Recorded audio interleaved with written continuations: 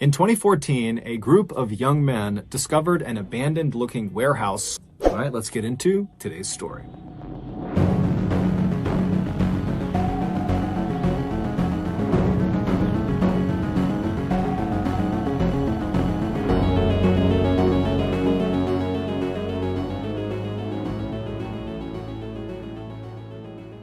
In Nigeria, motorcycle taxi drivers are called Okadas, and in Ibadan, which is one of Nigeria's biggest cities, home to 3.5 million people, there are a lot of Okadas. However, despite their massive numbers, these Ibadan Okadas are actually a fairly tight-knit community made up primarily of young men. And so in early 2014, when 2 of these Okadas went missing, the community immediately found out about it and was really concerned.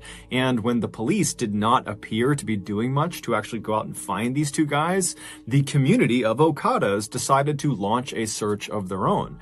Basically, as they went about their day, driving around the city, dropping fares off, all of these Okadas would be going down side streets and looking in back alleys and checking all over the city for their missing members.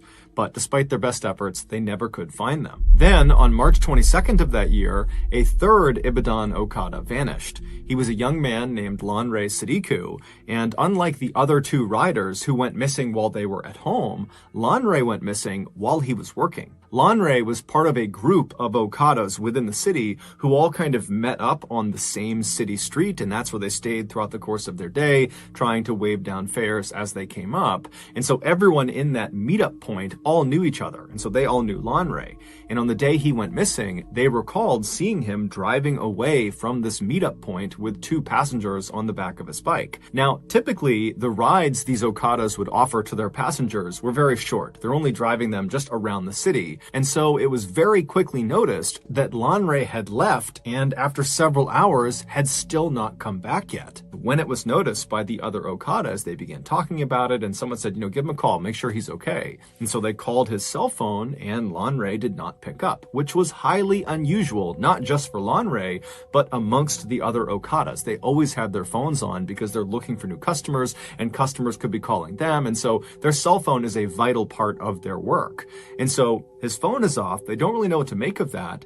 And then out of nowhere, Lanre actually calls this group of riders. However, he was calling them on his 2nd cell phone. Lanre would keep a work phone and a personal phone. So he was calling them on his personal phone. And so when this other Okada answered the phone and heard Lanre's voice, he put the phone on speaker so the others who were concerned could hear what was going on. And what they heard was Lanre, totally hysterical, screaming into the phone that he needed help. He said that he and 8 other people he was with, who he didn't even know, had been kidnapped, and their kidnappers had brought them to this underground prison cell. They couldn't see anything, but they could hear people walking above them. Lanre also explained that when they had been kidnapped, the captors had taken all of their belongings, but they hadn't recognized that Lanre had this secondary cell phone, which is why he was calling from it. And so in between Lanre's frantic descriptions of what was going on and what had happened to him, these Okadas that received this call, they can hear in the background these other 8 people that are with Lanre in this underground cell screaming out as loud as they can, probably to get the attention of someone, anyone who was above ground who might be able to come down and save them. And so these Okada riders who are getting this call from Lanre, they're horrified and they're trying to calm Lanre down so he can explain where he is so they can go find him. And finally, Lanre, he does compose himself and he gives them really specific directions to this footpath that led into the Soka forest where he said he had been taken. The Soka forest was a very dense stretch of wilderness right on the outskirts of Ibadan. Lanre would tell them that he had no idea where specifically in the Soka forest he was. However, he said, if you just keep walking on that path, eventually you'll hear us calling out from underground and you can come and save us. And so as the riders turned on their bikes and they got ready to head out and go rescue their friend, they told Lanre to stay on the line. Let us keep talking to you until we find you. But as they're telling him that, his phone abruptly cuts out. And then when they tried calling him back, his phone was off. About 40 Okadas from Lanre's meetup spot took off together and sped down city streets until they hit this major highway that would take them out of the city. And then once they were out of the city, they went down this other road that brought them right towards the Soka forest.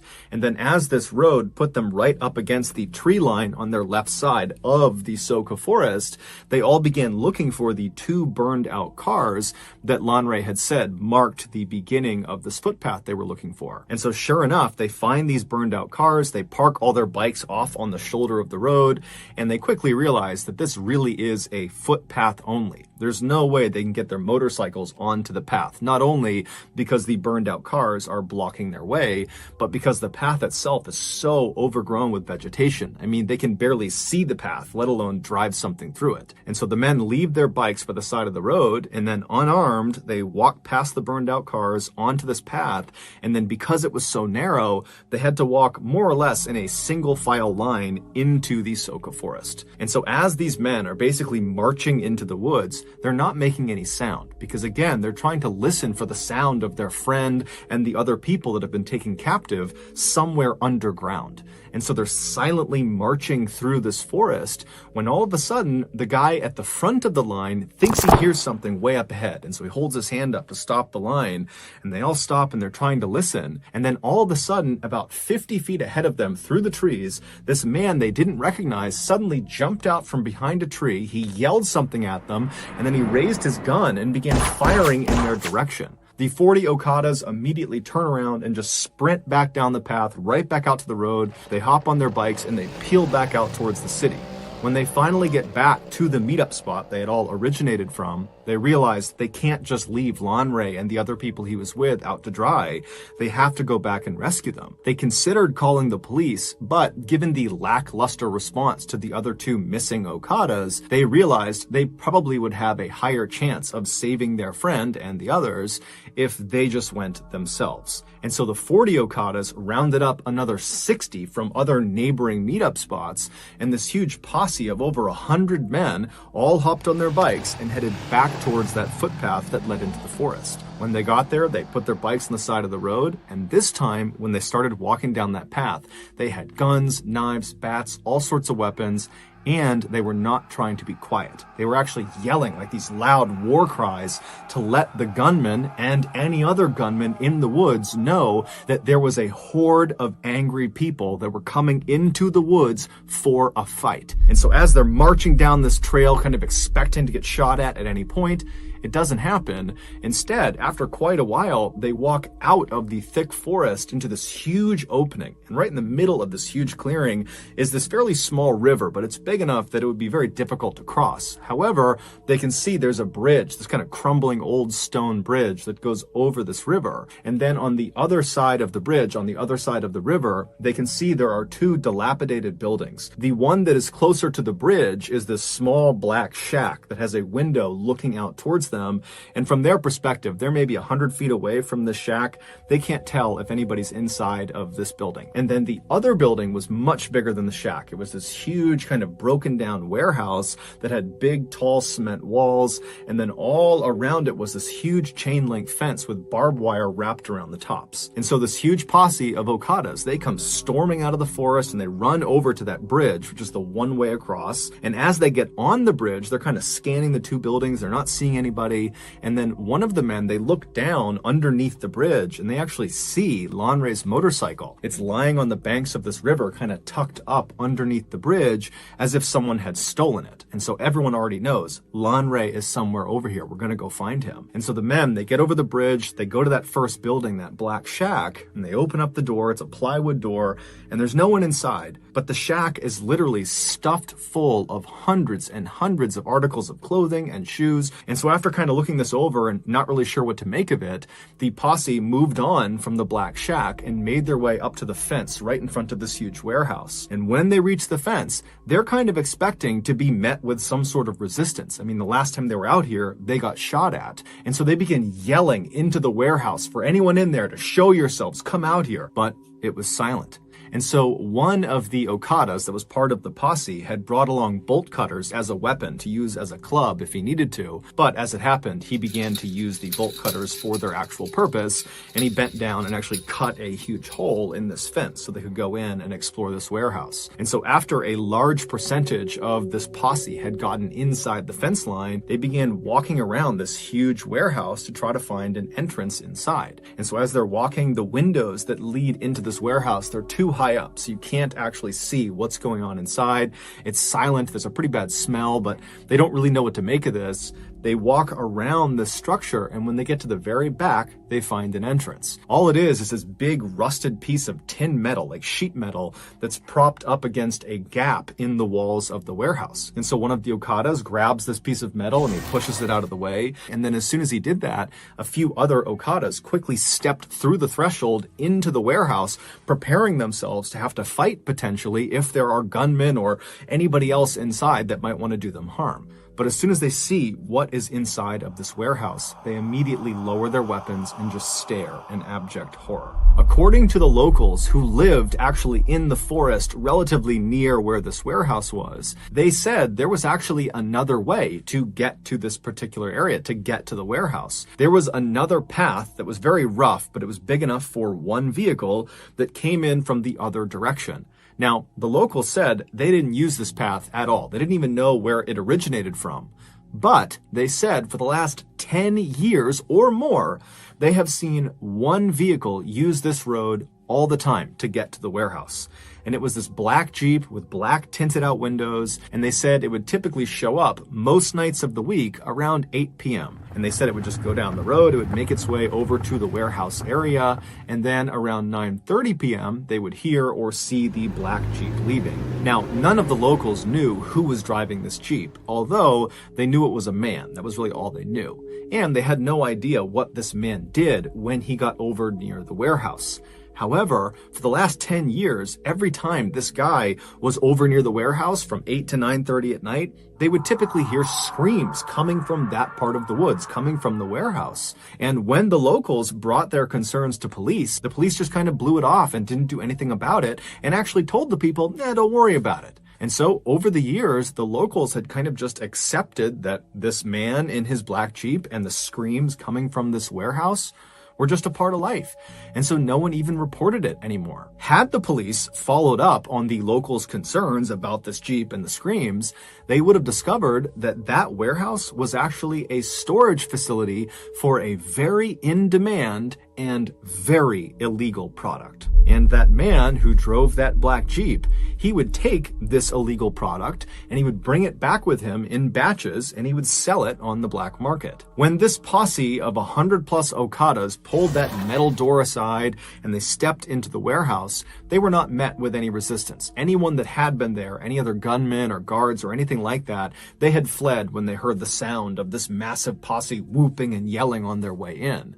And so as these Okadas are standing inside of the structure surveying what's in front of them, the first thing they noticed is right in the middle of the structure on the ground is this cement slab. It's about 4 feet by 4 feet, and one corner of this slab was elevated slightly by some rocks that had been placed under it, kind of propping it up, pitching it on an angle. And then just off of the side of the lowest point of the slab was this wooden bowl that had dark stains inside of it that was positioned in such a way that if you put water on the slab, the water would drain off of that corner directly into this bowl. Basically, it was there to catch any runoff from whatever was happening on this slab. Around this cement slab, all over the dirt floor, were bones, some with meat on them. And then beyond the bones and beyond the slab, all around the perimeter of the inside of this building were extremely malnourished, catatonic people chained up to the walls. These people were the highly in-demand, highly illegal product. More specifically, their body parts were the product. In Nigeria, a stunning number of people believe that certain magic potions and charms will grant you wealth and success, and in some cases, infinite life.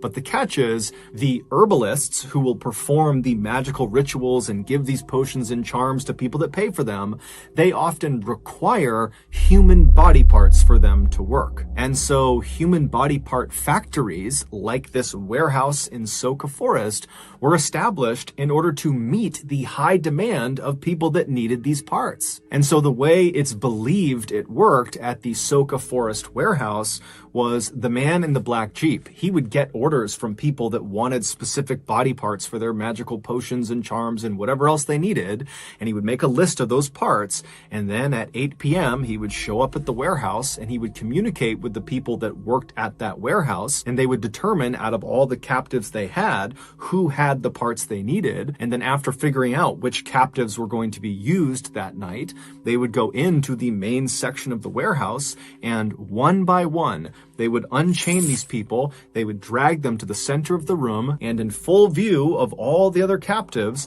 they would put them on the slab, known as the slaughtering slab, and they would hack off the required body parts, and they would bag them up, put them in coolers, and then the man with the black Jeep, he would take those parts and he would leave, and then the person who's just been butchered, if they were still alive and might have a chance of surviving, they'd just be brought back to the wall and chained up again. If they did not have a good chance of survival, then they'd be brought to the very back of the warehouse in the back rooms where they would be discarded. Now, the means of execution varied, but in the back rooms of this warehouse, they found a makeshift guillotine, which cuts off people's heads, and they also found a large crocodile that was chained up.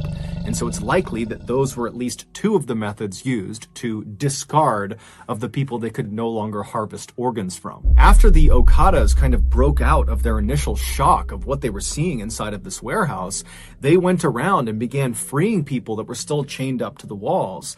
And in total, there were 23 people that were still barely alive, still inside of this warehouse, but none of them were Lanre Sadiku. And then after checking all of the dead bodies and body parts that were inside of the warehouse, and then also right outside, where there were a number of shallow mass graves, they couldn't find Lanre amongst them either.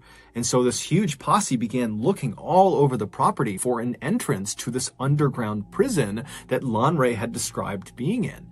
But they couldn't find it, and so eventually this posse made their way back over to the survivors who were being tended to by locals that had come over, and they asked the survivors, are you aware of any underground prison cells somewhere around here where other people were being held? But the survivors either didn't know or just were unable to speak anymore. And so later that day, when the police did come out, because word got out about this huge find out in this forest, the posse went to the police and begged them to please begin digging up this entire property. We need to find the entrance to this underground prison cell. Lanre and 8 others, and who knows how many others beyond them, are trapped underground in these cells, and we gotta get to them.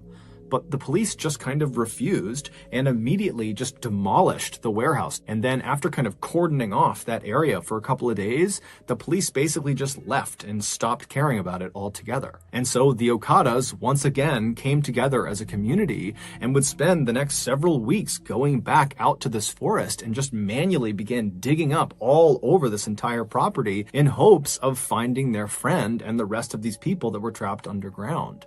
But they never did. And so we don't know what happened to Lanre and the other people who were trapped in that underground cell. We don't know what happened to the other 2 Okada riders who went missing right before Lanre did, although it's generally assumed they most likely were kidnapped as well and probably met a similar fate. We also have no idea how many people were butchered inside of the Soka Forest warehouse. However, given the massive amount of clothing and shoes inside of that black shack, it's believed the total number of victims is easily in the hundreds. No one has ever been officially held accountable for the atrocities that took place in the Soka Forest. However, a couple of days after the warehouse was discovered by the Okada posse, the posse was back digging, looking for Lanre, when they discovered there was this man who was there who was kind of walking around acting suspicious, and so the posse confronted him, and it would turn out this guy had several human tongues in his pockets, along with dozens and dozens of cell phone SIM cards.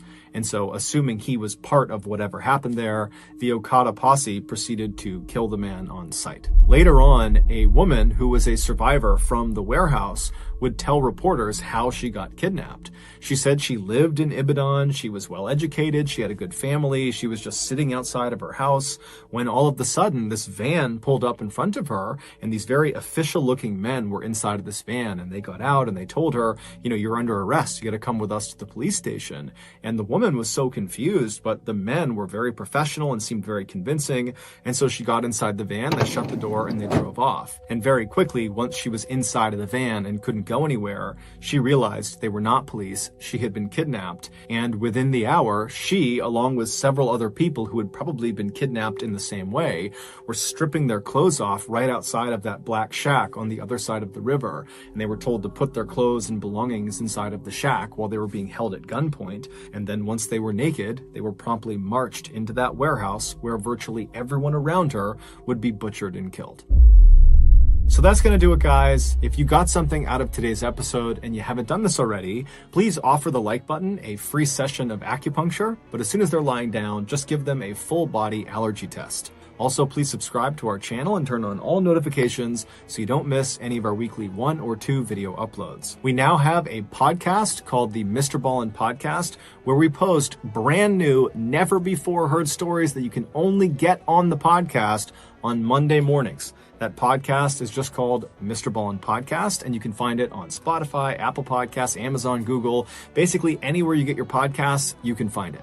If you want to get in touch with me, please follow me on any major social media platform. My username on all of them is just @MrBallen, and then send me a direct message. I really do read the bulk of my messages. We have 2 additional YouTube channels. One is called MrBallen Shorts, where we post random short videos and lost episodes, and the other channel is called MrBallen en Español, which is a Spanish language channel. We also have a Facebook page just called MrBallen, where we post near daily content, and we also have a Snapchat channel called MrBallen that puts out content on Sundays. We have some really cool merchandise. If you want to check it out, go to shopmrballen.com. If you have a story suggestion, please submit it to our subreddit just called MrBallen. It's linked in the description below. So whether I see you on Instagram, Twitter, TikTok, Reddit, YouTube, Facebook, other YouTube channels, the podcast, wherever, just know that I really appreciate your support. And until next time, that's going to do it. See ya. Today's story is about a rugged 86-year-old man who decides to head off into the wilderness to try to do something that nobody else before him had ever been able to do. In fact, some had even died trying. But before we get into that story, if you're a fan of the strange, dark, and mysterious delivered in story format, then you've come to the right place because that's all we do, and we upload once a week. So, if that's of interest to you, please sneak into the like button's house and replace all of their baby carrots with regular-sized carrots. Also, please subscribe to our channel and turn on all notifications so you don't miss any of our weekly uploads. Okay, let's get into today's story.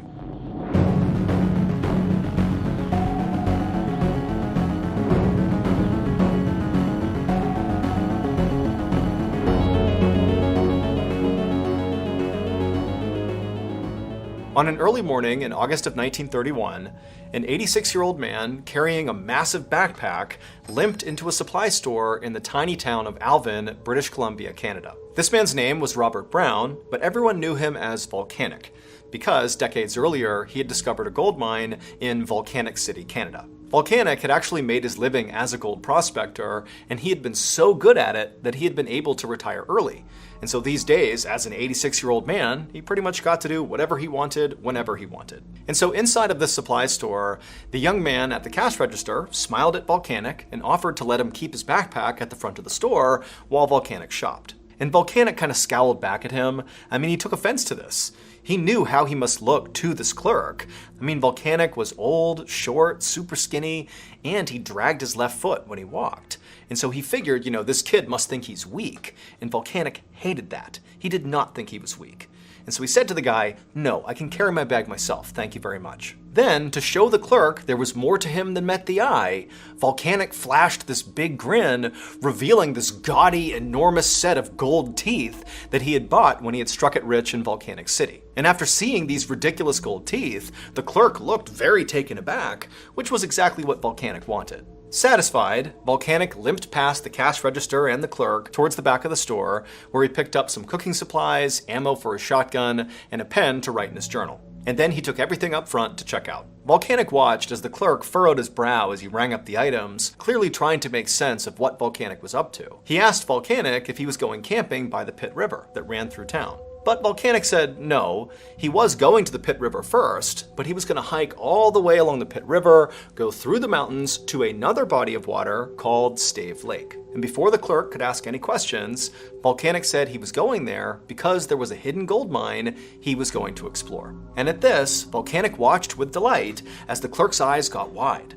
Volcanic knew most people, especially in this area, thought this gold mine was a total myth. And sure enough, when the clerk recovered from his surprise, he said to Volcanic, like, hey, you really ought to reconsider going there. The clerk said he had seen plenty of people come through his shop on the way out to go try to find this mine, but nobody ever came back saying they had found it. In fact, he said that some of these people didn't come back at all. At least 2 people had died because the hike to Stave Lake was miles and miles through extremely dangerous terrain. Volcanic waited until the clerk was done lecturing him, and then he leaned over the counter and he whispered to the kid that he was different. He had a secret that would allow him and only him to find that mine successfully. And when he did, he would come back to the store and he would lay the gold down right on the counter just to prove it to him. Then Volcanic left a handful of cash on the counter, he gathered up his supplies, flashed one more gold-toothed smile, and then made his way out the door. A few hours later, Volcanic hiked uphill along the rocky banks of the Pit River. He'd only covered about 5 miles so far, because after all, he was 86 with a bum left foot, and so he moved pretty slowly these days. But even still, only 5 miles into the journey, he already felt totally cut off from civilization. The Pit River was about 1,000 feet across, and it was surrounded on either side by a thick forest. Volcanic was hiking parallel with the river, with the water on his right and the trees on his left. It was a stark and isolated setting that would make most people feel small and vulnerable. But after so many years working as a gold prospector, Volcanic was very accustomed to being out in the wilderness all by himself, so this felt normal. Now, of course, decades had passed since the last time Volcanic was a gold prospector, but even now, at his old age, he still felt like he was the skilled outdoorsman he once was. Volcanic kept on hiking uphill, staying close to the shore's edge, until the sun began to set. And by that point, the trees on the left had begun to thin out, and Volcanic was finally able to see kind of far out beyond in the direction he was going. And he saw off in the distance there were all these mountains. And as soon as he could see these mountains, he pulled out his journal and he flipped to the last page and he studied the page and then looked at the mountains and he smiled. It was going to take weeks to reach the gold mine, but he knew he was going the right way. Because on that last page of his journal was a map. This map was the secret that Volcanic had told the store clerk about. It was the thing that was going to allow Volcanic to reach that gold mine where so many others had not. Volcanic had actually drawn the map himself several years ago. Back then, he'd been panning for gold in northern British Columbia when he had run into this indigenous woman in the forest. And this woman was deathly ill, and so out of the kindness of his heart, Volcanic had given this woman some healing herbs and then stayed with her for days until she was nursed back to health. And this woman had been so grateful to Volcanic that she had told him a secret. She told him that the legendary gold mine out near Stave Lake was absolutely real. And she said she knew this because her father was friends with the guy who discovered it. The man's name was Slumac.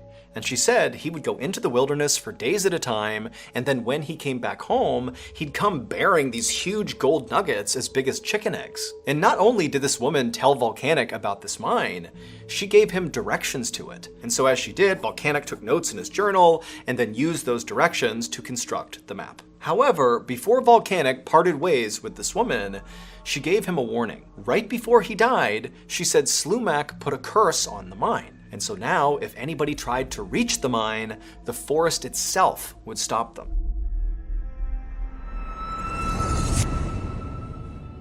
Before I became a professional, strange, dark, and mysterious storyteller, I served in the military. And during my time in the military, I had some pretty wild experiences.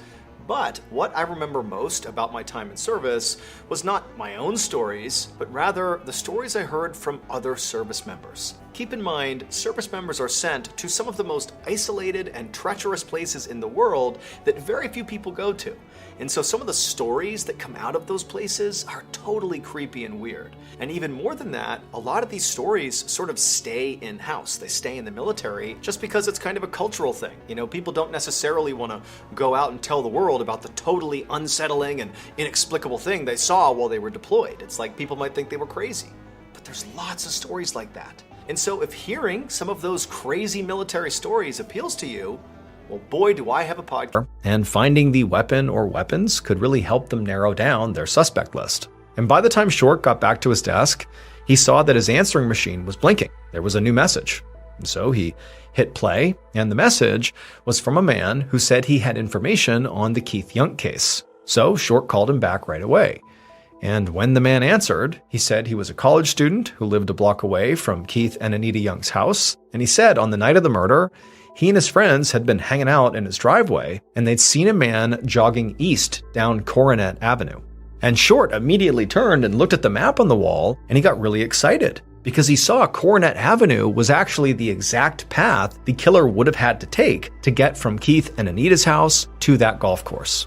Short asked the young man to describe this jogger, and the college student said that it appeared to be a white man with short dark hair. Short asked him if he was pretty sure about that, and the student said yeah. In fact, the jogger had passed under a streetlight at one point, so they all got a pretty good look. This was a huge development, since 12-year-old Jason, one of the eyewitnesses, had said the killer had dark skin. It was very possible now that maybe Jason was wrong. But it was also possible that there were now two men involved in the attack. Maybe one had dark skin and one had light skin.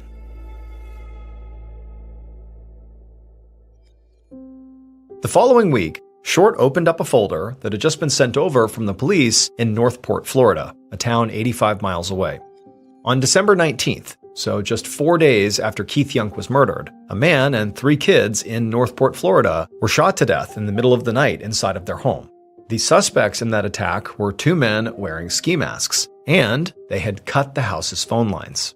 So the similarities between these 2 killings were easy to see, but as far as Short could tell, the victims in the second attack didn't have any connections to the Youngs. Plus, the victims in the second attack had been shot instead of stabbed. And so as Short really did try to look for all the similarities he could between the 2 crime scenes, he just couldn't get over how sort of blatantly personal the very violent and bloody attack felt at the Youngs' house. So even though there was this other, on the surface, similar killing in Florida, and even though Jason and Anita both swore they did not recognize the intruder, Short was not ready to rule out that Keith Young had been killed by someone who knew him.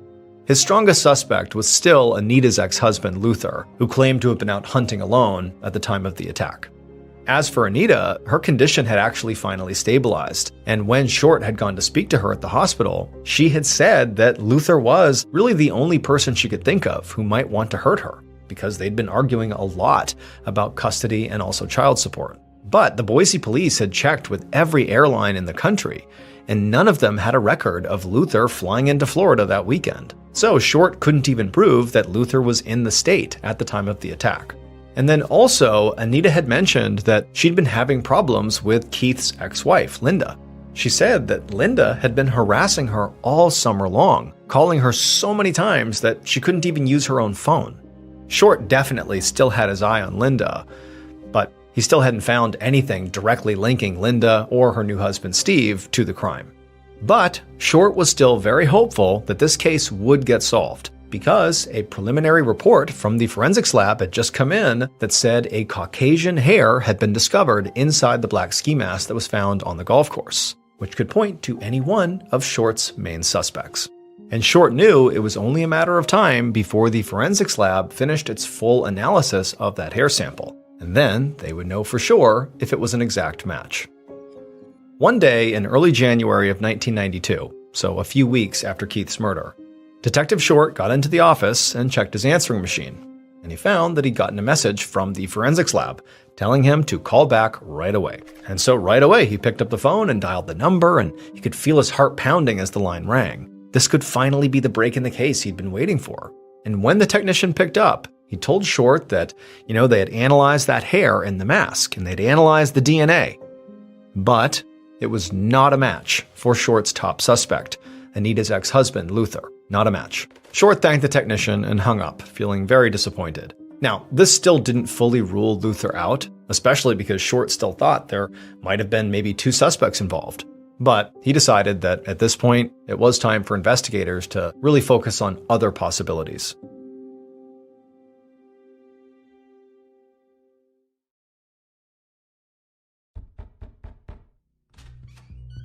Several weeks later, so in early 1992, roughly a couple of months after Keith Young's murder, Detective Short knocked on the front door of Linda's house. Linda is Keith's ex-wife.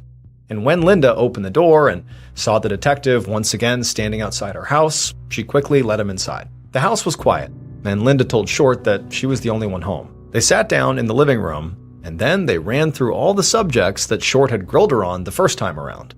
Her alibi, her custody disputes, her tense relationship with Keith, and none of her answers changed. And she really didn't say anything that could be viewed as incriminating. But as their conversation began to wrap up, Linda looked anxious, like there was something more she wanted to say. Short asked her what was going on, and she said that there was something she hadn't mentioned when they had spoken the first time. It was about her new husband, Steve. She said that a while back, after she and Steve had gotten married, that briefly she had rekindled her relationship with Keith. Steve had found out that she was cheating on him, and he was naturally very upset. Linda said that a few months ago, Steve had even made a few jokes about hurting Keith. At the time, she didn't think he was serious, but after Keith was killed, she started worrying that Steve might have somehow been involved. She said that she had even gone so far as to check Steve's knife collection to make sure none of them were missing. Short was careful not to let his shock come across his face, but inside, his mind was absolutely spinning. He'd always thought it was possible that Linda and Steve were both in on the murder, but now it sounded like maybe Steve might have acted alone. He also wondered, though, if Linda was ratting out her husband to draw suspicion away from herself. So, to help get to the bottom of it, he asked Linda to come with him back to the station for a polygraph test. He also planned to order another polygraph for Steve, who was suddenly at the very top of his suspect list. But almost 2 months later, in March of 1992, Short was back in his office, staring down at a pile of documents he'd already read over 1,000,000 times, and the evidence still didn't point him toward anybody in particular. Linda and Steve had both taken their polygraph tests, but the results did not indicate they were guilty, and there was still no hard evidence that tied either of them to the crime. Also, after searching all the ponds and that lake in the area, police still had not found a murder weapon. And they'd still not been able to match that strand of hair from the presumed killer's ski mask to any of the suspects on their radar. Short still had really 3 main suspects who could have been responsible for the murder. There was Keith's ex-wife Linda, who had been fighting with him about custody. Her alibi was weak and only supported by her new husband Steve, who she had been suspicious of when Short interviewed her for a second time. And so Steve was also one of his primary suspects because he had this, terrible history with Keith and had even openly joked about, hurting Keith. And then there was Luther, Anita's hot-headed ex-husband who lived on the other side of the country. Now, it would have been possible for him to fly from Idaho to Florida and commit this crime, but there was no proof that he did. And of course, there was still the possibility that this was just a random attack or a robbery gone wrong. And investigators still couldn't even be sure if they were looking for 1 or 2 or more suspects. They had no idea. So Short had plenty of theories, but still no evidence to back any of them up. The investigation had gone so cold that the task force assigned to the case had been reduced from 5 detectives to just 2. Short was starting to fear that Keith's murder might never be solved. But just then, Short's phone rang. And when he picked up the receiver, a voice said that they knew something about that previous break-in attempt at Keith and Anita's house a few months before Keith's murder. And as Detective Short listened to what this caller had to say, he suddenly knew exactly who had broken into that house and killed Keith and tried to kill Anita.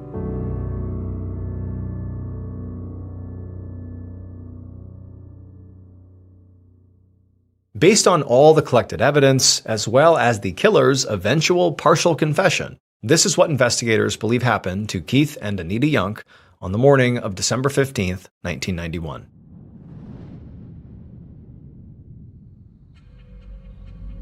At 3 a.m., the killer saw that all the windows in Keith and Anita's house were dark. So they carefully snuck around the side of the home and cut the phone lines, just like they'd done a few months before. The first time, they'd second-guessed themselves and didn't go through with what they had planned. But this time was going to be different. The killer broke into the house very easily, feeling very calm and in control. They had an axe in their right hand and a knife in their left. As they made their way through the living room, they heard growling and hissing, and they looked down to see the family's cat standing in their path. They thought about strangling the cat to shut it up, but decided not to. They wanted to do this with as little collateral damage as possible. So they bent down and tried to soothe the cat, and when it worked and the cat became quiet, the killer stepped past the cat and began walking down the hall. They made it to the master bedroom, they opened up the door and stepped inside. Anita and Keith were fast asleep in their beds, and so the killer quietly walked over to the side of the bed that Anita was on, and they stood there looking down at her, getting ready to do what they felt like they had to do. But as the killer was looking down at Anita stirred awake, and for a brief second, she looked up and locked eyes with the killer. And so they struggled and shoved each other, and their fight kind of spilled out of the bedroom into the main portion of the house. This was not how the killer had hoped this would go. They'd wanted to get this done quickly and leave without anybody waking up, but they'd clearly underestimated Keith. He didn't stop fighting. And then as the killer and Keith continued sort of fumbling around and making their way back down the hallway, the killer suddenly felt something hard smash into the back of their skull, and they turned to see Anita standing there behind them with blood running down her face and a baseball bat in her hands. The killer heard Keith shout out for Anita to go get the gun, and he saw Anita run toward a nearby closet. The killer also noticed a young boy looking out from a doorway nearby, and so the killer made a split-second decision. They just grabbed Keith and chucked him into the master bedroom, and then the killer sprinted back down the hallway and out the front door. And then when they got to the sidewalk, they removed their ski mask and kind of casually jogged down the street, hoping that to anybody looking outside, they would think the killer was just, an unassuming health nut out for a very early morning run. When they got to a nearby golf course, they stopped on the grass to change their clothes. And then after that, they stole a bike and rode away. Things had not gone the way the killer had hoped. But as they reflected on what they had just done, they thought to themselves that in reality, this actually could have gone worse. They didn't kill the cat, and critically, no kids have been hurt either. And in some ways, that's what this was all about, to avoid hurting the kids. Because the killer was Anita's ex-husband, Luther Bass. He'd wanted to get Anita out of the way so he could have custody of their 4 kids and treat them the way he believed they needed to be treated. And he'd wanted to get Anita out of the way so that he could have custody of his 4 kids. He felt like she was screwing up their lives, that he was the kids' solution. They needed him, and so he had to do this. But Luther's own fiancée, Connie, had ultimately told the Boise police that Luther was the one who had cut Keith and Anita's phone lines a few months back before the murder. And she said she knew Luther had actually flown to Florida on the weekend of the murder, using an alias and fake social security number that he had gotten from his coworker. And once the Boise police finished speaking with Connie, they immediately called Detective Short in Florida to tell him what they'd just learned. It turned out there was no second suspect. It was just Luther.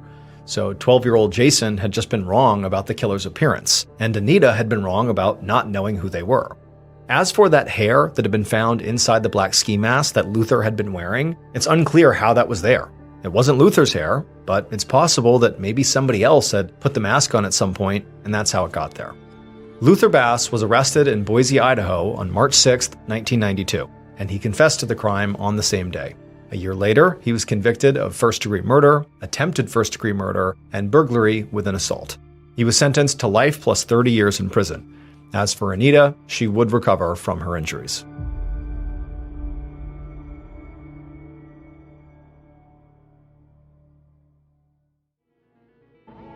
Thank you so much for watching. Let me know what you thought of today's episode in the comments. And remember, we have a whole playlist of true crime episodes ready for you to binge right now. So click here and give them a watch. All right, until next time, see ya. Today, I'm going to cover 3 stories that all became hugely famous as fiction.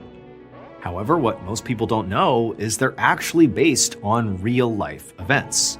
And these real stories are wild.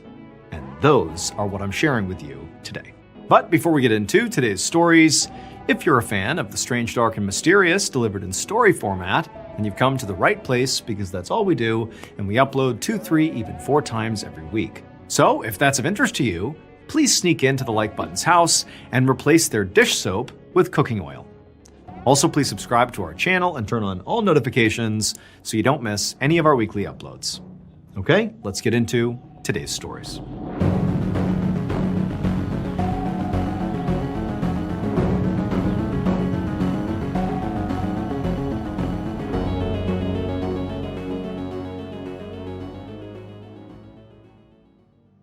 One night in May of 1896, a young opera singer sat inside of her dressing room at the Palais Garnier, which is this huge, beautiful theater in Paris, France.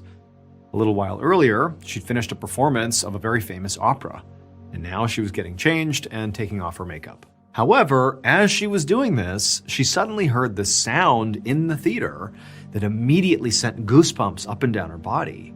It sounded like a man was singing somewhere out there. And his voice was very deep and very sad. And really, it wasn't so much the sound of the voice that was so unsettling. It was just the fact that she was hearing anybody in the theater at all. I mean, she should have been alone in the theater. As far as she knew, all of the other performers and crew members had already gone home. So who was this? And so she left her room and she stepped out into the hallway and just began looking around, thinking maybe one of the other opera singers had maybe stayed behind without her knowing.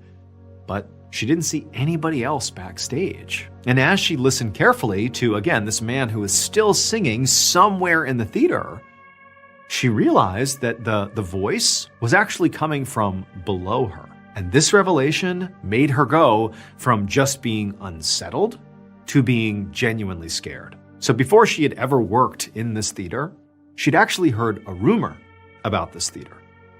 It was said that for the past several years, a man had been secretly living inside of this theater. And apparently, this same man had been horribly injured in a fire at a different theater that was nearby. And now he was, too scared to show his face in public. So he squatted in the basement and the walls of the Palais Garnier and only ever came out at night when he believed he was alone. Now, this woman, this young opera singer, had always assumed that, this was just obviously some legend made up to scare people or maybe even to entice people to come to this theater. But now, standing in the hallway and clearly hearing this strange, sad voice echoing up from beneath her feet, she really couldn't help but feel like maybe this story is true, and how terrifying a thought that was. However, as she stood there listening to this voice, she sort of slowly began to convince herself that maybe it actually wasn't a man's voice. Maybe this was the sound of water moving through the pipes or something like that. I mean, to be honest, the sound was sort of far away. And she's thinking, maybe I'm convincing myself this is an actual person's voice. Maybe it's not. And so she's sitting there listening, and sure enough, after a couple of minutes, she really had convinced herself that, no, this is not a person. This is just like late night sounds the theater makes, and I'm not really here a lot by myself, and I've never heard this before, so this is nothing. And so she quickly, because she told herself she was convinced of this, but deep down she wasn't, but she quickly went back into her dressing room, she gathered up her things, and she left for the night. A few days later, on the evening of May 20th, that same young opera singer was waiting in the wings just off stage. She and the rest of the cast were in the middle of a performance, and she was waiting for her cue to go on stage. But as she was watching the show from backstage, she suddenly saw movement above the stage, way up in the rafters. And she looked up and she saw there was a man in dark clothes who was up there. Now, at first, she thought, maybe this man is a stagehand. But as she continued to look at him, she realized he wasn't doing anything. He was just crouched up there, sort of hiding from everybody else, just sort of staring down at the performance, like he was watching the performance. But then, as this young opera singer is staring up at this guy, he suddenly turned and looked right at her. And this young singer, she had to hold back a gasp because this man's face was obviously just totally disfigured by what appeared to be burn scars. And so terrified, this woman turns, she rushes and grabs a crew member, and she points up into the rafters and says there's somebody up there. But when they both looked up again, the man in dark clothes with the burned face was gone. Now, the young singer, she felt certain that what she had seen just moments before was real. But the crew member was looking at her like, "Are you sure you saw that? Like, this seems pretty far-fetched. Like, why would anyone be up there? Certainly not some random person. Like, what are you talking about?" And so she didn't know what to do, but the show she was in had to go on. About an hour later, the young singer was standing on stage and bowing in front of a crowd of nearly 2,000 people. She and the rest of the cast had just finished performing Act 1, and the young singer had barely made it through the performance because she was still so shaken up by what she had seen backstage, up in the rafters. All she wanted to do was get off stage and spend intermission calming down. But now, even though it was only the end of Act 1, the crowd was so excited and they loved the performance. She had just done so much. They were calling for her, specifically her, to do an encore of her last aria. The singer knew she didn't really have a choice. So she nodded to the conductor and then reluctantly stepped forward and restarted the piece. And as she sang, her anxiety actually began to melt away.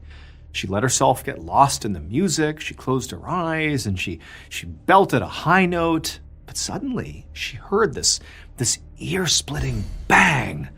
And she opened her eyes just in time to see a brief flash of light. Then she watched in horror as the giant glass chandelier that hung above the audience came crashing down and landed directly on top of a woman, killing her instantly. Police immediately launched an investigation into the falling chandelier, but quickly determined that the whole thing was really just a freak accident.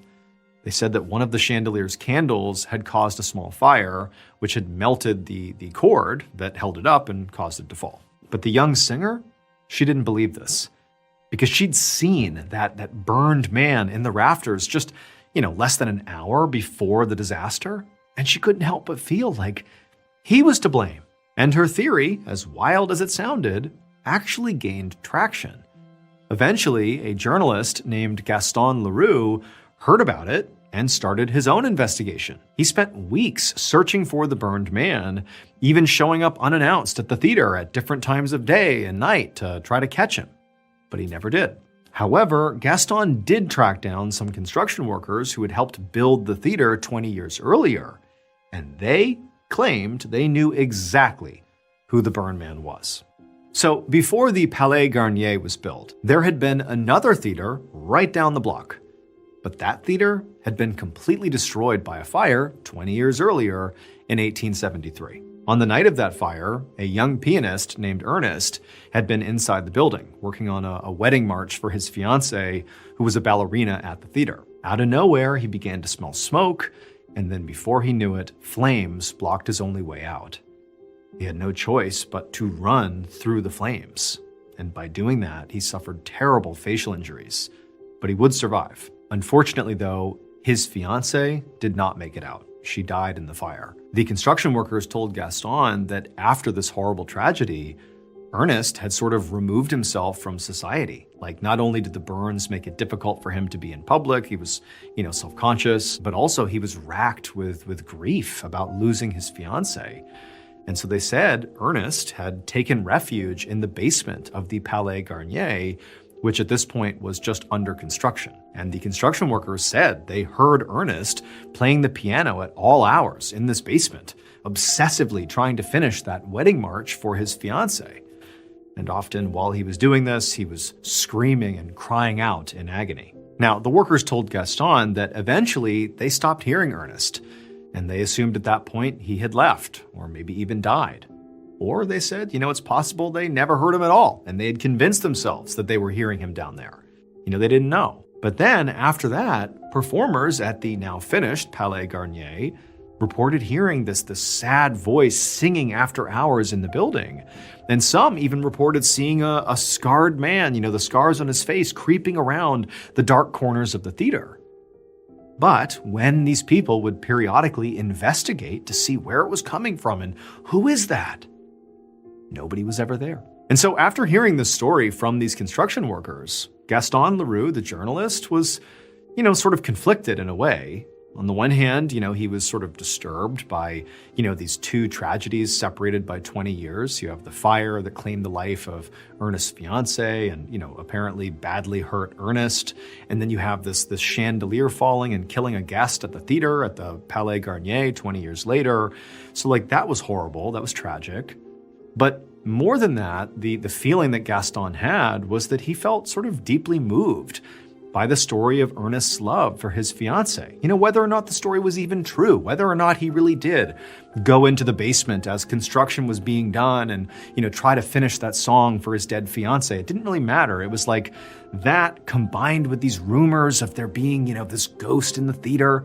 It was just kind of moving. The idea that, poor Ernest and his fiancée, that's what stuck out to the journalist. And so ultimately, Gaston ended up writing a book about this story, and the book was then adapted into one of the most famous musicals of all time. Today, Ernest is more often known by the nickname that Gaston Leroux gave him, the Phantom of the Opera.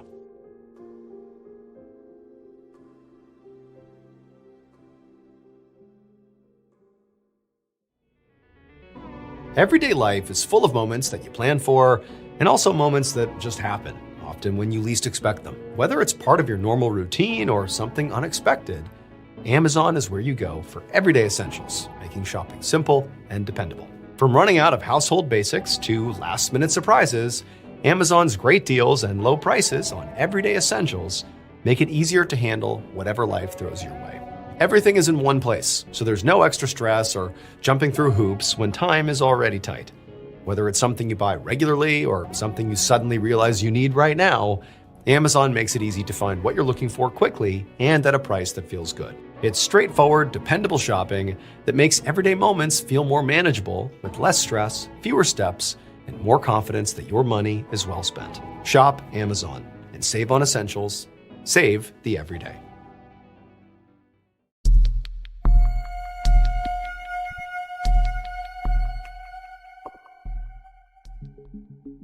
On September 29, 1939, a British intelligence agent walked through the door of the Royal Navy headquarters in London with an envelope tucked under his arm. When he stepped inside, a doorman stopped him and asked to see his pass. The agent flashed a badge that identified himself by the code name 17F, and the doorman simply nodded and let him through. Agent 17F then continued farther into the building, and he went down this long, silent white hallway to a black door with the number 39 painted on it. After looking around to make sure nobody was watching him, he reached down and he turned the handle and pushed the door open. And right away, he was hit by this brightly lit office, and inside it was absolutely chaotic. The air was full of smoke from tobacco, telephones were ringing off the hook, typewriters were clattering away, and men in dark suits were rushing back and forth. This was the office of Great Britain's Director of Naval Intelligence, and World War II had just broken out just a few weeks ago, so everything was nuts. The spies that worked in this office were literally out gathering intel and analyzing data and also coming up with creative, sort of crazy ways to literally trick the enemy. Now, Agent 17F was not actually an intelligence agent. He was the director's personal assistant, so he had no spy training. But he was very creative and had a way of coming up with schemes that were so crazy, they just might work. And that really was a skill the department desperately needed right now. The director was really practical and analytical and pragmatic, and so he sort of liked having someone around in his personal assistant, 17F, whose thought patterns were just much more colorful. I mean, he really thought differently than the director. So Agent 17F very casually walked into this chaotic room and he strolled across the floor and he reached the director's door and he knocked. And a moment later, the director called for him to come in, and 17F walked inside, walked right over to the desk where the director was sitting, and he dropped that envelope he was carrying right on the desk. And the director picked it up, he opened the envelope, and started reading what was inside. And as the director's eyes scanned the page, Agent 17F couldn't help but see what looked like an annoyed look come across the director's face. So inside the envelope was a list of ideas that 17F had come up with for spreading misinformation to the Germans. Basically, they were ways to confuse and misdirect the German military by giving them fake information about what the British were up to. Now, this is a very normal thing that virtually every military does during a time of war. But these specific strategies that Agent 17F had come up with on this list were really out there. I mean, even for his own standards, these were sort of wild. For example, on this list, there was included this idea to have the British drop soccer balls covered in reflective paint into the ocean so that enemy submarines would, mistake them for explosives. There was another suggestion to put fake intelligence messages into literal bottles and just set them loose at sea and hope Germans found them. 17F also said he wanted to mail out fake copies of the Times newspaper with made-up news stories and made-up headlines to, again, sort of trick their enemy. And so Agent 17F had been pretty excited to share this list with the director. I mean, he was proud of these ideas. But now, looking at the director, it seemed like he was just getting really frustrated. And so 17F wondered if maybe he had pushed it too far. But just then, the director stopped and clearly was fixated on one particular idea on this list. And he looked up at 17F and he said, actually, this one seems workable. So the idea that the director liked was actually based on something that happened in a crime novel that Agent 17F had read. Agent 17F was suggesting that they borrow a corpse from the naval hospital, dress it in a British pilot's uniform, and put fake dispatches in its pockets with details of a supposed military operation. They then put a faulty parachute on the corpse's back and fly over the German coast and drop the corpse out onto the beach. And when the Germans found the corpse, the idea was that they would obviously assumed that this was an actual pilot who had died when his parachute failed. And then if they believed that, well, they'd very likely believe that the information the British agents planted in the corpse's pockets were actual military secrets that they'd intercepted. And so in the end, the director told Agent 17F that, you know what, this is actually pretty good. You did a good job after all. And so by the time Agent 17F left the director's office and walked over to his own desk in the corner, he was feeling proud that at least one of his big swings had potentially landed. 4 years later, at a pivotal moment in World War II, the British put a version of 17F's plan into action.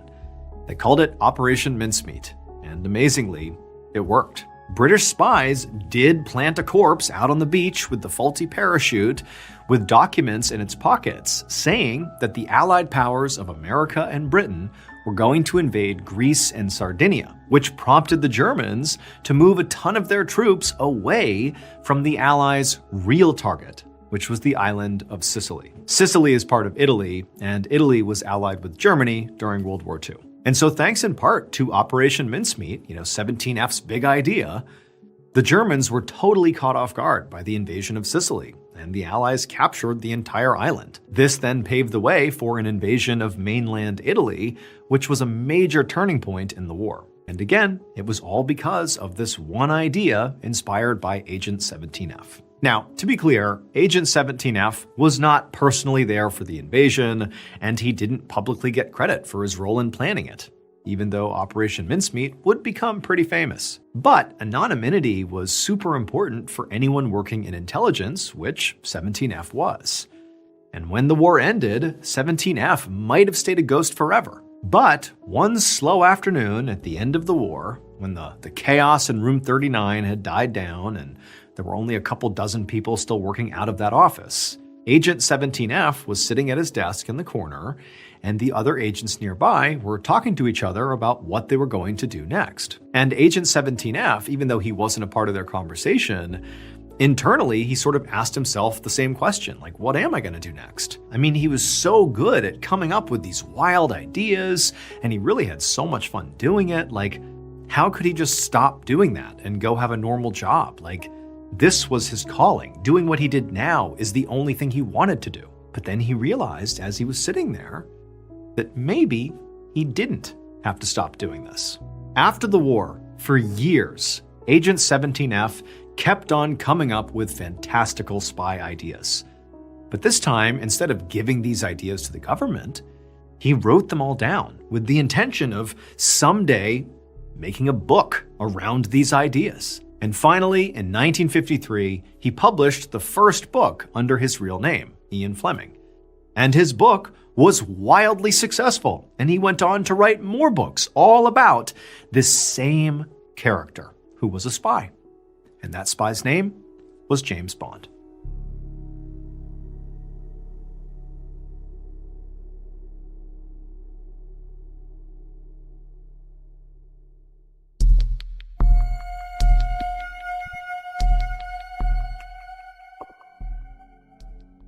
One fall afternoon in 1830, a beaver trapper named Smith and his hunting partner, whose name was Ballen, hiked through the Bitterroot Mountains, which is a section of the Rocky Mountains in southwestern Montana.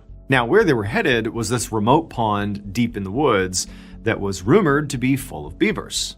However, despite that, nobody really ever dared to go there, because the area was also said to be cursed. Now, the reasoning behind, this rumor, the cursed rumor, is that about a year ago, a hunter had traveled to the pond on his own and he'd never come back home. And eventually miners had passed through that area and they found his body, and his body had basically been torn to shreds and actually partially eaten. And so naturally, rumors had begun to spread that, this pond was home to some kind of man-eating monster. But Smith and Bauman, they didn't believe in curses or monsters. They believed in money. And they knew that they'd make a lot of money from all the beavers they would catch at this pond. And so after several hours of hiking through the forest, Smith and Bauman did finally arrive at this cursed pond, and they hurried to set up their camp. They gathered firewood and they built a lean-to where they would stay for the next few nights. And then after that, they set up a few beaver traps around the pond and then followed this nearby stream several miles uphill and set up beaver traps along the way. And so when they were done setting all these traps, it was around sunset, Smith and Bauman decided to head back to their camp, the lean-to they had set up, and make some dinner and then go to bed. And so down the hill they went, and they're getting closer and closer to their campsite. And keep in mind, there's nobody else out here. They are in the middle of the forest. And as they're approaching their campsite, when they got within range and could actually see it, they just stopped. Because their lean-to they had put together as soon as they got there, their lean-to and all their gear had basically been torn to shreds. It's like their campsite had a tornado come through it, and everything was just kind of all over the place. And there was no people, no animals, no nothing. It was like something had happened while they were up the hill setting up these traps. Now, Smith and Bauman, their reaction was not, oh my goodness, like a monster came through here. They're like, great. A bear must have come through, because bears were in this area. So this is like a nuisance at this point. This is not confirmation that the pond is haunted and that there's a monster here. They're just like, great, we got to reset up our camp now. So the two men walked over to their destroyed campsite and began rebuilding it. But as they were, putting their lean-to back together and, packaging up their gear back into their bags, something really stood out that was pretty odd. So they're thinking that a bear must have come through here. And why would a bear come through here? Why would a bear tear all this stuff apart? Well, because the bear would be looking for food, as bears are known to do. But as they're packaging things up, both Smith and Bauman are seeing that none of their food was taken. Like, no food has been taken, and quite a bit of it was out in the open. So there certainly was opportunity, but it wasn't. And so they're thinking, that's so weird. Like, clearly a big effort was made to look through the campsite for something. It wasn't like an animal came over and just batted it around and then left. There had to be a reason. Like, what were they looking for? Like, what's going on here? That's so odd. But both men figured that what likely had happened here was, as they were coming back down the hill, this bear must have heard them and ran off before taking their food. And so ultimately they felt like they had just gotten really lucky here. And so Bauman went to go start a campfire to make their dinner, and Smith finished putting back together their lean-to camp. But just a little while later, as Smith reconstructed their lean-to, he couldn't shake the feeling that there really was something odd about whatever had happened here. They had this explanation that maybe they got lucky, but it just felt sort of weird, especially considering that there was lots of lore about this place being kind of dangerous to people. Forget whether it's a curse or a monster. There was just a fear that something odd was going on here. And so Smith, he said to Bauman, hey, I'm just gonna, for my own sanity here, look around and just look for tracks. Let's confirm that this really was a bear. And so, Bauman's like, great, go for it. He's, setting up the fire. And Smith, began walking away from the campsite looking for tracks. However, after stepping just a few feet away from, the campfire and their campsite, Smith realized it was just too dark out to actually see anything on the ground. So he went back to the campsite, he grabbed a torch, and he lit it in the fire that Ballen had made. And then now, with this light source, he left the campsite and began scanning the ground, looking for, the tracks from this bear. And at first, he didn't see anything. There were no tracks. It was just, some broken leaves, and there were some broken sticks and some, brush that had been sort of trampled over that suggested an animal had come through here. But again, there were no tracks. And so he's walking farther and farther away from their campsite until he gets to this clearing that was actually not very far from their campsite. But in this clearing, he found some tracks. There were these massive paw prints that were in the ground, tracks from this animal with huge claws, like massive, massive paws that certainly suggested this was a bear. And in a way, this was sort of reassuring for Smith, because ultimately he was going out here to confirm that this was a bear, right? This wasn't anything else, this was a bear. But as he's looking at these tracks and watching them sort of meander their way through this clearing and, back off into the woods, he noticed something strange about these tracks. Yes, they were paw prints that certainly suggested they were a bear. But the way they were landing in the ground suggested it was just 2 paws, not 4. And a bear walks on all 4. Whatever creature was leaving behind these prints was walking on 2 legs. Bears don't do that. And so Smith couldn't help but feel like a little unnerved. I mean, he's seeing clear as day prints of a bipedal creature with huge paws, huge claws, walking around near their campsite. I mean, what did this? Is this a bear? He knew bears could get up on their hind legs, but they don't walk very far on just their hind legs. And so this was unsettling. And again, as much as he wasn't scared of, the curse or monsters that were out here, it was hard not to think, like, is there truth to that stuff? And so Smith, sort of rattled, he turns around and hustles back to the campsite, and he tells Ballen, I found tracks, and I think it's bear tracks. But whatever it is walking around on 2 legs. Like, I'm telling you, it's 2 legs. There's no 4-legged creature walking around. And Ballen laughed. He actually thought that Smith was just like playing a joke on him. Like, you're trying to scare me out here, right? But Smith is like, I'm not joking. Like, I'm telling you, the tracks 100% are of an animal walking around on 2 legs. And it appears to be an enormous bear, And, Ballen at this point, he's like, well, bears can walk on their hind legs, but both of them are like, yeah, but again, not for long periods of time. And so the 2 men really didn't know what to make of this. I mean, by this point, their campsite was set back up. They had their fire, their things are sort of back to normal, and they're not hearing any animals or anything odd in the vicinity. And so pretty quickly, they both were like, well, I guess that was just a standing bear.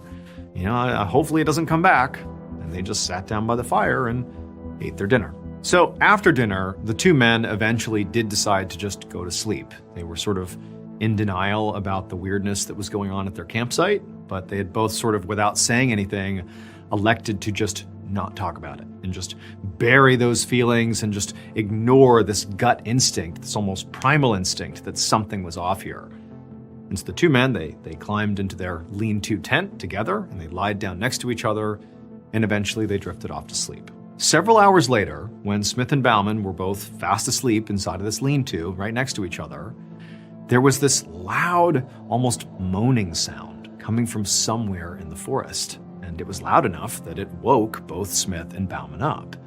And so they sit up inside of their lean-to. It's dark, but they can basically see each other. And they're sort of saying to each other, like, hey, did you hear that? Like, what was that? Neither of them knew, but now they're sort of on edge, and they're sitting in their lean-to, obviously thinking about the fact that, this bear or whatever it was had clearly come through here the day before. They're hoping it's not coming back, and they're sitting there listening really intently to the noises coming from the forest. And there are regular night noises, all across the forest, bugs and birds and animals, that kind of thing. But as they're straining to listen, they can hear something huge is making its way through the tree line in their direction.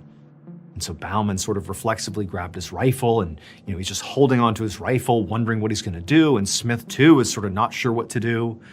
And then at some point, as whatever this is got close enough to their lean-to, they can't see it. They're too scared to poke their head out to look, but they know it's getting closer.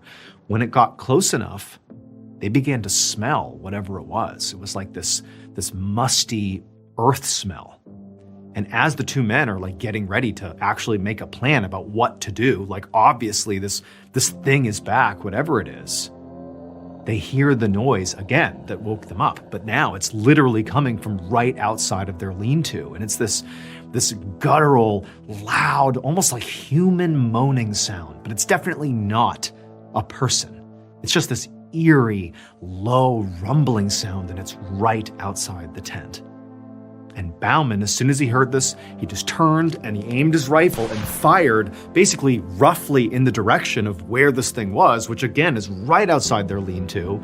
And as soon as he fired, both men heard the sound of this huge creature right outside their lean-to turn and start running into the forest, just bounding through the trees. Trees are crashing. It's this totally chaotic sound as this huge thing is retreating into the woods. And then at some point, all the noise stops and they don't hear it again. And the two men are like so frightened by whatever this was. It certainly didn't feel like a bear. They had not smelled something like that. They had certainly not heard a sound like that. And just the way it was moving, it was so agile and so huge and did sound like something that was walking sort of upright. Like even just the steps it was taking right outside their lean-to, it didn't sound like a typical animal moving around. This was different. And so the two men, they're terrified and they're just up all night, waiting for this thing to come back. By the time the sun finally rose the next morning, Smith was so anxious and so exhausted that he actually felt sick.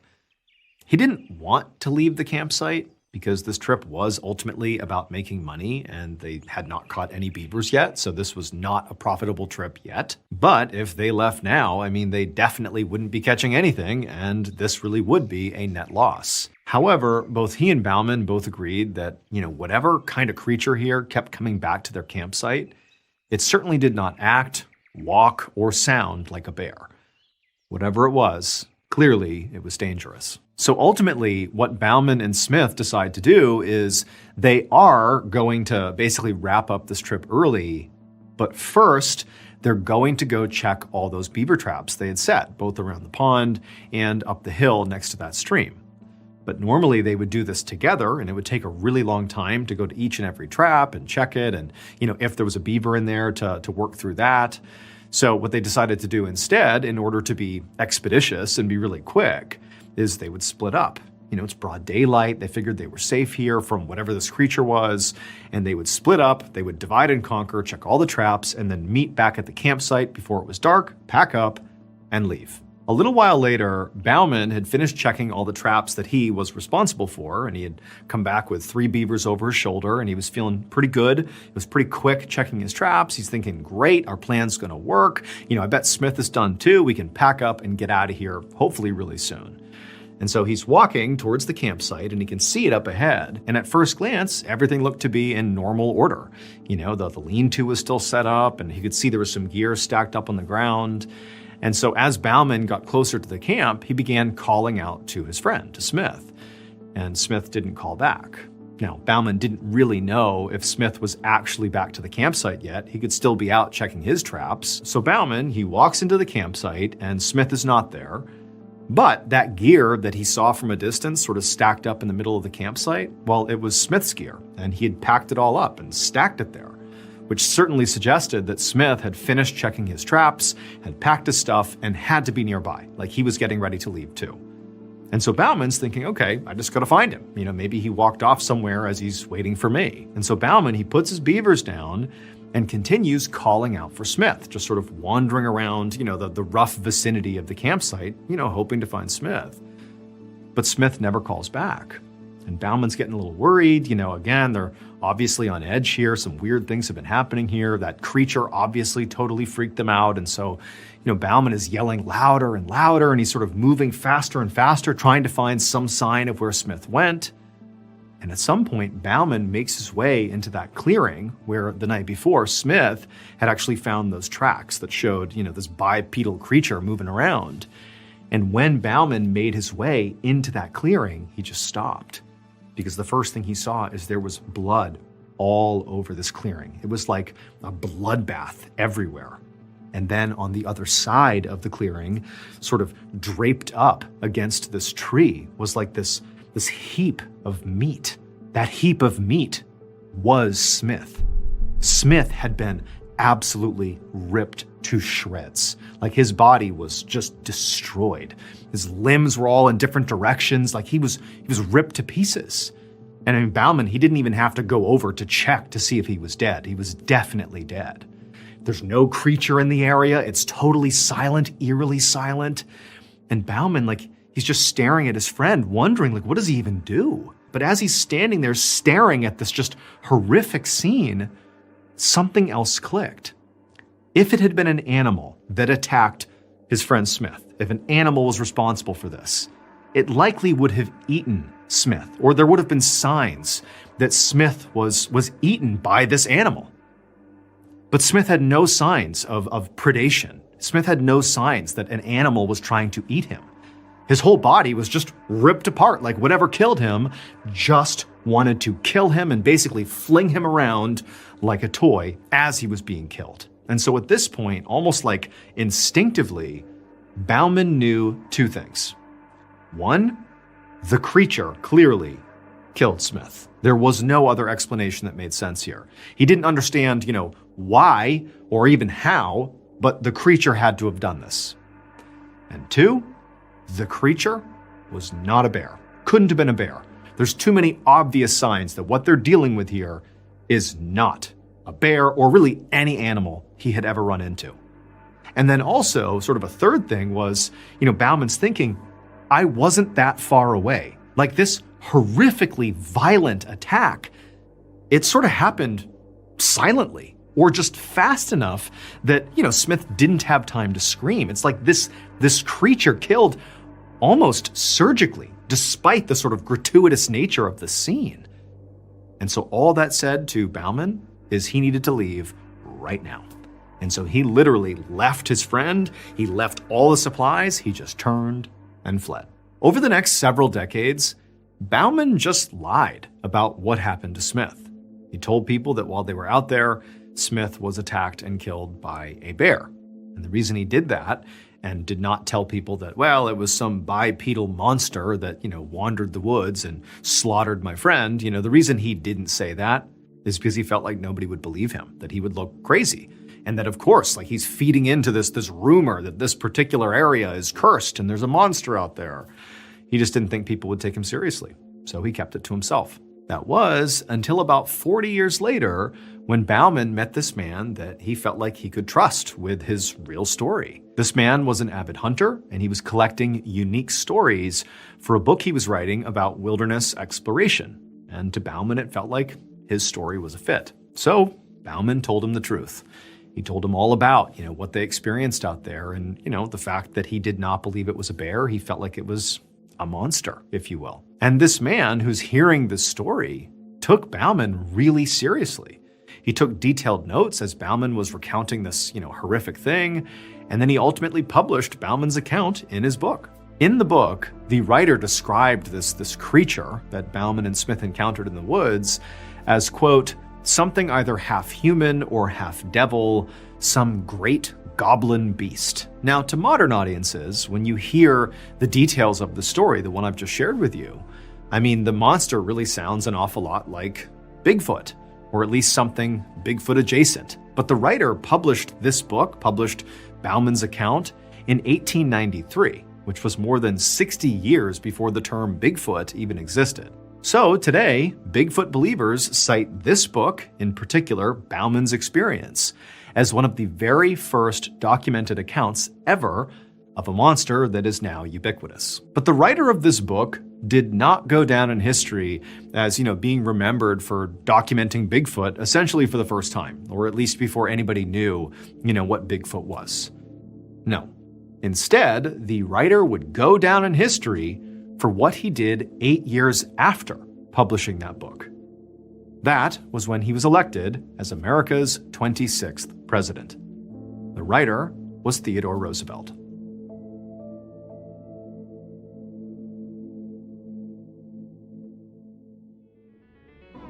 Thank you so much for watching. Let me know what you thought of today's episode in the comments. And remember, we have hundreds of videos for you to binge right now. But if you're looking for a recommendation from me of that one video that's worth your time, well, it's this one right here. So give it a watch. All right, until next time, see ya. In 2021, police in Salt Lake City, Utah, discovered a strange video on someone's phone. Now, this video, which at first seems kind of playful, is one of the most disturbing and distressing videos when you realize what it's about. Fair warning, we're going to play a portion of that video in today's episode towards the end of the episode. And also, fair warning, the ending to this story is just totally heartbreaking and brutal. So viewer discretion is advised. But before we get into today's story, if you're a fan of the strange, dark, and mysterious delivered in story format, then you've come to the right place because that's all we do, and we upload once or twice every week. So if that's of interest to you, please move into the room directly above the Like Buttons apartment and immediately begin hosting tap dancing classes in your apartment. Also, please subscribe to our channel and turn on all notifications so you don't miss any of our weekly uploads. Okay, let's get into today's story.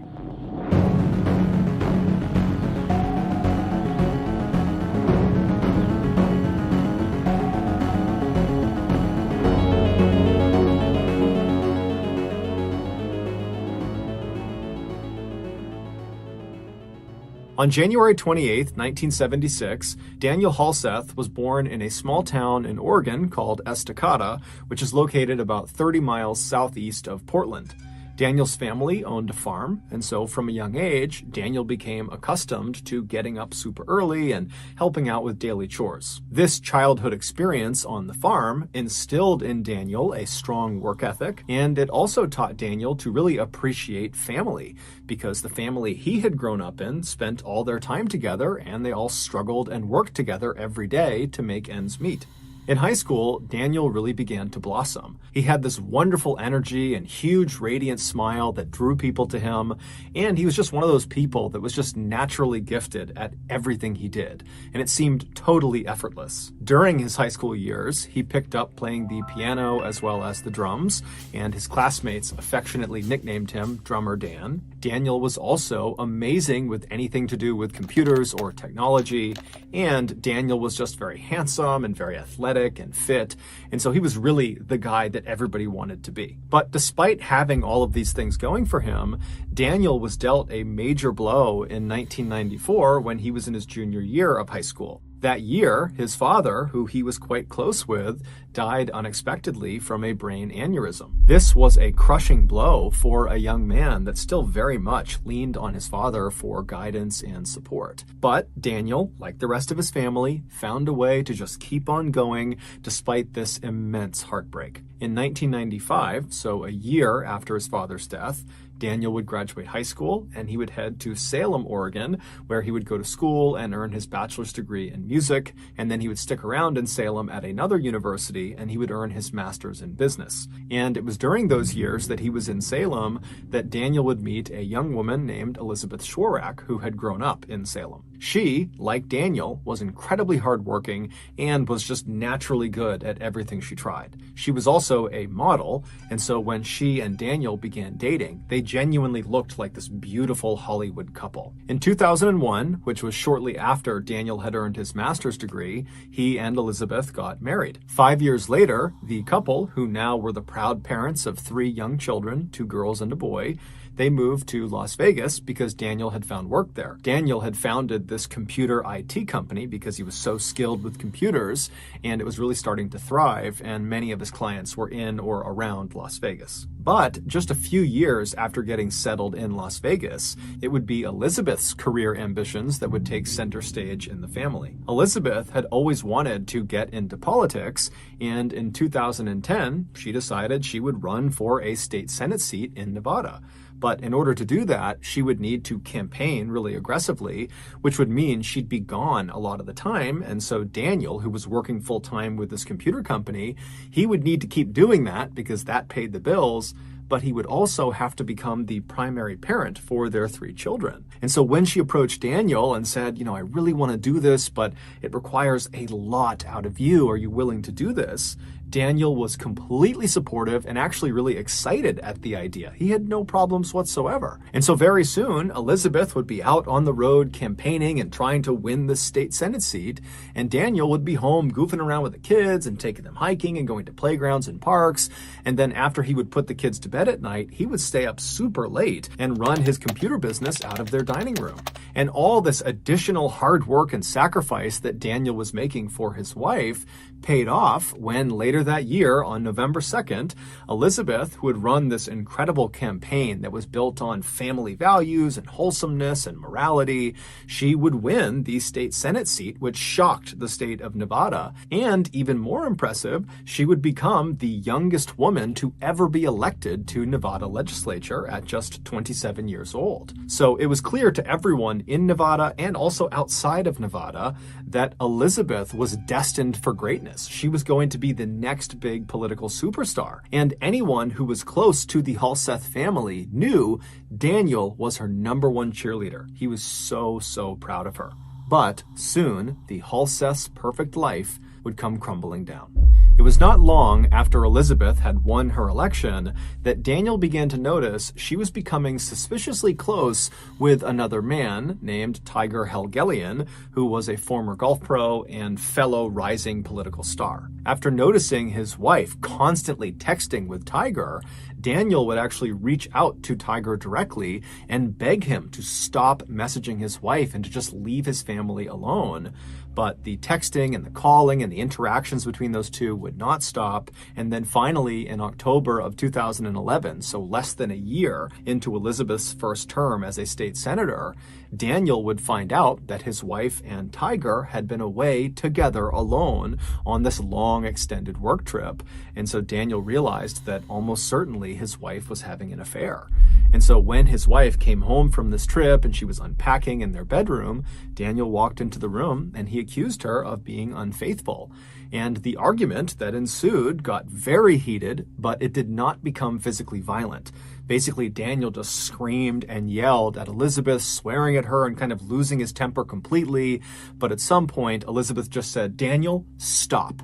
And Daniel would actually stop. And in fact, both Elizabeth and Daniel, when they were called this night, would say as soon as she said stop, Daniel stopped yelling and he left the room. Over the next couple of days, Daniel and Elizabeth would go to therapy sessions at their church, indicating that they both were making a concerted effort to try to salvage their marriage. But on October 21st, 5 days after this big blow-up fight about the affair, Elizabeth would go to police and she would claim Daniel had touched her inappropriately during the fight they had over the affair. And so Daniel, much to his shock, was arrested and charged with something called open and gross lewdness, which is effectively unwanted touching of another person. This accusation is quite common, especially amongst people at bars who are drinking. There's lots of unwanted touching that can happen there. But interestingly, this particular charge is cited as being one of the more frequently falsely accused offenses because the police do not require any physical proof to actually arrest someone. Basically, people are, in theory, able to get other people arrested simply by claiming they inappropriately touched them, even if there is not a shred of proof. It's basically one person's word against the other. After being found guilty of open and gross lewdness, Daniel was sentenced to 6 months of probation, anger management, and he had to register as a sex offender. Shortly after he was found guilty, Daniel filed for divorce. Their divorce, which was heavily centered on who gets custody of their 3 kids, was very contentious, it was very bitter, and it was very public. Because Elizabeth was a state senator, she was in the public eye, and because her campaign that she had run on to get elected was built entirely on wholesomeness and family values and having good moral character, that when rumors started to fly that she had had this affair with Tiger Helgelien and that had blown up her family and her husband is being charged with open and gross lewdness, it was just so salacious that despite her denying that she ever had this affair and acting like she was in the right, she was still forced to resign from her state Senate seat in February of 2000. 2012. The divorce would finalize later that year, and most likely because of Daniel's new sex offender status from the open and gross lewdness charge, he was denied custody of the 3 children, despite the fact that for the last several years, he had been the everyday primary parent. So Elizabeth, she gets custody of all 3 kids, and she promptly leaves Nevada to go to Alaska with her 3 kids to live with Tiger Helgelien, the man she denied having an affair with.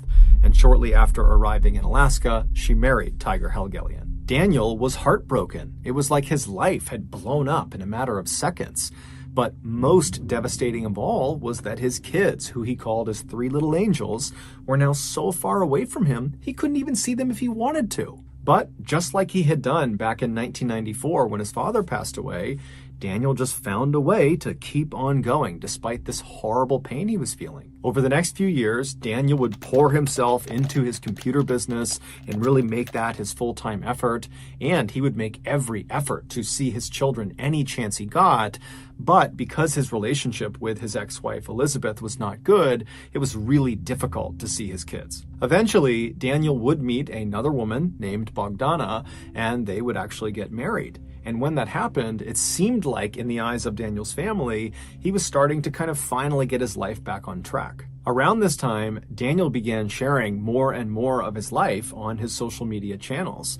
And every post he made, and he made lots of them nearly every day, were so overwhelmingly positive and optimistic, and it really showcased his wonderful personality that was all about lifting up your fellow person and just being a good human being. And he also posted loads of videos of him goofing around with his 3 kids because he adored his kids. They were the most important thing to him by far. But despite having this very cheerful outward presence on social media, privately, Daniel was dealt yet another very difficult blow in 2019 when his marriage to Bogdana, his second wife, fell apart. And so once again, Daniel was all alone. His social media posts around the time of the second divorce remained positive and very optimistic for the most part, but anytime you saw an image of Daniel actually facing the camera, you could just see a distinct sadness in his eyes. But just as quickly as it seemed like once again Daniel's life was just going to crumble,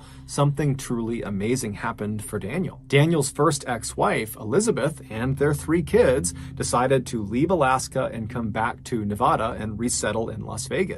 This was not because Elizabeth wanted to rekindle with Daniel. It was just because she and the kids liked living in Las Vegas and wanted to come back. And as soon as they were back, Daniel suddenly got to see his kids all the time. He was so excited and so happy. In fact, by late 2020, Daniel's youngest daughter, Sierra, who was 16, she had basically just moved in with Daniel, even though legally speaking, she was not supposed to be doing that.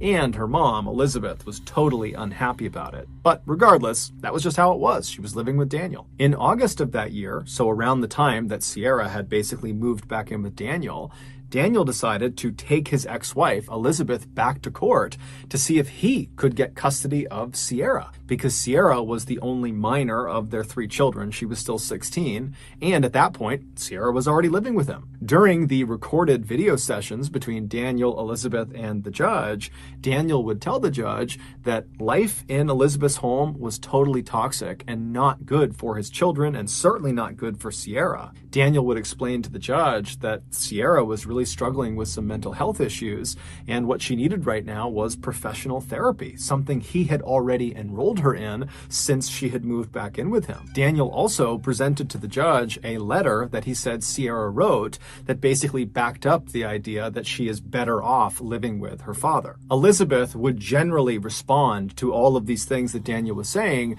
by saying Daniel was a liar and that he was not fit to be a parent, and that letter that he claims Sierra wrote doesn't sound like her, insinuating that, the letter was forged. The judge, who at regular intervals would get very frustrated with both Daniel and Elizabeth, finally would just say, look, you got all sorts of issues between the 2 of you, and it's creating a horrible environment for your kids. And if you don't find a way to come to some sort of compromise, the people that are going to suffer are your kids, specifically Sierra. Finally, in early 2021, when Daniel and Elizabeth still had not come to terms, the judge just ordered that Daniel return Sierra to her mother's residence because, legally speaking, Sierra was supposed to be in her mother's care. And so begrudgingly, Daniel would take Sierra and he would bring her back to her mother's house and he would say, okay, go see your mother, and then he would drive off.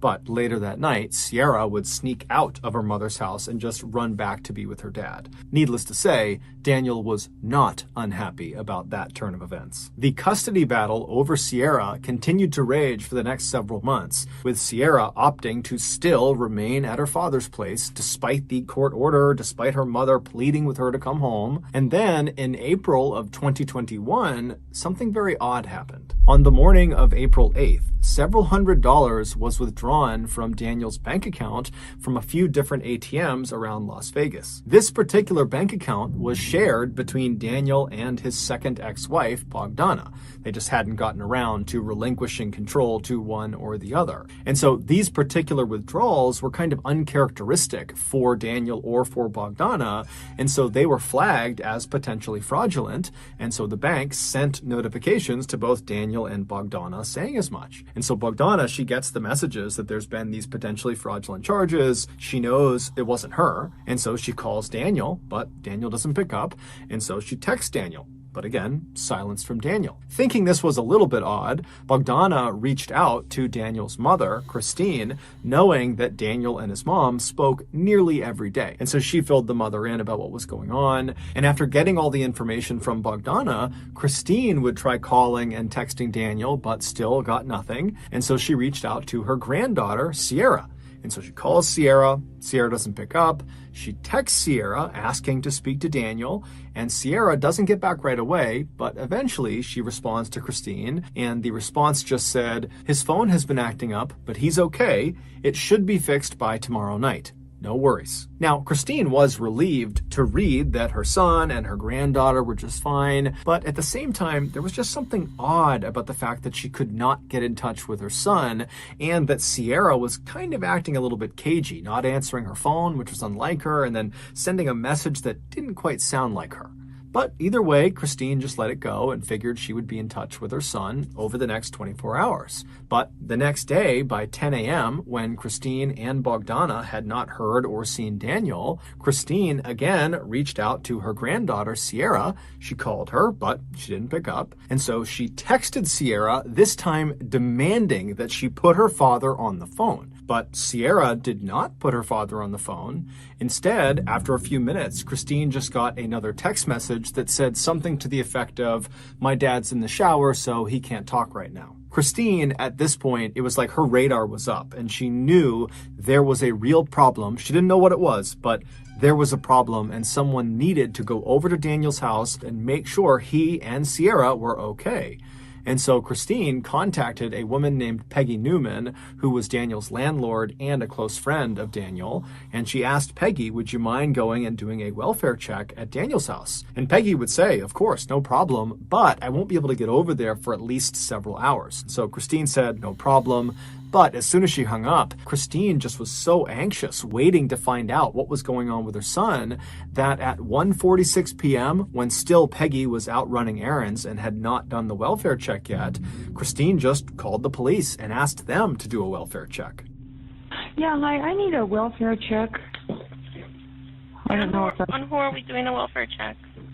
For my son. He's been missing for 2 days. His work's called. His family's called, I've called, his ex-wife's called, and there's nobody answering the phone, and there's nothing. Nobody can get a hold of him, and then his work called, and they can't get a hold of him, and it's really, he just doesn't act like this. But as it would happen, just a few minutes after Christine placed that 911 call, Peggy Newman and a friend of hers actually arrived at Daniel's residence ahead of the police. And so when they got there, they hopped out of their car, they walked up to the front door, and as they're knocking on the front door, they look over into the driveway and they see Daniel's car, which was a blue Nissan Altima, is not there. And so they're knocking, they're seeing the car is not there, it's totally silent in the house. And so Peggy, she reaches down and she tries the doorknob and she finds it's unlocked.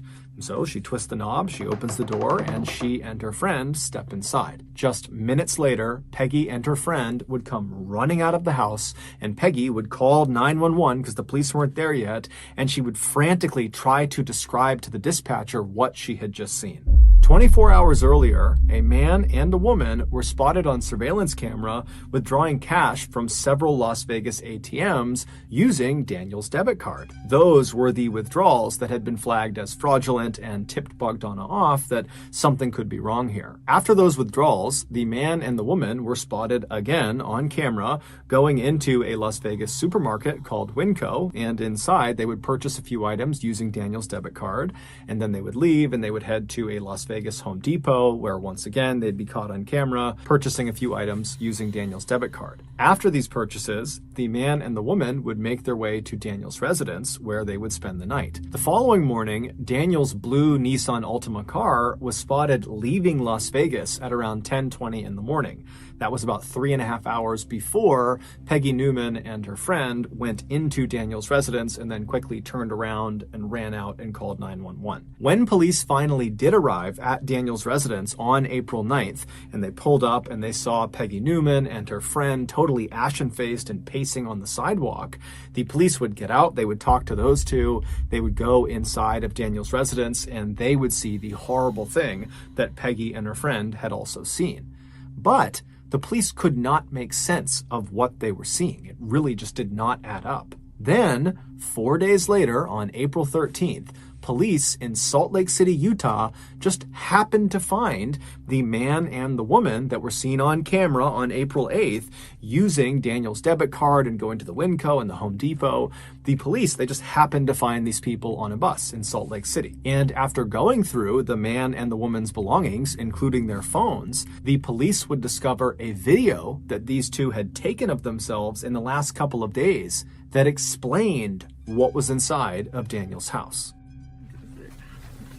Welcome back to our YouTube channel. After murdering day 3 after murdering somebody. Whoa! Don't put that on the camera.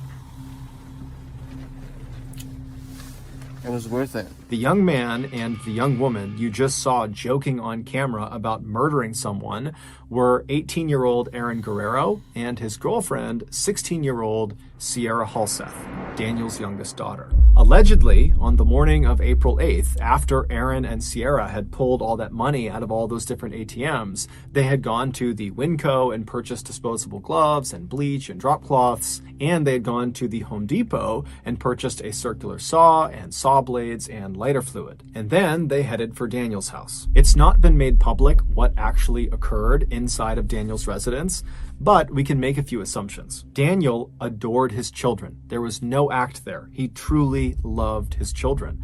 And so it would never cross his mind that one of his children or one of their significant others would ever want to hurt him. And so when Sierra and Aaron went inside of Daniel's house, it would have been extremely easy to sneak up on Daniel or just kind of catch him off guard because he's not looking to put up a fight. He thinks he's around people that love him and respect him because he loves and respects them. But however the young couple did it, they would inflict up to 70 stab wounds in Daniel's body, most of which were in the back of his head. And then at some point during this vicious attack, they stuffed Daniel into a sleeping bag, and right in the middle of the living room of his house, they doused him in lighter fluid and lit him on fire. It's unclear what exactly killed Daniel or for how long he was actually conscious and aware of what was happening before he died, but it's very possible that Daniel had at least a small moment in time where he recognized his beloved little angel, Sierra, was actively trying to kill him. After Daniel was either dead or incapacitated,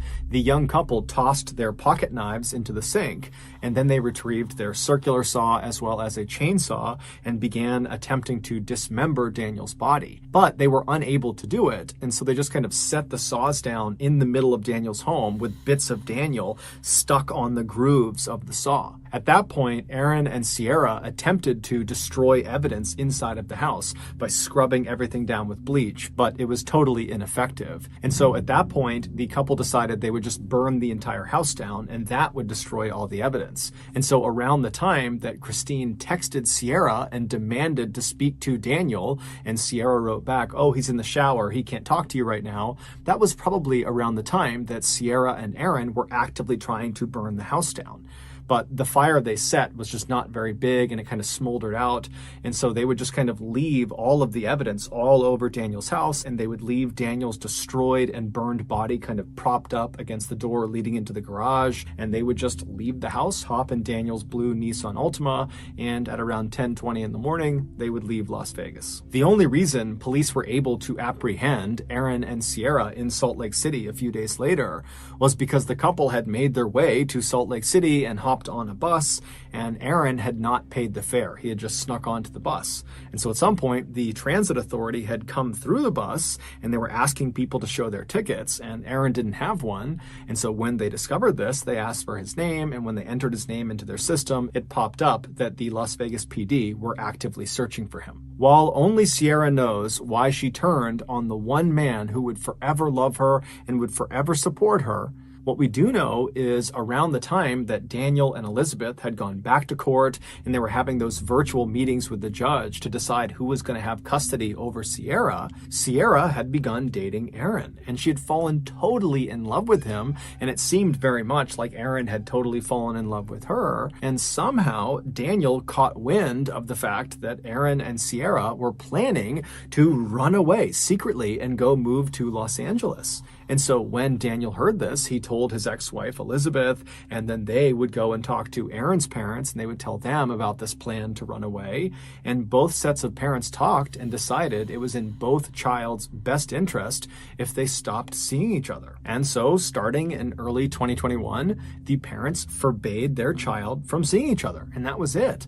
But even though all the parents were involved in this decision, because Sierra was at the time living with Daniel, it seemed like she focused her rage about this decision on Daniel, because he was the one kind of enforcing the rule. And so it's believed in April of that year, Sierra decided she would just have to kill her father in order to get her boyfriend back. In Daniel's obituary, his family very conspicuously left Sierra out, saying that Daniel was survived by 2 loving children, not 3. His family has also come out and publicly stated that they hope Sierra and her boyfriend are given the harshest penalty allowable by law. Despite the existence of this confession video that Aaron and Sierra took of themselves talking about murdering Daniel, they have pled not guilty and are currently awaiting trial.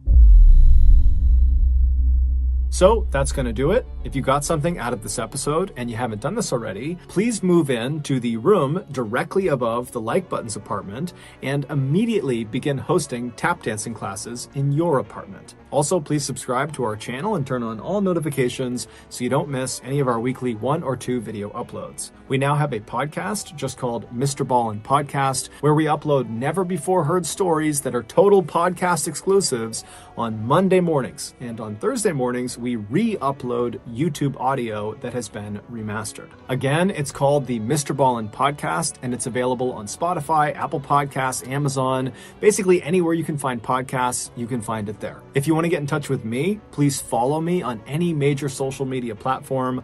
My username on all of them is just @MrBallen, and I really do read the majority of my DMs. We have 2 additional YouTube channels. One is called MrBallen Shorts, where we post random short videos and lost episodes, and the other channel is called MrBallen en Español, and it's a Spanish language channel. We also have a Facebook page just called MrBallen that posts near daily content, and we have a Snapchat channel that puts out content on Sundays. We also have some really cool merch, so head on over to shopmrballen.com to have a look. And if you have a story suggestion, please submit it to our subreddit just called MrBallen. It's linked in the description below. So whether I see you on Instagram, Twitter, TikTok, Reddit, YouTube, Facebook, other YouTube channels, the podcast, wherever, just know that I really appreciate your support. And until next time, that's going to do it.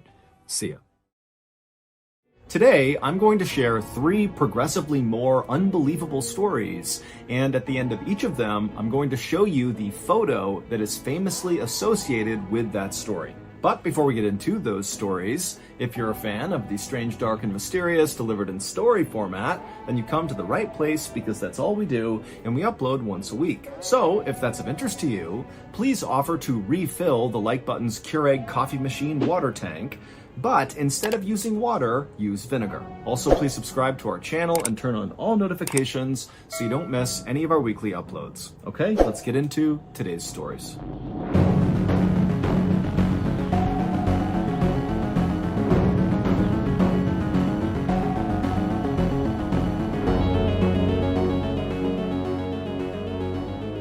On the evening of March 25th, 2017, a 25-year-old farmer named Akbar Solubiro was harvesting palm fruit at the local oil palm grove near his tiny village in Indonesia. Now, the way Akbar would do this is he would use this long curved pole and he would prod at the bright red fruit in the tree, knocking it to the ground, and then he would gather it up, put it in his cart, and wheel it back home to be sold for palm oil. Now, on this night, Akbar was actually working later than usual because his wife and kids were out of town for a couple of days visiting family, and so there was no real reason to head back home because the house was empty. But Akbar was actually just fine with that because there was tons of ripe fruit, and so staying late would be quite profitable. But after a while, when the sun had finally set and it was getting difficult to actually even see the fruit in the tree, Akbar knew he really needed to leave soon because this area at night was actually not safe. And so Akbar gathered up the remainder of his fruit on the ground, he put his pole in the cart as well, and he began quickly making his way back home. Later that evening, one of Akbar's neighbors was asleep in their bed inside of their home when they woke up suddenly to the sound of something out in the jungle, not far from where Akbar had been harvesting palm fruit. And so this neighbor, when they sat up, they couldn't really tell what the sound was. It almost sounded like a stifled scream or maybe some animal that was fighting with another animal.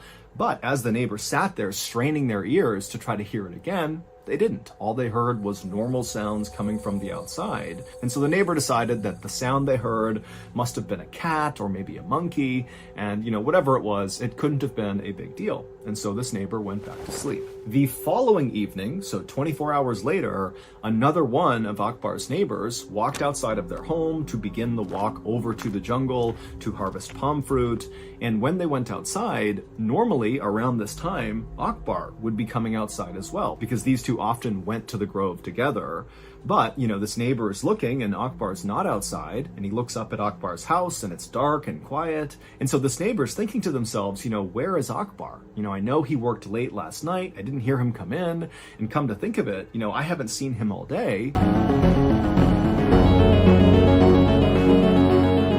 A 28-year-old Russian man named Artyom Sidorkin started having severe chest pains, and at first he tried to ignore it, but it got so bad he could barely stand up, and then he began coughing up blood, and so finally he went to the emergency room. When he got there, even before the doctors examined him or gave him an x-ray, just based on the way he presented to them, being pale in the face and hunched over and very sick looking, they assumed this must be something very serious. So that day they brought Mr. Sidorkin in for an examination, and after talking to him and hearing about all of his symptoms and just looking at him, the assumption was he probably has a tumor in his lungs. And so they sent him in for an x-ray, and afterwards the radiologist looked at the x-ray and confirmed that, yep, there is a mass growing inside of your lungs. And so before they went to just start removing huge pieces of his lung, they told him that they would like to do a biopsy where they remove a small piece of the tissue and test it to see if it's cancerous or not. And so Mr. Sidorkin is terrified, but he says okay. He schedules his surgery. He goes in a couple days later, and the surgeon pulls out a piece of his lung tissue,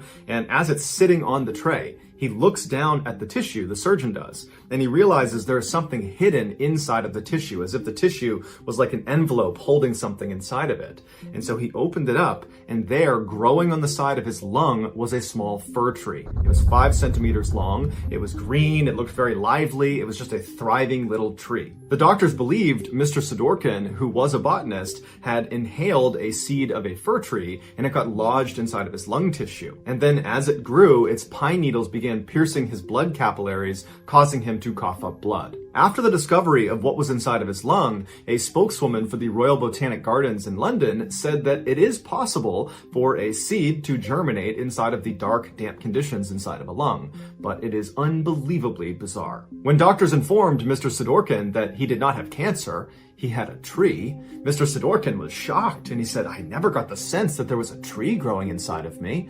But more than shocked, he was just relieved that he was cancer-free. There is a picture of this tree inside of his lung tissue, but it's a bit graphic, so if you want to see it, go ahead and Google tree and lung, and I'm sure you'll find it. Growing up, Pauline Dakin always suspected that there was just something off about her family. And years later, she would find out she was right.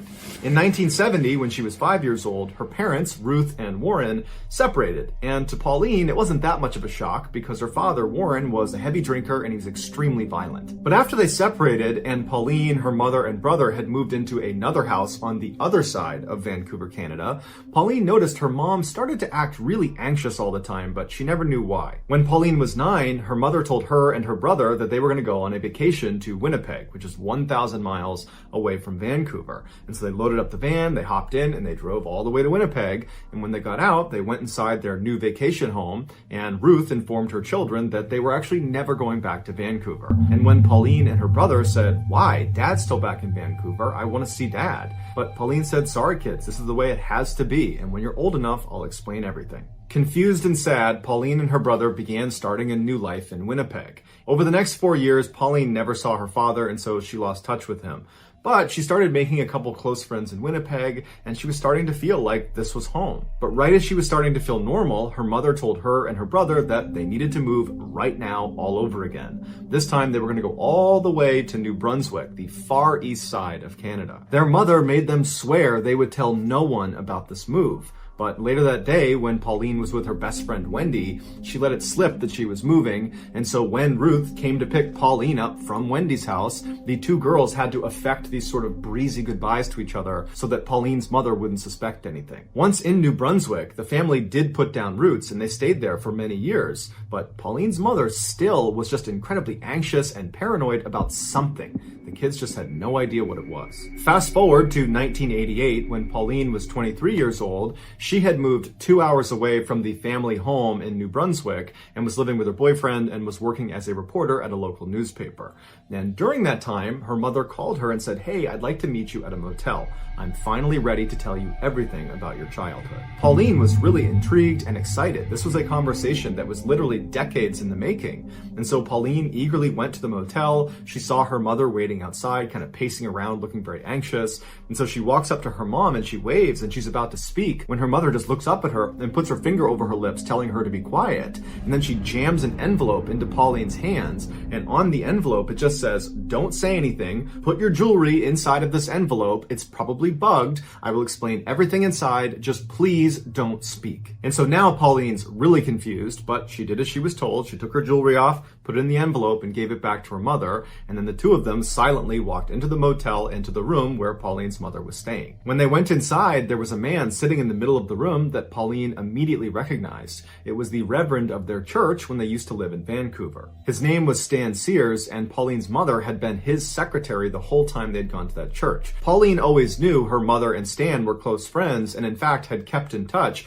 after they left Vancouver and were in Winnipeg and then New Brunswick. In fact, Pauline remembers periodically seeing Stan show up in Winnipeg and New Brunswick to visit with Pauline's mother. So it was a surprise, but not a total shock, when Pauline's mother confessed to her that in fact she and Stan had fallen in love, and in fact they had had a secret relationship from the time they lived in Vancouver. But this revelation was nothing compared to what Pauline heard next. Her mother explained that the reason they had had to move so many times during her childhood was because Pauline's father, Warren, was actually a mobster and was a key member of an organized crime syndicate in Vancouver. Right after they separated, Pauline's mother found out she had a hit put on her head because the mob now believed that the husband could not control her anymore and she knew too much. Stan also found out that he had a hit on his head because Ruth discovered that the mob wanted to kill him too because they knew about their relationship. And then also, apparently Stan was counseling a man that was in his congregation that wound up being a mobster, and so the mob believed this man had given up critical information to Stan, making him even more of a liability. At first, Stan said he didn't believe any of this, but when he found out the man he had been counseling Ballen had been assassinated, he knew it was true. They decided not to tell the police and instead go into hiding together because Pauline's mother knew what happened to families that snitched on the mob. They were made examples of. And so when Pauline and her family moved to Winnipeg and then to New Brunswick, Stan actually moved there as well in tandem, which is why Pauline had seen him periodically showing up at their house to visit with Pauline's mother. Pauline was understandably completely shocked, but at the same time, she was kind of happy to have some sort of explanation for all the strange things that had happened in her childhood. And so over the course of the next several hours, Pauline sat in this motel room with her mother and Stan and asked them every question she could think of. And she discovered that whenever she came home from school and she found her mother furiously pulling all the food out of the fridge and the pantry, throwing it all away with no explanation, that was actually because they found out the mob had tried to poison them. Or these 6 different times Pauline was unenrolled from the school she was at and then moved to a different school across town, that was because there was a credible threat the mob had discovered where Pauline was going to school. And so by the end of the weekend, Pauline not only learned about this totally crazy past she had, but she also learned that she was still in danger. And so before Pauline headed back home, she asked her mother and Stan what she should do to stay safe. And Pauline's mother said, well, that's actually the reason we called you here now, because after all these years, we were just tired of being in hiding, and so we've already spoken to the authorities, and they've moved us into a special witness protection program for families connected to the mob. When you enter this program, it's referred to as entering the weird world, where basically you're not really safe, but you have agents that follow you around that are undercover, that track what you're doing and make sure there's no assassination attempt on you. And before Pauline could even ask, her mother told her that as a measure of her and Stan entering the weird world, they asked that a couple of agents monitor Pauline and her brother, even though they didn't know they were being monitored. At this point, Stan reached forward with a radio and he said, here's a radio that actually broadcasts to the agents that are following you pretty much all the time. But you should only use it if you're truly in a desperate situation, because as soon as you call out for help, there are going to be people that are risking their lives to come save you. As Pauline is holding this radio, she looks at her mom and Stan and she says, well, what happened to Dad? Is he in jail? And at this point, Pauline's mother says, no, he's not. He's in the weird world too. And she handed Pauline a letter that was from her father addressed to Pauline, and it basically spelled out that he had been moved into the weird world and he was looking forward to Pauline joining them at some point when she was ready. So now Pauline has this radio and this letter, and she's looking at her mother and Stan, and she's just totally overwhelmed, and her mother just tells her, go home, think about what you want to do next, and if you want to join the witness protection program and join the weird world with us, just let me know and we'll make it happen. And so Pauline, who's in a total state of shock, gives her mom a hug and gives Stan a hug and says, okay, bye, I'll be in touch. And she leaves the motel and she gets in her car and she's about to back up when she looks and sees Stan running outside holding something in his hand.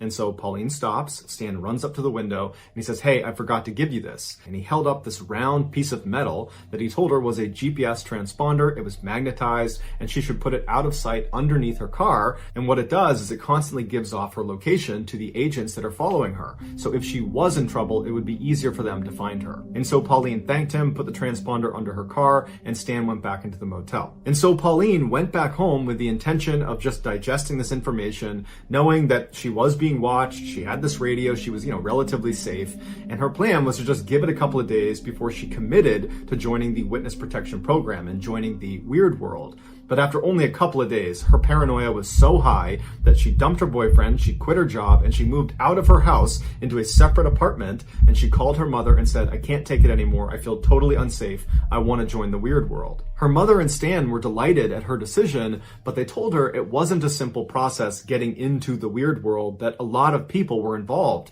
in her basically giving up her old life and entering this new one. And so Pauline's mother told her that she would be in touch with one of her agents, and they would contact Pauline when it was time for her to go. And so anxious and scared, Pauline began to wait and wait and wait. And her mother said, oh, just give it some time, they'll be in touch soon. But the waiting dragged on for 5 years. And in that time, Pauline met a new boyfriend, Kevin, who became her husband. And in conversations with him, Pauline started to doubt this whole mafia thing was even true. And so she decided, in order to find out if this really was a real thing, that the mafia was actually after them, that Pauline would need to set up a sting operation on her mother and Stan. And so Pauline called her mother and very convincingly told her that, oh my goodness, someone just broke into my apartment. I think it was someone from the mafia. I don't know what happened, but can you tell me what to do? Should I call the police? What do I do? And her mother said, no, don't call the police. Whatever you do, don't call the police. I'm going to get in touch with Stan and see if he knows what to do. And just a couple of minutes later, Pauline's mother called back and said, okay, honey, I spoke to Stan and he spoke to the undercover agents that sit outside your house and have been watching you for all these years. And they said that, yes, unfortunately, not one, but two men from the mafia broke into your house today. But luckily, they went up, they grabbed them, they're in custody, so you're safe now. And Pauline said, Mom, I made that up. No one's been in my apartment. I've been here the whole day. I lied to you. No one broke in. And it was at this point that Pauline realized her mother and Stan had been living a lie since she was 5 years old. There was no mafia. Her father was not a mobster in some Vancouver crime syndicate. It was all made up. It would turn out Stan was suffering from something called delusion syndrome, where totally normal people that are totally lucid and have normal lives have one distinct delusion. And sometimes that delusion is not a big deal. But sometimes it is, like they believe the mafia is after them. And during his relationship with Pauline's mother, he passed on his delusion to her through something called folie à deux, which translates to madness for two, which is shared delusion syndrome, where someone who's delusional, who's a dominant personality, can pass that on to a subordinate personality. After confronting her mother and then also confronting Stan at a later date, neither of them said, this is a lie, you're right, you caught us, because they believed it, and they took to their graves the belief that the mafia was after them. Their biggest concern after Pauline said this isn't true was not that they had been exposed as potential frauds. It was that, oh no, Pauline's going to expose herself to the mafia because she's not using her GPS transponder or her radio or living in the weird world with us. She's going to get assassinated by the mafia. And so even though Pauline never got an apology from her mother or got to really talk about the insanity of this whole situation, because again, her mother and Stan took to the graves the belief that the mafia was in fact after them, Pauline ultimately made peace with the situation by writing a best-selling memoir called Run, Hide, Repeat. It is linked in the description below. Check it out. In November of 2004, 52-year-old Peter Porco and his wife, 54-year-old Joan Porco, were like so many other middle-aged, middle-class Americans. They lived in Del Mar, New York, in a comfortable two-story home, and they worked for a living. Peter was an appellate court clerk, and Joan was a speech pathologist. They had been married for over 30 years, and they had two sons. Christopher was a 21-year-old student at the University of Rochester, and his brother, Jonathan, was a 23-year-old naval officer stationed at a submarine base in Groton, Connecticut. On Monday, November 15th, 2004, Peter woke up to start his typical Monday morning work routine.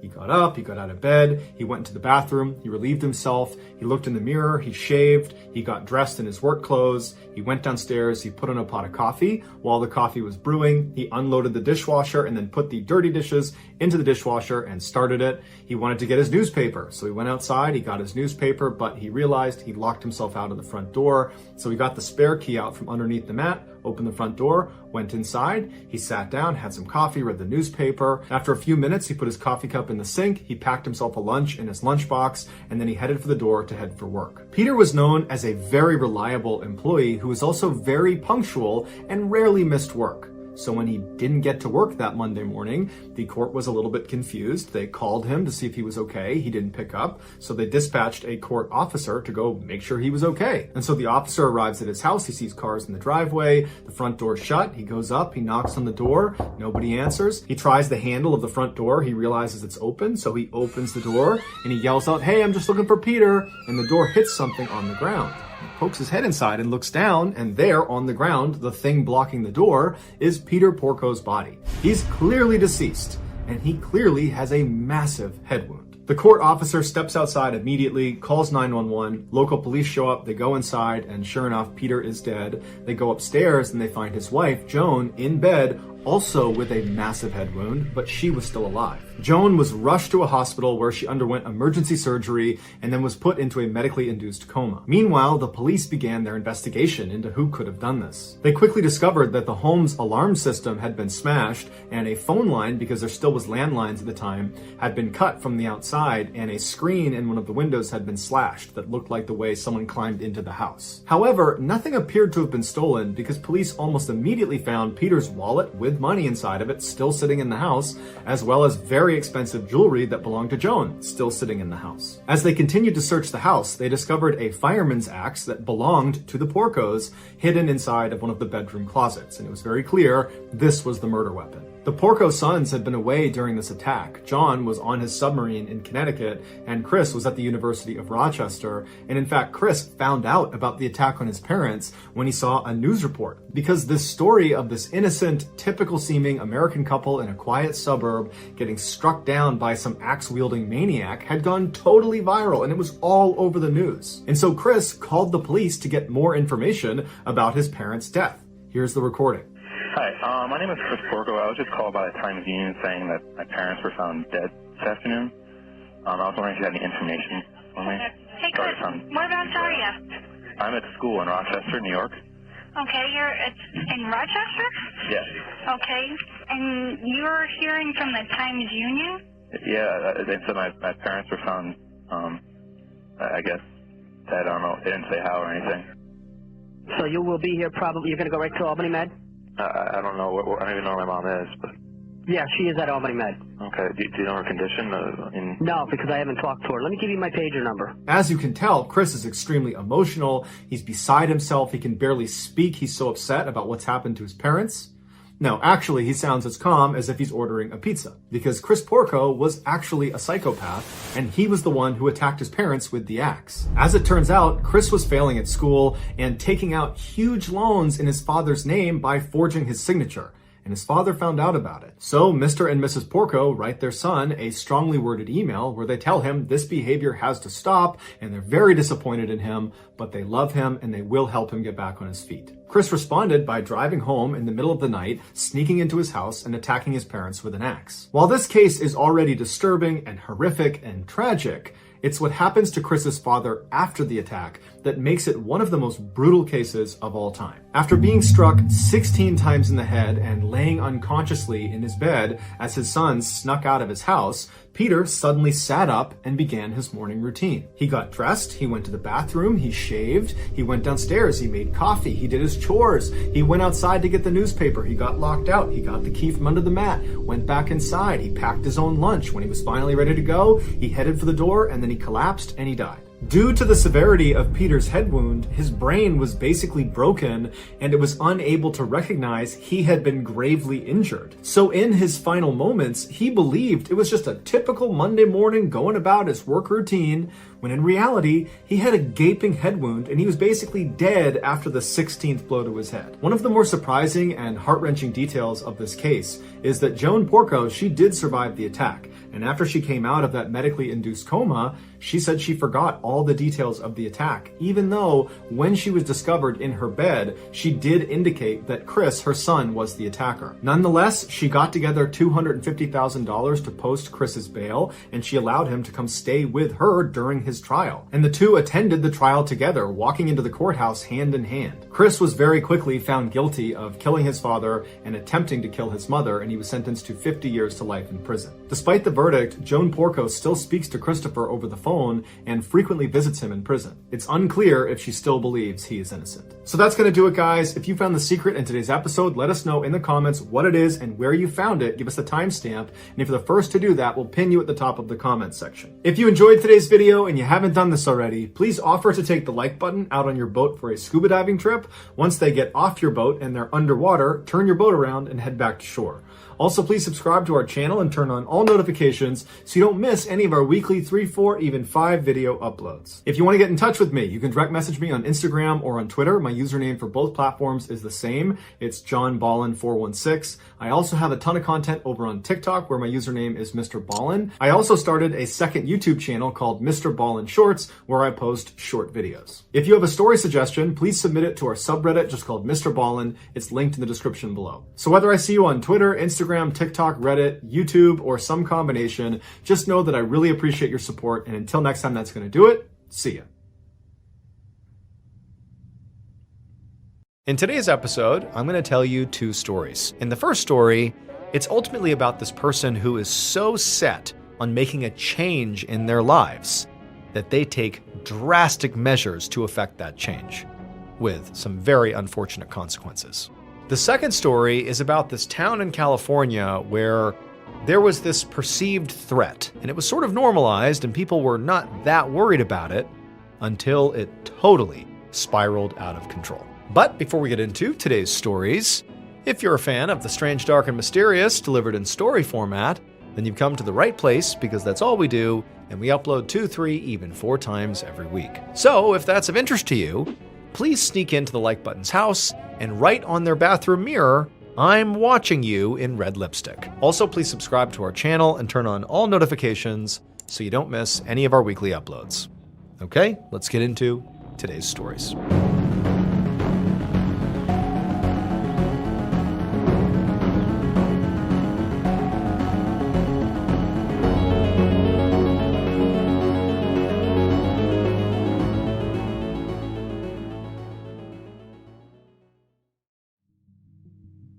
Early in the morning on February 5th, 1990, 57-year-old Laverne Pavlinok stood in the kitchen of her Wilsonville, Oregon apartment making some coffee. Mornings were the best part of Laverne's day because she had the whole apartment to herself. Now, she lived with her boyfriend, John Sosnovsky, but he worked at a nearby mill and had to be out early in order to catch the bus there. And each time he left, Laverne felt like a huge weight lifted off of her. Because when John wasn't home, Laverne could go about her day and pretend she was safe. But that's all it was pretend. John, in reality, was an incredibly violent man. I mean, he was seriously physically abusive, especially when he was drunk, which was basically all the time. So Laverne had actually been married, but her husband had died of cancer, and she had ultimately met John following her husband's death. And so when they met, Laverne was very vulnerable and lonely, and she really hadn't realized the kind of person John was until it was too late. It had been 10 years now, and Laverne still had not, built up the courage to leave him. I mean, the reality was she was just scared of how he would react, and so she sort of felt trapped. Now, she sat down at her kitchen table with her coffee, and she opened up the local paper. And as soon as she did, the first thing she saw was a big black and white photo of a smiling young woman who likely was in her 20s. The photo was connected to an article about a recent murder that happened 30 miles away, just northeast of Portland. The victim had been identified as a woman named Tanya Bennett, and Tanya Bennett was the girl in the photo. The article said she had been beaten and then also strangled with a rope, and then she had been left on the side of the highway. And when Laverne read about the area she actually had been, dumped, she realized it actually was only about 1.5 miles down from this famous scenic overlook that Laverne had actually been to before. Like, she was familiar with this area. And so Laverne, she's reading the article and she's looking at this picture back and forth, and it was like something was sort of forming in her mind. She just had like this weird sense that she knew something about this case. And then as she stared at this photo for a little bit longer, it's like it all came together. And she realized almost certainly that she knew John very likely killed this woman. And so even though she loved her peaceful, quiet mornings with her coffee, Laverne immediately stood up, she grabbed the phone, and she called the police.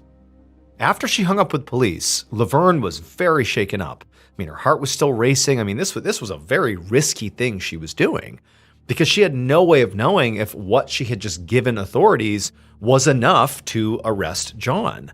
If it wasn't, it was entirely possible that John would discover this betrayal of her calling the police about him, implicating him in a murder, and he would probably just continue his abuse, if not amp up his abuse of Laverne. And so the way she saw it is either what she just did was going to end the chapter with John and he was going to go to jail for murder, or Laverne might wind up being the next dead girl on the side of the highway.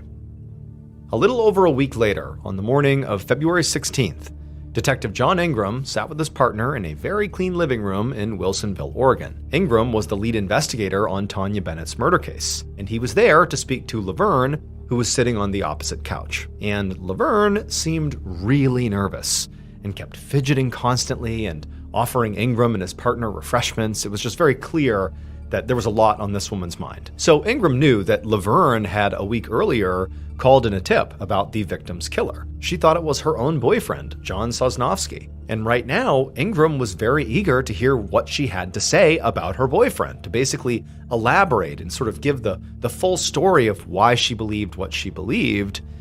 in part because Ingram's case so far had absolutely no other leads. Like, this was it. The victim's body had been found on a grassy slope so close to the edge of the highway that you could see her from the road. But Ingram and his partner had not been able to find any witnesses. A few people had claimed to have seen Tanya along with some man at a bar earlier in the night before she went missing, but no one had been able to effectively describe that man. It was just some guy she was with. And so Ingram and his partner had basically talked to just about anyone they could think of that might have known Tanya. They'd canvassed her neighborhood, they'd interviewed her family, coworkers, friends, and they still had not been able to find anybody who fit as a suspect. They also hadn't found any good physical evidence at the scene, like fingerprints or helpful forensics.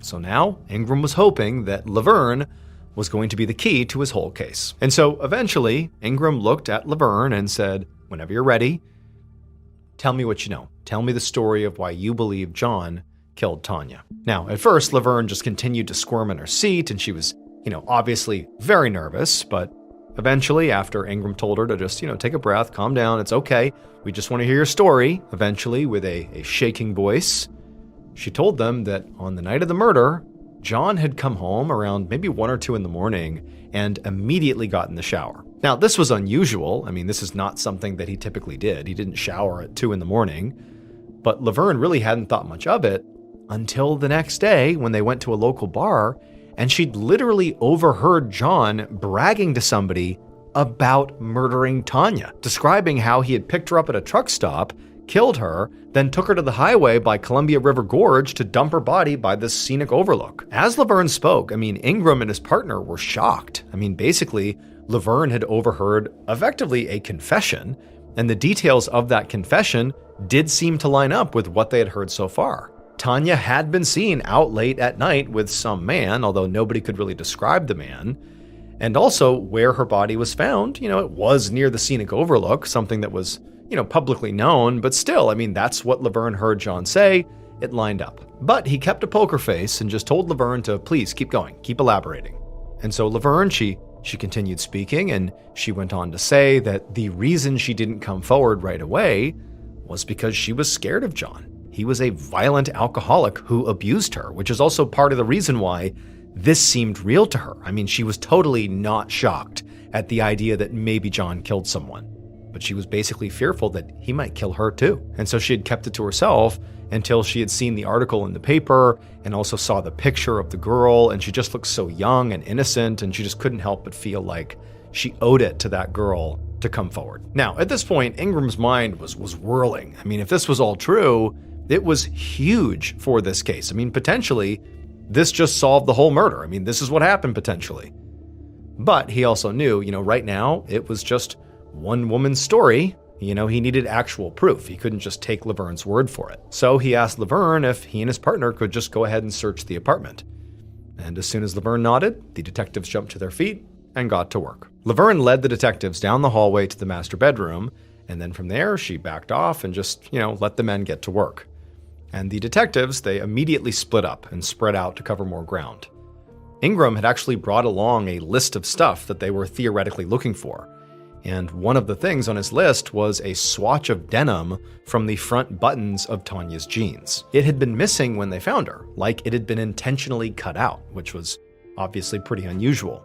And it made him think that Tanya's killer had taken a trophy or something. But after a few minutes of searching around the bedroom, Ingram did not see this denim patch. In fact, he actually didn't see anything at first glance that connected John to Tanya, until he went over to look through this cardboard box of papers and began sifting through them. And when he pulled out a torn piece of scrap paper and read what was on it, he froze.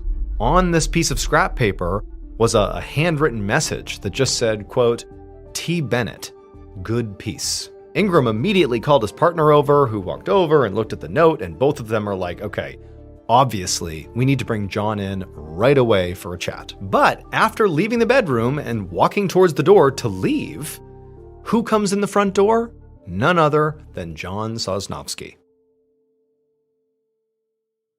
Hey guys, I have some pretty big news. I know many of you are excited to hear. I am going to be doing another live storytelling tour this year. You can find me in a bunch of cities, including new ones on the West Coast and across the United States, where I have never played before. Plus, I'm really excited to share that I will also be performing in an international city, since so many of you have been asking me to visit. We put together an absolutely amazing show with a whole bunch of awesome stories, including stories you will not hear anywhere else. New content you can only get if you come to this show. And guess what? Tickets for this tour are available right now at tour.ballenstudios.com. In terms of the types of tickets you can buy, they range from general admission to VIP. Again, that's tour.ballenstudios.com. I'm also going to be giving away a trip to meet me at one of my live shows. And so if you want to enter for your chance to win that, all you have to do is donate to win at fandiem.com/MrBallen. Again, that's fandiem.com/MrBallen. Get your tickets and enter the sweepstakes today. I can't wait to see you at the show.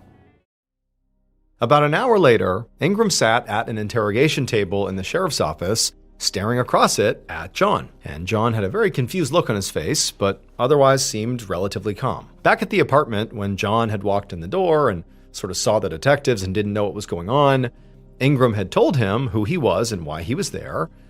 And John had really just seemed surprised, but had quickly agreed to go with them to the station if they wanted to speak to him. But Ingram knew from experience that, just because John was acting very cooperative did not mean he was innocent. Now, Ingram slid a picture of Tanya across the table and asked John if he knew who she was or had anything to do with her murder. And John didn't deny it or act horrified or offended to be asked.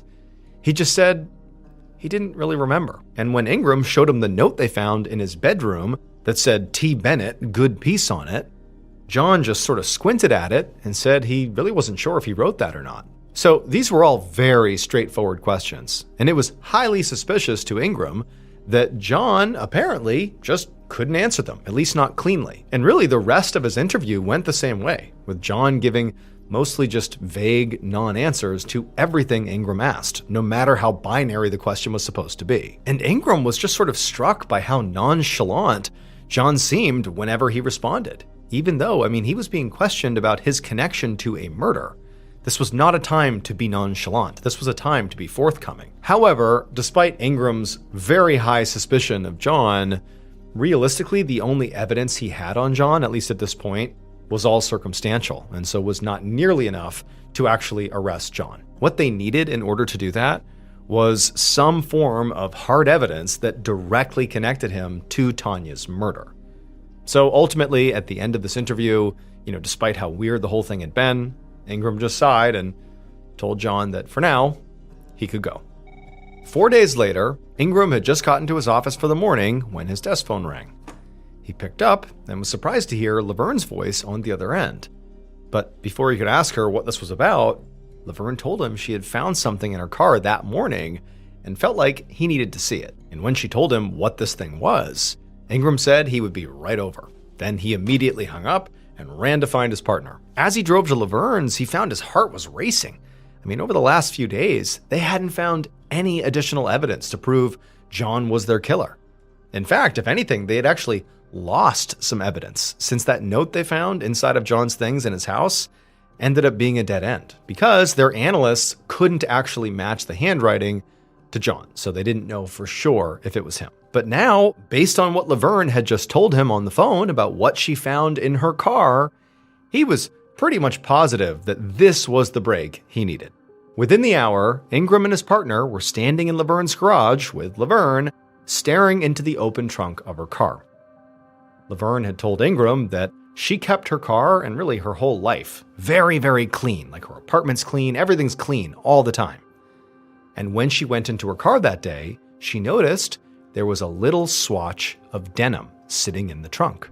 And she knew that she had not put it there, and considering she was sort of on high alert about John and about his connection to this murder, it just seemed like something worth flagging to police. And for Ingram and his partner, as they're staring into the trunk at this little swatch of denim that looks very much like the swatch of denim they were secretly looking for, they had not publicly revealed that the killer had taken a little swatch of denim from Tanya's jeans. That was private. They're looking at this thinking, oh my goodness, like this is the break we needed. Clearly, That's the denim from Tanya's jeans. And so Laverne was right to call this in. This is potentially huge.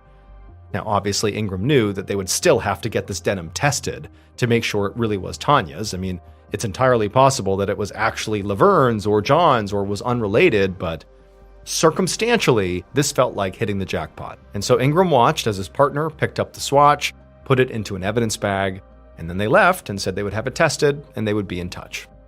The following morning, Ingram was at his desk reviewing all the evidence that they had so far. And by this point, they had a lot of evidence. The previous night, after finding the denim, they had brought John in for a polygraph test, and he had completely failed it. The test administrator had even noted that, in his opinion, John definitely knew what had happened to Tanya. So now, realistically, Ingram was just sort of waiting on confirmation that that fabric was a match. And then at that point, they could go and arrest John. And when Ingram's phone rang, he picked it up immediately, and it was the lab. And so Ingram sat up straight, ready for some good news. But the tech on the other line sounded sort of glum, and he told Ingram that the denim from Laverne's car did not match the jeans that Tanya was wearing, so it was not hers. And at this, Ingram was just completely stunned. I mean, the idea that they had just found the same unique cut of denim in a car in their main suspect's house could not be a coincidence. I mean, it was not typical for people to have little swatches of denim lying around. Like, this is not something that you just happen to have. It felt sort of specific. And so there just had to be more to this than met the eye. And even though Ingram tried to work out some kind of reasonable explanation for why that swatch was there, the only thing that actually made sense was that the fake denim was planted there. And so feeling a mix of, again, shock, but also just frustration here. I mean, he thought he was so close to solving this thing, and now he was sort of back to square one. Ingram realized that the next stop had to be Laverne's. He needed to go speak to her again. Later that morning, Ingram and his partner were once again back in Laverne's living room with a very nervous-looking Laverne sitting across from them. This time, Ingram was going to be a little tougher on her, because he now knew that, whatever she had told him before very likely was not the full story. And as soon as Ingram asked Laverne point blank if she had planted that evidence, that denim inside of her car, Laverne just kind of looked back at him and her face began to sort of quiver, and then she just started sobbing. And she told him she was so sorry. She explained that she had cut up some jeans and put that front button part in her car and pretended to have found it so that they'd be able to arrest John. She said she had just gotten so worried when they let him go after interviewing him because she knew John killed Tanya. He had to have. She heard him talk about it. Like, he did it and he's dangerous. And she just wanted to make sure the police held him accountable. Now, when Ingram heard this, he could hear the earnestness in her voice. Like, clearly this woman is scared of John and thinks he did this. She believes he did this. And so he wanted to believe her angle here, as inappropriate as planting evidence was. But, critically, he knew Laverne still was definitely not telling him everything, because there was simply no way she could have known to plant that unique cut of the jeans unless she had intimate knowledge of the crime or some other inside information. But there was just something missing here. Why would she randomly choose that front cut of denim as just the evidence? Oh, here's some evidence that's going to make John look guilty. Why would she choose that? That's way too on the nose. And when he pointed this out to Laverne, it was like Laverne's energy completely shifted, from sobbing and sadness and remorse to just pure hesitation. Like, she didn't really know how to react, but there wasn't any more sadness. It was like, uh-oh, something's off here. And then Laverne kind of took a deep breath and she looked at Ingram and she said, I was lying. You're right. My story about planting the evidence, that was a lie. But she went on to say that the reason she had lied was because she had ultimately been too afraid that if the police knew the whole story, that she would get in trouble too. Then Laverne explained what really happened to Tanya. On the night that Tanya was murdered, Laverne said John called her that night and he was sort of frantic. And he said to her that he was in trouble and that she needed to meet him at the bar that he was at and to bring along a shower curtain. And so Laverne said, because she was very scared of John and, was just fearful of asking any questions, she had just done what he said. And she got the shower curtain and she had driven out there and she found John in a parking lot standing over a body. It was Tanya, and she was just lying there on the ground, motionless. Laverne said she was horrified and didn't know what to do, so she just helped. She literally helped John put Tanya's body into her car, Laverne's car, wrapped her up in that curtain she'd brought along, and then together they dumped her body at a spot along the highway. But as Laverne continued to talk, her story suddenly got much darker, because she actually eventually confessed that actually Tanya had not been dead when she had first arrived, but instead she was still clinging to life. And at John's request, Laverne had tied rope around Tanya's neck and held it tight while John sexually assaulted her. Laverne said after he was done, Tanya was no longer breathing. Ingram could barely conceal his shock when she explained this. I mean, here was this gentle, soft-spoken lady who was now telling him that she had actively participated in the sexual assault and murder of this young woman. It was hard to wrap his head around it. And at the moment, all Ingram could think was, this can't be real. But what Laverne was saying just fit. It explained John's cagey answers to his questions, his failed polygraph, and how Laverne knew the right part of the genes to cut out and fake his evidence, because she and John had been the ones who actually made the cut on Tanya's genes. They knew. But despite getting this earth-shattering confession here, Ingram wanted to be completely sure that this version of the story Laverne was telling him was actually the truth, and he knew exactly how to prove it. The following day, Ingram was behind the wheel of his cruiser next to his partner, and Laverne sat in the back, sort of absent-mindedly staring out the window. They were driving down the highway northeast of Portland, and Ingram had instructed Laverne to let him know when they reached the spot where they dumped Tanya's body. Now, the newspapers had published the general location of where the body had been found, but certainly not specifics. So Ingram knew that if Laverne could point out the exact spot, well, that meant she was telling the truth. As they began to get closer and closer to the spot Ingram knew was the spot, he sort of felt his heart rate pick up, but he didn't drive any faster or slower. He didn't signal that it was coming up. He just kept on driving, steady, going straight, sort of expecting Laverne to call it out any moment. But the cruiser drove right past the actual spot where the body had been found, and Laverne didn't say anything. For a few minutes, they just kept on driving down the road in total silence, and Ingram's feeling really disappointed here. And as they're driving along, suddenly Laverne says, "Hey, wait a minute, turn around." So Ingram did, and soon they were headed back the way they'd come.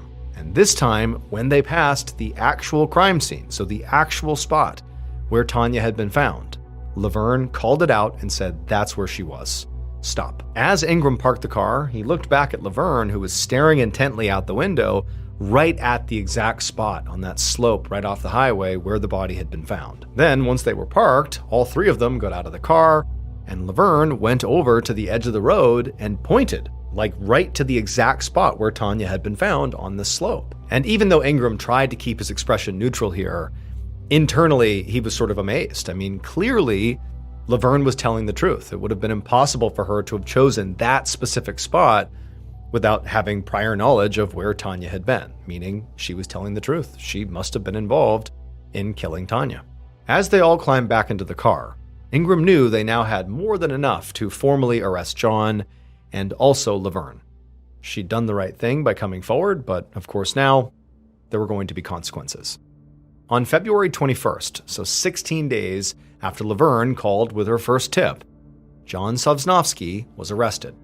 And 5 days after that, Laverne was arrested as well, and both of them were charged with murder. About 11 months later, Laverne's trial started, and at that point, Laverne actually tried to change her story again. She tried to recant her confession and said, "No, I didn't actually do this." But the jury didn't buy her change of heart and convicted her of murder, and she was sentenced to life in prison. As for John, 2 months after Laverne's sentencing, he was given the same sentence, life in prison. And that should have been the end of the case, at least from the legal perspective. But for the next 3 years following sentencing, Ingram just couldn't stop thinking about Laverne and John and Tanya Bennett. Despite what Laverne had done, he felt a lot of empathy for her.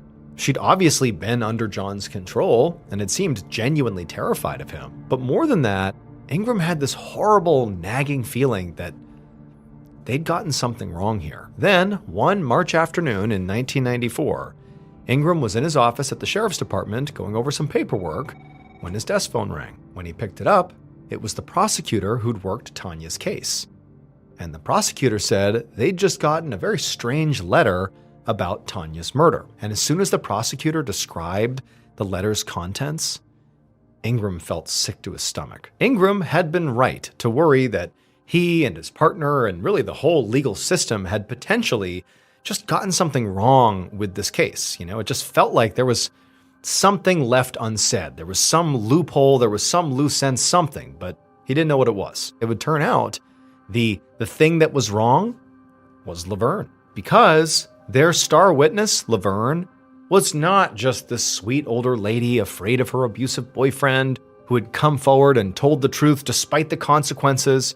That wasn't really the story. In fact, basically everything she told Ingram and his partner was a lie. What was true, and what ultimately drove Laverne to do what she did, was she really wanted to break up with John, but she didn't know how to do it.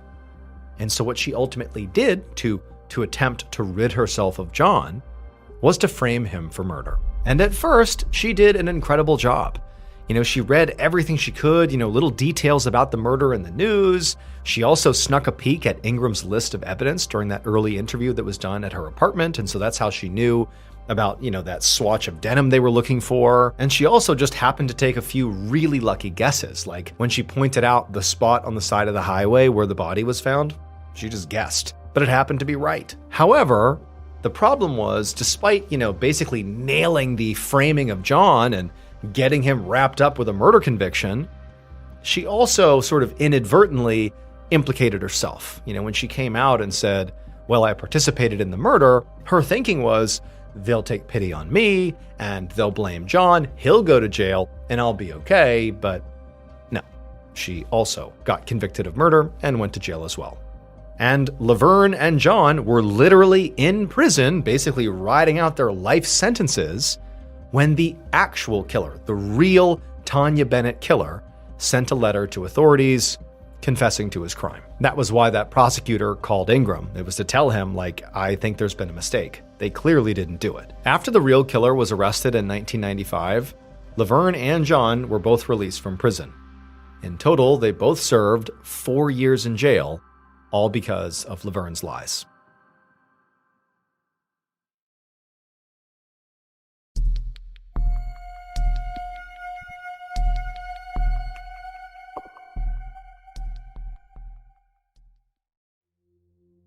One morning in early November of 2023, a 71-year-old woman named Patrice Miller stood in front of her fridge in her little home in the rural town of Downeyville, California, and she saw she was running low on food, which meant it was time to place an order with the market in town, which delivered her groceries for her. Getting her food delivered was essential for Patrice and where she was at in her life right now. She lived alone and had a whole house to take care of, which was definitely getting harder the older she got. She'd also had some health problems lately, so it was getting more difficult just to move around. She even had a walking stick just to prop herself up. As Patrice stood in front of her fridge, wondering what she was going to add to her grocery list, she heard one of her 2 cats meowing outside. And this reminded her that amongst some other chores, she needed to feed her cats. So she decided to make her list later, and she just closed the fridge door, put some cat food in a bowl, and then grabbed her walking stick and headed outside. Patrice carried the cat food out onto the porch. She had some other things to do outside, but she couldn't hold a lot of things at once because of her walking stick. So once she had put the bowl down, she then headed back inside to get her compost, and then took that back outside to her garden. And she tried to do all these outdoor chores really quickly because she didn't like being outside these days. She had lived in Downeyville for a long time, but over the past few years, it had gotten really dangerous there. Now, she hadn't realized how bad it was at first because she mostly kept to herself, but eventually she learned that her neighbors were starting to get intruders on their property. There had also been a clear uptick in vandalism in people's yards and to their homes. And in fact, over the past few months, Patrice herself had begun to experience this directly. In fact, she had dealt with so many attempted break-ins at her own house that she had become convinced that she had a stalker. She'd even put bars on her windows as a security measure. So that's why Patrice did not like being outside. She felt exposed, like her stalker or whoever it was that was doing this was going to be watching her and would come over here and attack. And so, as fast as she could, she dumped the compost in her garden, turned around, hustled inside, and shut the door behind her. And as soon as she had done that and was safely inside her house, she felt hugely relieved. A few days later, on November 8th, at the market in town where Patrice typically got her groceries, a 55-year-old cashier named Cassie Koch rang up a customer at the register. But as she bagged their purchases, her mind was elsewhere. She was thinking about Patrice.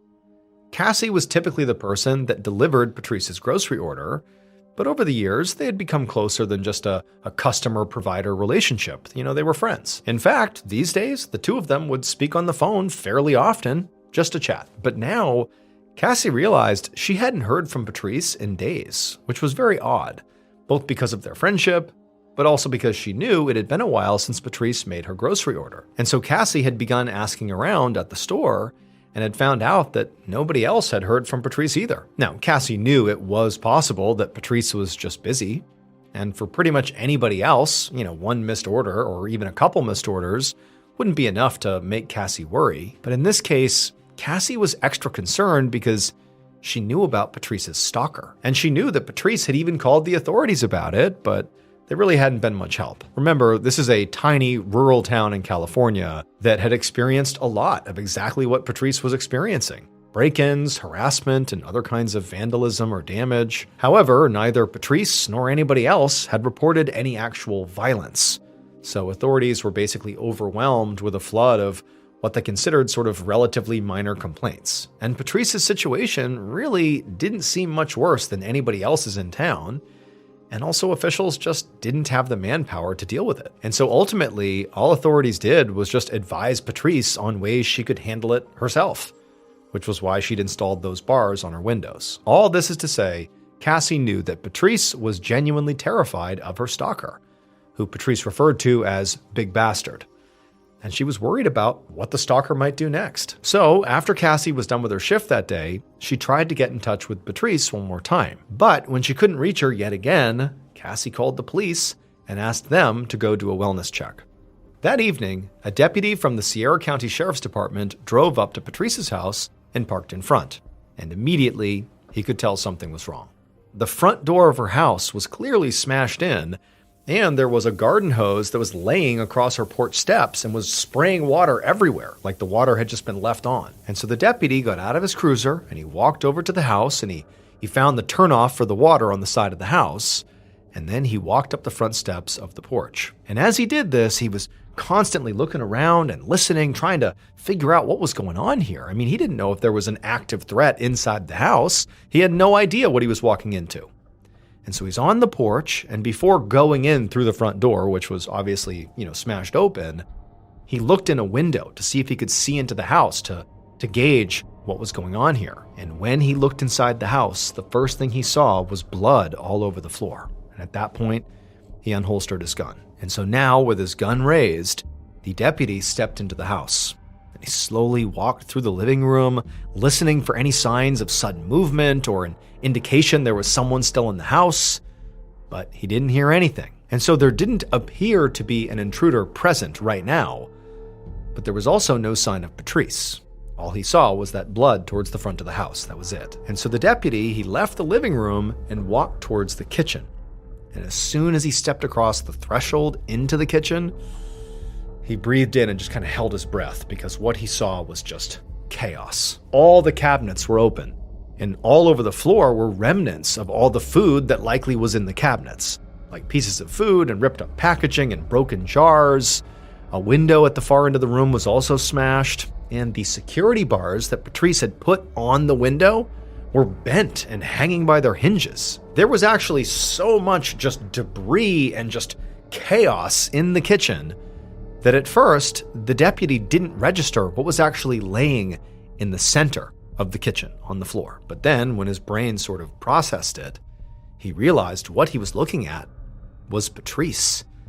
At least, what was left of her. But she no longer looked human, because her body had literally been torn apart. The deputy quickly left the house and called in his terrible discovery to the sheriff.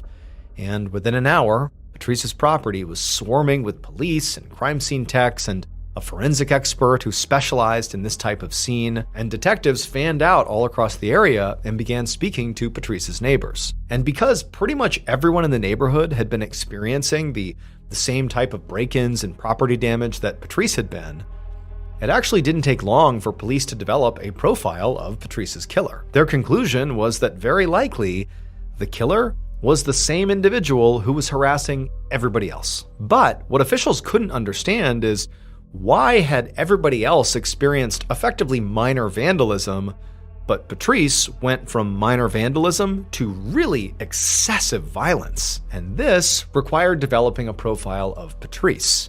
And so as police searched for her killer, they were also working on reconstructing Patrice's movements on the final day of her life. And at first, in their efforts, really they were just stumped. I mean, all she had done on that day, as far as they could tell, were some basic chores. But as they dug into what those chores consisted of, they found two things that actually explained everything. It would turn out that every day for the past couple of years, Patrice had been making two terrible mistakes. She fed her cats out on the porch, and she emptied her compost into the garden. And these two actions ultimately were what sort of attracted her stalker, Big Bastard, to her home. Because Big Bastard was a black bear. He loved to eat cat food and kitchen compost scraps. And eventually, he decided that Patrice was food too. So on that day in early November of 2023, when Patrice fed her cats and emptied her compost for the last time, Big Bastard waited until Patrice was in bed and then broke into her house and savagely killed her. By the time the deputy arrived at Patrice's home, Big Bastard had been eating Patrice's body for days. And so what he saw in the kitchen was what was left of her. Black bears are not typically dangerous to people. In fact, Patrice was the first known black bear fatality in California history. But it was exactly that sort of lack of perceived danger, which is why officials didn't help Patrice or any of her other neighbors get rid of these black bears when they were coming into their neighborhood and causing all this property damage and all this alarm. They basically said, what's the worst they could do?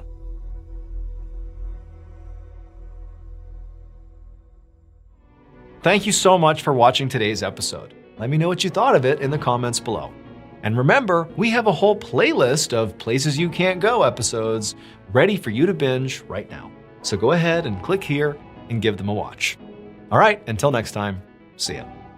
Okay, we just wrapped up the 15-city live tour. Like literally, this is my first day back in the studio. The tour was amazing, really. It was awesome. It was so good to meet the fans of The Strange, Dark, and Mysterious in person. That was really cool. But I knew there was one story I had to tell first off once I got back in the studio, and it's the one I'm doing right now. It is the final story from the set list from the tour. So if you didn't see the tour, well, you're in luck. You're seeing the best story of the tour. Now, technically, we briefly covered this story like 4.5 years ago. However, it was terrible. I went back and looked at this video, and it was just poorly put together. It's like really short, and so many of the key parts of the story were just omitted because I didn't know what I was doing.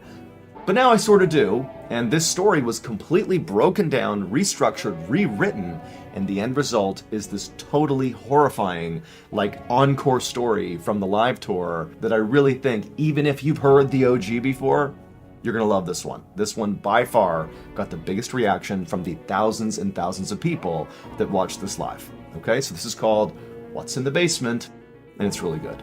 But before we get into that story, if you're a fan of The Strange, Dark, hyped, this is what they wanted when they did their seance. All they wanted was some interaction with their mother, and they think right now they're getting it. They're talking to their mom. And so after getting that tap, tap, tap response, one of the girls asks another question. Mom, if it's really you, give us another sign. Really show it's you. Tap, tap, tap.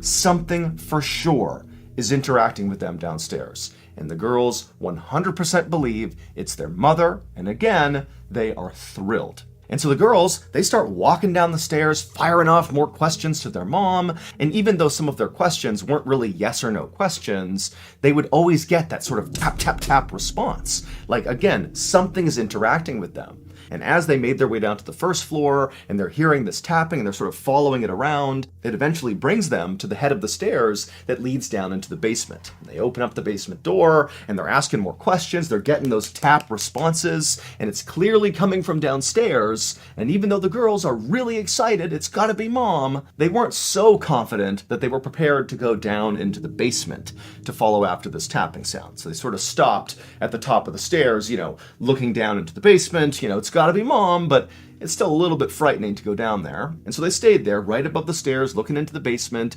just constantly asking questions and getting responses from down in the basement from mom. It was great. And eventually, after, 30 minutes, 45 minutes, whatever it was, the tapping just stopped. The girls continued asking questions, but there was no longer any reaction from the basement. And so at that point, the girls, they're so excited. They really feel like they've been talking to their mom, and they're so jazzed up from this experience that they're like, we're not going to be able to sleep. And so the girls just stay awake in the kitchen until Frank comes home from work. And when Frank comes inside and he sees his girls are awake, it's like midnight or whatever it is, he's sort of surprised. But the girls rush up to him and they're like, Dad, you wouldn't believe it. We had this seance and we heard this tapping sound and we know it was Mom. Mom is with us right now. We were talking to her. Now, Frank, he's totally caught off guard by what they're saying, but he also knows his girls, they're going through this horrible time in their lives. I mean, they've just lost their mother. He can't even imagine their level of grief. I mean, he's obviously grief-stricken, but this is their mom. And so he's seeing his girls for the first time in what feels like a long time, looking really happy and excited, and they're telling him that tapping sounds in the house are their mother. And so Frank, he's not going to pick holes in what they're doing. He's not going to question, what's actually happening in the house. Instead, as soon as they tell him all this stuff, he just goes, you know what, girls? Of course your mom is here. Your mom will always be here. She will always be looking out for you. Your mom is with you right now in the house. I'm sure of it. And so the girls, they're so happy. Again, this was such an amazing experience. Their dad, he also agreed this is so good. And so the girls, they happily go upstairs to their bedrooms, then they go to sleep. And Frank, truthfully, after having this exchange with his daughters, didn't really think much of it. Again, he's sort of thinking that, there wasn't really tapping sounds coming from his deceased wife. This is just some coping mechanism that the girls are using to deal with this tragedy. And he thinks, you know what? It's healthy enough. It's making them happy. What's the big deal? And so Frank, he goes to bed. Over the next few days, the tapping sounds in the house would continue. And they were no longer just coming from the basement. They were also coming from the kitchen. They were coming sometimes from the second floor. They were sort of coming from all over the house. But the girls were the only ones who could hear the sounds. Every time they'd hear the tapping, if their dad was home, they'd call him over, but Frank wouldn't hear anything. Now, again, Frank doesn't really believe that there's actually tapping happening. He doesn't think this is actually real at all, but he's playing along with it because, his girls are happy. Clearly this is their coping mechanism. And so again, Frank's not thinking much of it. It's harmless. The girls are frustrated that he can't hear it, but again, it's overall still a very good thing. It's mom. Mom is trying to communicate with them. However, after a few days, post-seance, as the tapping continued, the girls began to change their attitude about the tapping sounds. The first day and over those first few days, it really did feel like a good thing. This is mom. This is positive. This was definitely a good thing.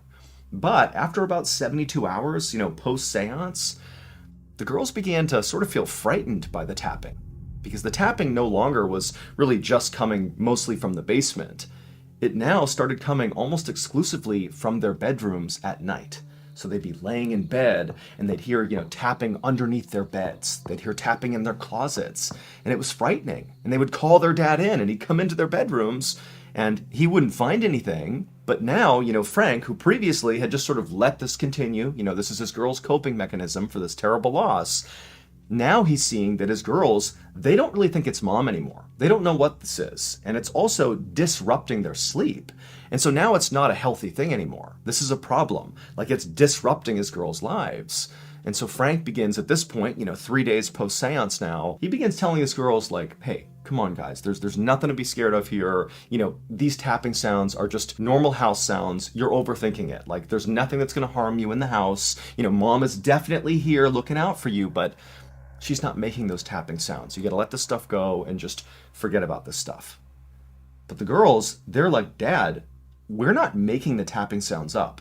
Just because you don't hear them does not mean they're not real. And they began to tell their dad, like, we think the seance worked, but we actually no longer think it's Mom that's sort of come out of the seance. We think we unlocked a different spirit, an evil spirit. And now that evil spirit is haunting our house.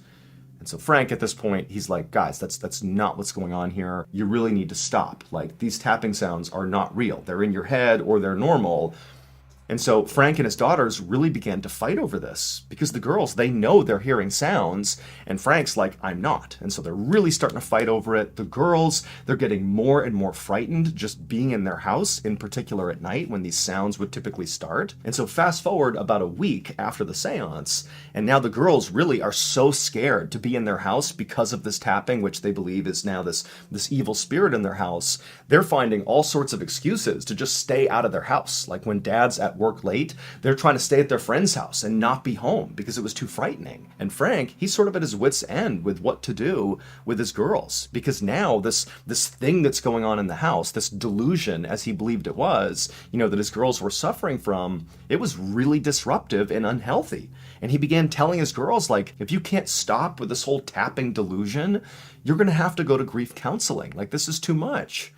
And so, again, fast forward about a week here, and that's what's going on in the Bowen household. And on this particular day, the girls, Tina and Karen, they didn't have a place to go that night. They didn't have a friend who was available. And so they're home at their house alone. Frank's out for the night doing a late night shift. And the girls, they're in their kitchen just kind of hanging out. They're pretty anxious here. And they start to hear tapping sounds coming from the basement. Now, by this point, the tapping sounds were so common that just hearing the tapping sounds was not like this horribly frightening thing. It was just sort of this very unsettling thing where nobody knew what they were. And again, the girls think it's something evil. But on this night that the girls are alone, Dad's gone, Tina, the older of the two, she says to Karen, like, Dad doesn't believe us. He does not believe that there's tapping sounds in the house. And so we, right now, need to go down in the basement and investigate. Because if we don't, no one's ever going to look into this. Like, nobody believes us. And Karen is horrified at the idea, Karen's the 9-year-old, of going down into the basement, to go see what this tapping is. But she doesn't want to be away from her sister. And so she's like, okay. And so Tina gets a knife from the kitchen. She goes to the door to the basement. Karen follows right behind her. And Tina, she opens up the door, and the two girls begin going down the steps. And once they get to the bottom of the steps and they're in the basement, it's just this kind of blank slate down there. There's a washing machine and a dryer, there's some boxes, but it's just sort of a dank, sort of open, nothing cellar down there. And the girls, when they got down there, they're looking for the origin of this tapping sound. And on some level, they expected to find something that was making these sounds because they've been hearing these sounds. For them, it's not a delusion. Like, every time they hear these sounds, they are real to them. Just because their dad doesn't hear it does not mean it's not real to them. And if you look at the beginning, when they first started hearing the sounds, they thought it was their mom. And they never really fully investigated. They maybe didn't want to find out that, perhaps the tapping sound was, a washing machine or something, because that would destroy the illusion that it was their mom. So they never fully investigated then, and then the next few days after that, when it sort of transitioned and became a scary thing, the girls also never really investigated because it was scary now. They didn't want to know what was making this tapping sound. And so now here we are a week into this, and they've gone down into the basement where they've heard the tapping sounds, and they're like prepared to see something that is making this sound because it's real for them. Like maybe it's a raccoon or some animal that's gotten into their house, but there has to be something because they hear these sounds. But now they're looking around this basement and there's nothing. There's nothing that could possibly be making this sound, and the girls are horrified. And so after being down there only for a couple of minutes, Tina, who's got the kitchen knife, she's like, Karen, let's get out of here. Like, this isn't right. Let's get out of here. And so the girls turn around and they begin going back up the steps. And as they do, they notice something on the stairway wall that they didn't see on the way down. Written in red on the wall are the words, "I'm in your closet, come find me." And when the girls see that, they are horrified. And they sprint up the stairs, they bolt out of their house, they go to their neighbor's house, start banging on the neighbor's door. The neighbor comes to the door and he's like, "What's going on?" And the girls are like, "Oh my God, we had this seance, we've been hearing tapping in the walls, and now somebody's written on the walls, we don't know what's going on." And the neighbor is so confused, really doesn't understand what's happening. And he's like, "Look, girls, just come into my house, you're safe here, we'll wait for your dad to come home, he'll know what to do." And so the girls, they're hysterical. They go into the neighbor's house, they shut the door, and they wait. And then a little bit later, Frank Bowen, their dad, he comes home. The neighbor immediately flags him down and calls him over. And he's like, "Look, here's what happened. Your girls came over. They said, something about writing on the walls. I don't know." And Frank's like, "Okay, all right." And he tells his girls, like, "Look, stay here. You're safe here. I'll go check the house and make sure nobody's in there." Frank, at this point, in no way suspects that there's anything, evil or bad in his house. He thinks this is just a continuation of this delusion the girls are sort of acting out. And so Frank, alone, goes back to his house. He opens up the door, he goes inside, he searches the house, and he looks everywhere, but there's nobody in the house. He does find the writing in the stairwell going down to the basement. It does say, "I'm in your closet, come find me," but it's written in ketchup. And so after, again, searching the whole house and finding nothing other than this writing, Frank goes back over to the neighbor's house and he talks to his girls, and he's not mad at them. In some ways, he feels like all of this is basically his fault. Like, he should have handled this more aggressively at the beginning, and he let it get to this point. And so he tells his girls, like, "Look, I know that you wrote those words on the wall. I know that all of this is sort of a delusion that's playing out that started with, something good. You thought it was Mom, but now it's become something that isn't good. It's disruptive. You've convinced yourself the house is haunted. And I'm very worried that this is a product of grief. Like, grief is leading you to do these things, and it needs to stop. And so starting tomorrow, you're going to go into grief counseling. We need professional help here to make sure you girls are taken care of. I should have done this from the beginning, so we're going to make that happen right now."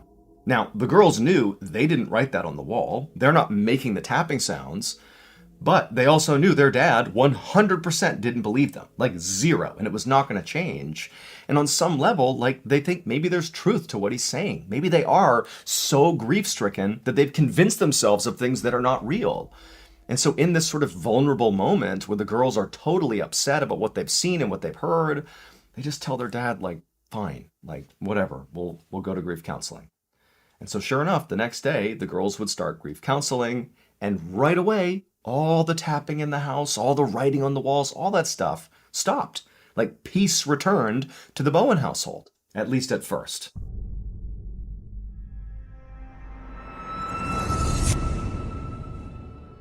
As you may already know, I recently was on tour.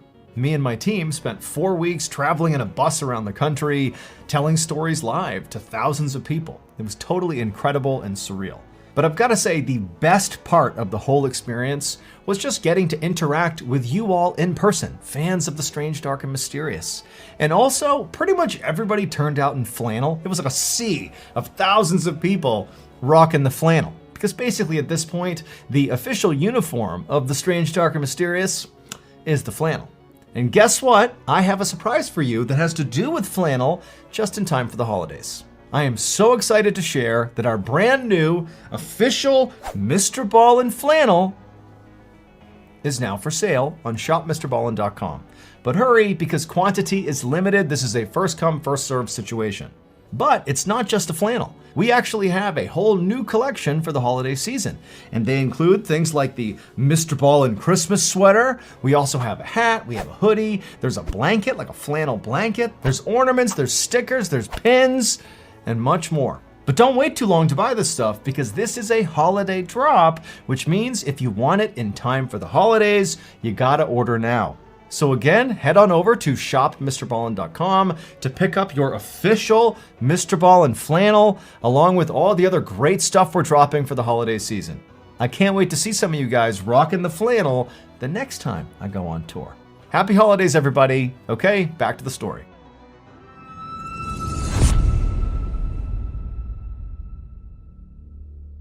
Fast forward 3 weeks to December 8th, 1986. So this is 3 weeks after the girls began their therapy, and in those 3 weeks, the Bowen household is totally calm. There's no more tapping, nothing, everything is fine. But on December 8th, Frank, along with his 2 girls, Tina and Karen, and their friend, Kathleen, they had been out for the evening, maybe getting ice cream or going out to eat or whatever, and they come back to the Bowen household. And when they do, it's nighttime, so it's dark outside, and Frank, he goes up to the porch, he goes to the front door, and as he's about to open up the door, he looks through one of the windows of his house, and he sees there are several lights on in the house that he didn't remember leaving on before they left. And so he just thinks, like, that's weird. Like, I could have sworn I turned those lights off. He's kind of looking back at the girls right behind him, sort of wondering if maybe they left the lights on, but he's like, oh, that's weird.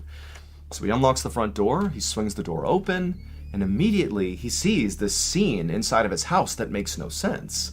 The TV is on, a radio is on, and furniture in the first floor of the house where he's looking has clearly been moved. Not dramatically, but things have been moved around on the first floor. Like if you live somewhere, you know where things go. Things are off. And Frank, like he's seeing this, and he's sort of looking back at Tina and Karen, and he's like, did they do this? Are we back to this whole delusion? You got to remember that even though it's been 3 weeks now of peace in the Bowen household, Frank is all too aware of how insane it was right before then. You know, with the girls, writing on the wall, at least according to him, and thinking there was an evil spirit in their house. And, he's thinking, is this them? Like, somehow did they do this? This feels sort of like a continuation of that. And he's looking at the girls, but he's thinking to himself, like, they've been with me. We've been out of the house. How could they do this? But again, Frank is sort of caught. On the one hand, he knows this could be his girls, but he's also thinking that's not possible. And so in that mind state of sort of being caught between these two opposing ideas, Frank, instead of backing out of the house and calling the police like anybody else would do, he instead just begins like walking into the house, sort of nonchalant, like not really sure how to react. And he begins this sort of half-cocked search through the house. And the whole time, Tina, Karen, and Kathleen, they see what's going on, and the 2 daughters, they're terrified. I mean, they're all too aware of all the tapping and the writing on the walls. They're thinking, this is real, it's happening again. And so they're tucked up right behind Frank, who again, Frank is like in shock. He's just like wandering through the house, like, what's going on here? Turns the TV off, he's walking around, turns the radio off, he's moving furniture back around, and he can't believe it. And so he does this weird, like again, half-invested search through the first floor. He doesn't find anybody there. He goes to the second floor, does the same search. Again, all 3 girls, the 2 daughters and the friend, they're right behind Frank because they're so scared. They do the search of the second floor, nobody there. They search the attic, nobody there either. They go down to the basement, nobody in the basement. Like there's nobody in the house. And so Frank is like, what is going on here? And then he remembers there's actually a room on the first floor of the house that he forgot to search. It was just a front room of the house right off the front entrance. When he began the search, he just sort of overlooked it because he was sort of in a daze. And so he's like, okay, I'll go back up there and I'll search that last room and then I'll know the whole house is secure. Nobody's here. And so Frank goes back up the basement stairs to the first floor. The girls are tucked up right behind him, still so scared. And he makes his way towards this room, and this room overlooks the front of the property. There are windows looking out to the road. It's just you walk in, there's windows, there's the front of the house, and there's a little closet over to the left. It's like a sitting room. And so Frank, he goes into this room, and right away he sees on the wall right in front of him, written in shaving cream, are the words, "Marry me." And so Frank, he walks over to the words, and he's staring at them, being like, what is this? Like, who wrote this? The girls, again, are right behind him, tucked up against the back of his legs, and he's staring, and as he's doing that, he hears movement in the closet in the room that he's in. And Frank turns, and he looks at this closet. The doors are open to this closet, but it's a dark closet, and out of the closet walks a man who was wearing a dress, Frank's dead wife's dress. This person had clown makeup on their face, and they were wielding a hatchet. And they walk out of the closet, and they look at Frank, and they look at the girls who are so shocked, they're just in silence staring back at the sky. And this person looks at Frank and goes, "You and the girls go upstairs." And so Frank immediately goes into protector mode, and he gets between the maniac and his girls, and he just tells the girls, like, go up the stairs, do what he says. And the hatchet-wielding maniac just sort of walks along, following after Frank and the girls. Again, Frank sort of staying between this person and the girls. And so Frank shepherds the girls up the stairs, and he's like, go ahead, girls, first bedroom, go in the first bedroom. So they go upstairs. All three girls go into the first bedroom. So Kathleen, Karen, Tina, and then Frank, he goes into the bedroom, and the maniac's right here in the hallway about to follow after Frank. And as soon as Frank gets in the door, Frank shuts the door and holds it shut, and there's suddenly this struggle between the maniac in the hallway and Frank. The maniac's trying to get in, there's this vicious struggle, and Tina, who's already in this bedroom, just turns, runs, and leaps out the second floor window. And so she smashes to the ground, she runs next door to that neighbor's house, she slams on the door, the neighbor comes out, and Tina's screaming about, there's someone in my house! And so the neighbor at this point knows this is a real emergency, they call the police, and then minutes later, the police show up, and when they get there, they look up at the Bowen household, and Frank Bowen is leaning out of that second floor bedroom, and he's screaming to the police, hey, there's somebody in here, he was just at my door, he's gone, I don't know where he is. And police, they get over, they put a ladder up to the window, Frank comes down, they get the other two girls down, so everybody is safely out of the house now. They've been moved over to that neighbor's house, and now the police are going to go into the Bowen household to find this dress-wearing, hatchet-wielding, clown makeup-wearing maniac. They're going to find him and put him into custody. And so the police, they go into the Bowen household, guns drawn, and they search that entire property, top to bottom, and they find nothing. Nobody's there. The house is completely vacant. However, they would find a hatchet lying by the back sliding glass door, and the back sliding glass door was partially open. And so ultimately, again, when nobody is found inside the house, the police decide, well, clearly this maniac, if there really was a maniac, is now gone. Because look, the door's open, the hatchet's here, so they're gone. And so the police, they go over and talk to Frank and his family, and they're like, look, we don't really know what to make of this. We didn't actually see, this person you claim to have seen in your house. I'm sure there was somebody, but we didn't see them. And so for now, what we're going to do is we're going to monitor your property 24/7 and just see what happens, see if anybody comes in or out. We'll make sure nobody comes to this property. And we'll also begin an investigation in town to try to figure out, who this maniac was. And in the meantime, you and your girls go stay with a family friend or something. Just don't be here because we don't know what's going on here. And so Frank and his girls, they went and stayed with a family friend, and the police began their surveillance of the Bowen household. And for 2 days, nothing happened. Nobody went in or out of the Bowen household, and despite police canvassing the town and trying to figure out, who this maniac could have been, they really didn't get anywhere. Because remember, Frank's description and the girl's description of this maniac was, probably a man wearing a dress with clown makeup on, and so effectively this person had a disguise on. There was nothing to go on. So they couldn't find anybody in town, there was no leads, and nobody has come to this house, and they're communicating with Frank Bowen the whole time. Basically, nothing's coming of this case. And so finally, 48 hours after, confronting this maniac in the closet, Frank and his girls, they've been at the family friend's house this whole time. And Frank's like, it'd be great to get my toiletries and a few other things from my house, because basically they evacuated their house and didn't get a chance to pack or anything. And Frank's thinking, nothing's going on at the house. There's no leads in this case. It's got to be safe to go back to my house for a minute and get the things I need. And so he tells his girls to stay with his family friend, and Frank, by himself, goes over to his house, and it's broad daylight, and he's expecting to find a police officer, who's monitoring his property, and he can tell the officer, hey, I'm just going in real quick to get my stuff, and they would, let him go in and do that. But when he got to his house, he looked around, and he didn't see any police officer outside the property watching the property. And he's thinking, that's pretty weird. They told me they've been watching my property 24/7, where are they? But Frank's like, that's weird, whatever. So he gets out of his car and begins walking towards his front door.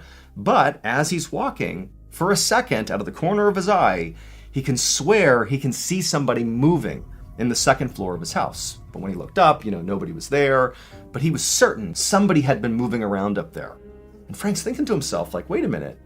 Are the police monitoring my house from the inside? Is that what they've been in my house? I could have sworn they said they were out of my house.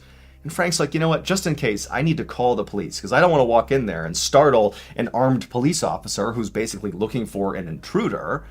And so Frank, he goes to that neighbor's house and uses their phone and he calls the police and he's like, hey, are you in my house? Is that what you guys have been doing? You've been monitoring my house from the inside? And they're like, no, we have been watching it from the outside. Very likely what's happened here is you've arrived at your house at the exact moment when there is turnover happening between the police officers who are watching it from the outside. Meaning the officer who's been watching your house must have just left, and the incoming officer who will be taking over the next shift is probably on their way, or maybe they're there right now. And in fact, what you should do, Frank, is hang up with us, go back to your property, and very likely the officer will be there or be there soon, and you can talk to them and have them search your house just in case to make sure nobody's in there. And so Frank says, okay, he hangs up the phone, he goes outside, and sure enough, now there is clearly a police officer in a car outside of his property. So Frank goes over and, explains the situation to the officer, and the officer's like, no one's going inside your property. Literally, we have watched this property 24/7, save for a couple of minutes here and there when we're doing turnover, but nobody's gone in or out of your property. But either way, Frank, I'll search your house just to be sure. And so Frank goes back over to the neighbor's house, and this officer goes up to Frank's door, he opens it up, he looks inside, and he can't believe what he's looking at. In the first floor of Frank's house, it's just madness. There are pennies glued to the ceiling of the first floor, and the furniture clearly has been moved all over the place, but it's been stacked in these sort of weird arrangements. And there are glasses of champagne all over the first floor, and there are kitchen knives that have been driven into family photos on the wall. Like the knives are still sticking into the photo, and where these knives have been driven through the photo is always on a picture of either Tina or Karen, the two daughters. And where there are knives in these pictures, above those pictures is written, I'm going to kill you, Tina, or I'm going to kill you, Karen. And so this officer obviously knows, we have a problem here. And so he backs out of the house, he calls for reinforcements. And so all these officers go in, guns drawn, now convinced, clearly somebody has found a way to come in and out of this house, or they're still here, and we have to find them. Like clearly the Bowens were not lying about this horrible, maniac that they encountered in the second floor of their house when police first showed up. Clearly that must have happened because they didn't do this. Somebody else did, and they gotta be here. And so police, they tear the Bowen household apart looking for this maniac. They look everywhere and they can't find anybody. There's nobody in the house. And on top of that, it had snowed outside, and before they went in, they made sure they walked around the property to see if there were footsteps coming in or out of the property, and there wasn't. Like, it's not possible what they're seeing. But they've now torn the house up, looking for anything, and they found nothing, other than, again, the madness they've seen with the furniture, the writing, the knives. That's all they've found. And so after hours and hours of this very frustrating search, a few of the officers found themselves in the basement, and they're just standing there talking to each other like, this is crazy. We must have missed something. Like, what is it?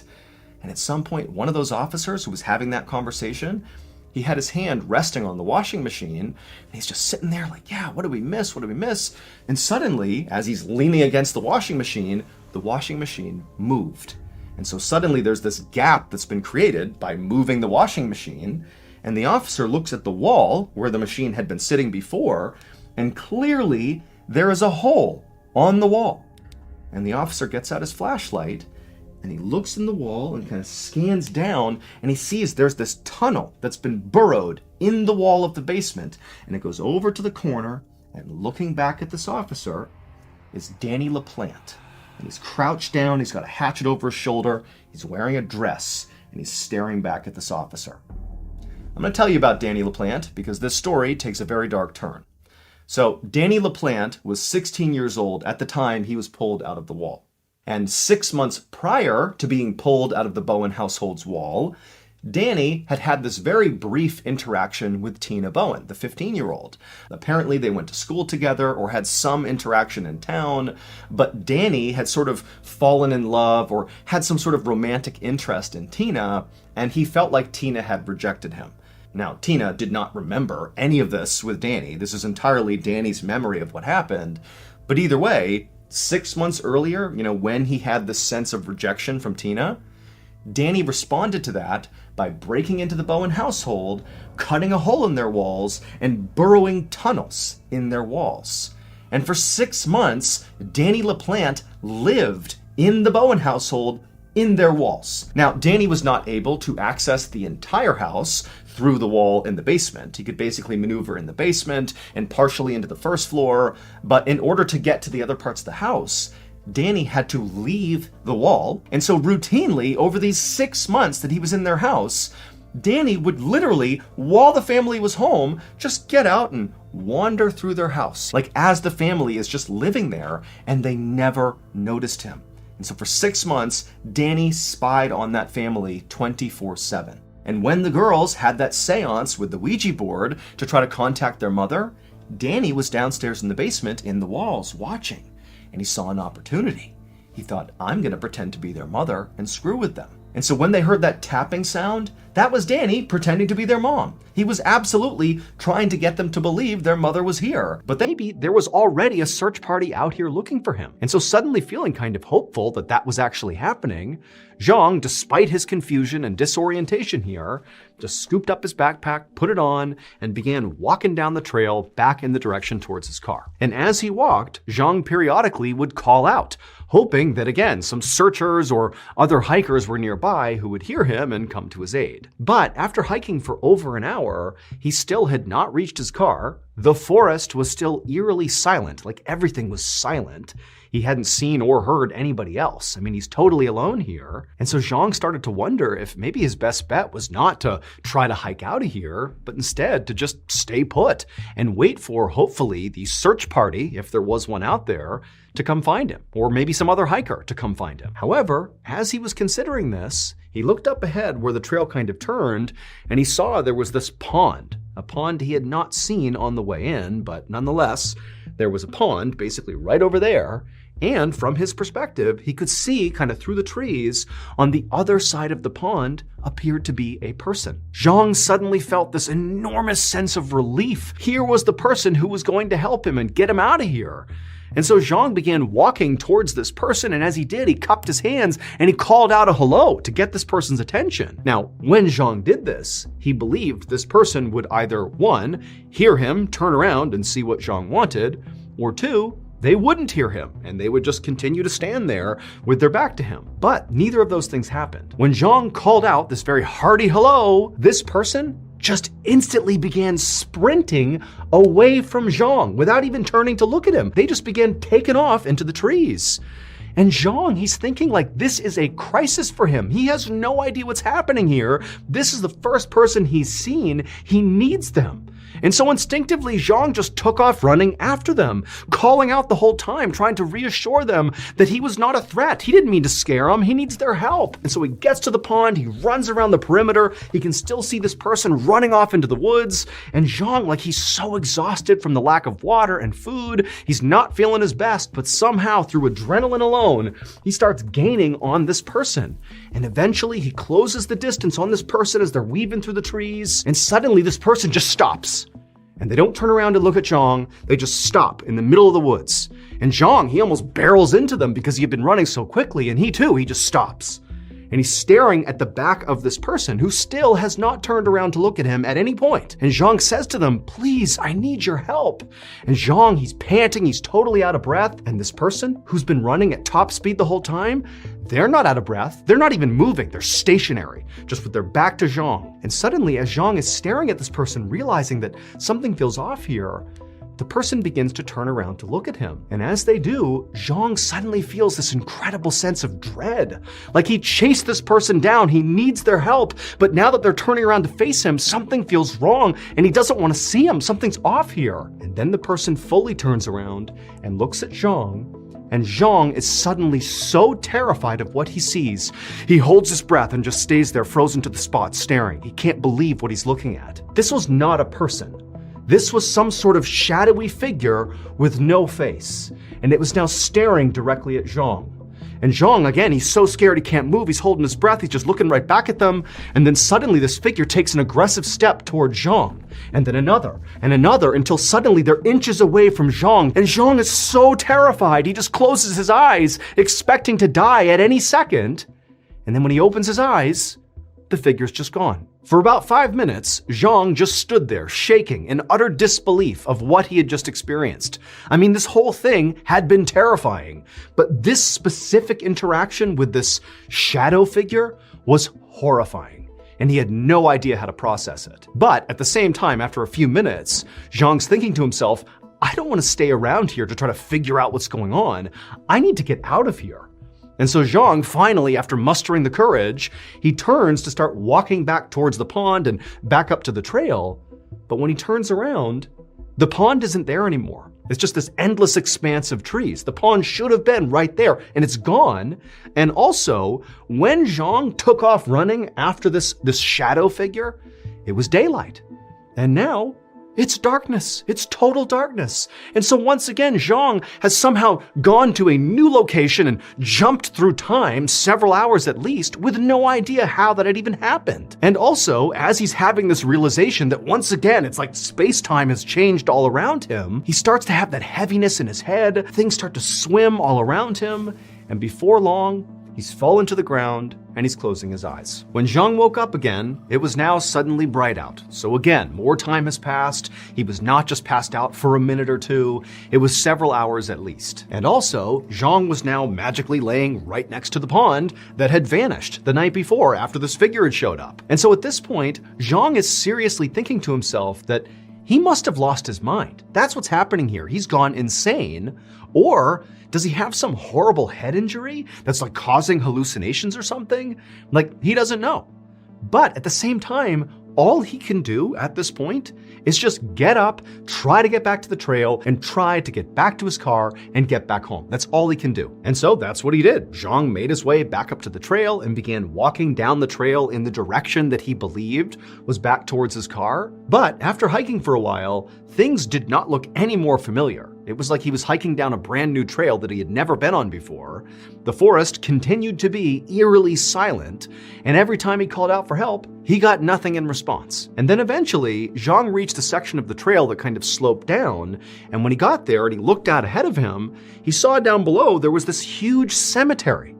Now, Zhang had studied this entire area before coming out on this hike, and he knew there was no cemetery in the middle of the MacLehose Trail. Like, this can't be here. But remember, by this point, Zhang has seen and experienced things that he cannot understand. So he doesn't even know what's real and what's not anymore.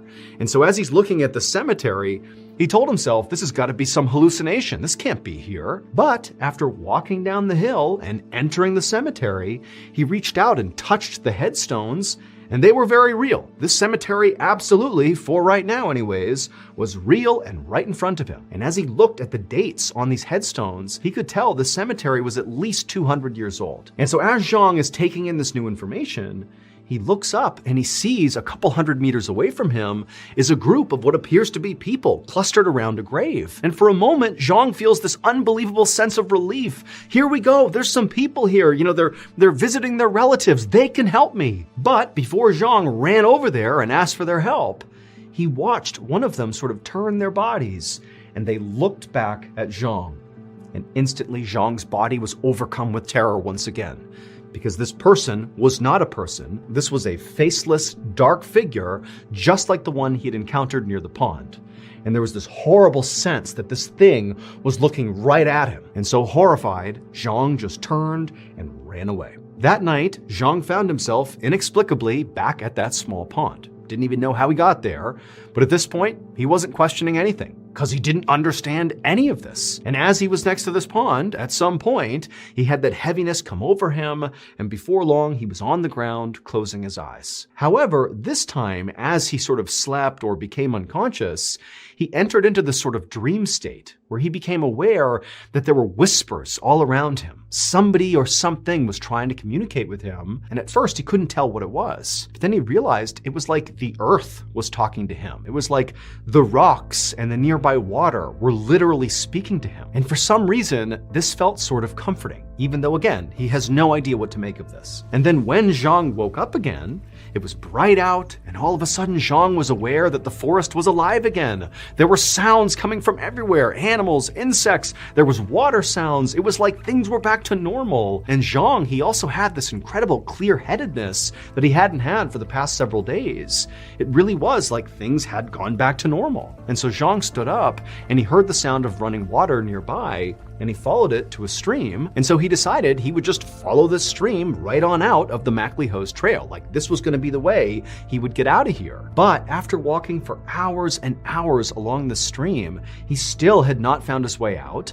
The sun was now directly overhead, beaming down on him. He was so hot, he was tired, he was moving slower and slower. His optimism was beginning to fade. And then he looked up, and just up ahead, he saw something that destroyed any of the optimism he had left. Because right up ahead were 3 more shadow figures with their back to him. It was like they were blocking his way towards freedom. And so as Zhang tensed up and prepared to turn and run back deeper into this trail that he was trying to escape, one of these shadow figures turned, and they looked directly at Zhang. And when they did, everything changed. Because Zhang instantly realized this was no shadow figure. This was a real person. They had a face, and they were calling out to him saying, "Hey, do you need any help?" And Zhang was so relieved, so happy. He couldn't even say anything back. He just fell to his knees and wept tears of joy. He was finally saved. It would turn out Zhang's wife had called the police on that first night when Zhang didn't come home. And so the whole time Zhang was out in the woods over these several days, there was actually a massive search party out there looking for him. However, none of the searchers claimed to have seen or heard Zhang at any point, and Zhang did not see or hear any of the searchers. Those people at the end who finally rescued him were just random hikers that happened to see him. But somehow, despite the fact that Zhang really could not have gone very far from his car, I mean, he really didn't cover a huge distance on this trail when this whole experience began, despite that, the searchers never heard or saw Zhang at any point, and Zhang obviously never heard or saw any of them. So they're basically in the exact same area, looking for each other, but nobody sees each other. After being discovered by those 3 real people on MacLehose Trail, Zhang was taken to a hospital where he was examined, and it was determined there was nothing physically wrong with him, other than he had not had much to eat or drink in several days.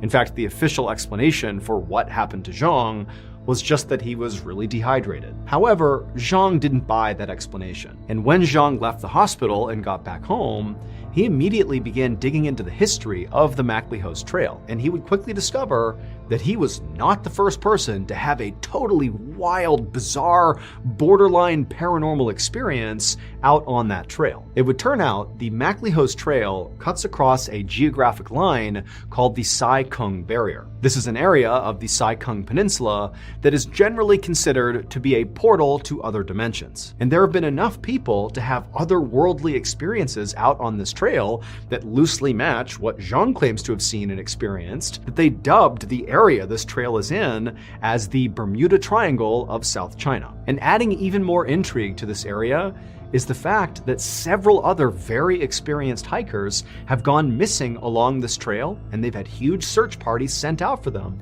but they were never found. Zhang would eventually share his story of what happened to him out on the trail in a 3,500-word essay that he posted on social media. He, and many others, believe that when he first fell and collapsed on the trail, that he actually fell through the Sai Kung Barrier and entered another dimension.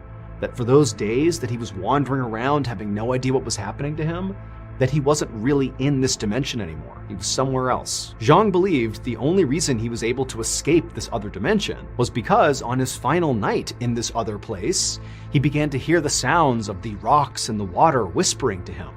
He said the only reason he was able to hear that was because he had sort of accepted his fate, that here he was in this totally strange world that he couldn't understand and didn't have any real expectation to escape from. And it was that sort of resignation that he allowed himself to feel that kind of put him in touch with this dimension, and he believes that's what ultimately allowed him to come back home. Despite those who doubt him, Zhang stands by his version of events. While his time on the trail did not cause him any physical harm, to this day, he is still haunted by it. Thank you so much for watching. Let me know what you thought of today's episode in the comments. And remember, we have hundreds of videos for you to binge right now. But if you're looking for a recommendation from me of that one video that's worth your time, well, it's this one right here. So give it a watch. All right, until next time, see ya. Before dawn in March of 1997, a police captain was patrolling the outskirts of a small town in North Carolina when up ahead he saw there was this Jeep parked on the shoulder of the highway with its headlights on. Now, the vehicle was suspicious enough that the captain pulled over and he walked up to the Jeep. And as he got closer to it, he heard the engine running and he saw the driver's side window was down, but when he walked around to that side of the car, he saw nobody was inside. However, as he was standing there, a cell phone on the passenger seat began to ring. But before we get into today's story, if you're a fan of the strange, dark, and mysterious delivered in story format, then you've come to the right place because that's all we do, and we upload 2, 3, even 4 times every week. So if that's of interest to you, the next time you go on vacation with the like button and all your friends, be sure to take lots of pictures. But when you post those pictures on social media, be sure you Photoshop out the like button. Also, please subscribe to our channel and turn on all notifications so you don't miss any of our weekly uploads. Okay, let's get into today's story.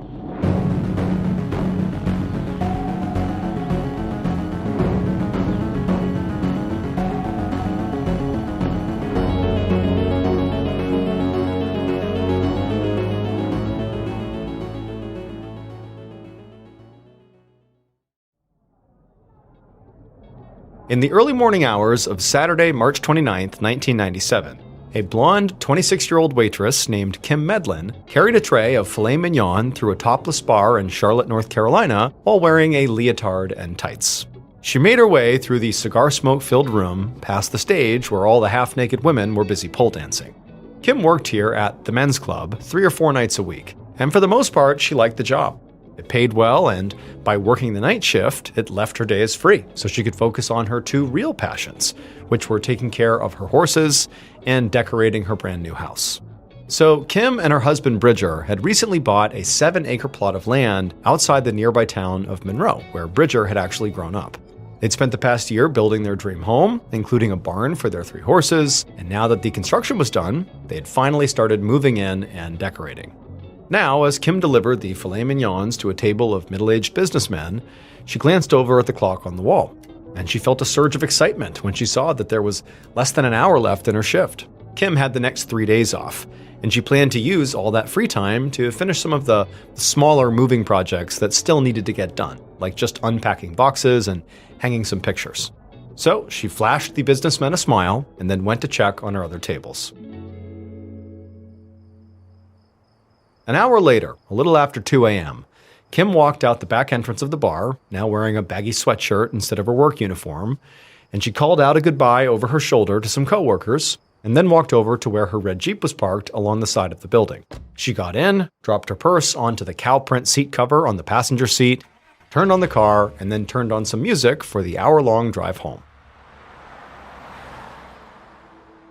A half an hour later, Kim drove south down Old Charlotte Highway, a secluded 2-lane road that was pretty much deserted at this hour. She used to find this commute kind of relaxing, but lately, it had been making her nervous to be driving alone late at night.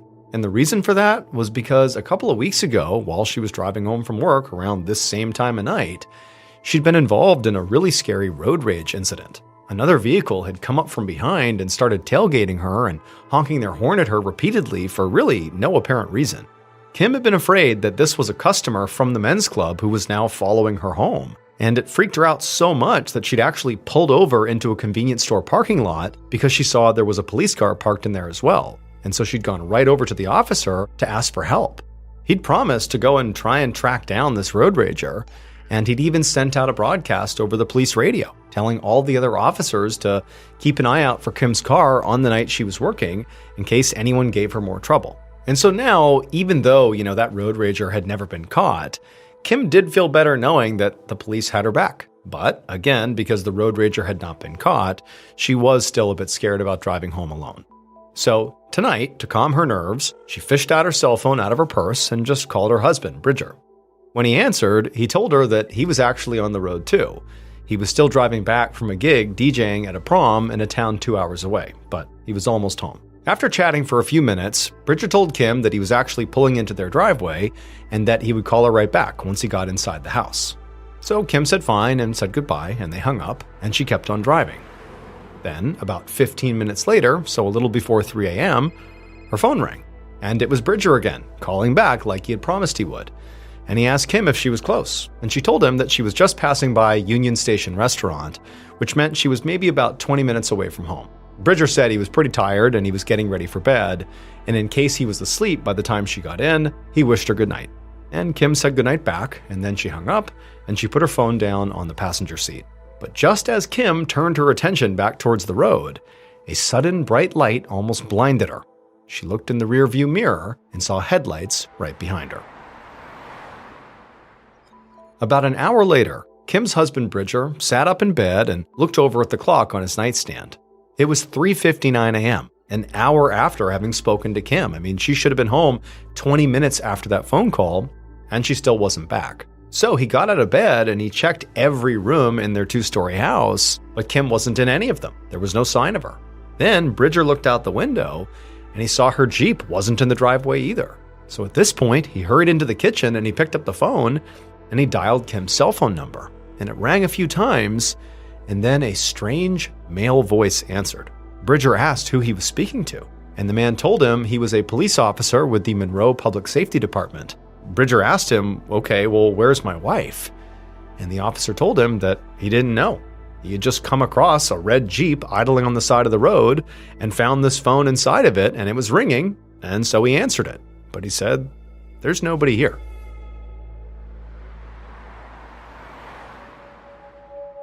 Several minutes later, so this is a little bit after 4 a.m. on March 29, 1997, Assistant Chief Bobby Hulk, a police investigator with the Monroe Public Safety Department, drove north along Old Charlotte Highway. He drove his patrol car past parking lots and houses until he reached the very edge of town. And finally, he saw what he was looking for: a red Jeep parked along the opposite side of the road, with another patrol car parked right behind it. He pulled a U-turn and parked on the shoulder, and as he got out of his car, he recognized Captain David Simpson standing there, waiting for him. Simpson told Chief Hulk that he had just found this Jeep idling on the side of the road about 15 minutes ago with its headlights on, and he had walked up. There had been nobody inside of it, but when he looked in, there was a cell phone, and it began to ring. And so, acting on instinct, he answered the phone, and it was a man named Bridger Medlin who was calling saying, I'm looking for my wife. This is her phone. She hasn't come home. And Captain Simpson also said that he actually recognized this Jeep from a random run-in he had had 2 weeks earlier outside of a convenience store with Kim Medlin. And so he put it together and he's like, okay, Bridger's calling. This is definitely Kim's car, but Kim's nowhere to be found. And Hulk actually recognized Kim's name because he actually happened to be friends with Kim's husband, Bridger. And so he pulled out his flashlight and he began looking inside the Jeep, and right away, he saw there was a wallet lying open on the passenger seat. And when he looked inside the wallet, there were credit cards, there was cash, but there was like this clear section of the wallet where obviously you would slide your driver's license, and there was nothing there. So it very much looked like her license had been pulled out on purpose. Now, their initial theory was, okay, well, maybe Kim got pulled over by a police officer and took out her license to hand to the cop. But in a department as small as Monroe's, there were only a few officers on duty at this time of night. And when Assistant Chief Hulk asked Captain Simpson, had any of the on-duty officers pulled anybody over that night, Simpson was already all over it. He had checked. And he said, no, none of our officers pulled anybody over. So this made Hulk wonder if maybe Kim had been pulled over by somebody posing as a cop. There had actually been dozens of reports over the years of so-called blue light bandits pretending to be police officers in order to harass drivers, especially young women. But those cases were really quite rare, even though they did happen. So Hulk didn't want to jump to any conclusions quite yet. Just then, Hulk heard a truck engine and saw headlights approaching up the highway. So he set the wallet back down on the seat and then walked over to where a black pickup truck was now pulling to a stop right behind Hulk's car. A tall man with blonde hair got out of the driver's seat, and right away Hulk knew who it was. It was his friend and Kim's husband, Bridger. And Bridger looked frantic, and he demanded to know what had happened to his wife. But Hulk told him to calm down, that they were here to try to figure out what happened to his wife and where she went. Hulk went on to say that, look, we showed up and we just found her car here. But there were no broken windows or slashed tires or any sign of a struggle, so it was possible that maybe Kim just ran into car trouble and maybe she went out to go find help. But then, without asking for permission, Bridger pushed past Hulk and just climbed right inside of the Jeep's driver's seat and said, well, let's test your theory right now and see whether the car was working. Hulk told him to get out of the Jeep, but Bridger just totally ignored him, and then he put his wife's car in drive and moved it forward a few inches. Then he put it in reverse and he drove it backward, ultimately parking it in its original place, showing that it worked just fine. And even though at this point Hulk was kind of annoyed with Bridger for what he had just done, he couldn't help but think, this is bad, something's going on here. And so Hulk walked over to his car and he radioed the dispatcher for reinforcements. And he asked them to bring a police dog so they could try to track Kim's scent in case she left on foot.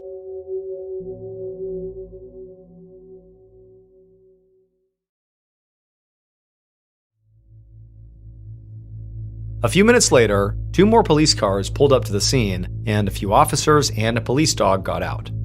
Hulk opened the doors to the Jeep, and the dog went in and sniffed around, getting familiar with the scent of Kim's belongings. Then the dog seemed to pick up a trail on the ground, and so the officers told Bridger, who clearly wanted to go with them, to stay put, stay with your truck, and then they followed the dog down the road for about 100 yards or so until it turned onto a driveway. Hulk and the others followed the dog up this long driveway towards a small house nestled in the trees right off the highway, and the dog sniffed all the way up to the garage and then stopped. That was where Kim's trail ended. And so Hulk went up to the house and rang the doorbell, and a minute later, a man answered. And despite the late hour, he looked totally awake and not particularly surprised to see cops at his door. Hulk asked the man who he was and whether or not he had seen or heard anything unusual in the past couple of hours near his property. The man said his name was Nathan Hargett, and about an hour ago, so maybe around 3:45 a.m., he'd been woken up by a strange car loitering near his garage. Nathan said he hadn't recognized the car, but he noticed that it had Texas plates, and that there also had been a woman with blonde hair in the back seat. Hulk asked Nathan for permission to search his property, and Nathan told them to go right ahead. And so Hulk directed the other officers to search the inside of the house, while he clicked on his flashlight and headed over to the garage. When he got there, he turned the handle of a door on the side of the garage, and he found it was unlocked.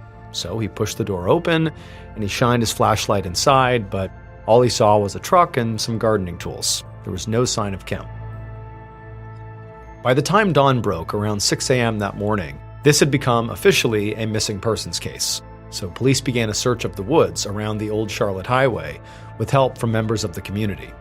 Meanwhile, Hulk and Simpson went back to the station to speak to one of the dispatchers who had been on duty that night. After speaking to that homeowner, Nathan, and searching his house and his garage, he had been ruled out as a suspect. So now they were focused on finding that car with the Texas plates that Nathan had seen loitering outside of his garage. So they were hoping that maybe there was a report of a traffic stop or maybe a suspicious car in the area or anything that might help figure out who was driving that car. But the dispatcher said again that really there had been no stops, nothing that night. However, there had been one incident in the area that night. It was around 2 a.m., so it was about an hour before Kim was last heard from. They'd gotten a call about a car that had run into a ditch not too far from where Kim's Jeep was found. Hulk asked who had responded to that call, and the dispatcher said it was car 491, which was driven by a young rookie officer named Josh Griffin. Hulk immediately gave Officer Griffin a phone call and asked if he had seen or heard anything unusual while he was out responding to that car in the ditch. But Griffin said no. He actually said that his shift was over around the time that driver had flagged him down for help, so he had actually just called for a tow truck, and when it got there, maybe a little bit after 2:30 a.m., Griffin said he just went home. Hulk hung up the phone feeling pretty disappointed. Bridger said the last time he heard from his wife Kim was around 3 a.m., so if this car was already being towed away by 2:30 a.m., then it definitely was not the same car that Nathan saw loitering outside of his garage, and the driver of that car in the ditch was likely not a suspect. Hulk sighed in frustration, but then another idea occurred to him. he asked Captain Simpson to elaborate on that random run-in he had had with Kim a couple of weeks earlier. Now, this was sort of a long shot to bring it up again, but Hulk wondered if maybe the same driver from the road rage incident could have maybe come back and, maybe chased Kim off the road or something. Simpson said he would go dig up the report that he had filed on the incident, and then he left to go find it. About half an hour later, Hulk sat at his desk reading through a copy of the road rage police report. It said that in the very early morning hours of Saturday, March 15th, so exactly 2 weeks before Kim's disappearance, Kim had pulled into a convenience store and flagged down Captain Simpson and another officer named Roger Griffin. So Officer Josh Griffin is the one who responded to the car stuck in the ditch. Officer Roger Griffin is actually Josh's father, and he was with Captain Simpson that night. So the report said that Simpson and his partner, Roger Griffin, had actually caught up with the car that was harassing Kim a little bit further down the road. There were 2 men inside the car, Eric Williams and George Connell, and they claimed that they thought Kim was actually the one harassing them by flashing her lights at them. And so to Simpson and to Griffin, it seemed like a big misunderstanding, so the officers had just let them go. But Hulk, now looking at this through a very different lens, felt like he needed to speak to Eric and George regardless. And so in the report, he found the contact information for Eric and George, and he called them both up. But it turned out they both had airtight alibis for the night of Kim's disappearance. But even still, it struck Hulk as very odd that Kim had gone missing from her car on the same road at the same time of night and on the same night of the week as the road rage incident just 2 weeks earlier. And he had a hard time believing it was all just, one big coincidence. The next day, just after sunset on Sunday, March 30th, Hulk drove down Westwood Industrial Drive, a deserted dead-end street at the edge of town, about 2 miles from where Kim's Jeep was found. And as he was driving, he saw at the end of the street there were a couple of police cars parked there. And so he pulled his own car behind them, and he got out. He walked into the trees where he could see the beams of several flashlights moving around in the darkness. And as he got closer, he saw officers putting up police tape around a small clearing. And then, on the ground in that clearing, he saw a pair of feet in sneakers poking out from underneath a pile of roofing shingles and branches. The police had gotten a call earlier that evening from 2 men who were part of the community search effort for Kim. And they said to police that they had found a body in the woods in this spot, but they hadn't touched it. And so now with Hulk on the scene, the forensics team removed the shingles and branches that were covering the body, and Hulk pulled out his flashlight and knelt down to get a better look. And he saw right away it was a deceased woman, and it was definitely Kim Medlin. She was only wearing a pair of shorts, a bra, and a sweatshirt that had been pulled up over her head. One side of her face was very badly beaten, and there were also cuts and bruises all over her neck, and there were some scrapes on her knees. And her necklace and wedding ring were still on, so her killer had not robbed her. Hulk stood back as the forensics team untangled Kim's sweatshirt from around her wrists so they could collect clippings of her fingernails, in case she had maybe scratched off a trace of her killer's DNA. And as Hulk watched one of these forensics officers go to put the sweatshirt inside of an evidence bag, he suddenly noticed something and shouted for the officer to stop. Hulk stepped closer and he shined his flashlight on the sweatshirt's fabric, and it revealed a shoe print. And so he told the officers to send that sweatshirt to the crime lab and see if they could figure out the size and type of shoe that had left that print. But while he would have to wait for those results, he knew he had a couple of other big clues to help narrow down a suspect. The first was the location of Kim's body.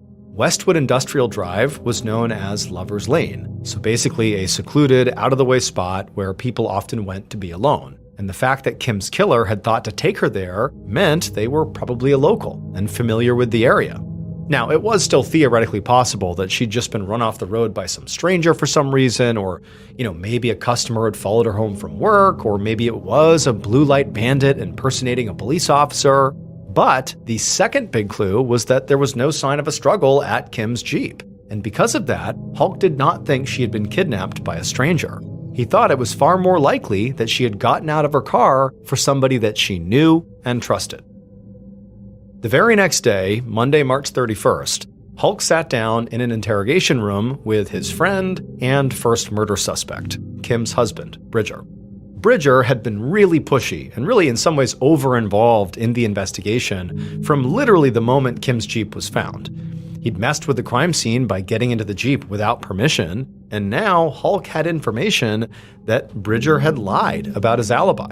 So when Kim first went missing, Bridger had told the police that he got home around 2:30 that morning, he called Kim for a brief chat a little before 3, and then he immediately went to bed. But now, a police officer had told Hulk that he had seen Bridger's black pickup truck driving around the center of town around 2:30 a.m., which was nowhere near Bridger's house, and nowhere near the route he would have taken to get back from his DJing gig. So once Hulk sat down, immediately he could see that Bridger was visibly distraught. I mean, he's just learned that his wife was found dead, but Hulk had a job to do. And so he cut right to the chase. And he said to Bridger that, hey, this other officer said they saw your truck driving around in town. It contradicts your alibi. Why did you lie? And right away, Bridger exploded. He was so mad.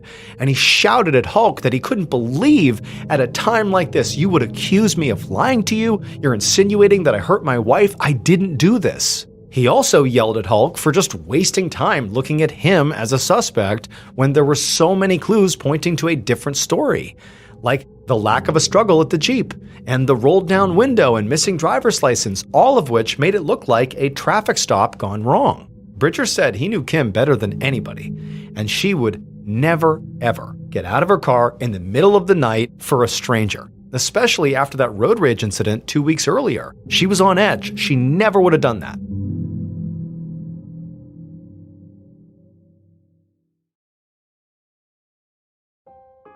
When Hulk left the interrogation room a few minutes later, he told his team to track down security footage from around town on the night Kim was killed to see if there was proof that really Bridger was driving around when he said he was home.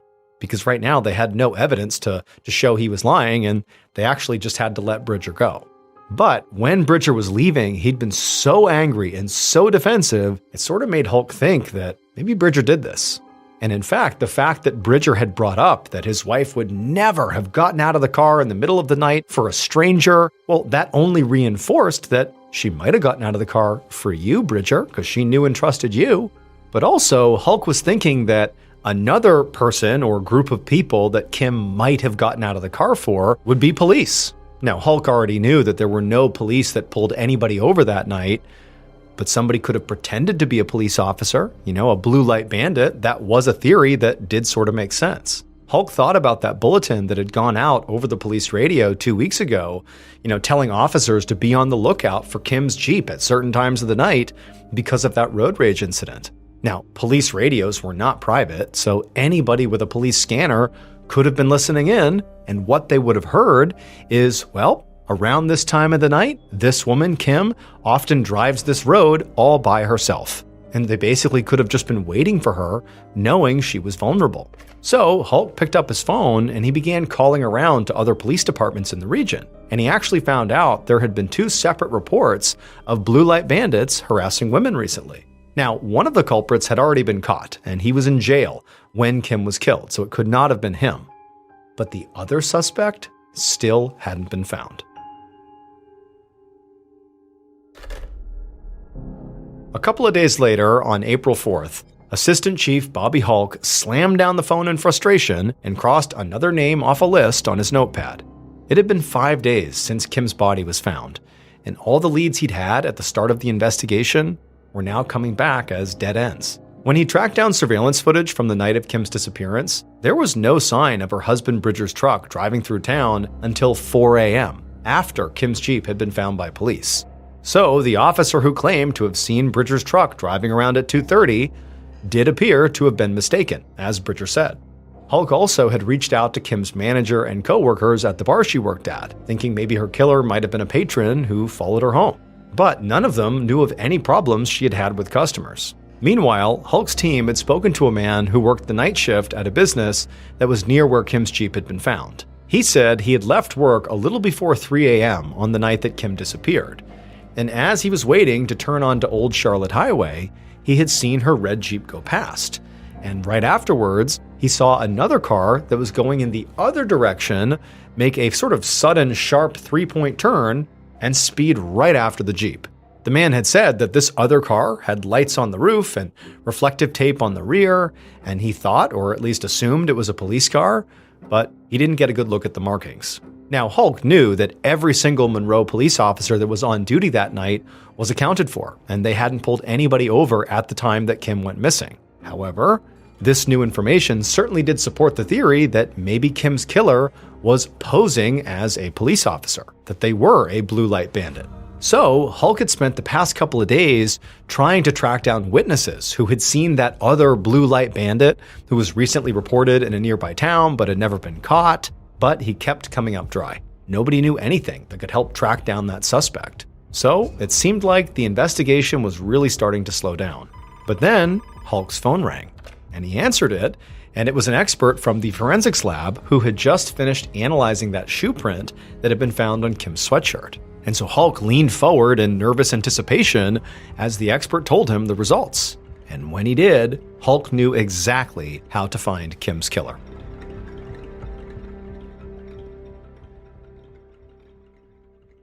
Based on that shoe print, witness testimony, and other forensic evidence, this is what police believe happened to Kim Medlin on March 29, 1997.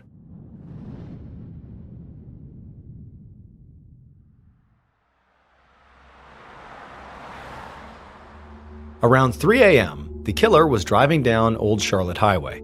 They'd been prowling around for hours, pulling over young women for minor traffic infractions or sometimes for doing nothing wrong at all. And as they drove, they saw a familiar red Jeep pass by. The killer had seen that Jeep coming down this road several nights a week, and they'd sort of grown obsessed with the young blonde woman who was driving it. And now they decided it was finally time to do something about that. So they pulled an abrupt three-point turn and raced after the Jeep and flipped on their car's flashing lights. Pretty soon, the Jeep pulled over onto the shoulder, and the killer got out of their car and walked up to the driver's side window.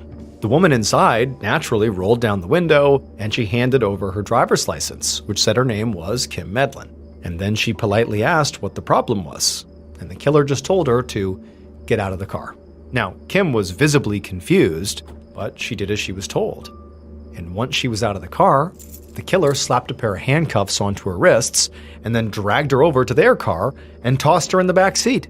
Then the killer got in the driver's seat of their car as Kim began crying and insisting that she didn't do anything wrong. Why was she being arrested?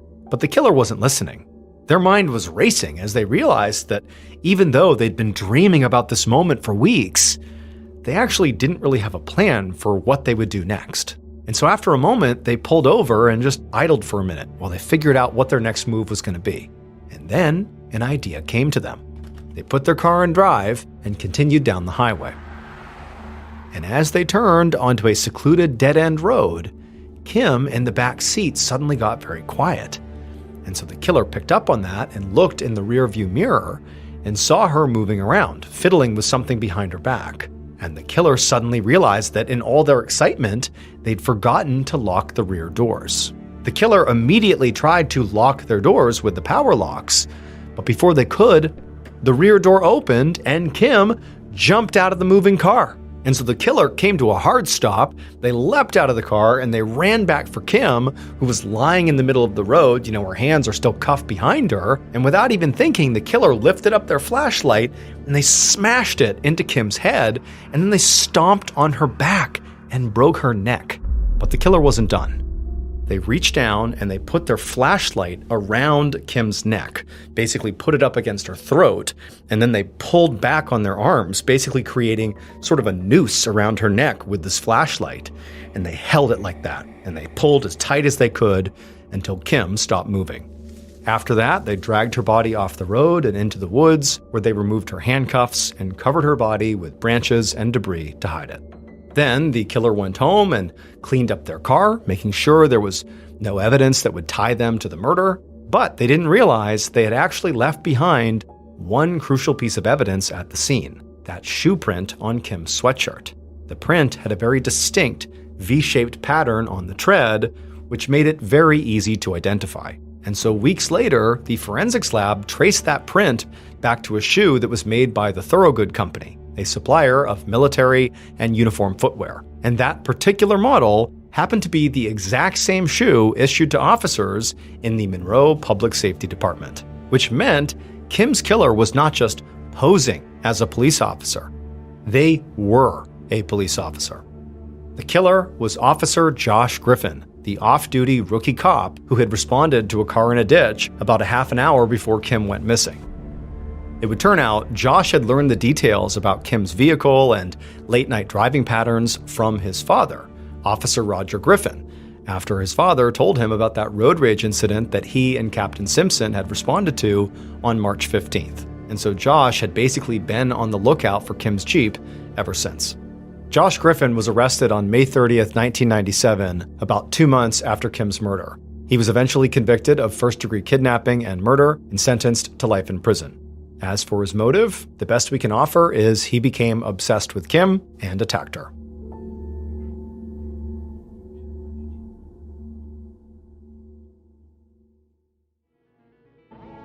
Thank you so much for watching. Let me know what you thought of today's episode in the comments. And remember, we have a whole playlist of true crime episodes ready for you to binge right now. So click here and give them a watch. All right, until next time, see ya.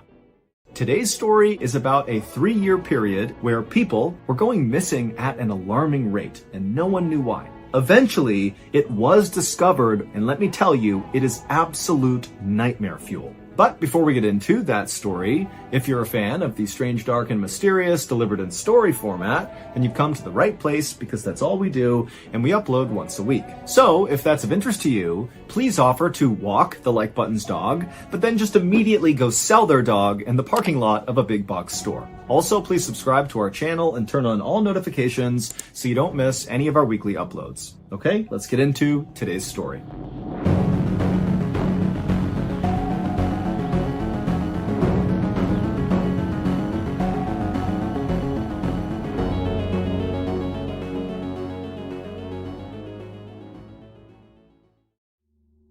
Early on the morning of January 12th, 1765, a 12-year-old boy named Jacques Portufis sat up suddenly in his bed, breathing hard. The room was pitch black that he was in, but he could feel he was sweating and his heart was racing, and he tried to shake his head to kind of wipe the nightmare he had just had from his mind, but he just couldn't do it. All he could think about was how in this nightmare, something had been chasing him, and he had been running for his life, and he was trying to get away, but whatever this thing was, this horrible beast that was following him, it just kept getting closer and closer and closer until it finally got him, and that's what woke him up. Jacques reached up and touched his face, and he realized he was crying, and he quickly wiped the tears away because he didn't want any of his brothers or sisters to see that he was crying. Jacques was the oldest of 8 kids in his family, and all of them slept in the same small room on straw-filled mattresses inside of their family's little cottage in the southern French province of Gévaudan.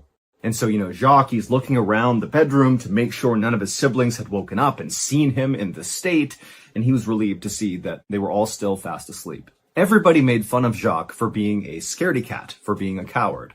And to Jacques, this really hurt his feelings because on some level, he knew it was kind of true. In fact, just a couple of months earlier, he had lost in a physical fight with a much younger boy, and afterwards, Jacques had cried, and the whole town had seen this happen, and so afterward, all the kids began calling Jacques the wet chicken, and even Jacques' brothers and sisters began joining in and calling him the wet chicken, and really making him feel totally ashamed. And it wasn't like the adults in this village were stepping up and protecting Jacques, because to them, Jacques was kind of like a liability. In this part of France, the winters were brutal. People died all the time in this village from the weather. And then the summers brought all these outbreaks of disease, which wiped out even more people in this village. And so by and large, where Jacques lived, it was kind of like the survival of the fittest. And many kids didn't live that long unless they were really hardy and tough, like their parents who had managed to survive for that long. But Jacques was just not like that. He was very gentle and peaceful, yet somehow he had survived. And Jacques really was not trying to become this kind of macho guy. Instead, he really wanted to be a priest, like his uncle. But his uncle lived far away, and so it was tough to see his uncle all that often, to learn about, how to become a priest. But any time Jacques did get a chance to actually see his uncle, he would have a chance to read all these books and study alongside his uncle. And so for a little while, it was like Jacques was transported away from the hardships of his village to the life that in many ways he wished he had. A quiet, peaceful, very studious life. But deep down, Jacques felt like there was no chance he would ever actually escape this little village where he effectively was an outcast.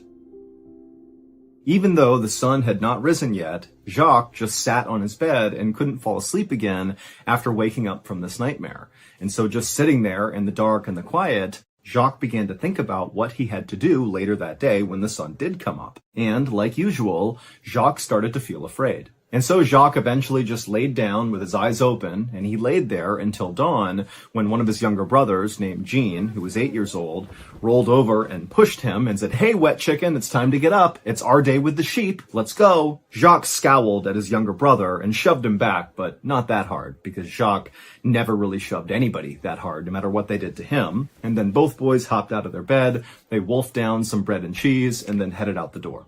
As soon as they were outside, Jacques noticed that the village was much quieter than it normally was.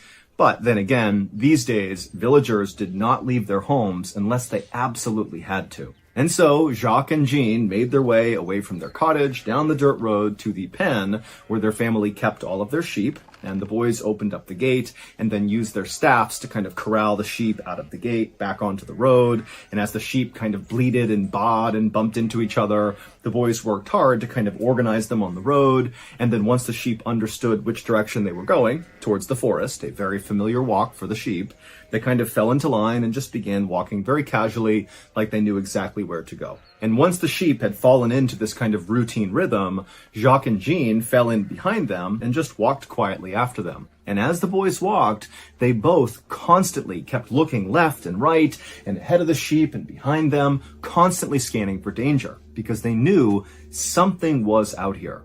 For months now, children all across this province in France, Gévaudan, had been going missing. They'd go off into fields or pastures, like when they're moving their family's livestock around, and the kids would just vanish. And then sometimes, if they were found again, they'd be found totally mutilated far from where they should have been. The attacks on these kids across Gévaudan had begun a year earlier on June 30th, 1764. On that day, a 14-year-old girl, who actually was the older sister of one of Jacques' friends, had disappeared and then been found again later that day, partially eaten in a field near her home after she had not come home with the family's cattle. Now, of course, this was very tragic, but to this point, there had not been any other attacks, so there was no pattern here, and so the assumption was she must have been attacked by a wolf, which did happen, and often two children, because kids at this time in France were often in charge of tending to their family's grazing animals, the way Jacques and Jean were going out with their sheep. You know, these kids were small, they couldn't really defend themselves, and if a wolf set onto them, there was very little they could do. But 5 weeks after this 14-year-old girl was found dead and mutilated in the field, 2 more teenagers were also found mutilated and dead in a field. And really, this was only the beginning. As summer turned to fall that year, more and more kids went missing and then turned up dead in fields, partially mutilated. And the more these attacks happened across southern France, the more people thought to themselves, this can't be a wolf. Number one, wolves don't go on extended human killing sprees. That's just not a thing. And number two, if it was a wolf, they would be eating more of their victims. They wouldn't just rip their body to shreds and then leave them. They would eat the meat. And so by this early January day in 1765, as Jacques and Jean were setting out for the day with their family's sheep, the death toll from whatever was killing these kids was now well into the dozens. People in France had begun calling whatever was killing these children the Beast of Gévaudan, and stories about this creature began popping up in newspapers all over France. People all across southern France began forming these huge hunting parties to go out into the forests and the wilds of Gévaudan to find this creature and kill it, but they would always come back empty-handed. And then every now and again, a hunter would be out and they would see a huge wolf and they would kill it and they would declare that they had found and killed the Beast of Gévaudan. But the attacks on these kids all across this province just continued. So obviously that wolf was not it. And so as these attacks continued, all the fairs and festivals that normally would pop up all year long all across southern France, those all stopped because people were afraid to go out in fear of this creature. And then of course, in villages like Jacques' village, people really just stopped going out unless they had to, again, because of the Beast of Gévaudan. But Jacques and Jean's family relied on their livestock, and they needed their sheep to go out and graze. And so, on this day in January, Jacques and Jean had to go out because their sheep had to graze. Their family relied on the sheep, livestock was their livelihood, and so this was a mandatory thing.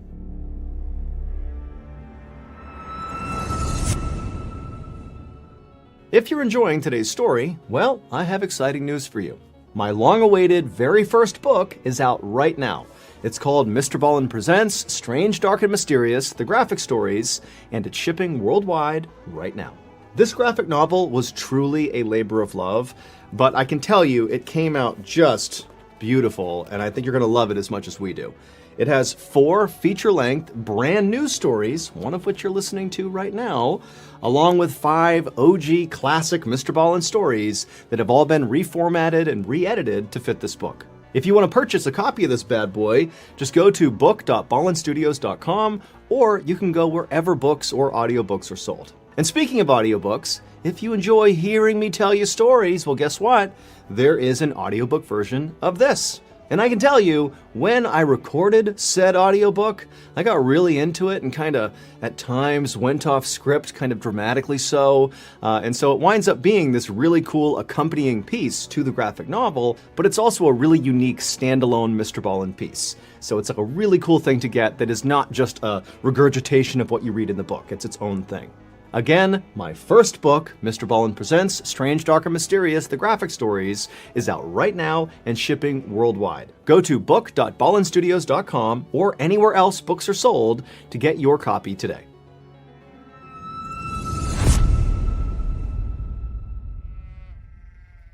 As Jacques and Jean continued walking behind their herd of sheep down this dirt road towards the forest, the 2 boys eventually came to a stop and just turned around and looked back at their village, and they saw walking on the road towards them were 5 more kids, along with 2 additional herds of sheep that these 5 kids were in charge of. Ever since the Beast of Gévaudan had become a thing, Jacques and Jean had begun tending their sheep along with these 5 kids and their sheep. They figured the bigger their group was, the safer they were from this creature. As the 5 kids got closer to Jacques and Jean, Jacques realized that one of the kids that was with them this day was a tall, thin redhead. It was the same younger boy who had recently beaten Jacques up in front of the village, and he had cried and everyone had made fun of him. And so Jacques sees this kid coming, and immediately he can feel his face burning with embarrassment. And then the boy, he sees Jacques, and he immediately smirks and begins flapping his arms like chicken wings. But once these 5 kids and their sheep joined Jacques and Jean and their sheep, they all kind of just went quiet because none of them wanted to be out there. They were all scared of the Beast of Gévaudan, and the only reason they were together was, again, to be safe from this creature that was killing kids left and right. And so, in relative silence, all of the kids and their sheep just slowly walked together down this dirt path, and eventually they made it into the big forest, where just beyond the forest was the pasture where these sheep would graze. And as the group actually entered into the trees and it became dark and more quiet and kind of eerie, Jean actually tugged on Jacques' shoulder and said, "Will you please tell a story?" Because Jean was scared too. The kids were all scared, and they figured, if Jacques just told a story, it would take their mind off of how tense this moment was. And when Jacques heard this request, he actually smiled because this was something he loved to do. He was a great storyteller. It was like his one strength. When Jean had asked for the story, the kids and the sheep had actually made it to really the end of the forest path. And so by the time Jacques was about to start his story, all the sheep had made their way out of the forest onto this big open pasture right in the middle of the forest. And so as the sheep just kind of filtered out into this open area, Jacques stopped, and all the kids kind of came up right behind him, and Jacques started his story by pointing across the pasture to this bog that was right at the base of this big hill, and he said, "Do you see those big rocks in that bog over there? Well, you see the biggest rock? Well, that's not really a rock. It's actually a doorway, and if you move the rock underneath it, there's a portal to another world." And so as Jacques began telling this very creative story about this kingdom that existed underneath the bog, he sat down against a rock, kind of facing out towards the sheep, And all the other kids kind of filed in around him, taking seats, with Jean, his brother, sitting right behind him to his right. And Jacques, he was just really into the story to the point where he kind of forgot about what was happening with the sheep. And he wasn't scanning around for danger, and neither were any of the kids, including the redhead who had beaten Jacques up.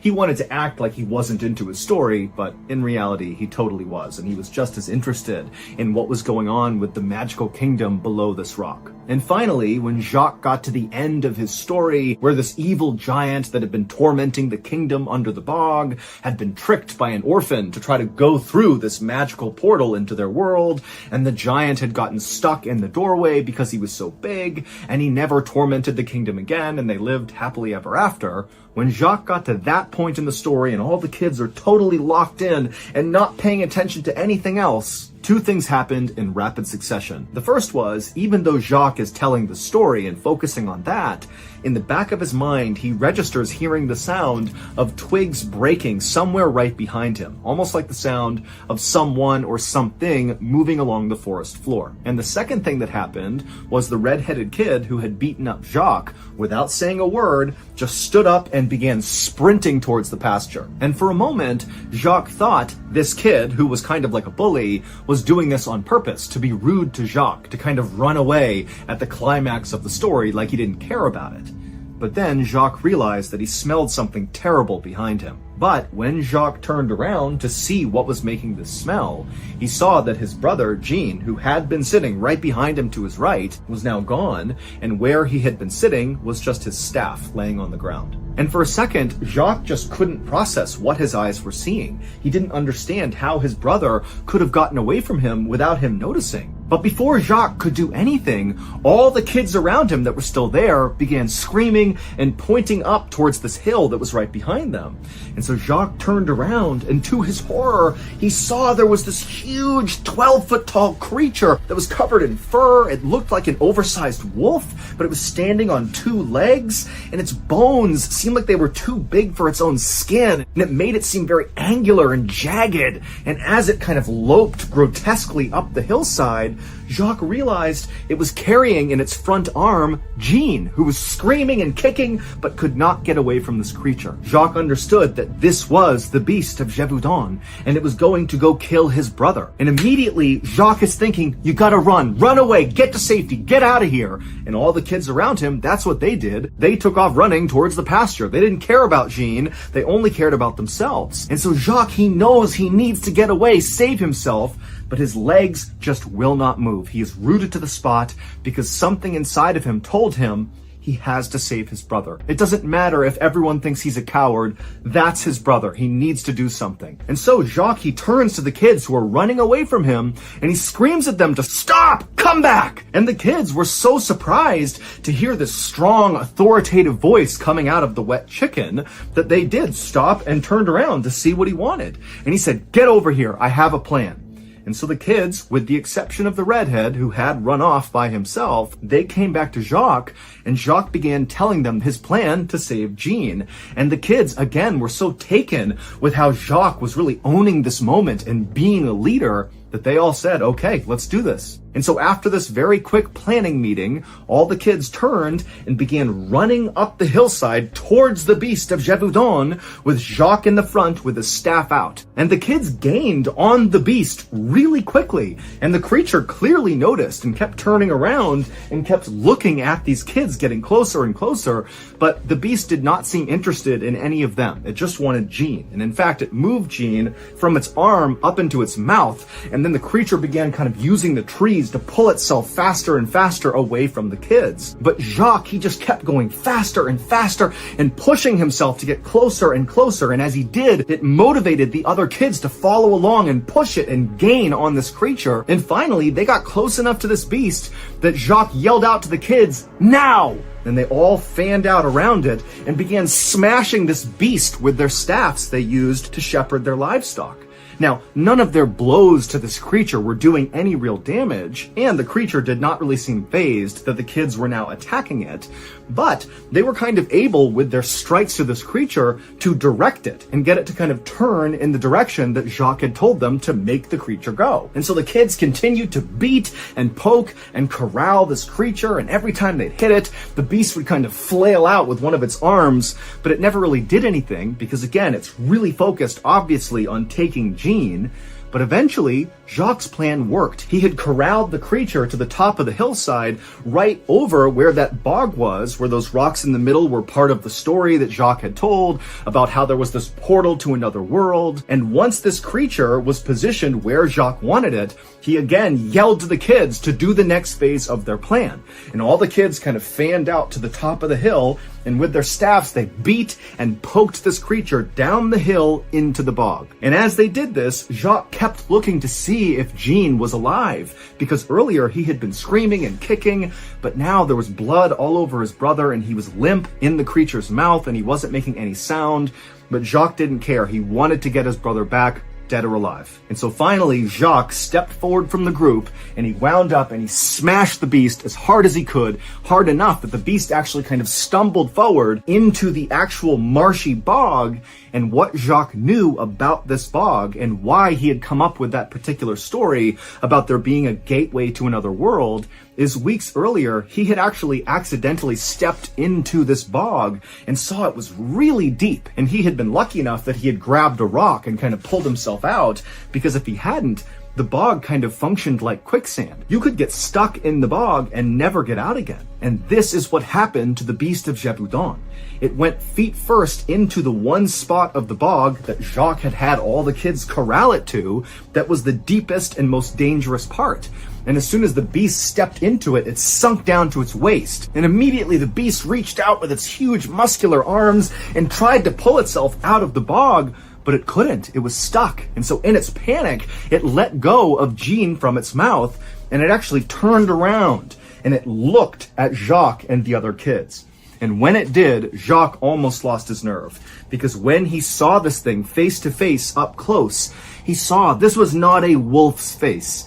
This was almost like a human face. Its eyes were making distinct eye contact with Jacques, and it was furious. It was like the beast understood that Jacques had just trapped it. He had tricked the beast into walking into this bog, and it wanted to kill Jacques. And for a moment, Jacques was totally entranced by this creature's eyes. It just struck him that this looks human. It looks intelligent. What is this thing? And while Jacques was kind of in this daze, the creature reached forward and slashed his stomach wide open, and Jacques fell backwards on the ground, but luckily he was far enough away from the beast that he couldn't be pulled back in. And in this kind of frantic moment, one of the other kids saw an opportunity and ran forward, grabbed Jean, who was laying on the surface of the bog, and he pulled him away from the beast. And the beast whipped around. He tried to grab Jean, but he couldn't. And so all of a sudden, all these kids were safely away from the beast of Gévaudan, who was totally trapped. And so at this point, the other kids who were not hurt, they scooped up Jacques and they scooped up Jean, and they began running away from the bog, across the pasture, back towards the village,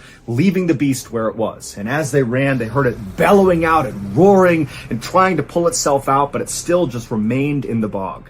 And finally, as they got back to that dirt path that led back to the village, they saw there was a group of armed villagers running towards them, because it would turn out the redhead who had ran off, he had told the village, and they were coming out to help the kids. And so as the armed villagers met with the kids, they told them where the beast was, stuck in that bog, and the villagers took off to go kill the beast. And then the kids, along with Jacques and Jean, they went into the village. They were put into a home and put on beds, by which point the village doctor had come over and began treating both of them. Jean was alive, but just barely. He had lost a lot of blood, and the beast had grabbed onto his scalp and really crushed his skull, but he would ultimately survive. As for Jacques, it was a very painful wound that he had sustained on his stomach, but none of his internal organs had been damaged, and so he would also survive as well. As for the armed villagers, even though they very quickly got out to that bog where the beast was, when they got there, the beast was gone. And the beast of Gévaudan would continue to kill people for another 2 years, until June 19th, 1767, when a hunter happened to encounter it in the middle of a forest, and he shot and killed it. and by that point, over 100 people had been murdered by this creature. The hunter would drag the carcass of the beast back into his village, and a doctor would perform an autopsy, but the doctor was unable to identify what kind of animal it was. It did kind of look like a wolf, a really huge wolf, but its body was just so misshapen and its bones were too big, and it clearly walked on two legs, not on all fours, and so there was never any definitive information about what this even was and how this even happened. But when they opened up its stomach, they did find human body parts. Jacques was one of the only people to have ever survived an encounter with the beast of Gévaudan. And so he was celebrated all across France, and he quickly went from being the wet chicken to the little hero, and his story would reach as far away as Boston, Massachusetts. And in fact, Jacques' story was so well publicized that it eventually reached King Louis XV, and he was so moved by it that he invited Jacques to come meet him, and after meeting Jacques, he loved him and offered to pay for his entire education. And so Jacques would get to finally leave this little village where he never quite fit in, and he would move to northern France and enroll in a prestigious school there, and he would spend his days reading and writing just like he had always hoped for.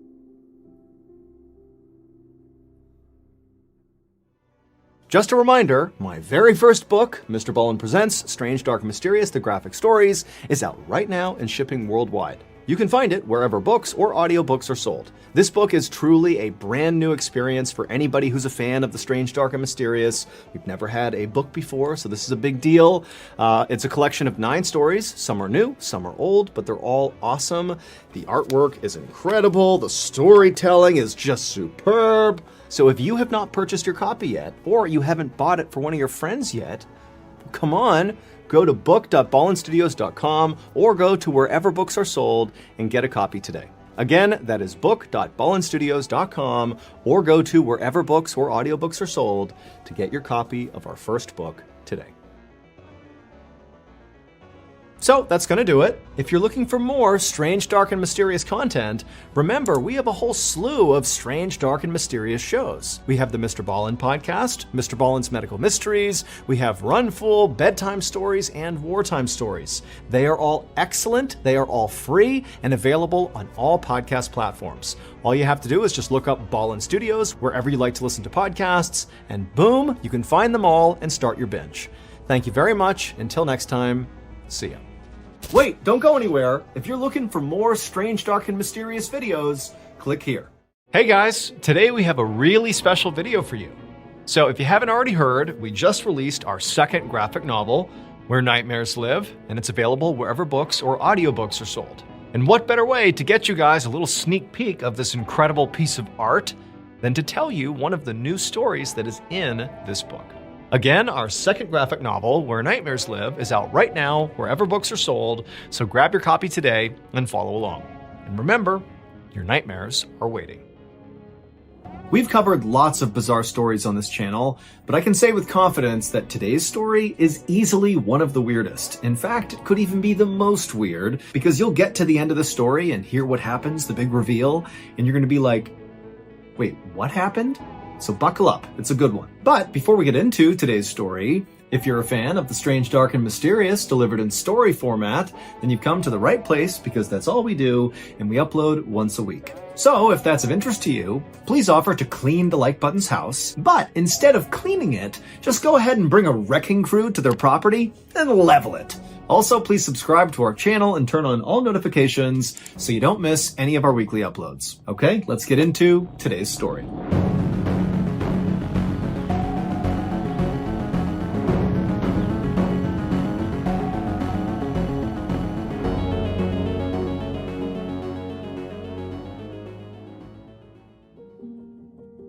On the afternoon of January 5th, 1909, a 56-year-old reverend named John Carmichael kissed his wife and kids goodbye and then stepped out of his cottage into the cold and wrapped his cloak around his black suit, and then he hopped on his horse and he galloped out onto the road. Reverend Carmichael lived in a rural part of Michigan, and on this day, he was making his way to another town about 9 miles away called Columbus, where he was going to host this big religious revival. Basically, he was going to hold this big sermon and try to get new people to join his church. And so as the Reverend galloped his way down the road, he saw all these kids outside having snowball fights and making snowmen, and it was just really nice. But also, in virtue of being the Reverend, basically everybody in town knew him, and so either the kids wanted to say hi to him or their parents did. And so as the Reverend is really just trying to hustle his way to Columbus, he kept having to stop over and over again to have small talk and play nice. But after about 30 minutes, he had reached a point in the journey where all the houses were kind of behind him, and he had this kind of nice, quiet stretch where he knew he wouldn't be bothered by anybody. He had made this journey many times to Columbus, and he always looked forward to this stretch of the road. It was just very peaceful and gave him a chance to kind of just be left with his own thoughts and think about his upcoming sermon and what he wanted to say. And so as the Reverend was having this sort of peaceful time trotting his way down the snowy road, he heard the sound of hooves fast approaching him. And so the Reverend turned around and he saw there was this very rough-looking guy wearing this brown stained shirt with a long overcoat over it. And the guy's hair was slicked back and greasy, and he had this big weird grin on his face, and he was waving wildly at the Reverend, obviously trying to flag him down. Now, inside, the Reverend did not want to talk to this guy because he knew who this guy was. His name was Gideon Browning, and he lived in the town where the Reverend lived, and he was known for being kind of erratic and had a horrible drinking problem. And frankly, the Reverend just wanted to be left alone. Here he was enjoying his ride, and here comes the town drunk. He doesn't want to be around this guy. But also the Reverend understood that he was the Reverend in town. People knew who he was. He couldn't just be a jerk to people. He had to be kind. And so he smiled at Gideon and waved to him to be polite, but was dreading this interaction with Gideon. And in fact, weirdly enough, the Reverend, over the past several weeks, had been running into Gideon all over town, to the point where it was becoming weird that he just kept seeing Gideon. And every time he interacted with Gideon, it was just awful, because Gideon was just totally an unpleasant person. But here he was, once again, having to have yet another interaction with Gideon. And as soon as Gideon came right up alongside the Reverend, his first question was, "Hey, Reverend, can I ride with you?" And the Reverend, again, is like, "My goodness, I don't want to do this right now." But he was like, "Of course we can ride together." And pretty much immediately, the Reverend regretted this decision, because Gideon would just not shut up. He just talked the entire time they were supposed to be in this peaceful part of the Reverend's journey. But not only that, the questions Gideon was asking Reverend the whole time they were riding together were sort of invasive. Gideon wanted to know exactly where the Reverend was going and what he was doing there, and, how many churches did the Reverend own, and just all these personal questions. And sort of against his better judgment, the Reverend was being truthful with Gideon. He told Gideon that he was going to Columbus to have this big revival, and he also told Gideon about one of the churches that he owned in a town called Rattle Run. And as the Reverend was again kind of giving up this information that he kind of wished he wasn't, he noticed Gideon began doing something strange. As Gideon was galloping along, keeping a fixed gaze on the Reverend, Gideon reached into his pocket and pulled out a silver coin and began flipping the coin into the air and catching it and flipping it and catching it over and over and over again, never affecting his riding. I mean, it was like Gideon wasn't even aware he was flicking this coin. And the Reverend, he's kind of watching Gideon do this, and it was sort of impressive. Like Gideon was just able to flick this coin over and over and never drop it and just keep on stride. But more than just being impressed with Gideon's hand-eye coordination, the Reverend began to notice that he really liked what Gideon was doing with this coin. It was kind of soothing in a way. Not so much the actual coin flipping in the air, but the sound it was making. The sound of it spinning in the air and slapping into his palm over and over again. It just kind of put the Reverend at ease, and he didn't know why. And so after a while, the Reverend just kind of stopped answering Gideon's questions and just kind of stared at the coin and listened to that sound. And he just felt himself drift into this weird, relaxed state, almost like he felt asleep. And so as this weird thing is going on with this coin, the two men eventually reach this crossroads where there's a general store. And at this point, Gideon catches his coin, puts it back in his pocket, and the two men, they come to a stop at this general store, even though the Reverend did not want to go to this general store. He just kind of followed Gideon up to the hitching post. They both got off their horses. They tied their horses to the post. And again, the Reverend's thinking, "I can't stop here. I got to go to Columbus. I got to get to this revival." But Gideon just turns to the Reverend and says, "Hey, we got to make a stop here. We need to get something." And the Reverend found himself saying, "Okay, what are we going to get?" And the Reverend's thinking, "What am I saying? I don't want to do this. I don't want to stop here. I got to go." But he just stood there, just waiting for Gideon to tell him what they were going to buy. And Gideon, who had that big grin on his face again, he said, "Well, actually, I'm not going to go into the store. You are. You're going to go in there, you're going to buy me a new hatchet, and you're going to bring it out here and give it to me." And now everything about this was totally weird to the Reverend. He did not feel like this was a normal request, nor did he want to go in the store. He wanted to leave. But for some reason, he just said, okay. And he turned and shuffled in the store, found a new hatchet, paid for it with his own money, walked outside, handed it over to Gideon. And then at this point, the Reverend just wanted to get on his horse and get away from Gideon. But the second the Reverend got back on his horse to do that, Gideon hopped on his horse and said, hold on a minute, Reverend. We're not done yet. Now we're going to go to your church in Rattle Run, because I'm getting married soon and I'm thinking about maybe getting married in your church and I want to scope it out.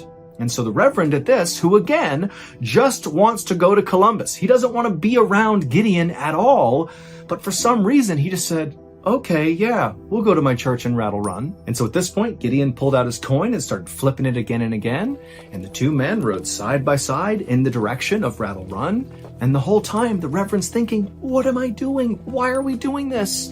And also, in addition to just brain fog and confusion, the Reverend also realized that Gideon was clearly lying to him because he knew Gideon was married. So what's he talking about needing to scope out his church to see about potentially getting married there? That didn't make sense. Like, why was Gideon actually wanting to go to his church? The Reverend didn't know, but he was really starting to feel scared. But again, he just couldn't stop agreeing to the things Gideon wanted to do. And so the two men galloped their way to Rattle Run. The whole time Gideon's flipping that coin and staring at the Reverend, and the Reverend's just totally transfixed on the coin. And then they get to the church. Gideon puts the coin in his pocket. The two men hitch their horses to the post outside. They go up to the front door. The Reverend unlocks it. They go inside. And sort of automatically, the Reverend walked to the back of the church and he lit the stove. And then as he was walking back towards the front, where Gideon was still standing right in front of the doorway, Gideon suddenly told the Reverend to stop where he was. And so the Reverend stopped in the middle of the church, and he's just looking at Gideon, who's got that coin back out, and he's flipping it up and down again. And at this point, the Reverend just looks at Gideon and says, well, do you want to look around? And Gideon, who's flipping that coin up and down, just says, no, I don't need to look around. There is no wedding. Hey, Reverend, go ahead and lift up your left arm. And at this point, the Reverend is terrified, he's confused, and his left arm just suddenly raised up into the air. He had no control over it. And then a second later, Gideon says, hey, go ahead and raise your other arm. And so the Reverend, who's still got his left arm out to one side, felt his right arm come up to the other side. And so at this point, the Reverend's just standing there with his arms out to the side, and it was at this point that the Reverend understood what was going on. Clearly, Gideon had hypnotized him. That could be the only explanation for what was going on here. But before the Reverend could say or do anything about how totally weird the situation was, Gideon, who was flipping that coin and had a big grin on his face the whole time he was making the Reverend raise his arms up, suddenly Gideon's face completely changed, and he became deadly serious, and he was staring at the Reverend, and then he dropped the coin to the ground and began moving towards the Reverend. The following day, around noon, the caretaker for Reverend Carmichael's Rattle Run Church made his way to that church to check in on the building. He knew Reverend Carmichael was going to be in Columbus for a few days, and so he just wanted to make sure, nothing was out of the ordinary. And as this caretaker galloped up to this small white steepled church, he noticed right away there was a column of smoke coming up out of the chimney. Clearly, there was a fire lit inside of the church, and the caretaker's thinking, that doesn't make any sense. The Reverend is not supposed to be here, so who could possibly be in the church right now? And then after the caretaker got up to the front door, he was about to put his key in the lock when he discovered the door was already unlocked. And so instinctively, he put his hand on his pistol on his hip, and then he grabbed the handle and he flung the door open. And when he looked inside the church, he just froze, because the entire interior of the church was drenched in blood. There was blood on the pews, the walls, on the altar, and then also amongst all this blood, the caretaker also noticed there were little pieces of ripped up fabric all over the place, and he saw one of them had a unique button sewn into it, a button he recognized as belonging on Reverend Carmichael's suit. And so the caretaker is horrified. He's looking around. He doesn't see anybody, but he sees there's a drag trail right down the center aisle all the way up to the altar, and it curves around to the right out of view. Now, the caretaker wanted to turn and run away, but he was worried that maybe Reverend Carmichael was in here somewhere and was maybe still alive and he could help him. And so the caretaker felt like it was his responsibility to investigate. And so he drew his pistol and he began walking down this bloody aisle, kind of looking around for any sign of anybody inside the church, but it was deadly silent. and he eventually got about halfway down the aisle when he spotted a silver coin sitting in the middle of the aisle covered in blood, and he kept on walking to where the blood trail turned around the pew, and it led right up to that stove that was obviously still smoldering, and the door to the stove was shut, so the caretaker couldn't see what was inside of it. And so the caretaker just walked up to the stove, and after looking around one more time to make sure nobody else was in here, he opened up the stove, and inside the stove was a human skull.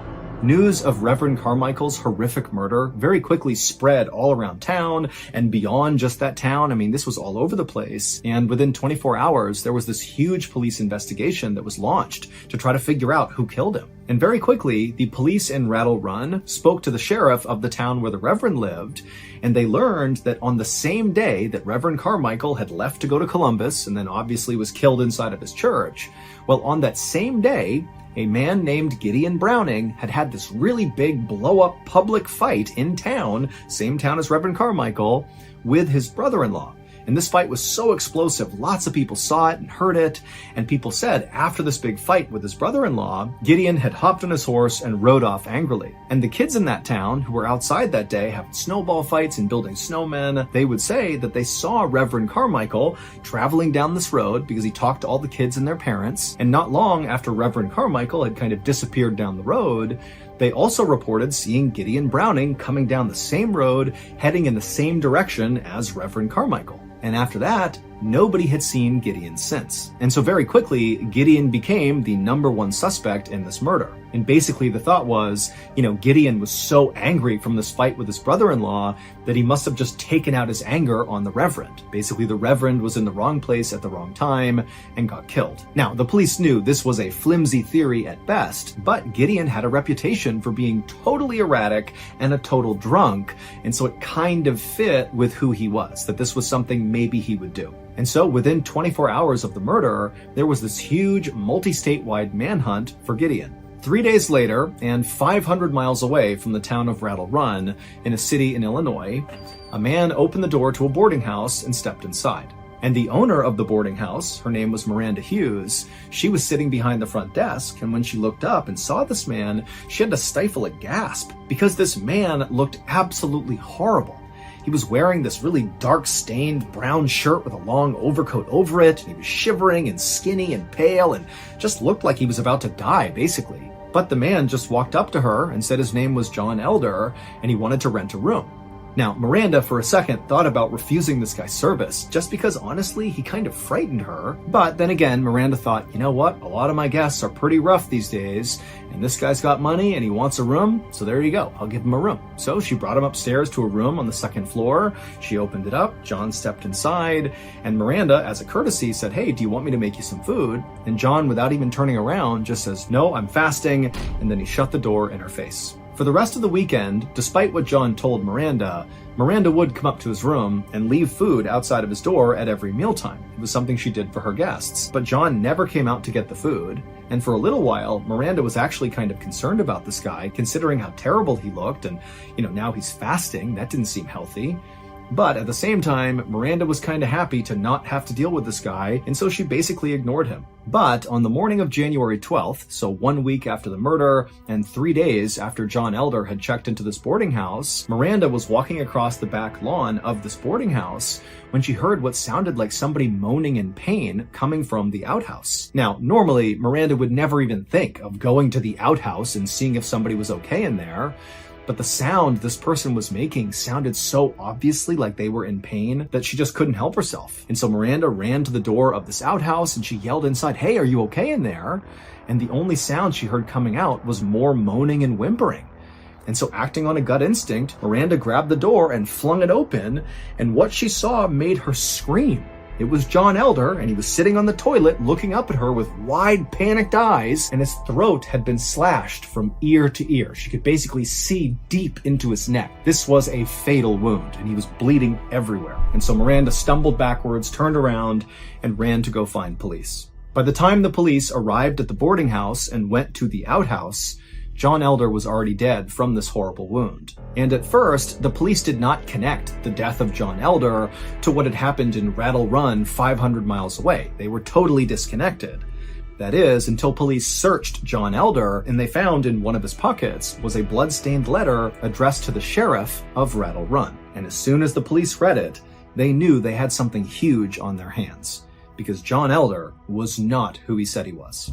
To understand who John Elder was, and to even begin to understand what happened in Rattle Run, we need to go back to January 6th, the day that Reverend Carmichael left his house and began making the journey to Columbus for this big revival. During that journey, Reverend Carmichael did come in contact with Gideon Browning. Gideon Browning came up alongside him, they rode together, they went to that general store, and Reverend Carmichael did buy that hatchet for Gideon, and they did go to the Rattle Run Church. But the reason they did all these strange activities together is not because Gideon had hypnotized Reverend Carmichael.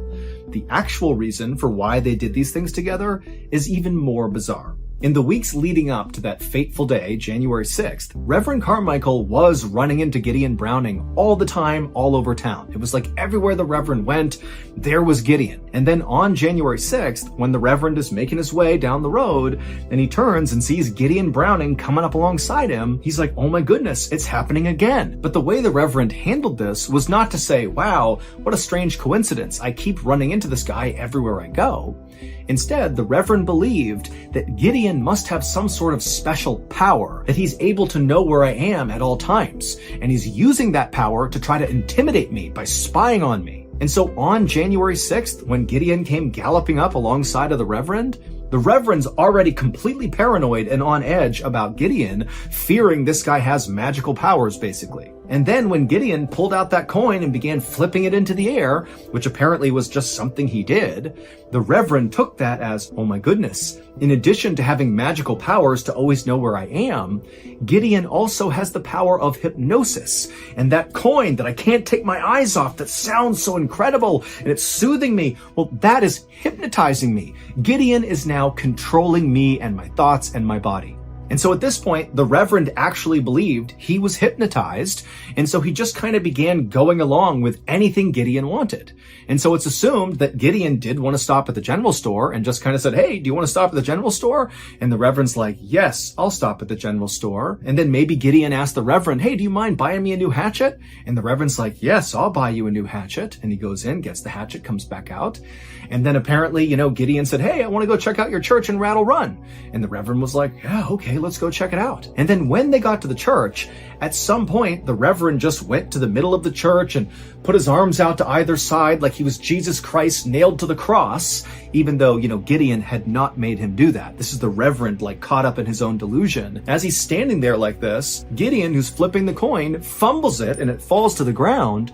And the Reverend, who believes that coin has full control over what he's doing, he thought, oh my gosh, the spell is now broken. I need to save myself. And so the Reverend ran and grabbed that hatchet, and he forced Gideon to take off all his clothes, and then he made Gideon hand the clothes over, and once the Reverend had those clothes, he hacked Gideon to pieces, and then burned his body in that stove. And then after this horrific murder, the Reverend took his own suit and basically ripped it off and shredded it to bits, and then kind of threw it all around the church to make it seem like he had been the one who was killed, and that was his skull inside of the stove.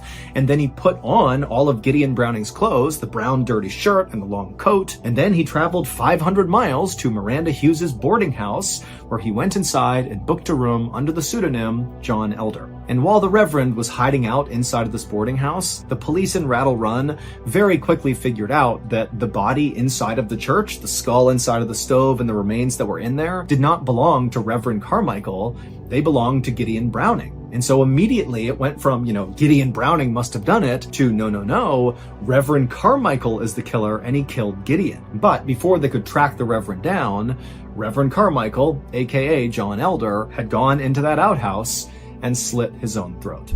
However, when the police searched John Elder's body, so Reverend Carmichael's body, they would find that blood-stained letter addressed to the sheriff in Rattle Run, and basically it was a confession. Now granted, it was the confession of Reverend Carmichael, who genuinely believed Gideon had hypnotized him and had all these special powers, and he basically was acting in self-defense, but nonetheless, it was still a confession to murder. Now, of course, there's lots of details in the story that we can't be totally sure of. Like, we don't really know what the discussions were like between Reverend Carmichael and Gideon Browning when they met on that road and then eventually made their way to the church and the murder happened. This is basically just the best theory around what happened. Also, it's worth noting that there was a history of mental illness in Reverend Carmichael's family, but this story happened at a time when nobody took mental health seriously, and so it's very unlikely that even if authorities had known about that this crime could have been prevented.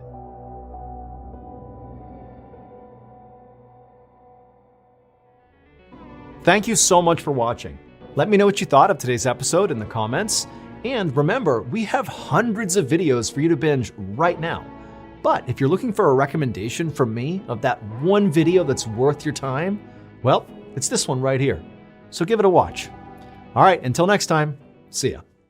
Today, I'm going to share 3 progressively more unbelievable stories, and at the end of each of them, I will share the famous photo or photos that are associated with them. But before we get into those stories, if you're a fan of the strange, dark, and mysterious delivered in story format, then you come to the right place because that's all we do, and we upload once a week. So, if that's of interest to you, please unpair all of the Bluetooth devices connected to the Like Button's phone. Also, please subscribe to our channel and turn on all notifications so you don't miss any of our weekly uploads. Okay, let's get into today's stories.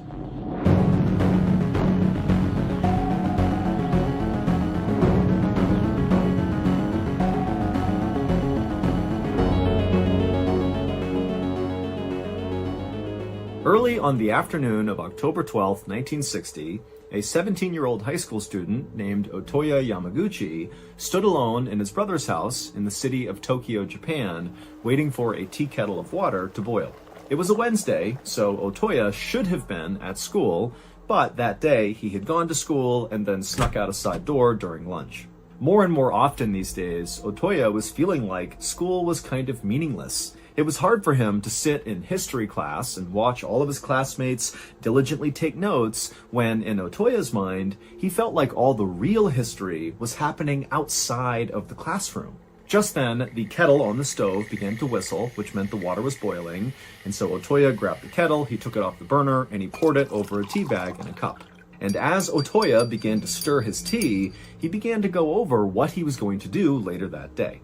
It was undeniable that Otoya had a very difficult afternoon in store. He had a meeting with a person who was very important, and during this meeting, Otoya would have to deliver some very bad news. In fact, this news was so bad that Otoya had decided what he was going to do was literally write down this bad news and hand deliver it. Now, Otoya had not quite figured out what he was going to write, but he knew whatever it was, it would have to be perfect. For months now, Otoya had been trying to articulate this bad news that was really weighing heavily on him to his peers and to adults and to anybody who would listen, but nobody took Otoya seriously. Adults would look at Otoya and think, oh, that's just some kid, what he's talking about can't be serious, and when Otoya would talk to classmates, they would just kind of laugh at him.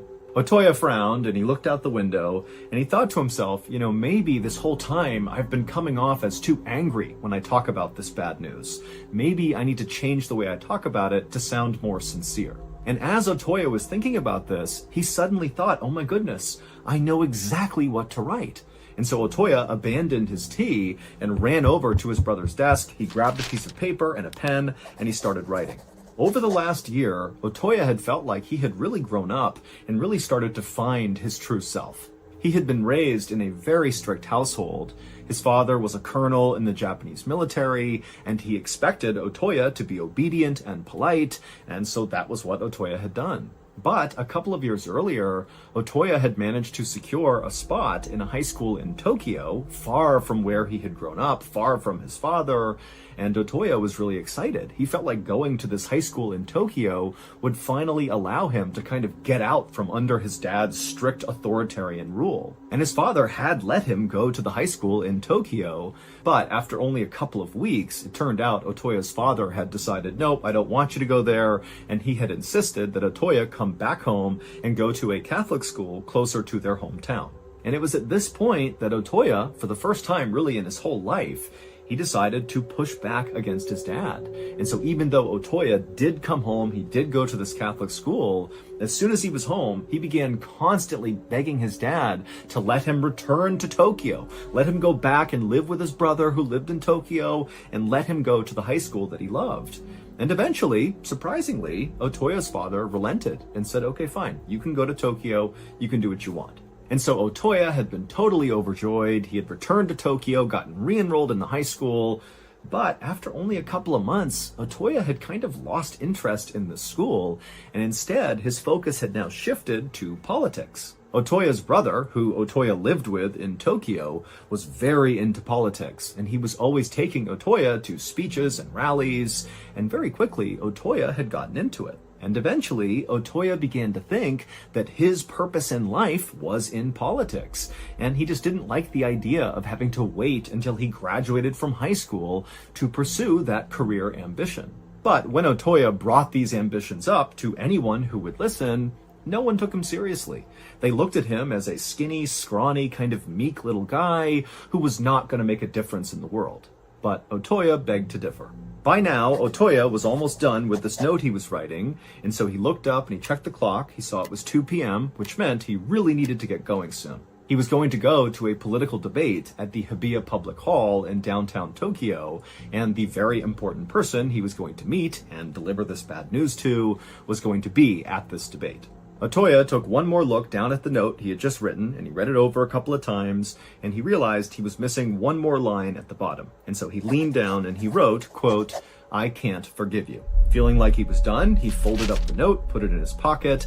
He stood up, he grabbed his school uniform jacket and put it on, and then he grabbed this package that he had got from his father's house, and he put it under his arm, and then he headed out the front door. Otoya always loved the walk downtown. The hall where this debate was going to take place was near the Imperial Palace, and it was this big, imposing building with a terracotta and stone facade that always inspired Otoya every time he saw it. When Otoya arrived at the hall, he saw loads of people streaming in through the front doors for this debate, and so Otoya joined them and made his way inside, and he moved towards the back of the auditorium, and then he began scanning the audience. And he saw there was at least 2,000 people inside, happily chatting and laughing and waiting for this thing to start.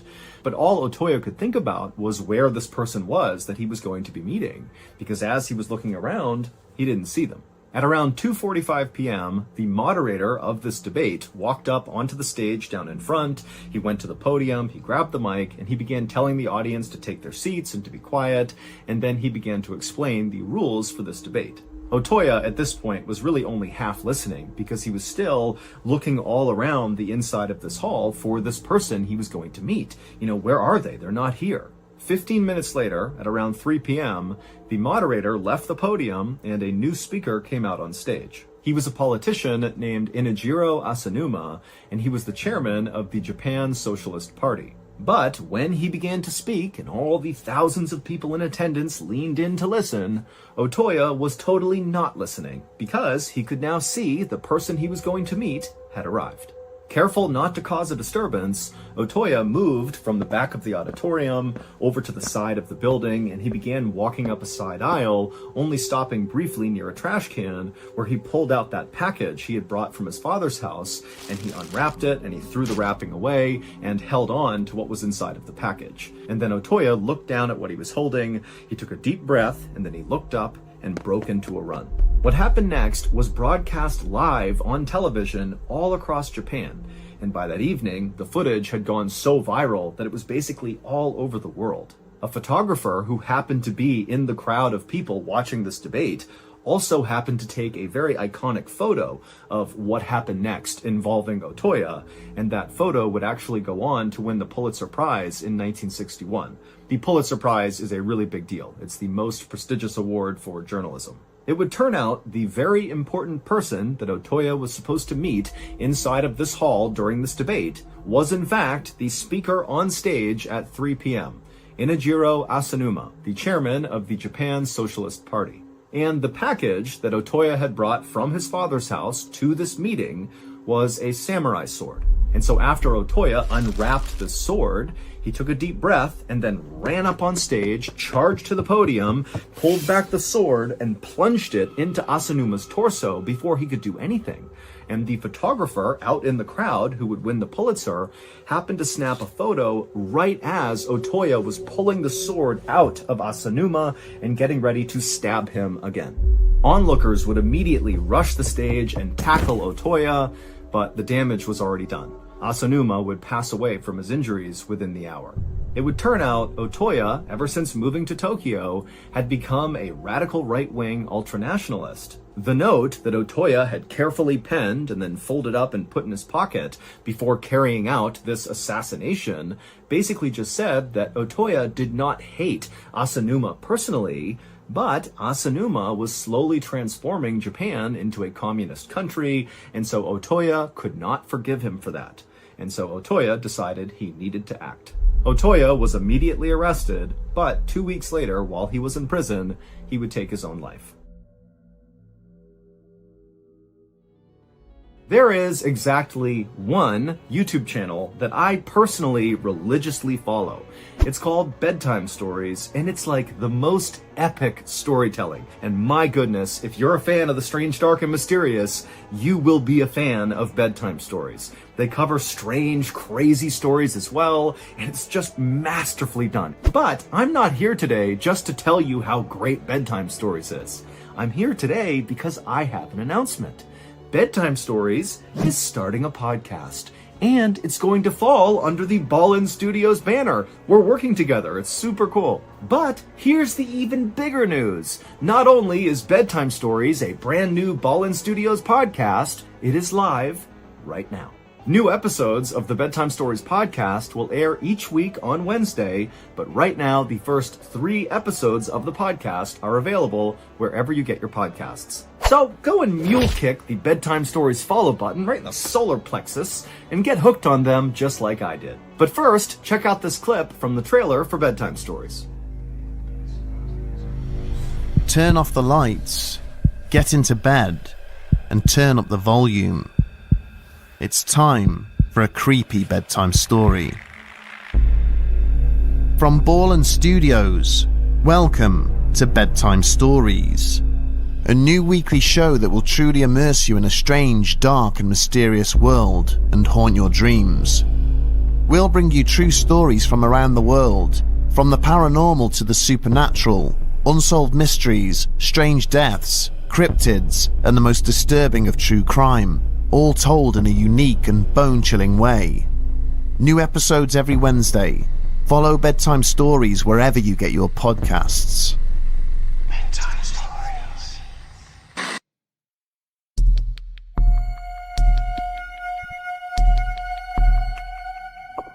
On a sunny afternoon in October of 2015, a 39-year-old man named Richard Jones walked along the perimeter of the yard inside of the state prison in Kansas, where Richard was serving time for a robbery. Up ahead, Richard could see there was a small basketball court with one hoop on it, and on the blacktop were dozens of other inmates that were exercising and chatting and socializing, and Richard actually knew most of them because he had been in prison for 16 years now, and Richard was also a very likable guy who was very outgoing and personable, and so he made friends really easily, even in prison. And so as Richard continued his walk in the direction of the basketball court, he saw one of the guys on the blacktop broke free from the group and began moving towards Richard. And Richard immediately recognized who it was. It was his good friend, Steve. And Richard was about to give him a friendly wave when he noticed Steve looked really mad. And so Richard actually just stopped and stared at Steve as he slowly approached him. And as he got closer, Richard could see Steve's fists were balled up and his face was in a scowl. I mean, Steve looked like he was coming over to fight Richard. And so when Steve got about 10 feet away from Richard, Richard actually spoke up before Steve could say anything. And he said, "Steve, what's going on? Why are you so upset?" Steve was kind of a hothead, and Richard knew that. But a lot of times, even when he got mad about things, it would blow over really quickly. And so this was kind of routine, but Richard just couldn't think of a reason for why Steve would be mad at him. And so Steve walks right up to Richard and he goes, "Oh, so now you want to talk to me?" Richard was immediately confused and kind of turned his head sideways and was like, "What?" Steve stared at Richard, kind of expecting Richard to eventually apologize or something, but eventually he noticed that Richard really was not sure what he was talking about. And so Steve was like, "This morning, I went up to you at the cafeteria line, I tried to talk to you, and you completely blew me off and walked away in front of a big group of people. That really embarrassed me and made me look bad." And Richard was like, "I have no idea what you're talking about. I didn't even see you this morning. I don't know where this is coming from." Steve was not buying it, and he was like, "Richard, I know it was you. I saw you this morning. I spoke to you this morning. You did that." And Richard was like, "No, really, Steve, I'm sorry. I have no idea what this is about." And so these two continued to go back and forth on this. And then at some point, they both kind of noticed that they were drawing lots of attention because they are in prison and any sort of confrontation immediately draws eyeballs. And so when they noticed other inmates were kind of beginning to walk over to see what was going on, and the guards were starting to notice, Steve just said, "You know what, Richard, fine. I guess I must have made a mistake. No big deal." And he turned and he ran back to the basketball court. After Steve had left, Richard continued his walk around the perimeter, but that exchange with Steve had really weirded him out because this was actually not the first time something like this had happened. It all started a month ago when an inmate that Richard didn't know came up to him like he definitely knew him and said to Richard, "Hey, how's your grandmother? I heard she fell down. Is she okay?" And at first, Richard was like, "Wait a minute, is my grandmother okay? Did she fall?" But then Richard eventually realized that this inmate thought Richard was someone that he wasn't.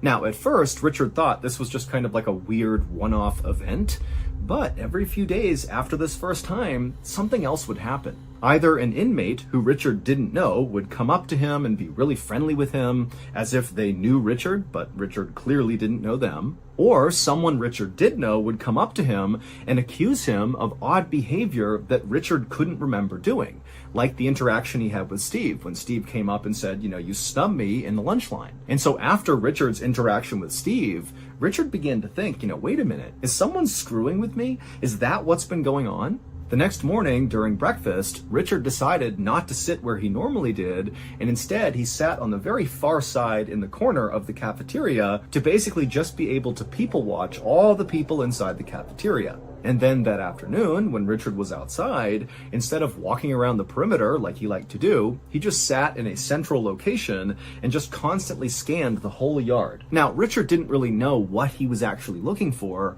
He just figured, maybe I'll see something suspicious, I'll see someone staring at me for too long, or I'll see someone I don't know talking to my friends.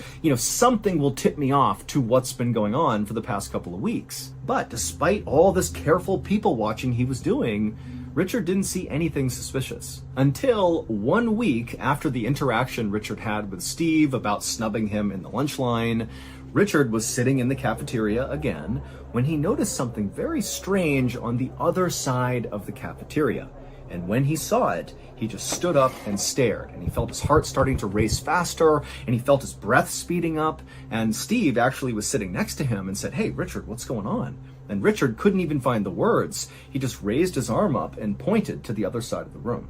When Richard had originally been arrested 16 years earlier, it was for robbing someone in a Walmart parking lot. Richard had always claimed he did not do it, but multiple witnesses had pulled Richard out of a lineup saying that's the guy. And the woman who actually got robbed told police she overheard the getaway driver yelling to Rick, the man who had robbed her, to get in the car so they could leave. And Rick is a nickname for Richard.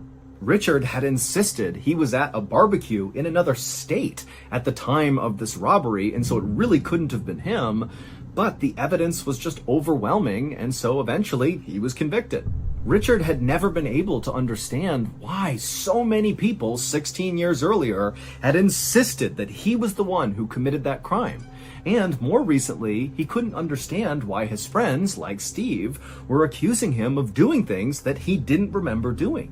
But that night in the jail cafeteria, when Richard spotted something on the other side of the room, suddenly everything over the last 16 years made perfect sense. Richard really was an innocent man. He did not rob that woman in the Walmart parking lot. His doppelganger had.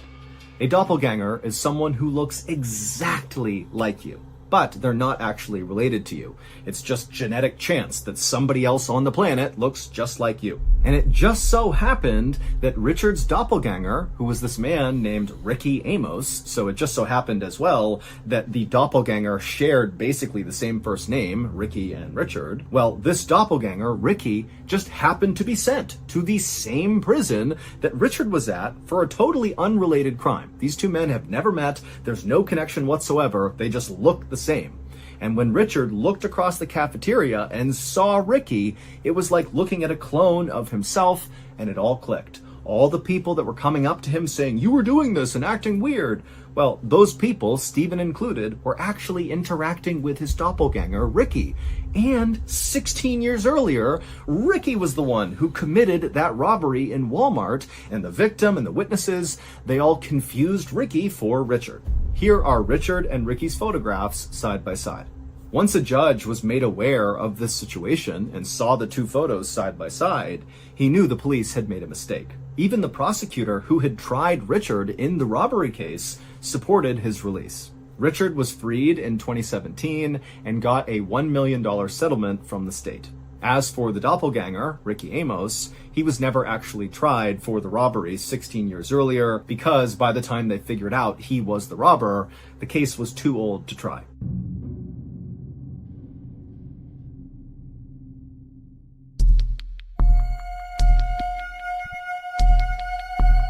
On the evening of March 15th, 2018, a 55-year-old man named Gian stumbled out of this fine dining restaurant in downtown Singapore and promptly threw up on the sidewalk. Pedestrians jumped back to get out of the way, and a woman in high heels and a beautiful fancy dress mumbled something insulting about how drunk Gian must be. But Gian was not drunk. He was totally sober, and now he was absolutely mortified. Gian was actually a businessman who was attempting to impress his clients at dinner, but as he had been sitting at the table with his clients, he had started to feel this pressure in his chest that became so intense that at some point he just had to get up and run outside and vomit. And so after Gian had stood up and wiped his mouth, he thought, now that he had been sick and thrown up, that he would feel better. But as he was standing there, he noticed the pressure in his chest had not been relieved at all. And so, as much as Gian wanted to stick around and talk more with his clients, he felt like the only thing he could do now was to go in and politely excuse himself for the rest of the night and just go home and sleep off whatever was going on with him. But when Gian went back into the restaurant and was actually back at his table, before he could even say a sentence to his clients explaining the situation, he was turning around and running back outside and vomiting on the street again. At this point, Gian knew something was definitely wrong, and so he didn't have time to tell his clients what was going on. He just needed to get to a hospital, and so he sprinted across the street, got in his car, and began driving. When he got to the hospital, he was so scared about what was happening to him that he actually parked his car crooked in the spot and left his door open as he sprinted towards the emergency room. And then once he was inside the hospital, he ran up to the receptionist and tried to tell them what was going on, but he literally couldn't speak. And then he just collapsed in a chair right nearby. Now, the hospital was extremely busy, but all the nurses could tell whatever was going on with this man, it could not wait. And so they ran over to him, they lifted him up, they put him on a stretcher, and they wheeled him into a private exam room. And then once he was in there, they began taking his vitals, and also they began assessing him, looking for some sort of trauma on the outside of his body that could explain what was going on with him, but they couldn't find anything. And so after they were sure that Gian was stable, he was breathing okay, his heart rate was okay, he just couldn't speak, but he was going to be okay, the team decided that the next thing they should do would be to give him a CT scan. A CT scan is a specialized type of imaging that can show what's going on inside someone's body. It's like a really detailed X-ray. And after they gave Gian a CT scan, his results were baffling. There was this solid, fairly large, white object that was lodged at the base of Gian's esophagus. Your esophagus sits below your throat and above your stomach. It's basically the tube that food goes through to get to your stomach. But whatever was Deke had passed away in his sleep. No one has ever been able to explain how Deke's red Stinger plane ended up over the skies of California that morning. It just doesn't make any sense. And today, that warning letter that the manager from the John Wayne Airport sent to Deke, that ultimately his wife got and was so confused by, That letter actually sits on display at the Deke Slayton Memorial Space Museum.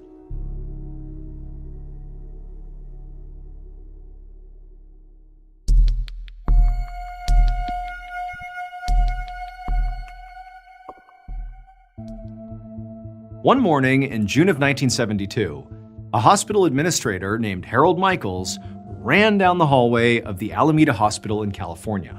He was totally out of breath. He was going as fast as he could, and as he turned the corner, he nearly knocked over a gurney, but he didn't even stop to apologize to the person who was pushing it. He just kept on running as fast as he could until he got to the cafeteria, where all the nurses and doctors were eating before they started their morning shift. And as soon as he got in there, like totally out of breath, he just yelled out to everybody to, "Hey, pay attention, I have a very important announcement." And so immediately, like the room goes silent, all the staff, they turn to look to see what's going on here.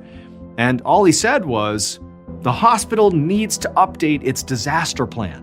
But as Harold paused for a second to catch his breath and let this information sort of be soaked in by the audience, he looked around and he saw pretty much everybody was looking back at him with just looks of total confusion on their face. And Harold definitely understood why they might react that way, because there really was no clear reason for Harold to be suddenly barging in here and demanding they update this plan.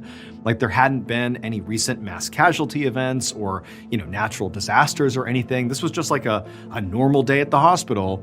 But here Harold was acting like there was some disaster at hand. And so there was this moment of like, wait, are you serious? Like, what's going on here? But before anybody could really ask any questions, he just said, "Look, I want to make sure we are capable of handling like a mass casualty event, an emergency. Like we need to have a better plan in place in case something really terrible happens. We don't want to be caught flat-footed." And so again, there was like a sort of pause, and everyone's still looking back at Harold like, what's prompting this? And at some point, before anybody moved, somebody raised their hand and they were like, "Why?" But Harold, he was like not having it. He just said, stop everything you're doing. Like put your breakfasts away. I don't care what you think about this. Right now, go update the disaster plan. 8 months later, on the morning of February 7th, 1973, Harold sat around a conference table with the members of the hospital's disaster committee. They'd been holding meetings every month since the previous summer to update their emergency procedures. And just 2 days ago, at an all-staff meeting, they had unveiled the new disaster plan that Harold had frantically demanded. And so every doctor and nurse and clerk at the hospital had been briefed on the new procedures, and there was a drill scheduled for the very next morning to practice what to do. And Harold should have felt calmer knowing that they were now, officially prepared, at least more so than they had been before he demanded the update. But when the meeting wrapped, all Harold could focus on was this sort of nameless feeling of dread in the pit of his stomach. But after work that day, he still drove home, he ate dinner, and, sat on his couch and tried to relax, but he just couldn't. Fast forward to about 8:30 that night, and Harold was running out of his house, leaping in his car, and driving as fast as he could back to the hospital. He had just gotten a phone call from the hospital saying that he had to come back here right away. And when he got to the hospital, he saw there was a line of police officers directing traffic, and there were EMTs and firefighters rushing bleeding patients into the building on stretchers. I mean, it was madness. When Harold made it inside, the ER was bustling with nurses rolling gurneys down the halls and prepping extra beds and carrying these big boxes of blood packs from the local blood bank. Harold counted at least 6 full surgical teams standing around, scrubbed and ready to go before any patients had even arrived. And then at this point, a nurse grabbed Harold and told him that the hospital's phone lines had gone down about 30 minutes ago, but more than 100 off-duty doctors and staff members had shown up immediately when they heard the news, without even waiting to be officially called in. And when they got to the hospital, they went straight to their stations and knew exactly what to do because they'd all been preparing for that big disaster drill in the morning. And so as Harold is standing here sort of processing the scene, he watched as EMTs wheeled in a man with third-degree burns all over his body, and right away a team of doctors swooped in and guided him into a trauma room. And the rest of the doctors all waited in an orderly line to take over the next patients as soon as they came through the doors. And Harold couldn't help but feel really vindicated. and also a little spooked, because this was all happening exactly as he knew it would. It would turn out on that morning, months earlier, when Harold bolted into the cafeteria and told everybody to stop what they were doing and update the disaster plan. Well, that morning, Harold had woken up from this incredibly lucid, vivid dream, perhaps the most vivid dream he had had in his whole life. In this dream, a plane had crashed into the middle of the city, leaving hundreds of people dead and horribly injured, and it was basically up to his hospital to save people.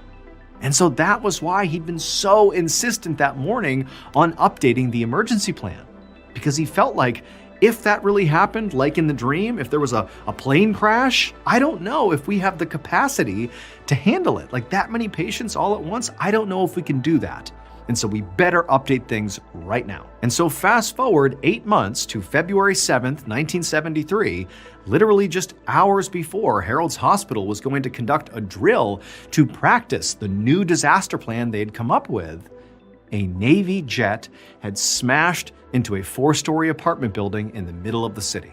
But because of Harold's dream, which ultimately, prompted him to force his hospital to update their disaster plan, because of that, well, when this actual plane crash happened, Harold's hospital and his whole staff were ready. Initial estimates at the crash scene had predicted at least 50 people would die. But thanks to Harold's staff and their updated disaster plan, only 11 people actually did.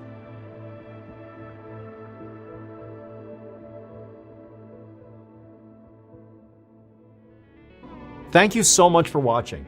Let me know what you thought of today's episode in the comments. And remember, we have hundreds of videos for you to binge right now.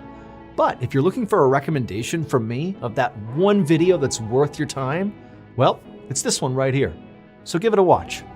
All right, until next time, see ya. On the evening of August 10th, 2005, a man in New York City answered the phone at the office where he worked. A woman's voice came across the line, and she asked to speak with one of the man's employees.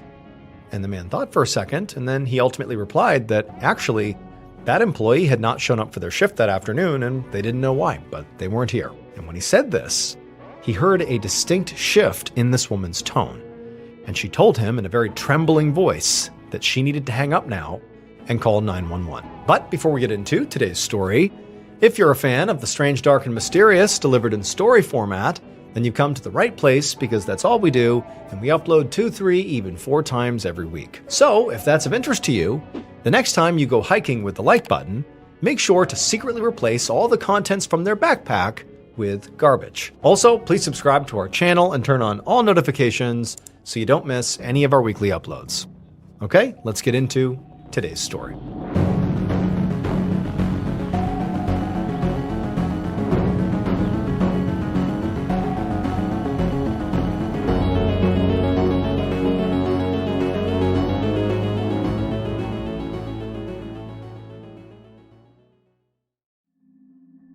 In the early afternoon of Wednesday, August 10th, 2005, 18-year-old Eliza Parsi sat in her bed in her home in Staten Island, New York, flipping through a fashion magazine.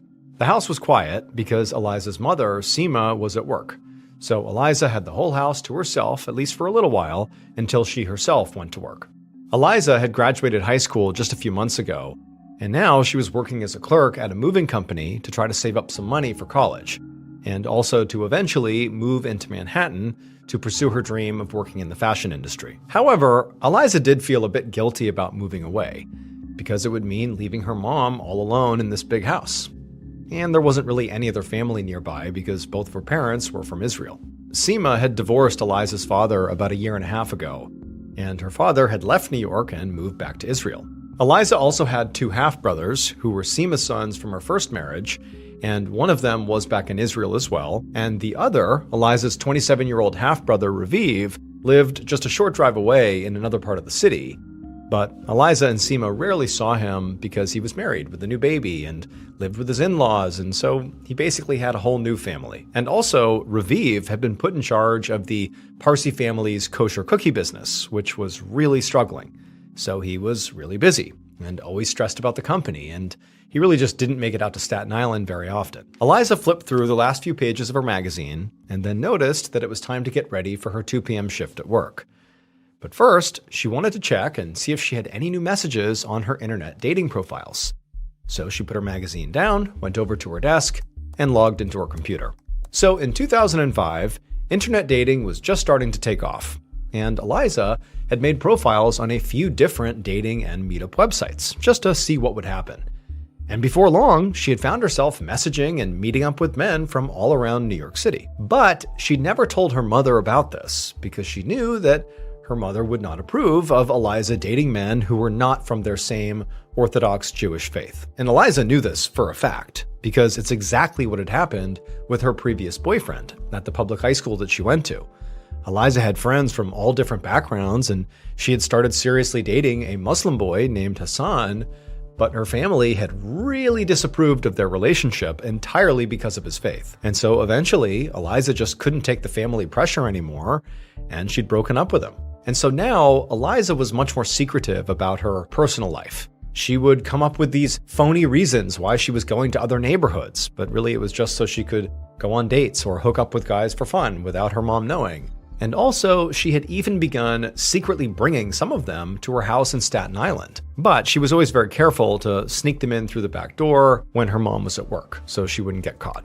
Now, Eliza logged into her account, and she saw there were a few messages from some guys, and so she responded to them, and then after that, she headed into the bathroom to take a shower before work.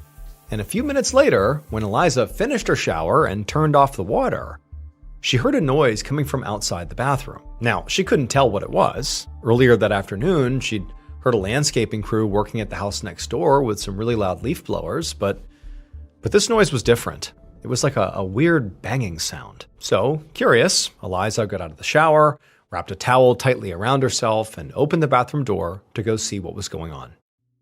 That night, around 7:30 p.m., Eliza's mother, Seema, arrived back at the house that she shared with Eliza. She turned her key in the front lock and tried to push the door open, but it would only open a couple of inches because it felt like there was something on the other side that was blocking it from opening any further. Now, Seema had no idea what this could be, and so she just began shoving against the door, and eventually she pushed it open wide enough that she could slip inside. And when she did, the first thing she noticed was that the thing that had been blocking the door was this heavy mirror.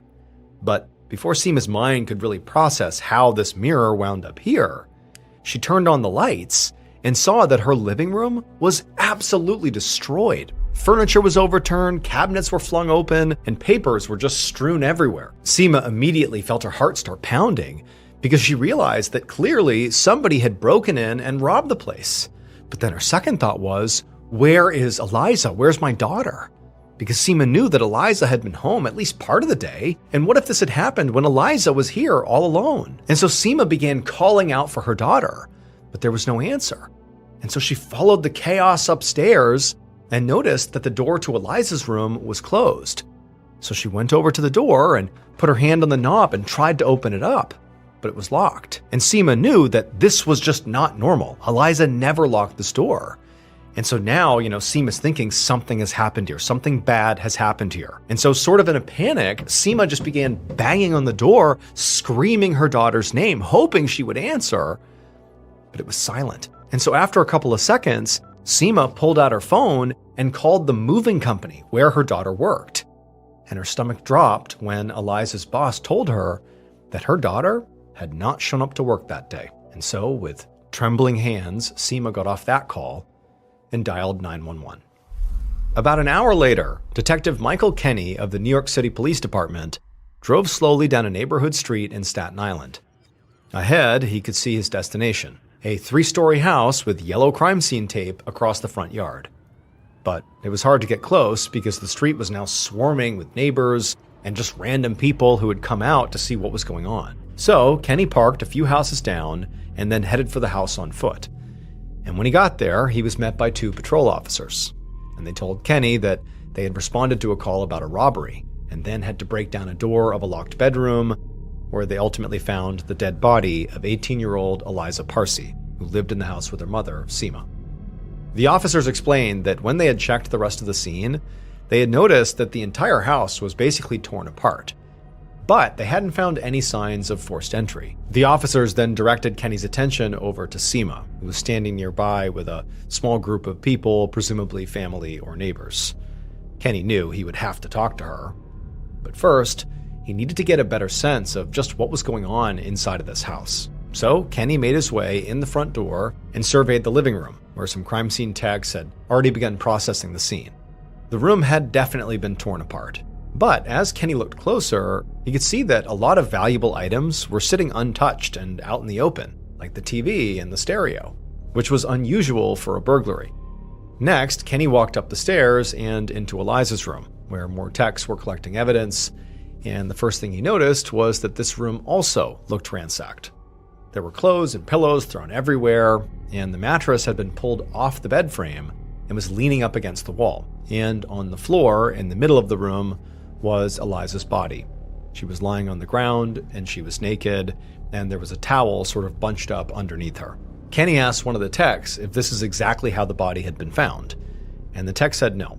When they first got to the scene, Eliza had actually been underneath the mattress and also had a pillow over her face, but they had to move both of those things out of the way in order to actually examine her body, which was why, the mattress was now up against the wall. Kenny knelt down over Eliza's body, but he couldn't see any visible cause of death, like a bullet or knife wounds or bruising, which could mean that maybe she was suffocated. Maybe the pillow that was on her face that they had removed was what was used to kill her.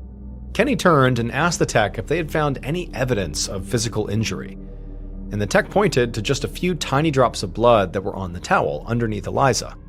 Now, they were very small and they could have been old, like maybe somebody had cut themselves shaving, but all these details, a naked young woman, the mattress, the pillow, the blood, it made Kenny concerned that Eliza might have been a victim of sexual assault before she was killed. So Kenny told the tech to make sure that the blood from the towel, as well as any other bodily fluids they could find, were collected as evidence, because they might belong to Eliza's killer. A few minutes later, Kenny emerged from the house and began walking over to speak with Seema. And Seema, she was crying onto the shoulder of a young man, and the minute this young man saw Kenny, he stepped forward and started demanding to know why the police were keeping them away from Eliza's body, and also why the cops weren't out there arresting his sister's killer. So Kenny just took a deep breath, because this man was obviously Eliza's brother, and it was understandable why he was so upset. Kenny knew that a lot of times grief turned into anger in these situations. So Kenny calmly explained that in order to find Eliza's killer, he first needed information, starting with where he and Seema had been that day. And this got both Raviv and Seema to calm down right away, because they seemed to realize that Kenny might actually be suspicious of them. So the man lowered his voice, and he introduced himself as Raviv, and then he and Seema began answering Kenny's questions. Seema said she'd been at work all day and that there were plenty of coworkers who could say as much, and Raviv explained that he too had been working all day, delivering baked goods all around Long Island. Kenny made notes so he could double-check all their information later. And then he asked if either of them knew anybody who might have had a reason to want to harm Eliza, and Kenny saw them share a very knowing glance. Then Raviv turned to Kenny and said he should look into Eliza's ex-boyfriend, Hassan, who none of them liked or trusted. And as Kenny started jotting these details down, Seema chimed in and added that her daughter had told her about something really bizarre that Hassan had done recently. Early one morning a few weeks ago, Eliza had woken up to find Hassan sitting at the end of her bed, just staring at her, like he'd been watching her sleep. And the whole thing had absolutely terrified Eliza because she had no idea how he'd even gotten into the house. She certainly hadn't invited him over, and their house was always locked overnight. And then before Detective Kenny could even ask a follow-up question, Raviv, the brother, just suddenly started yelling, "Get out, we don't want you here," at somebody across the yard. And so Kenny turned to see who Raviv was yelling at, and he saw this teenage boy standing there, looking completely shocked and scared. And at this point, Raviv went from yelling at Hassan to yelling at Kenny to arrest Hassan, because that was the man who killed Eliza.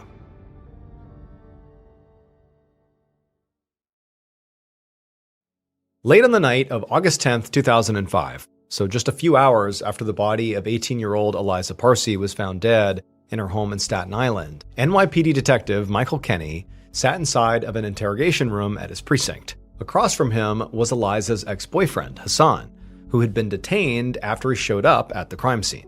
So far, Hassan had been very cooperative and had shared a very detailed timeline of his whereabouts that day. However, he did not have a solid alibi for that afternoon and the early evening, which was likely when Eliza was killed. Kenny had taken a DNA sample from Hassan, and he also had gotten samples from Eliza's mother and brother at the scene to compare against the blood that had been found on that towel and any other DNA that was found on Eliza's body. But in 2005, DNA and blood evidence took weeks to process. So Kenny was really hoping to just get Hassan to confess right now. So once all his basic questions were out of the way, Kenny decided to test Hassan's truthfulness. And he asked Hassan if he had ever snuck into Eliza's house. But Hassan, he didn't deny it. He immediately came clean and admitted to everything. He said that yes, he had previously snuck into her house, and he did sit on Eliza's bed, and he had waited there until she woke up. That was all true. But Hassan insisted that he had not been trying to scare Eliza. He just desperately wanted to talk to her so they could hopefully get back together again. And Hassan had said that when he did that, Eliza hadn't been scared. She was just kind of annoyed, and she had told him that they were broken up for real. And after that, he said he had left without incident. Kenny noticed that in Hassan's version of the story, the way that Eliza reacted to Hassan sitting on her bed, just being kind of annoyed and exasperated about it, was very different than the way Eliza's mother, Seema, had described the same event. She had said that her daughter had basically been scared for her life. So he asked Hassan, why does Eliza's family dislike you so much? Why were they so quick to say you killed Eliza? And Hassan just kind of hung his head and said he didn't think it was about him personally. It was about religion. Hassan was Muslim, and the Parsis were Orthodox Jewish. As Kenny took this in, he wasn't sure which version of the story to believe. Were Hassan and Eliza star-crossed lovers kept apart by her family?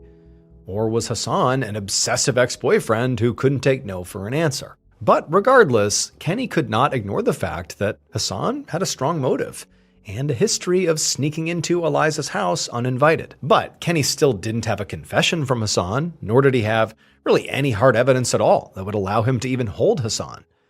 So ultimately, after the interview was over, he told Hassan he was free to go. The next day, Thursday, August 11th, Detective Kenny walked up to a Jewish Orthodox synagogue in Brooklyn, where Eliza's funeral was about to take place. The reason it was happening so quickly was because of the Jewish Orthodox custom that a body must be buried within 24 hours of death. And because of that timeline, it meant that Eliza's autopsy had already been completed. And Kenny had just received the report from the medical examiner, which confirmed that Eliza had died from asphyxiation, likely from being smothered by that pillow. The medical examiner had also found DNA evidence that could be tested against those samples Kenny had collected from the suspects. There were some skin cells under Eliza's fingernails, as well as semen that showed Eliza had sex before she died, probably within 24 hours. And so this evidence made Kenny think that Eliza had been sexually assaulted and had fought back against the person assaulting her, which would explain the skin under her nails. But when Kenny called the medical examiner to voice this theory that he now thought was pretty likely, the medical examiner had actually disagreed, because they didn't find any bruising or bleeding or anything else that indicated sexual violence. And so the autopsy actually concluded that the sex Eliza had before she was killed must have been consensual. But regardless, in Kenny's opinion, the facts of the case so far pointed towards a romantic partner being the killer, which obviously cleared Raviv and Seema and any other family members. And it also did not seem to be some random burglar or home intruder, because Seema had confirmed that nothing in the house was missing. Now, a few of the neighbors had mentioned that there had been some landscapers who had been working at the house next door at the time of her death, and Kenny had managed to track down the crew and question them. But they had all insisted that they had never left the neighbor's yard and that they hadn't seen or heard anything. But just to be sure, Kenny had taken their DNA samples just in case. Now, as Kenny made his way through the crowded sidewalk in front of the synagogue, he could see two distinct groups of people in attendance. There were members of the Orthodox community wearing their long skirts and prayer shawls, and also young people dressed in more modern clothes, who he assumed were Eliza's friends from school. Kenny walked up the front steps and entered the synagogue, and he noticed that the inside of the building was split in half by a wooden partition, almost like a wall, with men on one side and women on the other.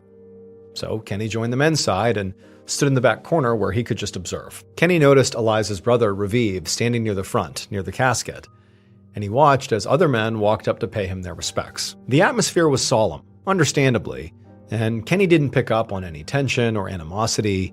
It just sort of felt like a community coming together to kind of make sense of this tragedy. But then Kenny felt the energy in the room suddenly change, like a switch had flicked, and he could hear people start to whisper to each other very urgently, and everybody's heads turned to look back towards the entrance. Kenny turned his head and looked as well, and he saw this one person who was trying to push through the crowd and make their way up the aisle to the front, where Eliza's casket was. And Kenny realized this person was Hassan. For some reason, he'd shown up again, despite the fact that Eliza's family clearly didn't want him around.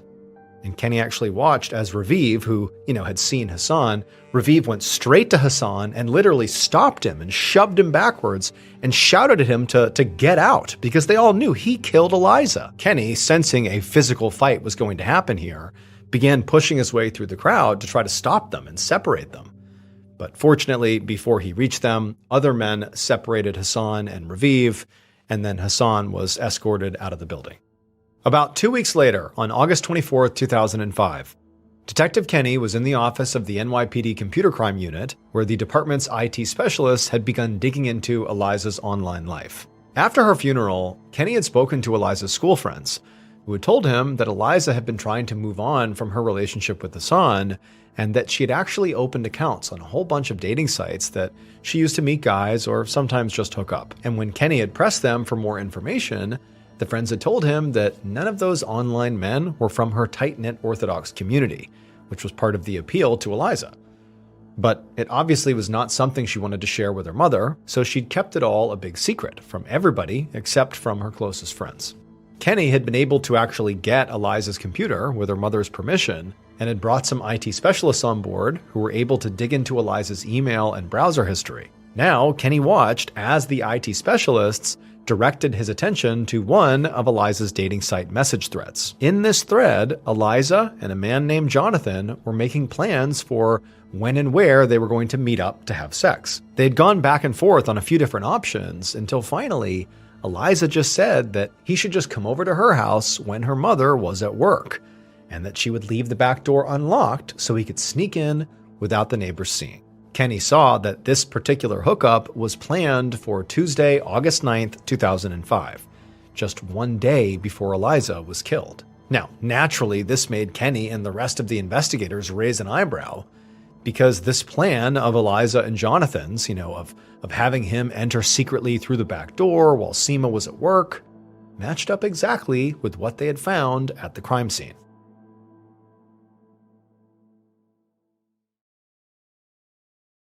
In late August of 2005, more than 2 weeks after the murder of Eliza Parsi, NYPD detective Michael Kenny was sitting at a kitchen table in an apartment in Brooklyn, New York, across from Jonathan Harris, the internet dating match who Eliza had secretly invited to her home the day before she was killed. When Kenny informed the young man that he was here investigating the murder of Eliza Parsi, he noticed that Jonathan didn't seem surprised.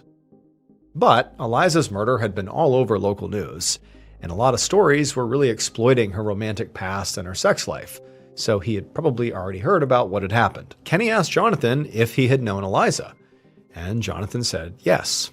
Then he detailed basically everything that had been planned in that chat message. He said that he had gone to her house, he had snuck in through the back door that was unlocked, and they had had consensual sex. At least Jonathan swore it had been consensual. Jonathan insisted that after that, he had not seen Eliza again, and had never even gone back to Staten Island after that. He then gave Kenny a detailed timeline of where he had been on the day Eliza was killed, and overall, he was a lot more cooperative than Kenny had expected.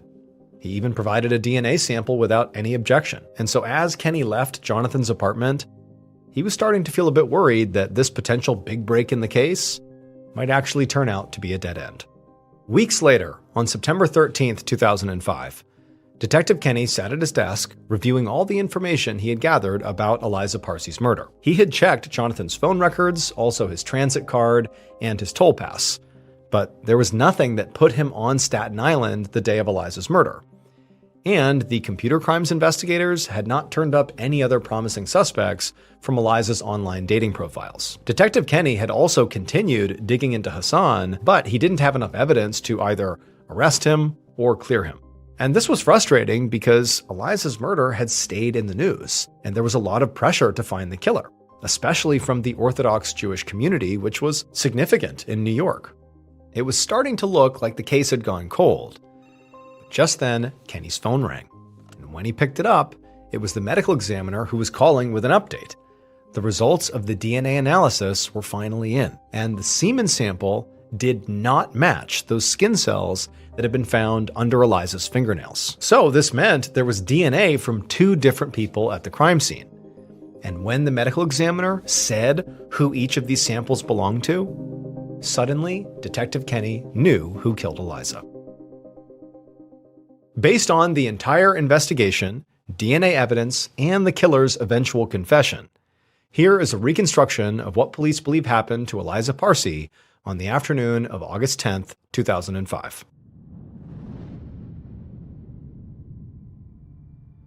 Shortly before 2 p.m., the killer approached the back door of the Parsi home where they knew they wouldn't be seen by neighbors. And once they were there, they slowly opened up the door.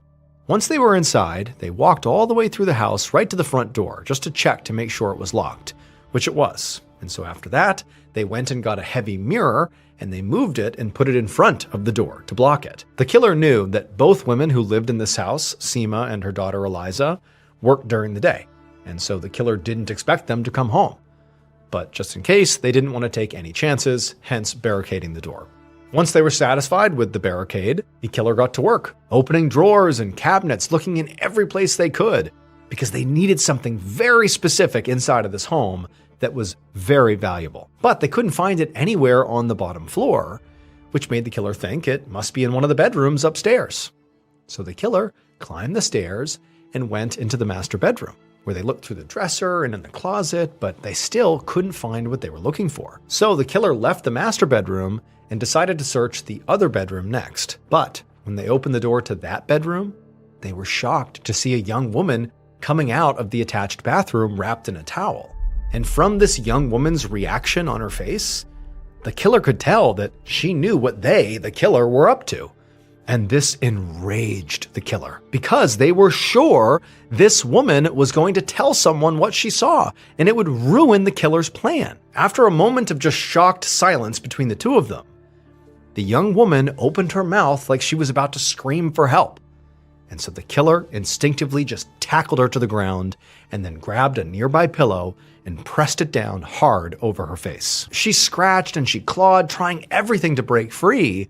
But the more she fought, the angrier and more emboldened the killer became, and the harder they pressed down, until eventually her body went limp. After that, the killer stood up and they looked down and they saw what they had done, and it caused them to start to panic, because they never meant to kill her, just to scare her and shut her up, but they had obviously gone too far. So, not knowing what to do, the killer just grabbed the pillow and put it over her face, and then also dragged the mattress and put it on top of her body, just so they wouldn't have to look at her. Then, instead of continuing their search for this thing that they wanted inside of this home, they just went downstairs and left out the back door. And they didn't return to the house for hours, not until they received a call from their mother, because the killer was Eliza's half-brother, Raviv. The DNA from the semen that was found at the crime scene belonged to Jonathan, the man that Eliza had consensually had sex with 24 hours before her death. The DNA that was found under Eliza's fingernails belonged to Raviv. It would turn out Eliza's death did not have anything to do with who she was sleeping with. Raviv was angry at their mother because the family business that she had passed along to him didn't make as much money as he had thought it would. And so as a result, Raviv was stuck working all these long hours and also raising his family in his in-laws' basement, which he found totally humiliating. And he knew that Seema had recently come into some money through the sale of a property in connection with her divorce. And Raviv felt like that money was rightfully his, because he had a wife and a child to provide for. But Seema wouldn't give it to him. So instead of driving his typical delivery route on Long Island that day, Raviv went to his mother's house to literally look for the money so he could steal it. But Eliza's work schedule had recently changed, and so he didn't realize Eliza's shift actually started later in the day. And so what was supposed to be a simple robbery turned deadly. Raviv ultimately pled guilty to first-degree manslaughter and was sentenced to 18 years in prison. Hey everyone, just a reminder, I'm going on tour this year, which means if you go, you can experience never-before-heard stories from me live and in person. We did this in 2024 and people loved it. So get your tickets today at tour.ballenstudios.com right now before they sell out. That's tour.ballenstudios.com. I can't wait to see you all at the shows. Thank you so much for watching. Let me know what you thought of today's episode in the comments. And remember, we have a whole playlist of true crime episodes ready for you to binge right now. So click here and give them a watch. All right, until next time, see ya.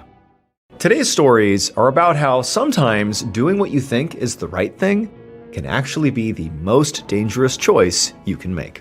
But before we get into today's stories, if you're a fan of the strange, dark, and mysterious delivered in story format, then you've come to the right place because that's all we do, and we upload 2, 3, even 4 times every week. So if that's of interest to you, the next time you're walking into a building and the like button's right behind you, obviously following you, make sure to turn around, make eye contact, and then shut the door. Don't hold it for them. Also, please subscribe to our channel and turn on all notifications so you don't miss any of our weekly uploads. Okay, let's get into today's stories.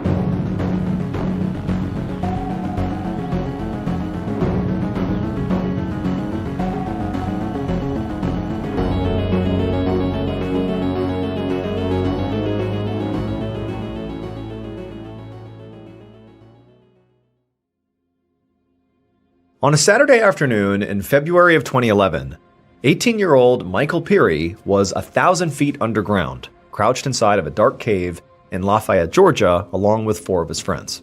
As Michael looked around, his headlamp beam bounced off all the low-hanging rocks and underground waterfalls and deep crevices, and it all just kind of felt like some kind of dark and otherworldly planet down here.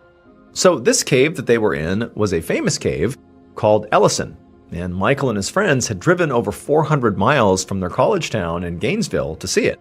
Ellison was almost 12 miles of tunnels and shafts and crevices, and thousands of cavers went through it every year. It was very popular. Now, to be clear, caving as an activity was not really Michael's thing. He was a marketing major at the University of Florida, and he mostly considered himself to be a pretty quiet person and liked studying or playing in his school band or volunteering with his church youth group. And so crawling through a tiny, pitch black, very claustrophobic hole hundreds of feet underground was not really his first choice for fun. But Michael was not there today for fun. He was there because his close friend, a guy named Grant Lockenbach, had suggested it. So he had said, okay, I'll go with you. Just now, Michael looked over to where Grant was sitting with his girlfriend, whose name was Carrie, and also they were sitting with 2 of their other friends. And the group of them were all looking through a backpack and sort of taking stock of the various pieces of gear that they had brought along with them. Now, they'd only entered Ellison just a few minutes ago, but already the group had stopped because there was something in this area that Grant really wanted to see. And when Grant wanted to do something, it usually happened. Hence why Michael capitulated and wound up in this cave, because Grant wanted him to. And so, like normal, he went along with it. So Grant, he was the president of their school's Fellowship of Christian Athletes, which Michael, Carrie, and the other 2 friends were also members of. And when Michael had joined the fellowship, Grant had sort of taken him under his wing and told Michael that he had tons of potential. In fact, he said Michael had enough potential to be the next president of the fellowship. And this had given Michael a ton of confidence because he really looked up to Grant. I mean, a lot of people did. Grant was just cool. He was a few years older than Michael and was basically like a 6-foot-tall ball of positive energy who was always looking for some adventure to go off and do.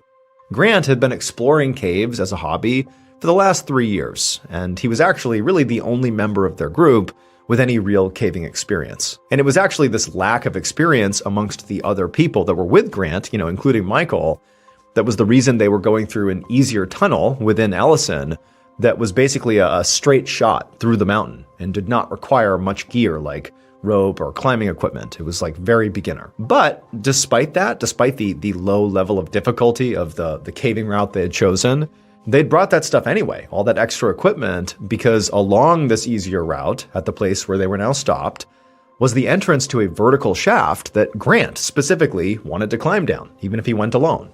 This shaft was 125 feet deep. So think of like a 10-story building. That is how deep this pit went. But it was actually called the warm-up pit because compared to the other, deep pits in Ellison, it was nothing. Some were way deeper, like over 500 feet.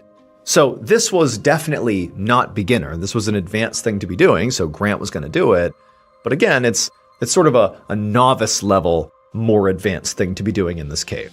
Now, Michael watched Grant take the backpack with all the equipment in it over to this pit's entrance, which was basically just a very large hole in the ground that was over near this waterfall, and it was only about a few feet away from Michael. And so Michael walked over to Grant to help set him up, which involved attaching a climbing rope to the rocks that Grant could then use to lower himself into this pit with. This process is called rigging, and it took them a while since really Michael had to wait for Grant to instruct him on every step, because Michael, again, is not an experienced caver at all. But as Michael worked with Grant to get him all rigged up, he found himself peering into the pitch black hole, and as he looked down into what just felt like this bottomless abyss, he felt his stomach kind of flip.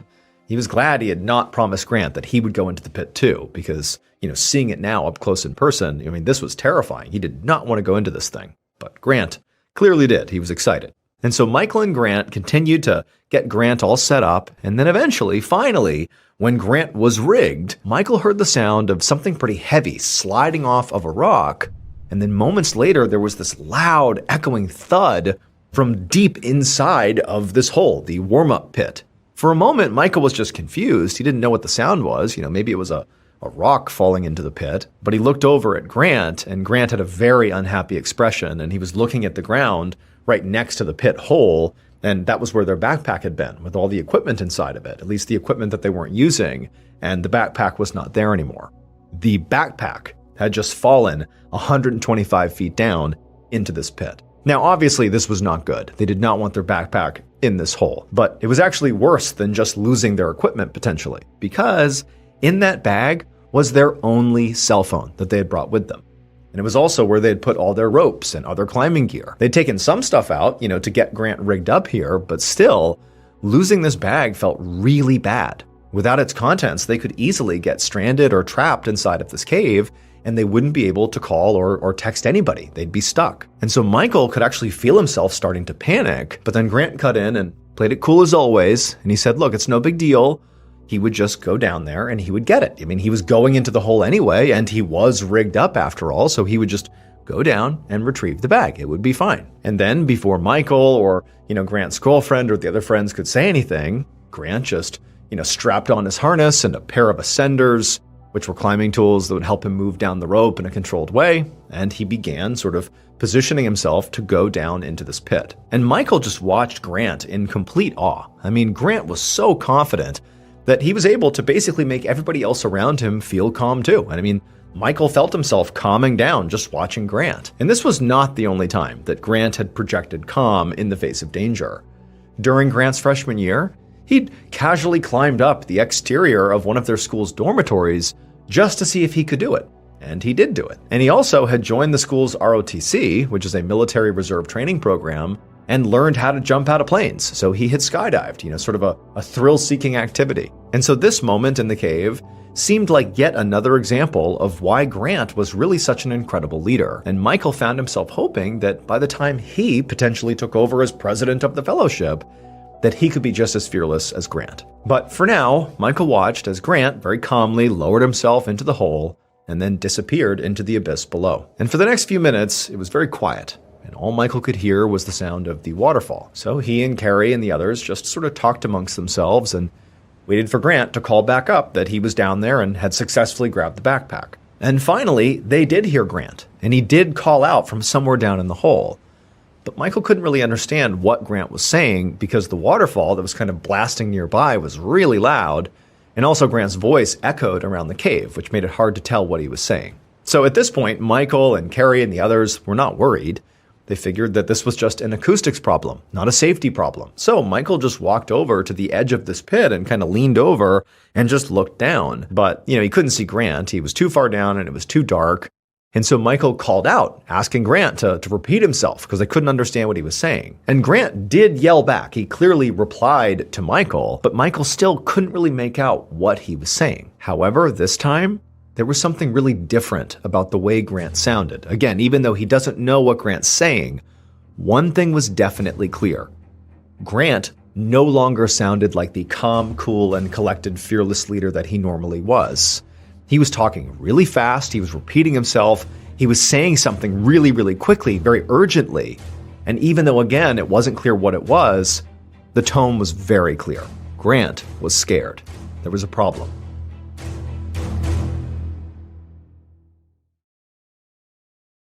Now, obviously, problems arise when you are rappelling into a 125-foot hole underground in this cave. That, problems can happen. But for Michael and the others, when they sort of realized that something was wrong for Grant, it was really shocking. I mean, Grant is the guy that got other people out of problems. He was the calm guy. Nothing rattled him. And so just to hear him basically panicking, it was really unsettling for those at the surface. And so Michael and the others, they're kind of hit with this sudden realization that, one, it's very unsettling to hear Grant sounding this way, but worse, two, is they're not cavers. They can't go into this pit and save Grant if he needs saving. Not only because they lacked experience, but also all the caving, all the climbing equipment was in that backpack that fell into the pit that's down there with Grant.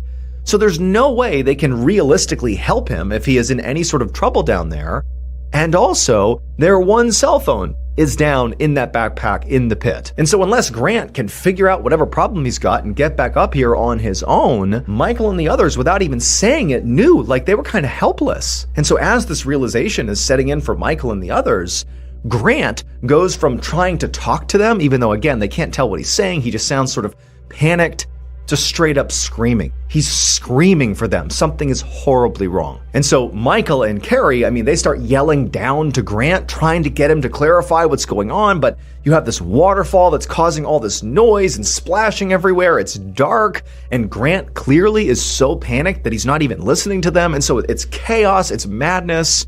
And so Michael and Carrie, they turn to the other two friends, and they say, look, we're going to stay here at this hole and wait for Grant. You two leave the cave, go get help. And so the other two, they rushed off to do just that, while Michael and Carrie just sat there listening to Grant getting more and more hysterical by the second, somewhere down in this hole. They still have no idea what's wrong, but clearly there is an emergency here. And so for a little while, after the friends have gone off, Michael and Carrie, even though they're not really talking to Grant because he's just kind of rambling and yelling and screaming, they can't understand him, they're just kind of shouting down into the hole that everything's going to be okay, we've sent to get help, it's going to be okay, you're going to get out of here soon. They have no idea if he can hear them or understand them. They're assuming that the acoustics are bad down there too. Again, the sound of that waterfall is so loud, it's so dark. And so they're just like having this awful moment. But then what cut through all this chaos was at some point, Michael heard Grant say something that he really did understand. Grant, at some point, in a very high-pitched, almost screaming voice, yelled out Michael's name. Like he was directly yelling to Michael, like, I need you, Michael, to help me. Now, at this point, obviously the situation has escalated dramatically and already, like, things are bad. And for Michael, this felt like a big deal. Before that, all the yelling and screaming was obviously bad. But Michael, he kind of views himself as, Grant's successor, potentially. He's going to be the next, president of this fellowship. And he looked up to Grant so much, primarily because Grant was like this fearless leader. And so Michael sort of felt like when he heard his name called out, that Grant was specifically sort of challenging him, like, you, Michael, I need you. Michael took on that responsibility. And he felt like, I can't just sit here. I can't just wait. Something needs to be done, and I need to do it. I need to save Grant. And so Michael, he jumped up, and he grabbed the extra harness they still had, and he put it on. And as he was doing that, he could hear Carrie, who, she's seeing what's happening, and she's telling him, don't do it. You don't know what you're doing. You don't know how to go down this thing. Like, this is dangerous. Or what are you doing? Don't go. And Michael, he just looked at her and he said, I have to do this. I know Grant would do this for me. I'm doing it for him. He needs me. I'm going down. And Michael, he's listening to Carrie, still trying to tell him not to go, but he just said to her, please pray for me. And then he walked over and he attached his harness to the same rope that Grant presumably was still attached to down at the bottom, but stuck for some reason, and into the pit he went. As soon as Michael disappeared into this hole, Carrie knelt down beside the pit, she put her hands together, and she prayed as hard as she could for Michael and Grant to be okay. And after a few minutes, she heard Michael call out from somewhere in the hole. And for some reason, she could actually understand what Michael was saying, which was basically that he and Grant were okay. He was with Grant, but they were just very, very cold. Relief flooded over Carrie, and as she exhaled all the tension she'd been holding in, and as the adrenaline kind of began to leave her body, because now she's thinking everything's okay, she also realized that she too was very cold. She just hadn't been thinking about it. She was so fixated on the safety of her boyfriend and also Michael. After all, she was only wearing a t-shirt, and the cave was very damp, and there's this waterfall kind of spraying water everywhere. It was cold. It was a damp environment. And so she's, her teeth are chattering too. She's cold. And so Carrie naturally yelled down into this hole. She can't see them, of course. She's just yelling into the darkness, what's going on? What's wrong? Is Grant okay? But Michael just shouted back to her, I'm fine, but didn't answer her question about Grant. And at this, Carrie could tell clearly there's something really wrong down there, and it probably has to do with Grant. And so she stood up, she began pacing back and forth, her stomach's in knots, and she's periodically yelling down into the hole to Michael, like, what's going on? Is Grant okay? Are you okay? But Michael, all he would say back to her is, I'm fine. He would just say that back to her, but his response time began to slow down. He wasn't responding to each and every one of her calls. He would just, yell out, I'm fine. But it began to become more and more spaced out as Carrie began to ramp up her questioning, asking more and more what's going on, until finally Michael just stopped answering altogether. There were no more voices coming out of the hole. And so the minutes ticked by, and Carrie, she continued to pace around, yelling out to Michael and Grant, but the only reply she got was the sound of the water from the waterfall lapping up against the cave walls. About an hour and a half later, just before 4 p.m., a man named Anmar Mirza, along with 2 other men, ran into the Ellison Cave with a bag of climbing equipment and medical supplies. Now, there was a bigger team of rescue workers on their way up the mountain behind them that had more gear and more personnel, but that group was moving slowly because it took time to respond to a cave accident, because typically there were a lot of people and a lot of equipment, specialized equipment that was required, and also usually the victims were trapped in, pretty remote and difficult to access places, like tunnels and shafts deep inside of these caves. So Anmar and his team were the initial smaller group that went ahead of the larger one to just kind of get the rescue started. A few minutes after entering the cave, Anmar saw a headlamp beam up ahead in the darkness, kind of bobbing around. And as soon as he reached the origin of this light, he found a young woman who was sitting by a large hole, and she was shaking and terrified. She explained that her name was Carrie, and that her boyfriend, whose name was Grant, along with one of his friends, whose name was Michael, were down in this hole, and that Grant had gone in, there had been some issue, Michael had gone in after him, and now, when she called out for them, neither of them were responding. After hearing this, Anmar directed one of his team members to take Carrie and bring her out of the cave, and then once they had left, Anmar put on his climbing gear, and as soon as he was ready, he began to rappel down into this pit. As Anmar rappelled, he's looking straight down into this dark shaft, and at first he can't see anything. But after a little while, he began to see somewhere down below were what appeared to be 2 lights towards the bottom of this pit, which he assumed belonged to the 2 men. But before he could actually reach them, he felt something wet and freezing cold splash his cheek. Then he saw something emerge out of the darkness right below him. It would turn out, when Grant rappelled down into this warm-up pit, he had made a terrible, terrible mistake. He had attached his rig to a section of rock that was directly in the path of a freezing cold waterfall. Now, this alone could have been okay. You can rappel effectively through a waterfall if you're careful. Except what happened with Grant is, as he was rappelling literally through the water, like the water is coming off this waterfall, it's hitting him, he got stuck. His rope got tangled. And where he got stuck was literally in the path of the waterfall. So he's stuck in the cave, he can't go up, he can't go down, and he's just getting pounded by freezing cold water. Now, at first, what Grant likely did is kind of flail around to try to get out of the path of this water, but there was nowhere to go. He's in this shaft, there's nowhere to go, and he's just dangling there, and he began trying to scream out for help, but that was why his words were muffled, because the water was hitting him in the face, so he couldn't speak clearly. And then also, as he's just dangling there, very quickly, having that icy water hitting him nonstop would have actually sent his body into shock. And it's like he wouldn't have been able to speak or think anymore. I mean, he was becoming hypothermic. And then, in what was possibly one of his final moments of clarity, he managed to belt out Michael's name. And he said it really clearly, kind of managed to get his face out of the water for a second. And Michael, who trusted Grant completely when he heard his name being called, it felt like it was his calling. He needed to go in there and save Grant himself. And so into the hole he went, and he hooked his rope up into the same exact spot that Grant had, and down he went. And Michael, he did an incredibly brave thing by doing this. And it was something that Grant very likely would have done for him too. But again, Michael really had no idea what he was doing. He was basically just going in blind. However, unfortunately, because he just kind of followed Grant's lead and went down there without a plan, well, in the darkness, as he went down, he eventually reached where Grant was, but got stuck as well. Also, in the path of the... And a moment later, a man stumbled out onto the stage, and when the producer saw him, she was just confused, because he seemed very wobbly, almost like he was drunk, and he had on this weird sort of costume where he had bandages wrapped around his head. And then, in a very slurred voice, this man said his name was Luther Charles, and he knew that this musical required a very specific kind of actor, and he had made sure that he was perfect for this part. The producer didn't understand what Luther was talking about, though. But before she could clarify, Luther, on stage, began unwrapping the bandages from his head. And when the producer saw what was underneath them, she began screaming for help. It would turn out that casting call in the newspaper that Luther read that inspired him to go here and do this contained a very unfortunate typo. What the producers of the musical were looking for were genuine, fearless actors.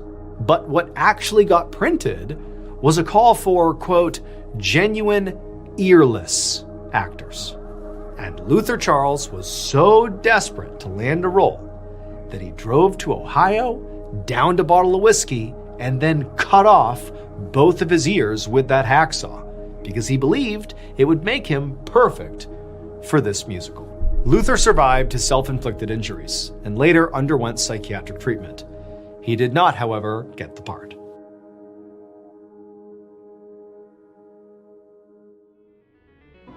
BetterHelp is the paid partner of today's video.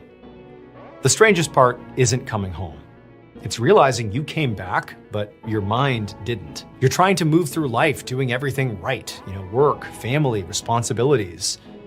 But small moments feel off, and later you're left thinking, what's wrong with me? I also went through these exact same feelings when I left the military. My mind was very conflicted because the world sort of expected me to be normal, but it was like my nervous system still expected danger all the time. Trauma doesn't stay back there. It rewires you. It changes how you react, how you trust, how you love. But therapy can help break that pattern. BetterHelp makes that support easier to access. You fill out a short questionnaire and get matched with a credentialed therapist in as little as a couple of days.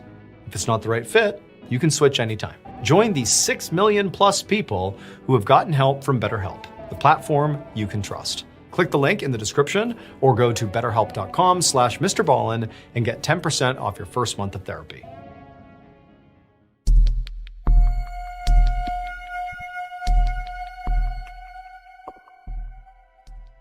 On an evening in October of 2003, a woman named Tina carried a grocery bag down the hallway of a big apartment building in Harlem, New York. The hallway was narrow, with white tile walls and heavy metal doors and overhead lights that flickered.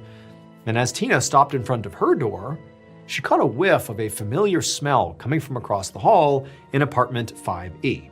It smelled like urine and rotting meat. Tina grimaced, but quickly set down her grocery bag and began sifting through her purse for her keys. But right as she found them, she heard footsteps coming down the hall behind her. She turned, and when she saw who was walking up the hallway towards her, she began to panic because it was Antoine Yates, the owner of apartment 5E, the stinky apartment. He was coming right down the hall, and he was carrying what appeared to be this huge sack that maybe looked like it was filled with sand or something. She didn't care, but she did not want to be near this guy. And so as fast as she could, she put the key in the door, opened it up, flew inside, grabbed her groceries, shut the door, and deadbolted it. Now, Tina did feel sort of guilty about being really obviously rude towards Antoine.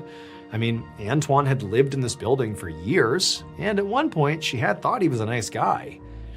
But lately, he'd gotten really weird, and she no longer wanted anything to do with him. First of all, there was that horrific smell coming from his apartment basically at all hours. And then there was the fact that Antoine basically stopped leaving the apartment altogether. Like he was basically in his apartment 24/7. As far as Tina could tell, he maybe left once a day, tops, for maybe like an hour a day. But other than that, he was like a constant presence across the hall. But beyond the smell and his reclusive nature, the most sort of alarming aspect of his recent weird behavior were all the random loud crashing sounds that Tina would hear coming from Antoine's apartment at all hours, even though from what she could tell, he didn't have any visitors ever. It was just him in there. Now, Tina had no idea what Antoine was doing in there, but she assumed whatever it wasn't good, but it wasn't her business. And so she decided that the best thing she could do was just stay in her apartment, make sure the door was locked, and hope at some point he stopped doing whatever it was he was doing. A couple days later, Tina went down to the lobby to check her mail. And when she did, she ran into a woman named Joyce who lived in apartment 4E, which was directly below Antoine's apartment. Tina said hello to her, and as she opened up her mailbox, Joyce came over and stood next to her with this sort of strange look on her face. Tina picked up on it and asked her what was wrong. And Joyce told her that last night she'd noticed liquid dripping down through her ceiling. And at first she thought it was maybe a burst pipe or an overflowing sink. But when she got a rag and went to clean it up, she realized it wasn't water. It smelled like pee. Then Joyce, she lowered her voice and leaned in close to Tina. And she said the pee wasn't the only weird thing. Sometimes late at night, when the building was quiet, she said she could hear what sounded like whimpering coming from the upstairs apartment, Antoine's apartment. And at this, Tina's heart began to pound. Now, she had tried to just kind of, mentally and physically avoid the whole Antoine situation, whatever it was. But now that she knew other neighbors were also noticing bizarre things like she was, she felt like she had to act. And so Tina said to Joyce that, you know what, we really ought to call the housing authority and see if they'd come out and investigate to see what was going on. But Joyce said she'd already tried that. She'd called multiple times, and so far, nobody had done anything. So Tina told Joyce that, okay, well, let's all get together, all the other neighbors, and go to the housing authority as a group. And maybe then they'd be taken more seriously. Joyce liked the idea, so the two women exchanged numbers, and then Tina went back up to her apartment. But the next day, before Tina had time to chat with any more neighbors, she came home from the store and walked into the lobby of the apartment building, and she saw Antoine on the floor of the lobby screaming in pain with two police officers huddled over him. He had these gaping wounds all over his arm and his leg, and there was blood all over the tile floor. Tina didn't know what to do, so she just hustled right past them through the lobby, made her way upstairs, and got inside her apartment. But once she was inside, her curiosity got the best of her, and she ran to the window to see if there was anything going on outside that could begin to explain what was going on with Antoine. And outside, she saw an ambulance pull up, and then moments later, paramedics loaded Antoine into the back of it, and they took off. After that, Tina basically sat there expecting any moment for the police to come barreling down the hallway and break down Antoine's door, apartment 5E, to finally put an end to whatever was happening inside of there. But she sat there waiting for an hour, and she didn't hear anything. And then finally, after, about an hour, she saw those two police officers from the lobby get back in their squad car and drive away. Tina was shocked. She had no idea what happened to Antoine, but she also couldn't conceptualize of what Antoine would have told those officers that would make them think they should just leave without checking his apartment. And so Tina felt like she couldn't just sit here and do nothing. Like somebody needed to go in there.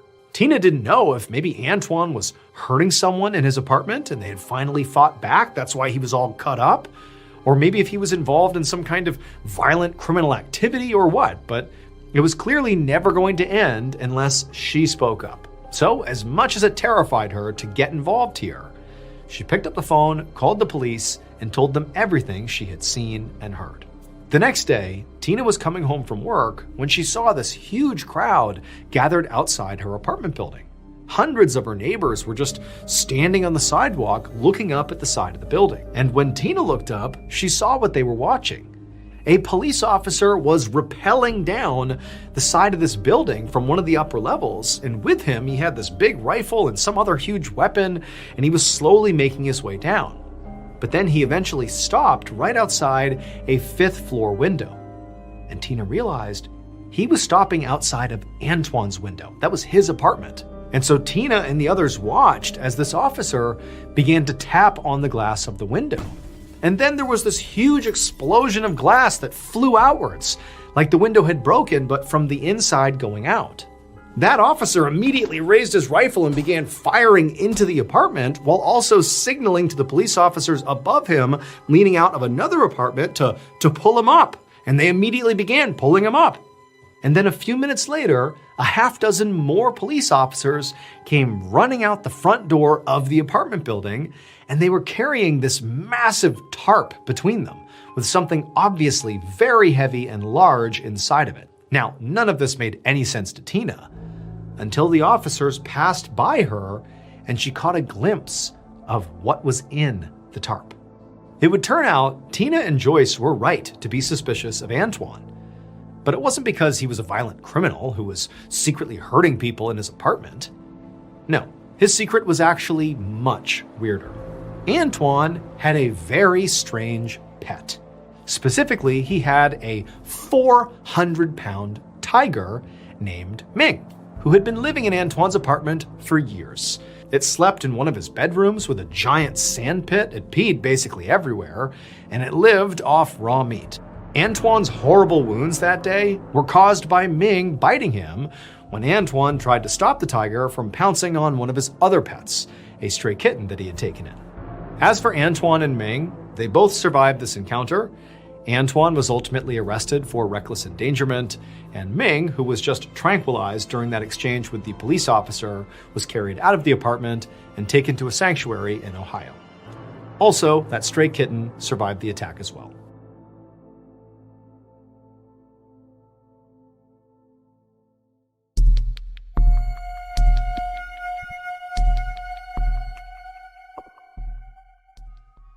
At 2:45 p.m. on January 6, 1995, a 45-year-old man named MacArthur Wheeler walked towards the front doors of a bank in Swissvale, Pennsylvania, which is a small town near Pittsburgh.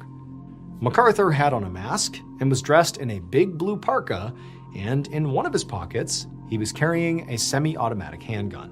MacArthur was about to rob this bank at gunpoint, but weirdly, he did not feel nervous, despite the fact that, MacArthur had never robbed a bank before. But one of his friends, 43-year-old Clifton Johnson, had. And Clifton was already inside the bank, waiting in line and pretending to be a customer, even though he was actually MacArthur's co-conspirator. MacArthur and Clifton had spent days planning out this robbery together, down to every last detail. And even though MacArthur had been kind of scared at first, Clifton had talked him through every possible scenario and made sure that they had a plan for everything that could go wrong. So now, MacArthur was 100% confident that they were going to get away with this, which again is why he was not nervous. So, this day, MacArthur walked up to the bank's doors and went inside. He had to squint through his mask because it obscured his view a little bit, but he saw Clifton standing in line, which immediately gave him another burst of confidence to actually see Clifton. He was here. So far, things were going exactly as planned. And so MacArthur quickly pushed his way through the line, and he locked eyes with the bank teller. And as he did, he pulled out his gun, he aimed it at them, and he told them to hand over all the money. MacArthur heard the sound of other people in the bank, other patrons and other staff beginning to gasp because they're seeing what's happening here. And so MacArthur quickly turned around with his gun still in his hand, and he told everybody that he didn't want to hurt anyone. Everybody just needed to stay calm, and as soon as he got the money, he'd be gone. Then MacArthur turned back to the teller, who by this point had gathered up all the cash in the register and was literally just holding it out, like, here, take it. And MacArthur, he grabbed the cash, put it in one of his pockets, he put his gun back inside of his pocket. Then he looked over at Clifton, and the two men nodded, and then they turned and ran out of the bank. About 3 months later, in the early morning hours of April 20th, 1995, MacArthur was sleeping inside his apartment just outside of Pittsburgh. After the robbery, he and Clifton had escaped with a little over $5,000, and they'd gone their separate ways in order to lay low. So they weren't really in contact, but to MacArthur, it seemed like everything had worked out perfectly, because here he was, still a free man with all this cash. And the cops hadn't even shown up once to question him. But on this particular night, a pounding on MacArthur's door woke him up. And he bolted upright in bed, and he heard somebody yell at him to open up, because it was the police. Now at this point, MacArthur was definitely nervous. However, he sort of calmed himself down and told himself that right now his best option was just to play it cool. Because even if the cops suspected him in that robbery, there was simply no way they could possibly prove he'd actually done it. He'd been wearing a mask and a huge parka that totally obscured his identity. So MacArthur, he got out of bed and he walked over to the door, he opened it up, and sure enough, there's all these police officers standing in the doorway. And MacArthur pretended to act confused and asked them, what's going on here?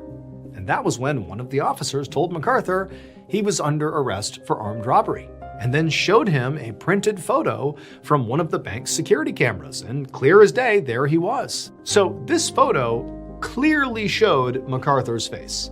Every detail was perfectly visible. It was him, for sure. He didn't even look like he was wearing a mask. But MacArthur couldn't wrap his mind around how this was possible. He looked from the picture up to the cops and just said, "But I wore the juice." It would turn out the mask MacArthur was wearing during this robbery was not a ski mask or a Halloween mask or really a mask in any traditional sense of the word. What MacArthur and his co-conspirator Clifton had both done, and what they truly thought would disguise their identities completely, was rub lemon juice on their faces. They believed that lemon juice would essentially act as a mask and make them literally invisible to security cameras. Unfortunately though, lemon juice does not make you invisible. And so once the police accessed the bank security footage, they saw clear as day MacArthur and Clifton committing this crime, and they arrested them both. Clifton was sentenced to 5 years in prison for armed bank robbery, and MacArthur was sentenced to 22.5 years. But this was not the end of the story, because Clifton and MacArthur's ridiculous crime made headlines. And before long, a professor of social psychology at Cornell University read about it, and it made him realize something. The fact that MacArthur literally believed lemon juice would make him invisible, and he acted on that knowledge, or that supposed knowledge, to commit this crime, and then was shocked when it didn't work, that suggests a level of stupidity that is just exceptionally high. So high that this professor began to wonder if maybe MacArthur is so stupid, he actually doesn't understand how stupid he really was. And so this led the professor to research this idea, and he ultimately established a new psychological concept that we now call the Dunning-Kruger effect, which essentially says that the more incompetent a person is at something, the less likely they are to recognize their own incompetence. Basically, the dumber you are, the more confident you become.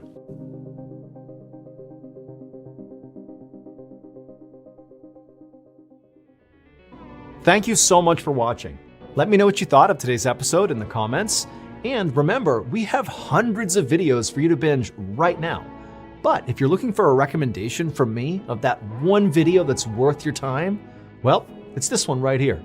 So give it a watch. All right, until next time, see ya.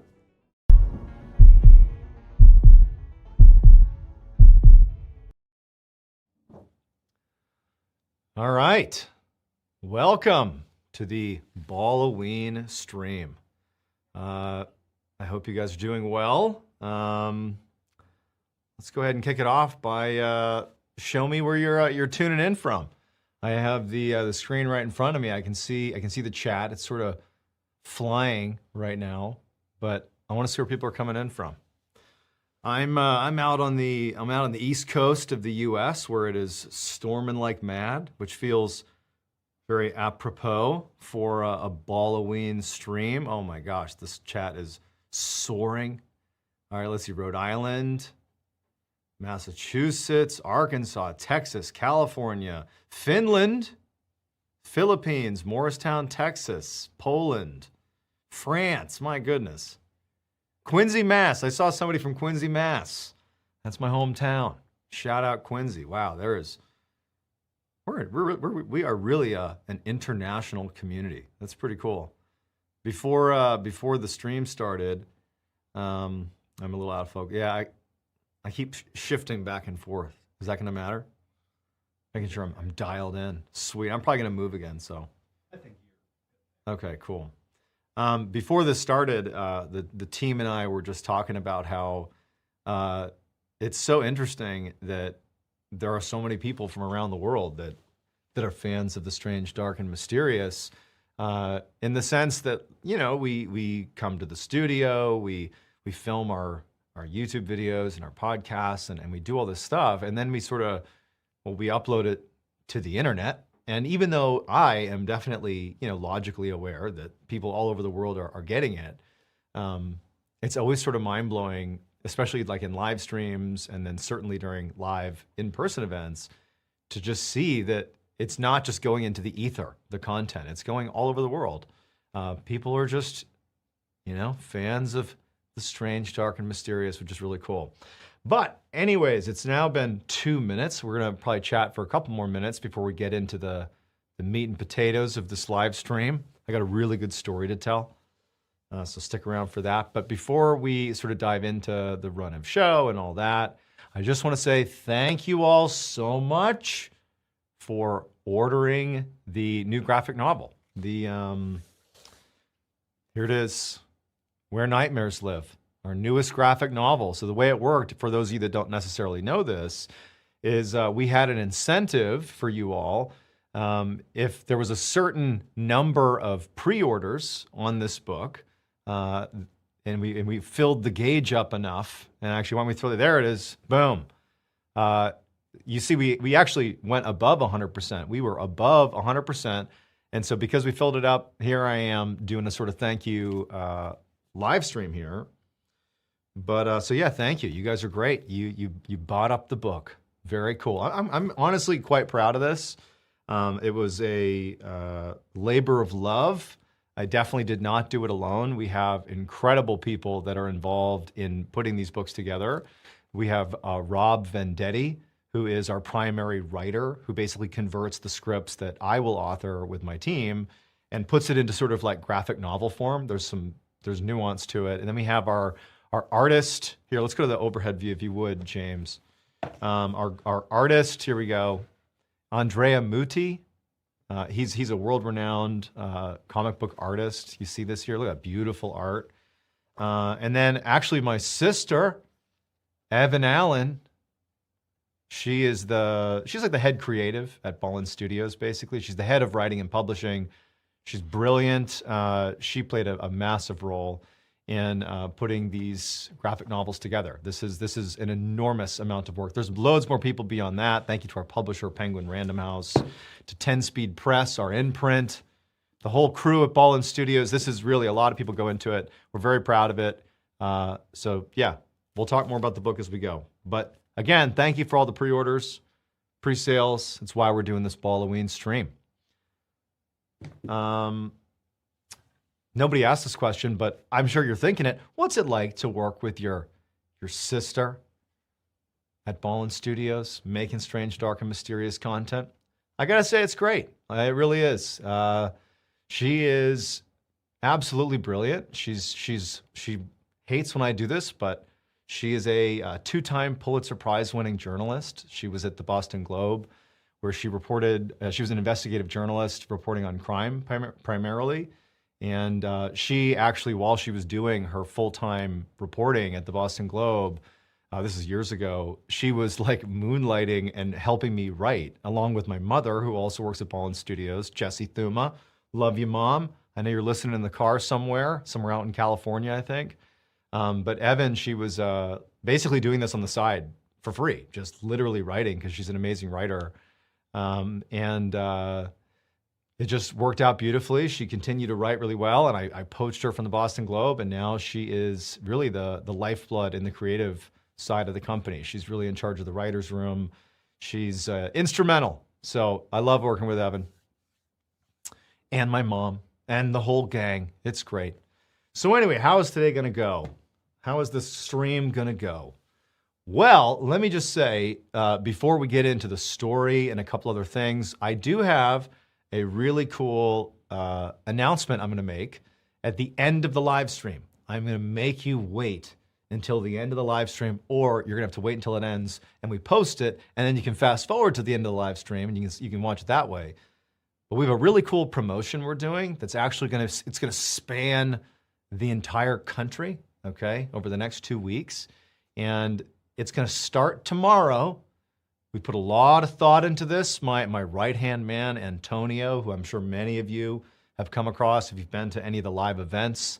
He's the really intense former police officer who's sort of like my head of security, right-hand man. He actually sits in the studio with me when I film all my videos and content. He had this great idea of how we could not just promote the book, but sort of make it a really fun game for all of us to play, okay? And so the way it's going to work is I'm going to tell you about the game at the end of the stream, but the first thing, because I can't give away too much, is going to happen tomorrow, but you got to know what it is and you got to know where to look, okay? It's going to be really good. Let's see, anything else I missed before we get into this? Okay, it is 1:07. I think that's pretty good. Pretty good to get into this thing. So, in the spirit of Halloween, or Balloween, as we're celebrating today, I wanted to choose a story that sort of fit the vibe of Halloween. And I think I got a really good one. This story, it is one that's been covered before, but I promise you it's an oldie. And I went back and I was looking at the script and I was reading some of the notes that I had with the person who is involved in the actual story, because we spoke to this person. And it's just funny looking at the evolution of how I would have approached this story. Back in 2020 when it was first uploaded, it's just sloppy. And so hopefully this live rendition is sort of a better representation of the story. But I think this one it's quite spooky.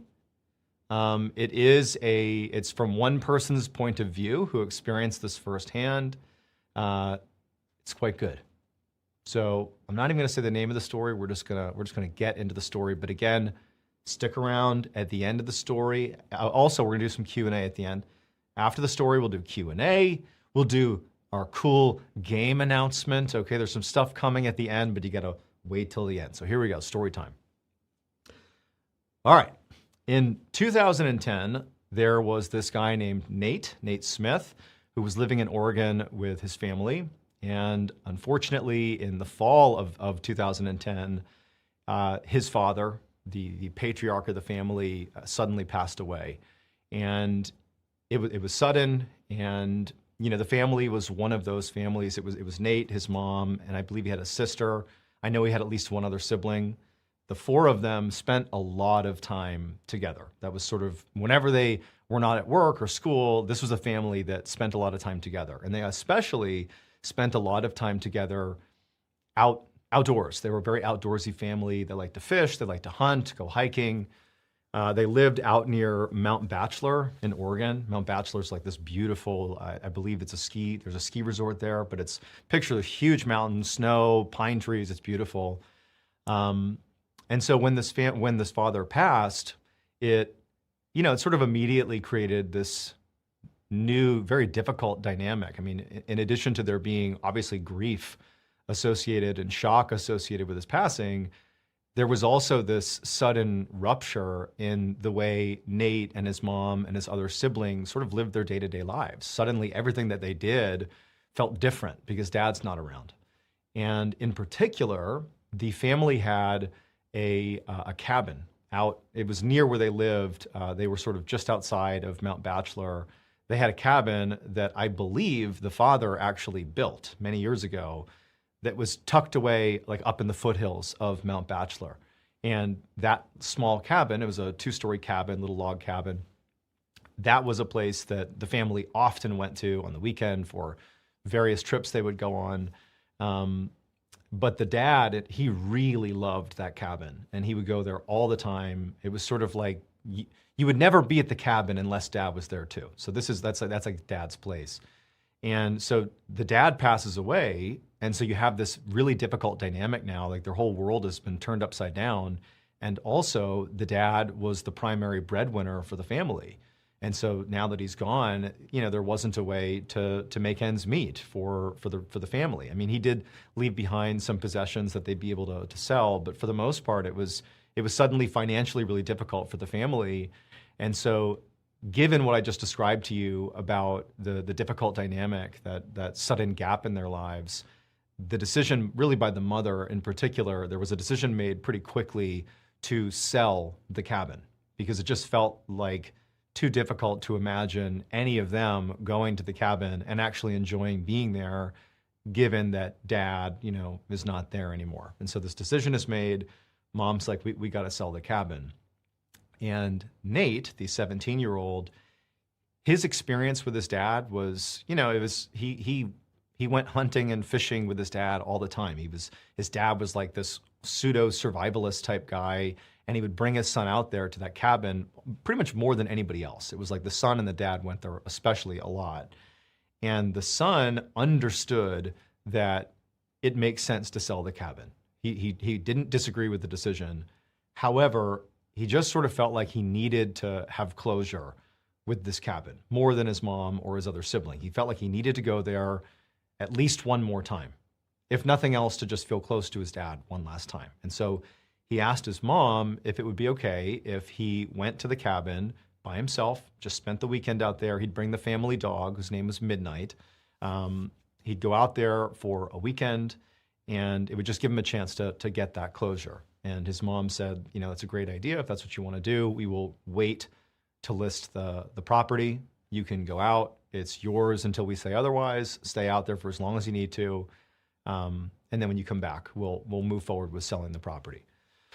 So Nate, that weekend, this was sometime in, I believe it was December at this point, he loads up his dad's truck that his dad had willed to him, and he brings Midnight the dog along, and Nate, he packed drinks and snacks. He brought his PlayStation along and some DVDs. Remember when DVDs were a thing? A lot of DVDs. And he took off for the cabin up at Mount Bachelor. And to sort of give you some context of where the cabin was in relationship to civilization, it wasn't so much that this cabin was super isolated and really hard to get to. It wasn't. I mean, there was a main road.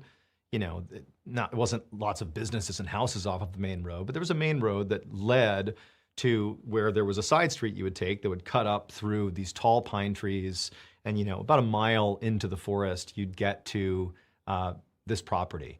So again, there's a major road that basically brings you there. However, these cabins that were built on Mount Bachelor were spaced really far apart.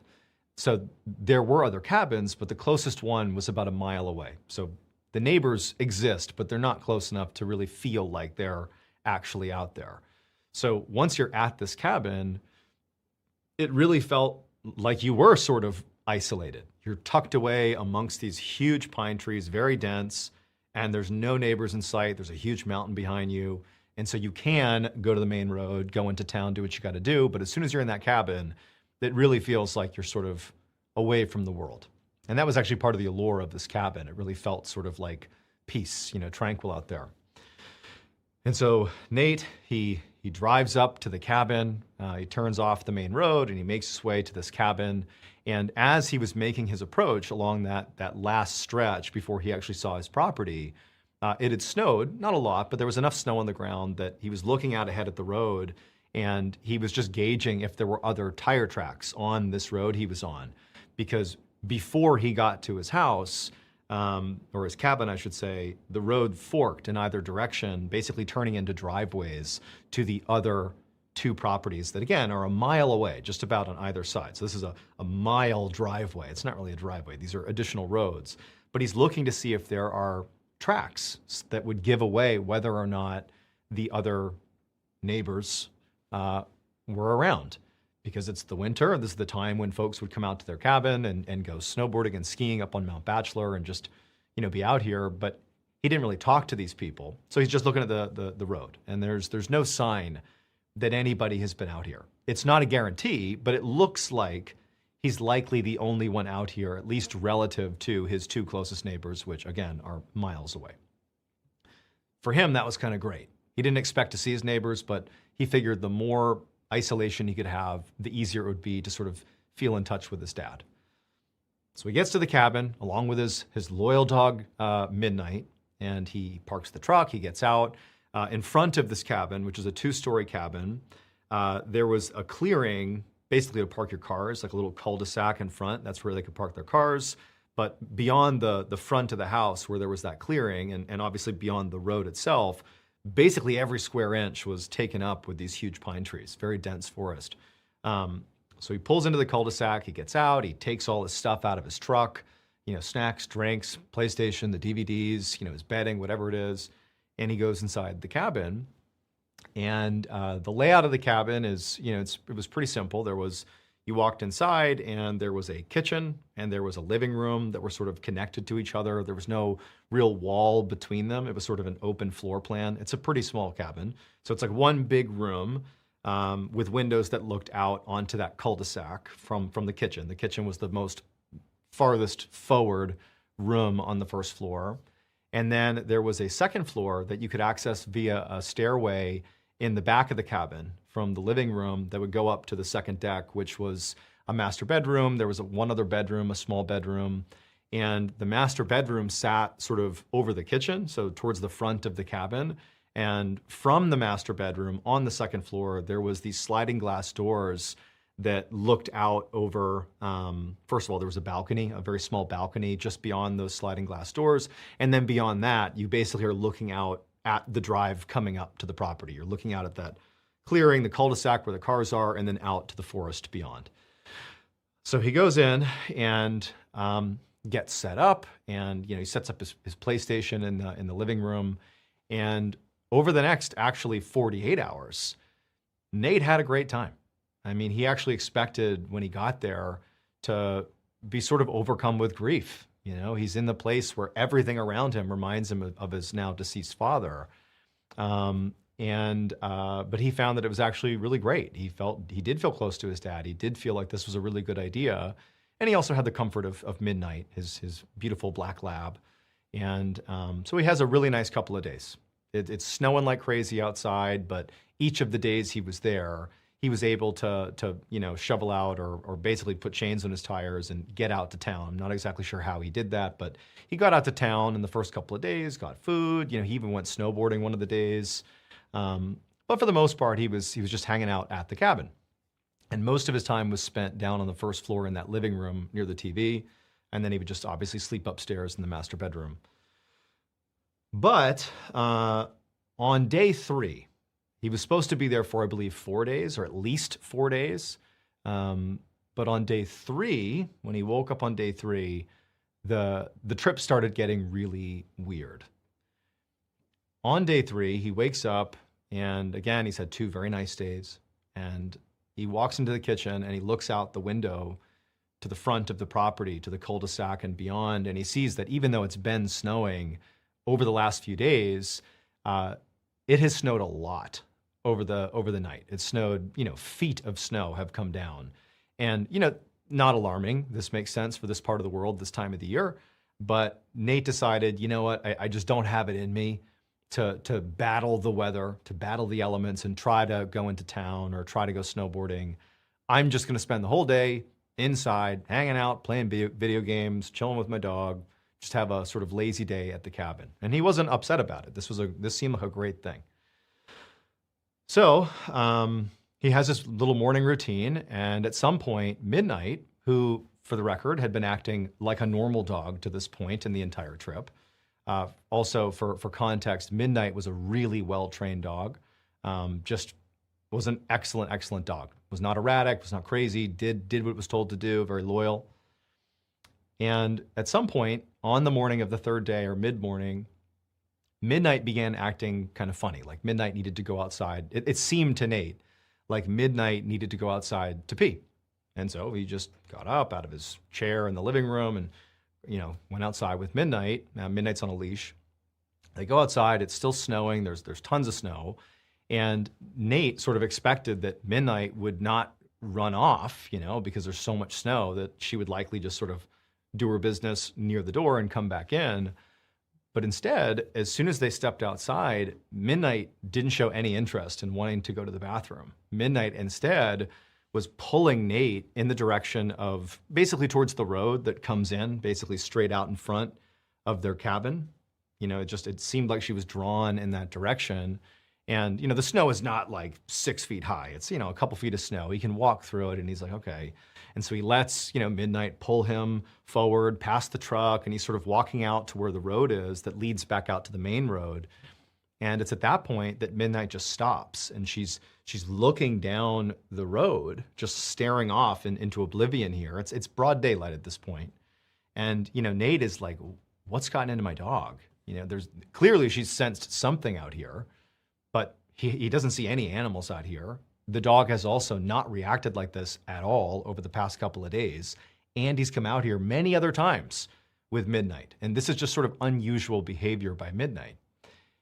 But nonetheless, he's like, come on, just like do your business. Let's go. Like, come on. And eventually Midnight would, sort of break her stare and she would go to the bathroom. But as Nate is getting ready to pull Midnight back with him and bring her back into the cabin, he looks a little ways down the road, which he had been looking at to this point, but not critically or closely. And he sees what looks like footprints in the snow. And remember, it's been snowing quite a bit. And so if there are footprints, it needs to be relatively recent. Otherwise, they'll be covered up by the snowfall. And, right away, Nate's thinking how weird that is. There is the possibility that if there were footprints up here, one, it could totally be an animal, which would not be strange. There could be deer or moose or whatever else is in Oregon. But it also could be one of his neighbors. There were times in the past where some of these people that lived far away would just go for a walk and sometimes cut through the property line of Nate and the others. That wasn't totally unusual. But just sort of given the fact that he had come in a few days earlier and not seen any sign of anybody being at those other houses, the other cabins, and he had spent the whole day at the cabin, never heard or saw anybody, it just seemed weird that there'd be footprints out here. And so with Midnight, he sort of walks a little bit closer, just farther down towards this road to get a better look. And sure enough, there are footprints. And Midnight, as soon as they start walking in that direction, she began pulling him to go closer and closer. It seemed pretty clear that she was engaging before and now with, these footprints and whatever's out here, whatever's made them. And he gets close enough to where he can, again, clearly see there are footprints. And he sees the stride of these footprints is long enough that it could be a person. It could also be an animal. He doesn't really know. It's too deep to see the actual imprint, to see if it's, a boot or a paw print or a hoof or something. But he's just taking it all in and he's looking at the footprints and they sort of come out of the tree line. They haven't come up the road. They come out of the tree line and sort of pace around a little bit, sort of on the road that leads in. And then they turn and they appear to go back into the tree line. Not totally unusual, but it registers for Nate that this is a little bit odd. If that's a person, what are they doing out here? And I didn't see him. And I've been, up and moving around the kitchen quite a bit. And based on the snowfall out here, there's a pretty good chance that these prints were made in the last 30 minutes, the last hour. These are recent and I didn't see anybody. That's just weird. But Nate kind of does what I think most of us would do, which is like, there's probably some reasonable explanation for this. I'm not gonna worry about it. So he takes Midnight, who by this point really wants to go investigate these footprints and whatever's made them, but he drags Midnight back. He brings her back in the house, in the cabin. He goes inside, and now at this point he can't help but feel a little on edge, a little bit like, my privacy's been invaded by someone or something. And so he actually draws the blinds, locks the windows, locks the doors, and he's like, I'm just going to sort of cave it up for the rest of the day. I'm not going to think about what's out there. It's probably just animals or whatever. It's no big deal. So he's back in his cabin, and over the course of the afternoon, again, the windows are all drawn, and he's just sort of enjoying video games. He's sort of forgotten about the footprints. Midnight continued to act really strange. Not all day, not the entire afternoon, but periodically it was like something kept spooking her. And she kept running to the various exits of the cabin, whether it was a door or a window, and she would whimper like she really wanted to look or go outside. And Nate, a couple times he let her out to go to the bathroom, and it seemed like each time she'd be drawn to those footprints, but he wouldn't walk over there. He kind of kept her close to the cabin. But it was like all day, Midnight just could not let go of there's something out there. There's something going on that's piquing her interest. And for Nate, who admits that, he considered himself a pretty tough guy, who was used to being out in the wild by himself. I mean, his mom didn't care at all. This 17-year-old kid is just, go out into the wilderness in Oregon, be out there as long as you want by yourself. It says something about his competency, at least his perceived competency. But he was pretty spooked. He was starting to feel spooked. He just felt like something weird's going on. But, he began to he continued to tell himself that it's no big deal. So that night, they're back in the cabin. Nate makes sure everything is locked, everything is shut, all the blinds are drawn, and he goes upstairs to the bedroom where he sleeps, the master bedroom that has the sliding glass doors that look out to the short balcony that looks out over the courtyard and down to the road below. And he gets in bed, and Midnight pops up on the bed with him, and they lay down, and they are about to go to sleep when Midnight really gets spooked. Like something's going on for Midnight, like more than the whole day. Something really got her attention. And she bolts downstairs to the first floor. And Nate, it's pitch black in their cabin, or close to it. They're in the middle of the woods in Oregon, very isolated. And he can hear his dog just pacing back and forth and whimpering near the door and pawing at the door. She really wants to go outside. And Nate, at this point, he is admittedly scared, and he doesn't want to go outside. He doesn't want to bring her out to pee. He doesn't want to do anything outside. He wants to stay in the house, right? But he still feels like maybe she does need to pee. And so eventually he gets up and he goes downstairs, and sure enough, Midnight is just so stressed. She wants to go outside. He puts her on a leash. He grabs, his cigarettes and his flashlight. He's like, I'm going to just be tough about this. I'm going to go out there, let her pee, come back in. He goes outside, and it's all dark, snow's falling. He's got his flashlight, he's looking around. He doesn't see anything out there, just snow everywhere, trees, snow's falling. And at midnight, doesn't want to pee. She wants to run off into the forest, and he's like holding her back. And finally, he gave up on having her pee because he just felt like she's not out here to do that. She's out here for whatever thing she's sensed out here. And so Nate's like, enough. Comes in the house, and he's like, you know what? If she needs to pee, she can pee in the house. Like, I'm not doing this. I feel unsafe being out there. I'm not doing it. Back in the house, back in the cabin, they lock the doors, they go back to the bed. And so Nate now, he can't sleep. He's just laying in bed. Midnight is like on all fours on the bed, unable to settle down. And as he's laying there trying to convince himself that, everything's okay, he hears something. And it's coming from the roof. He would describe it as what sounded like hooves walking on his roof. And there is no attic in this cabin. The roof is basically right above him. And he hears these 6 distinct steps across the roof, like someone's pacing or something, some animal, something is pacing across the roof of this cabin. And Midnight instantly is like looking up and growling. Midnight bolts off the bed. She runs over to the sliding doors that lead out to the balcony. She's trying to go out on the balcony. And Nate, he's thinking, how could anything get up there?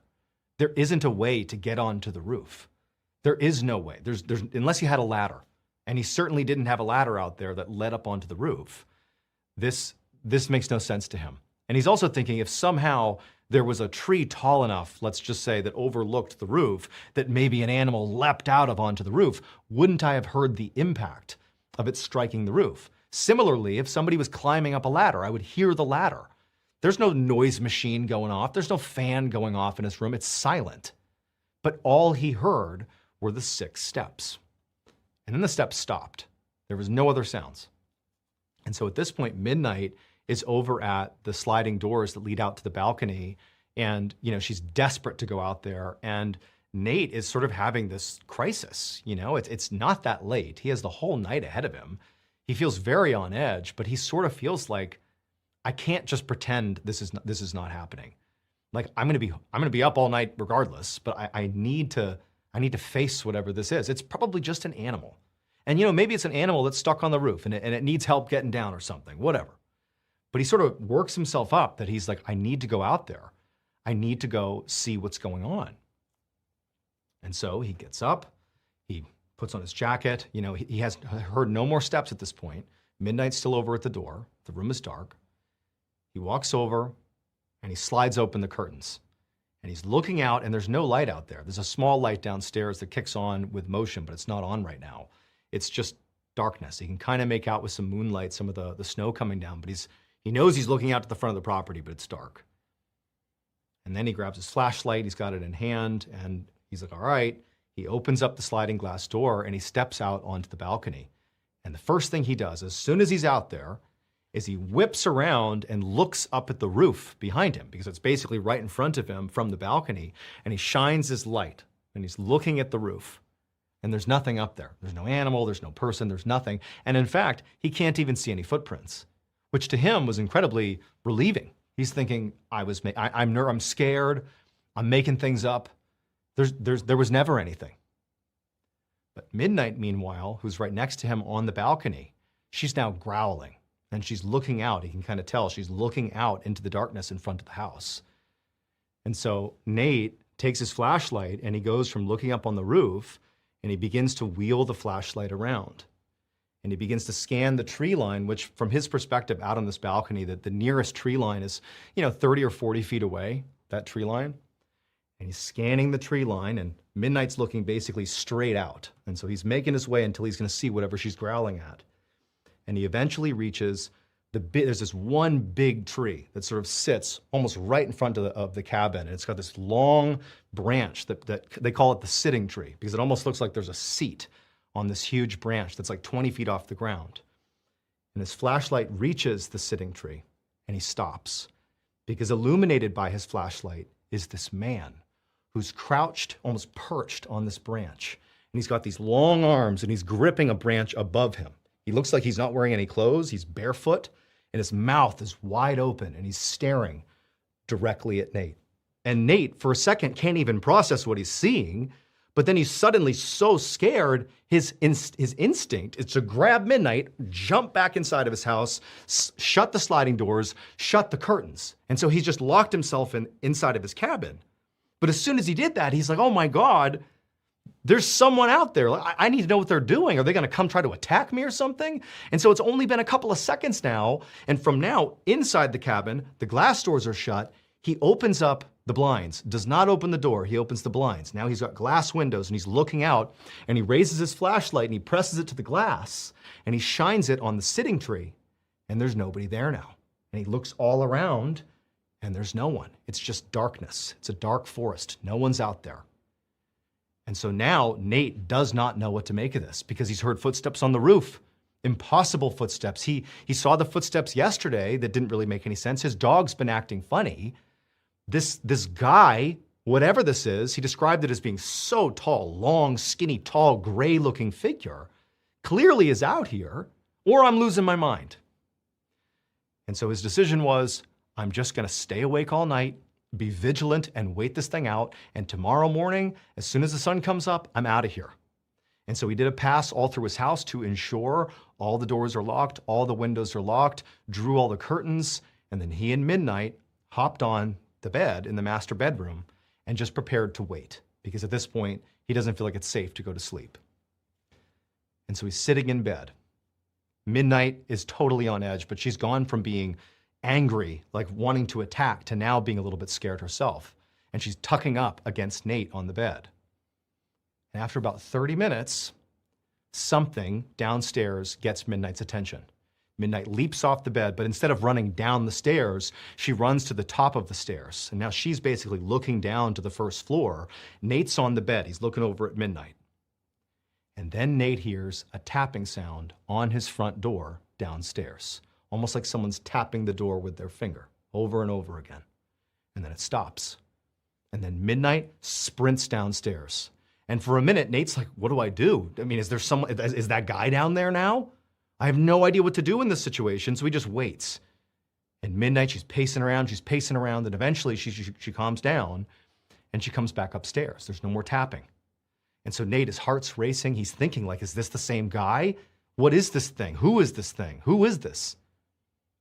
A minute later, he hears more tapping, but now it's not coming from the first floor front door. It's coming from the side. He had a bathroom just off the master bedroom, and there's a little sliver of glass that looks into the bathroom. And he can distinctly hear, even though he didn't hear any sounds of someone climbing the exterior of their cabin, which would be required to get to this, something is tapping on the small pane of glass, looking into the window right behind him. Nate's horrified. The tapping goes on for a bit. Midnight at this point is spooked. She's tucked up against him. She's just looking into the bathroom. The tapping stops. Then there's more tapping on the other side of the cabin. And for about an hour or so, this is how it went all around the house. Just periodic tapping, all the different windows, the doors, the walls. There was no sound leading up to the tapping. It would just start somewhere around the cabin. It was absolutely terrifying. And then at a certain point, somewhere around 2, 3 in the morning, he heard the sound of footsteps out on the balcony. And then the tapping began on the glass of the sliding glass doors, 6, 10 feet away from him and Midnight. And all night, for the rest of the night, just sporadic tapping on that door. Until finally, the sun came up and the tapping stopped. And at that point, Nate is desperate to get out of here. He's so scared. But the sun is up now, the blinds are all drawn. He hasn't heard tapping in some time, and he goes over and he opens up the blinds and he looks out onto the balcony, and there's all these hoof prints all over the front balcony. And he steps out onto the balcony and he looks down, and it's an unbelievable sea of hoof prints all around the house. There's a racetrack around the house. He turns, looks onto his roof. There's all sorts of hoof prints on his roof. They are everywhere. And so Nate grabs his dog, grabs his stuff, jumps in his car, speeds home, and could not have been happier that they sold that place within the next month or so, because he was never going to go back. And he has no idea what it was. So that's the story. I think it's called Who Was Knocking? So there you go. What do you think? What do you think of that? That was a pretty good rendition. All righty. Well, unfortunately, the chat is sort of delayed, so I can't really get your live reactions. Let's see. It was Santa and his reindeer. Yeah, probably. Probably. I don't know what to make of stories like that, because I think that in a situation where you're out in the woods by yourself, even if you're like a survivalist or something, I think it'd be easy to work yourself up and get scared. However, how do you make sense of all the hoof prints around the house? I don't know. Pretty good. So on that note, remember we have a cool thing coming out here. Stick around for the big announcement, okay? But I think now's a good time to reference that this graphic novel, while it does not necessarily include that particular story, it does have 9 stories in it. It's an anthology of stories that are sort of along the same lines, beautifully brought to life with illustrations by Andrea Muti, okay? And I want to tell you that actually right now, why don't we do this right now? Throw the graphic up you can still get yourself a signed copy of Where Nightmares Live. If you go to book.ballenstudios.com, you're going to land on this page here at Premier Collectibles and Books A Million. You can get yourself a signed bookplate copy by yours truly. Pretty cool, okay? And actually, if you go to the next graphic here on that same website, book.ballenstudios.com, if you scroll down, those are the other places you can purchase said book, Where Nightmares Live. Those are not of the signed variety. So if you want to do that, you should. It's pretty good. If you like that story, we got 9 more in the same vein.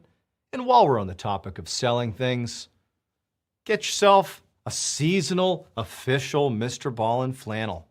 There it is.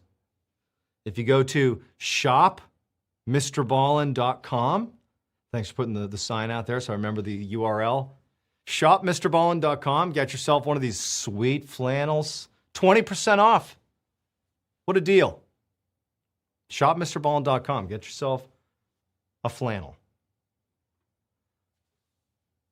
So, what we're going to do is we have a little bit of time. Don't worry if you're sticking around for the big announcement. It's coming. But first, we're going to do a little Q&A. So why don't you all fire off your questions in the chat? I'll do my best to read them. It kind of flies through.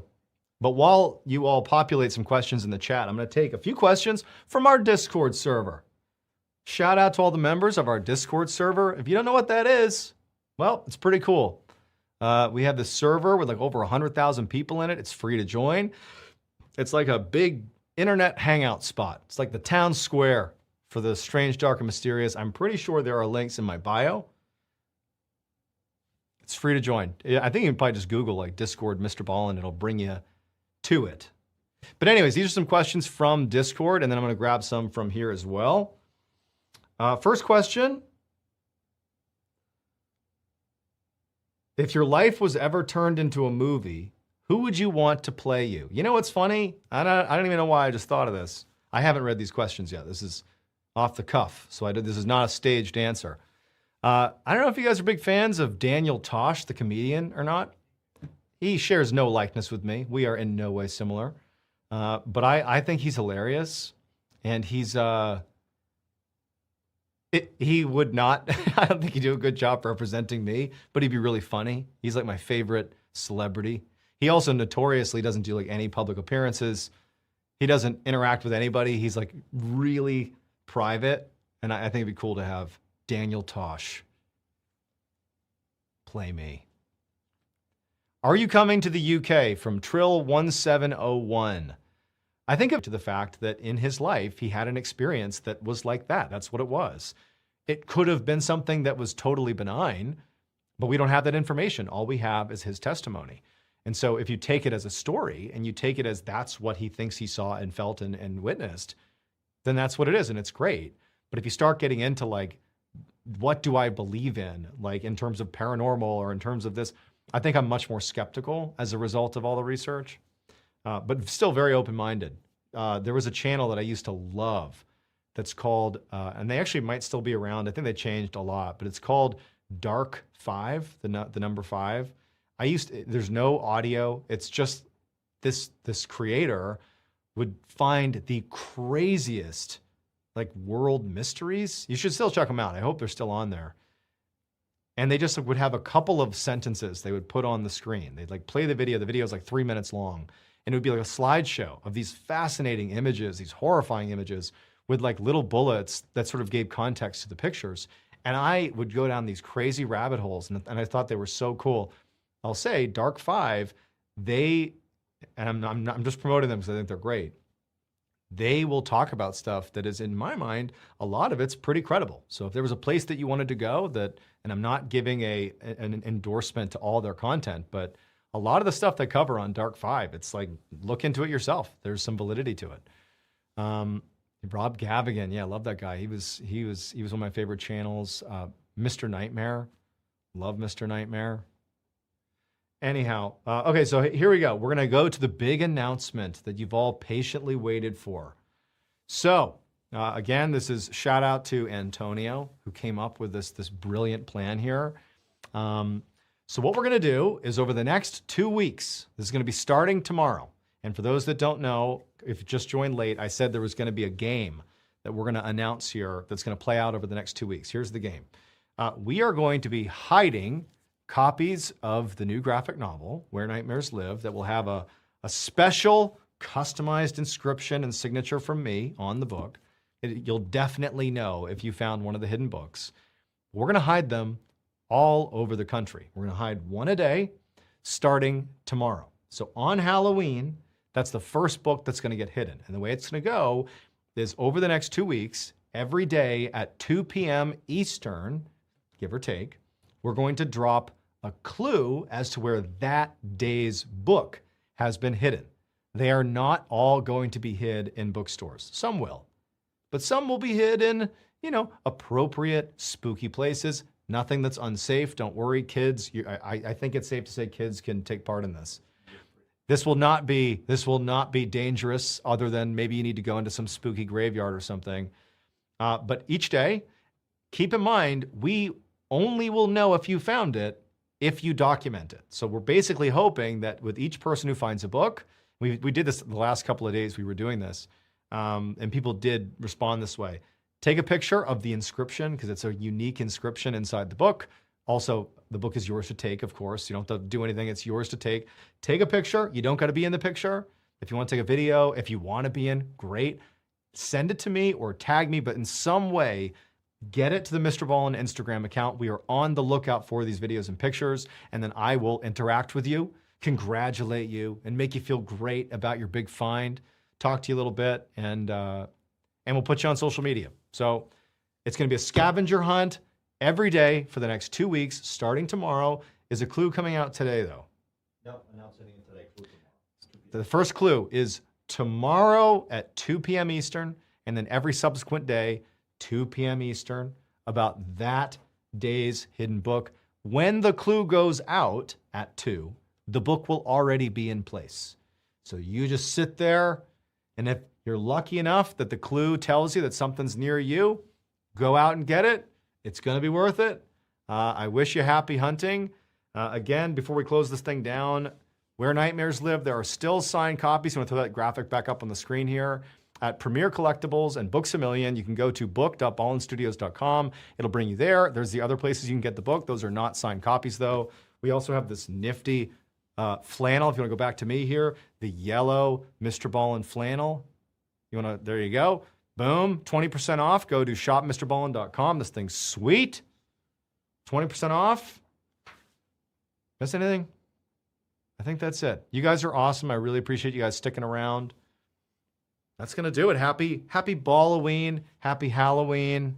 Again, clues, 2 p.m. Eastern, on my social media, Instagram. Tomorrow is the first clue at 2. Tomorrow is the first hidden book. That's going to do it. Thank you all so much. Happy Halloween.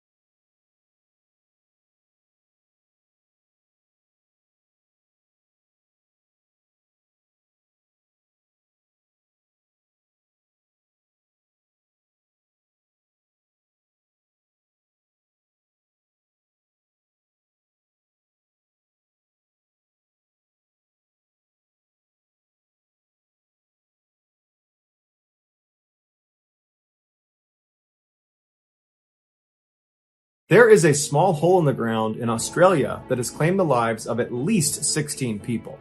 Today, I'm going to tell you what's inside of that hole. But before we get into today's story, if you're a fan of the strange, dark, and mysterious delivered in story format, then you've come to the right place, because that's all we do, and we upload 3 or 4 times every week. So if that's of interest to you, please offer to take the like button out to a beautiful restaurant outside of town, and when they get out of the car, tell them you only said you were going to take them there, and then drive off. Also, please subscribe to our channel and turn on all notifications so you don't miss any of our weekly uploads. All right, let's get into today's story.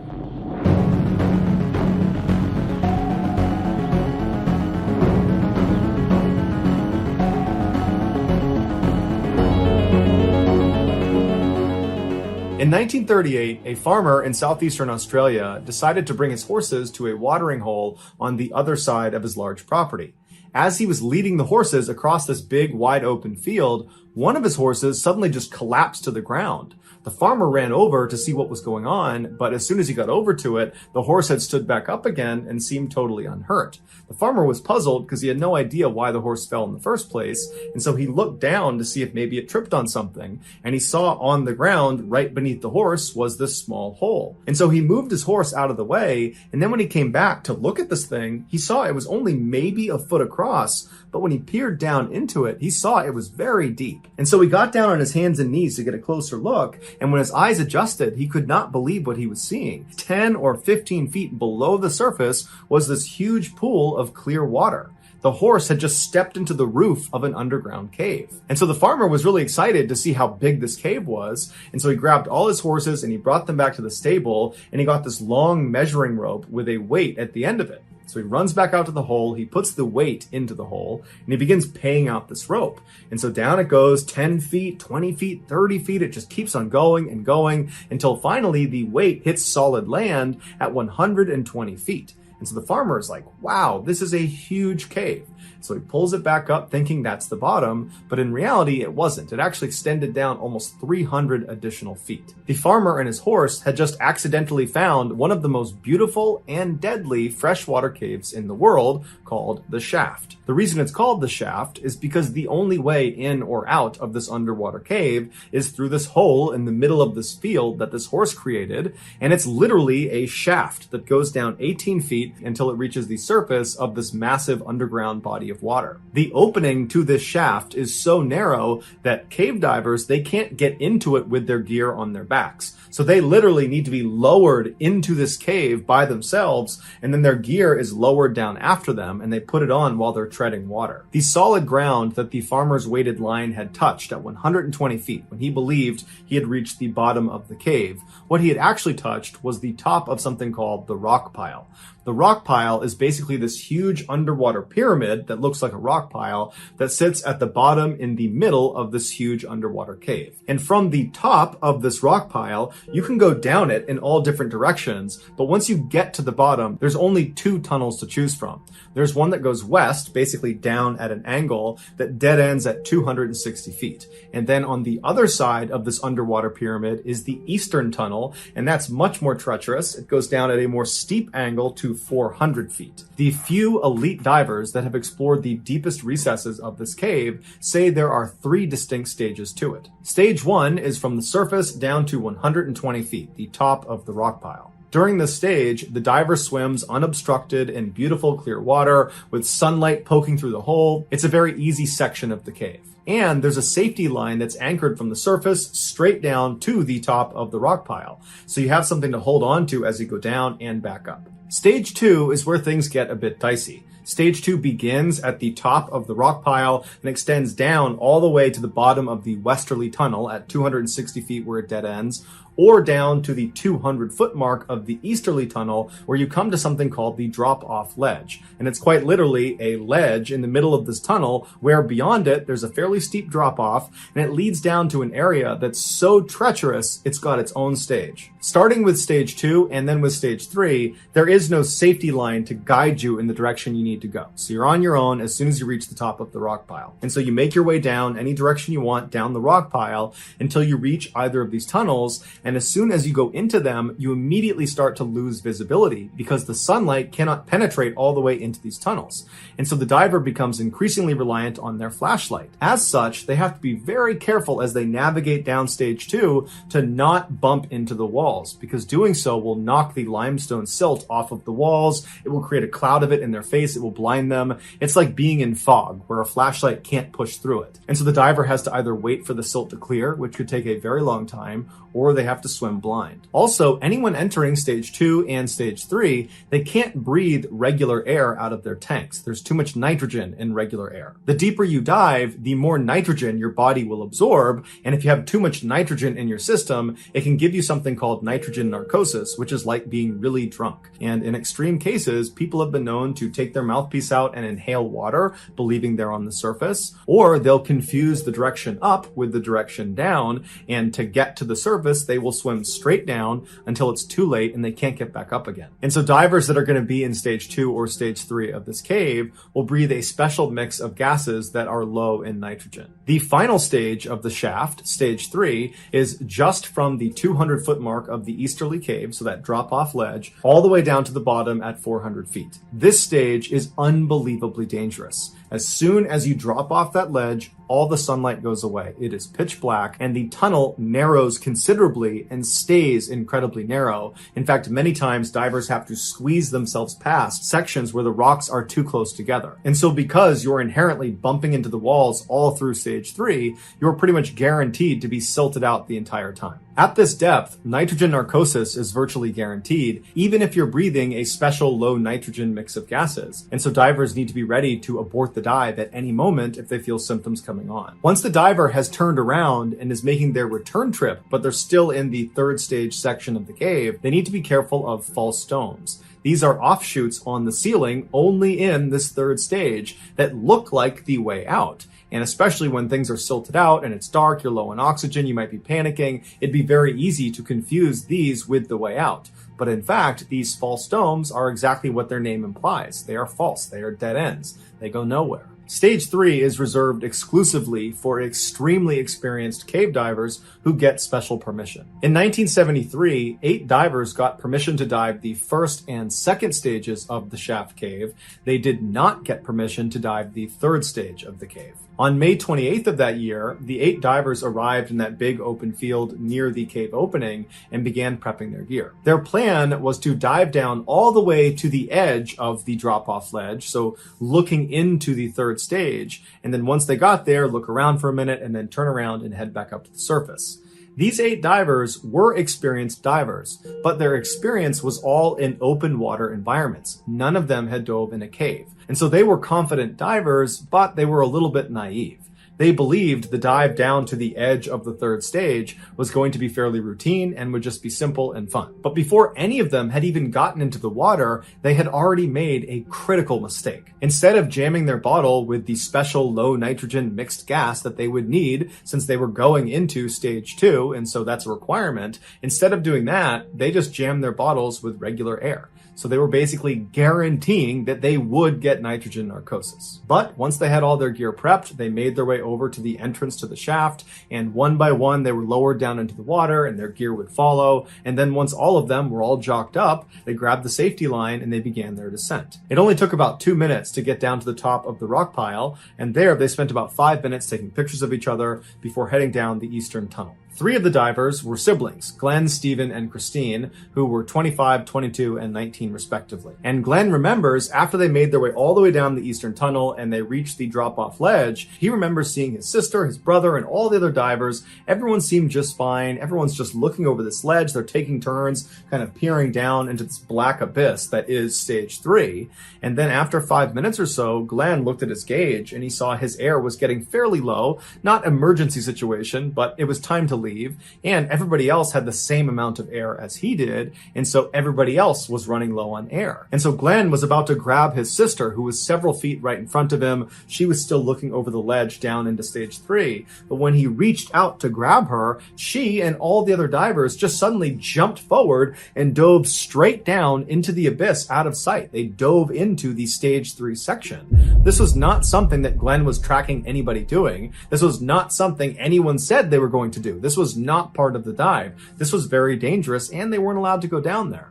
And so Glenn immediately swam down after them to try to grab his sister and stop her, or grab his brother, or grab any of them.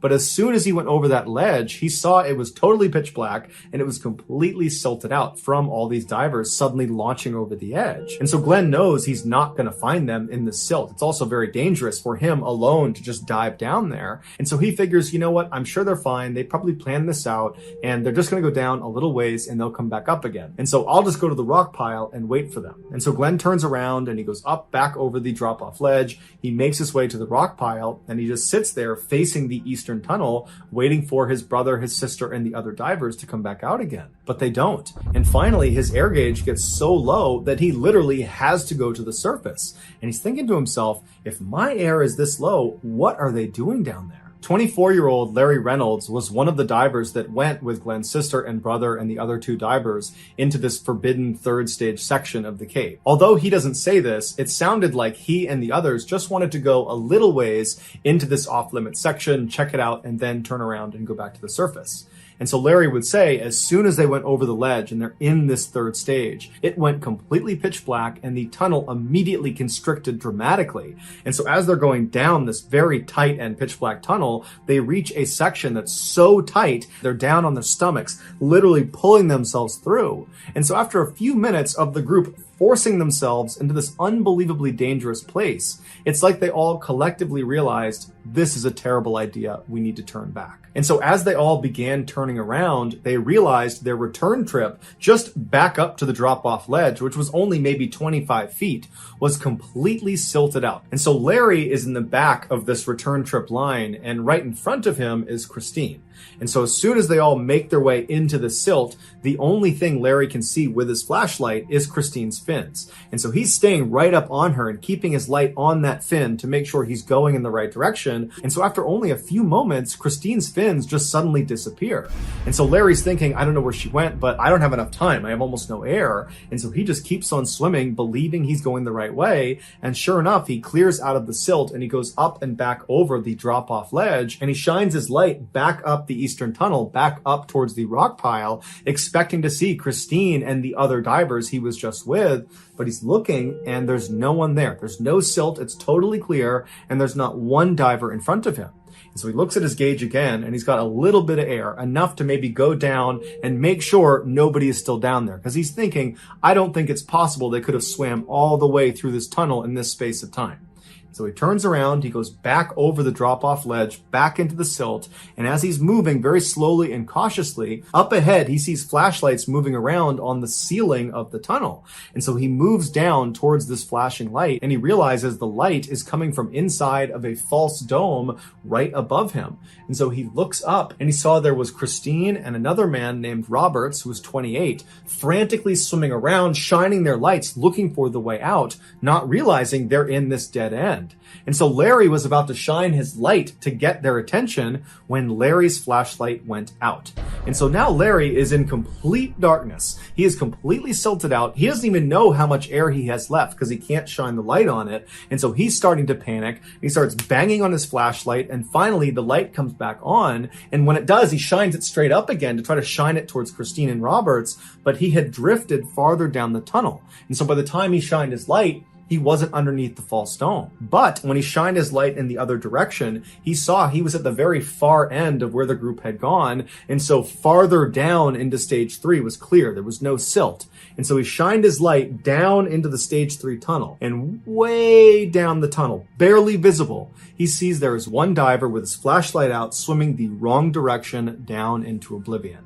His name was John, he was 20 years old, and he almost certainly had nitrogen narcosis. Larry knew he could not save him, and so Larry turned around and went back into the silt, back up in the direction of the rock pile, touching the ceiling, looking for that entrance into the false dome to try to help Christine and Roberts. But he's not finding it, and he's looking at his air gauge, and it's getting critically low, and he knows if he doesn't go soon, he's gonna die. And so at some point, after not finding the entrance to this false dome, he decides he just has to go out and save himself. And so he manages to get out of the silt. He goes up and over the drop-off ledge. He gets to the rock pile. He grabs the safety line and he fins himself up to the surface. And when he gets to the surface, he looks around and there's only 3 other divers up there, one of which is Glenn. And Glenn, he looks visibly panicked and he yells to Larry, "Hey, have you seen my brother and my sister? Have you seen the others? Are they coming up after you?" And Larry looks at him and just shakes his head. He didn't know what to say. He knew they were gone. But for Glenn, this was his baby brother, his baby sister. He had to go back down.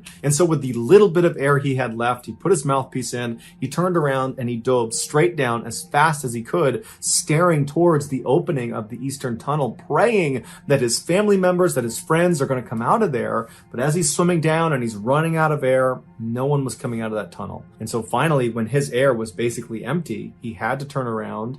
And on that return trip back to the surface, he realized his siblings and his 2 friends were gone. It would take 11 months and 11 days to finally locate and recover all 4 of the bodies inside of the cave. John, the 20-year-old who Larry saw swimming in the wrong direction, was found fairly far down the eastern tunnel, laying on a rocky outcropping. Glenn's 22-year-old brother Stephen was found just 50 feet from the entrance of the shaft, but it's believed he died at a much lower depth and then floated up to that position. Glenn's 19-year-old sister Christine and the 28-year-old man Roberts that she was with inside of the false dome were found embracing each other just under the false dome inside of the tunnel. Investigators believe when they were in there, they couldn't find the exit and then realized that they had so little air that even if they found the exit, they would not get out in time. And so knowing they were just minutes away from death, they abandoned looking for the exit and instead just embraced each other while they died. And then afterwards, they floated down and out of the false dome. After this tragedy, the shaft was permanently closed to all divers, but years later, they would reopen it. So that's going to do it, guys. If you found the secret in today's episode, let us know in the comments section what it is and where you found it, so give us the timestamp. And if you're the first to do that, we'll pin you at the top of the comments section. If you got something out of today's episode and you haven't done this already, please offer to take the like button out to a very nice restaurant outside of town. And when they get out of the car, tell them that you only offered to take them there and proceed to drive away. Also, please subscribe to our channel and turn on all notifications so you don't miss any of our weekly 3 or 4 video uploads. If you want to get in touch with me, you can direct message me on Instagram or on Twitter. My username for both platforms is the same. It's JohnBallen416. I also have a ton of content over on TikTok where my username is MrBallen. I also have a second YouTube channel called MrBallen Shorts where I post random short videos and lost episodes. If you have a story suggestion, please submit it to our subreddit just called MrBallen. It's linked in the description below. So whether I see you on Instagram, Twitter, TikTok, Reddit, YouTube, or some combination, just know that I really appreciate your support. And until next time, that's going to do it. See ya. Today, we're going to look at 2 spooky stories about people's run-ins with terrifying creatures. But before we get into those stories, if you're a fan of the strange, dark, and mysterious delivered in story format, then you've come to the right place because that's all we do, and we upload once a week. So, if that's of interest to you, please take the like button out to pet some furry, cute animals at the zoo, but instead of taking them to the zoo, take them to pet a pack of wild, hungry hyenas and stack their pockets full of hot dogs. Also, please subscribe to our channel and turn on all notifications so you don't miss any of our weekly uploads. And also, I am on tour right now, so be sure you follow me on Instagram. My Instagram handle is just MrBallen, where you will see all the behind-the-scenes magic of us being on tour. It's really good. Again, Instagram, MrBallen is my handle. Check it out. Okay, let's get into today's stories.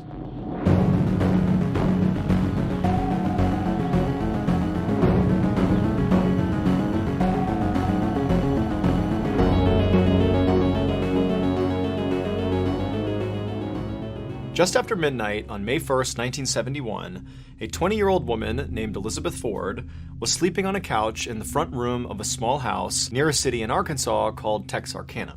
Elizabeth and her husband Bobby were staying at the house with Bobby's brother and his wife, who owned the house. Bobby and his brother were still both awake, and Elizabeth could hear them talking in the kitchen quietly. The house was surrounded by woods and swampland, and Elizabeth had opened up a window above the couch, so a breeze was blowing in. Now, usually, she slept really well with the sound of the woods in the background, but tonight, she was tossing and turning. And this was because, as she lay there trying to sleep, she became very aware of a unique sound coming from outside that was not the sound of, the trees blowing in the wind or the insects buzzing.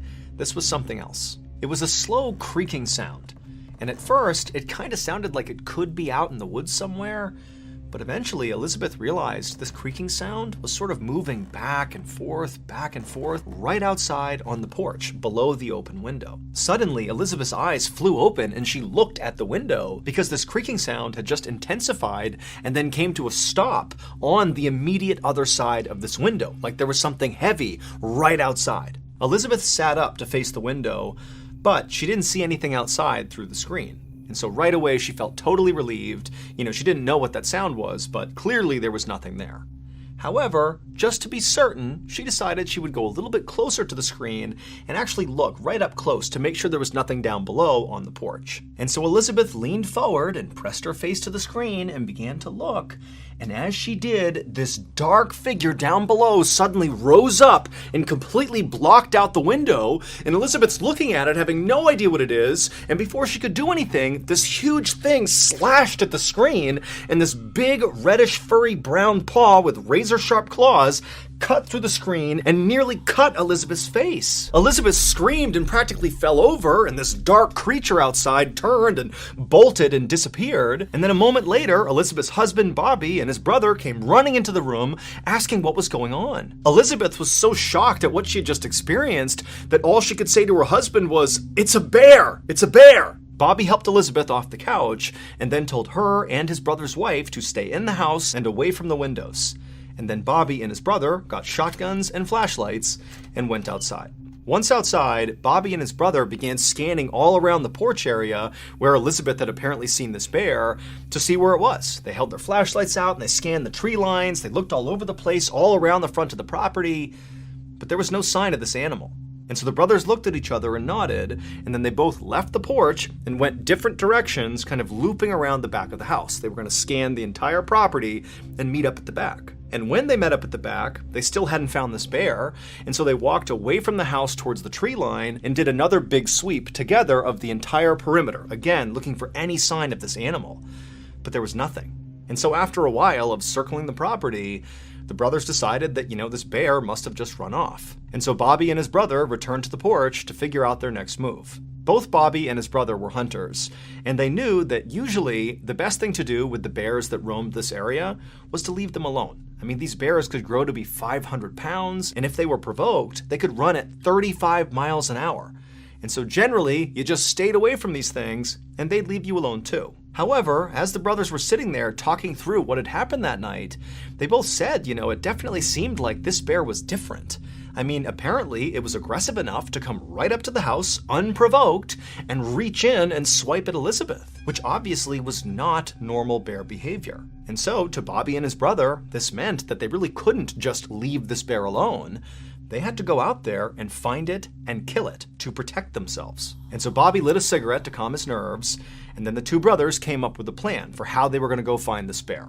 Bobby's brother would man the front of the house, and Bobby would man the back of the house, and they would stay in their respective positions monitoring the property until either they saw the bear and dealt with it, or until the sun came up, at which point they could go get help. And so after agreeing to this plan, Bobby took one final drag on his cigarette, chucked it to the ground, and then with his shotgun in one hand and his flashlight in the other, he stepped off the porch and walked around to the back of the house and stared off into the darkness. Bobby had only been in the back of the house for a couple of minutes manning his post when he began to smell this horrible smell. Now, at first he thought it was just some sort of wet, musky smell that came over from the swampland nearby, but as he continued to smell it, it got heavier and more pungent. It smelled like a wet, decaying animal. Bobby tensed up and aimed his flashlight up at the tree line and began looking back and forth, trying to figure out where this horrible smell was coming from. And as he was doing this, he suddenly heard the sound of tree branches snapping off to his left. And so he whipped his flashlight over and shined it, and he saw this big, dark figure charging across the property away from him into the forest. Bobby instinctively raised his shotgun and fired, and then after shooting, a loud yelp echoed in the air, and then Bobby just took off running in the direction he had just fired, and as he's running across the yard, he's screaming for his brother, who had already heard the shotgun blast, so he was coming around the house, and the two men linked up, and as they're running in the direction of this bear, Bobby's telling his brother, "I think I got it, I shot the bear." But they get over to where Bobby had last seen it and where he heard this yelp come from, and there was nothing. There was no bear. Still, the brothers did feel a little relieved. They figured even if they couldn't find this thing, clearly Bobby had hit it. He had heard the sound of it yelping out, and so maybe by at least wounding it, it would stay away and leave them alone. But just then, the men heard the sound of their wives screaming from inside the house. The men immediately ran back to the house, and as they got closer, Bobby, again, began to smell that horrible smell. And right as Bobby's foot hit that first porch step, his brother from behind him screamed out, "Stop!" But it was too late. The bear was on the porch. That's why the women were screaming. They had seen it, and Bobby's brother had seen it, but Bobby hadn't. And now he was too close to it to get away. And before Bobby could raise his gun to protect himself, this thing attacked. And Bobby felt this horrible burning, tearing sensation in his arm. He fell to the ground, twisting wildly back and forth, trying to protect himself. He was pinned underneath this enormous bear, level with its chest, with its arms and legs on either side of him. And that horrible smell he was smelling was clearly coming from this animal. That's all he could smell from underneath. But just then, it was like a miracle, because to his side, Bobby could see there was an opening, and so he rolled and somehow got out from underneath this enormous creature. Bobby scrambled up to his feet, and he darted past the bear and rammed into the closed front door of the house. It popped open, he fell inside, and his wife ran forward and shut the door behind him, leaving Bobby's brother outside on the porch alone with the bear. But before any of them could do anything about that, they heard the sound of his brother's shotgun going off. Then there was a long moment of silence. Inside the house, everybody was frozen. A few seconds later, the door slowly opened and Bobby's brother walked inside. Everyone was too shocked to say anything, so for a second they all just stared at each other, and then finally Bobby asked him, "Is the bear dead?" And Bobby's brother, with a trembling voice, said no. And that wasn't a bear. As soon as dawn broke and it was not dark outside anymore, Bobby's wife drove him to the hospital, where they would treat him for shock and for the wound to his shoulder. They had hoped to find it somewhere on the property, either dead or wounded, based on Bobby's brother's account of having fired at it basically point blank, but the creature was gone. They did find its tracks though, and this discovery made it clear that Bobby's brother was right, that this wasn't a bear. Because in the dirt surrounding the house were all these bizarre footprints and handprints of a creature that seemed to walk on its hind legs with 3 toes on each, and had 3 long sharp claws on its hands. And as unbelievable as this all seemed to the police, this actually tracked with what Bobby's brother said he saw when he was out on the porch. He said he saw a creature with reddish-brown hair all over it that stood over 7 feet tall, and after being shot, it took off running on 2 legs, and it ran fast. But the most terrifying thing about it, at least according to Bobby's brother, was actually its eyes. They were blazing red. And when the news of this attack spread to the nearest town, which was called Fouke, the people there knew exactly what this creature was. For 200 years, people in that part of Arkansas had been talking about this huge creature that was sort of like a Sasquatch that roamed the forest and the swamps. They said it was fast and elusive, and it ate livestock and pets. They called it the Fouke Monster, or sometimes the Boggy Creek Monster. But Bobby Ford and his family's encounter with this creature was unlike any other story that had been told about the Fouke Monster. While some people claimed in the past that this creature had attacked people, nobody had ever heard of it actually coming up to somebody's house, trying to break in and terrorize a family. Bobby's ordeal would inspire the 1972 horror movie, The Legend of Boggy Creek. Over the years, police officers and some scientists have suggested that maybe what Bobby and his brother encountered that night was actually a feral pig. However, authorities have never actually been able to pinpoint what this thing was. Nobody knows. And to this day, hikers and hunters near the swamps of southwest Arkansas and also across the border into East Texas still report run-ins with the legendary Fouke Monster. Me and the whole team at Ballen Studios have created a special thank you to all you amazing fans for all your support. Now, you may have already heard about this, but if you haven't, my very first book, MrBallen Presents Strange, Dark, and Mysterious, The Graphic Stories, finally comes out this year on October 1st. But that's not the thank you. The thank you is, for anyone who pre-orders this book, which includes 9 feature-length, amazingly illustrated stories, you will immediately gain access to a secret 10th story that's not in this book. This secret story is called A Forest So Evil, and it's really good. So here's how you get it. After you pre-order your book, whether you've already done that or you do it now, you're going to get a confirmation code. Go to the link we provided below and enter that confirmation code into the text box, but be sure you select the appropriate vendor beforehand where you pre-ordered it from. and boom, you will immediately gain access to this secret 10th story. I am truly touched at all the support you've shown me over the years, and so I really hope you enjoy this bonus story as a big thank you. Again, pre-order your copy today, and then head to the link in the description, enter your confirmation code to get that bonus 10th story called A Forest So Evil.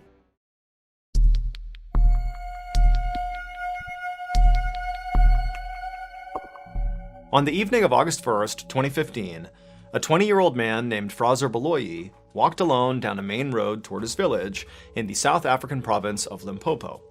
Fraser was on his way home from work, and he was pretty desperate to get there. It was only about 7:30 p.m., and usually around this time, Fraser was used to seeing other people out and about on this road, just kind of walking around in the dusk or, chatting or doing various errands, but tonight there was nobody out there. And in fact, in recent days, this area of Limpopo had basically become a ghost town. Nobody went out unless they absolutely had to, because over the last 10 days, over 20 people in this area had been brutally mauled.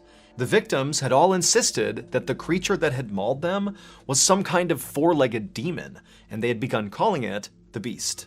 Now, Fraser considered himself a pretty level-headed person who did not necessarily buy into the hype around this beast. He figured it was very likely just a dog. But still, he didn't want to get attacked, and so as he walked down this vacant road, he periodically looked over his shoulder just to make sure no dog was following him.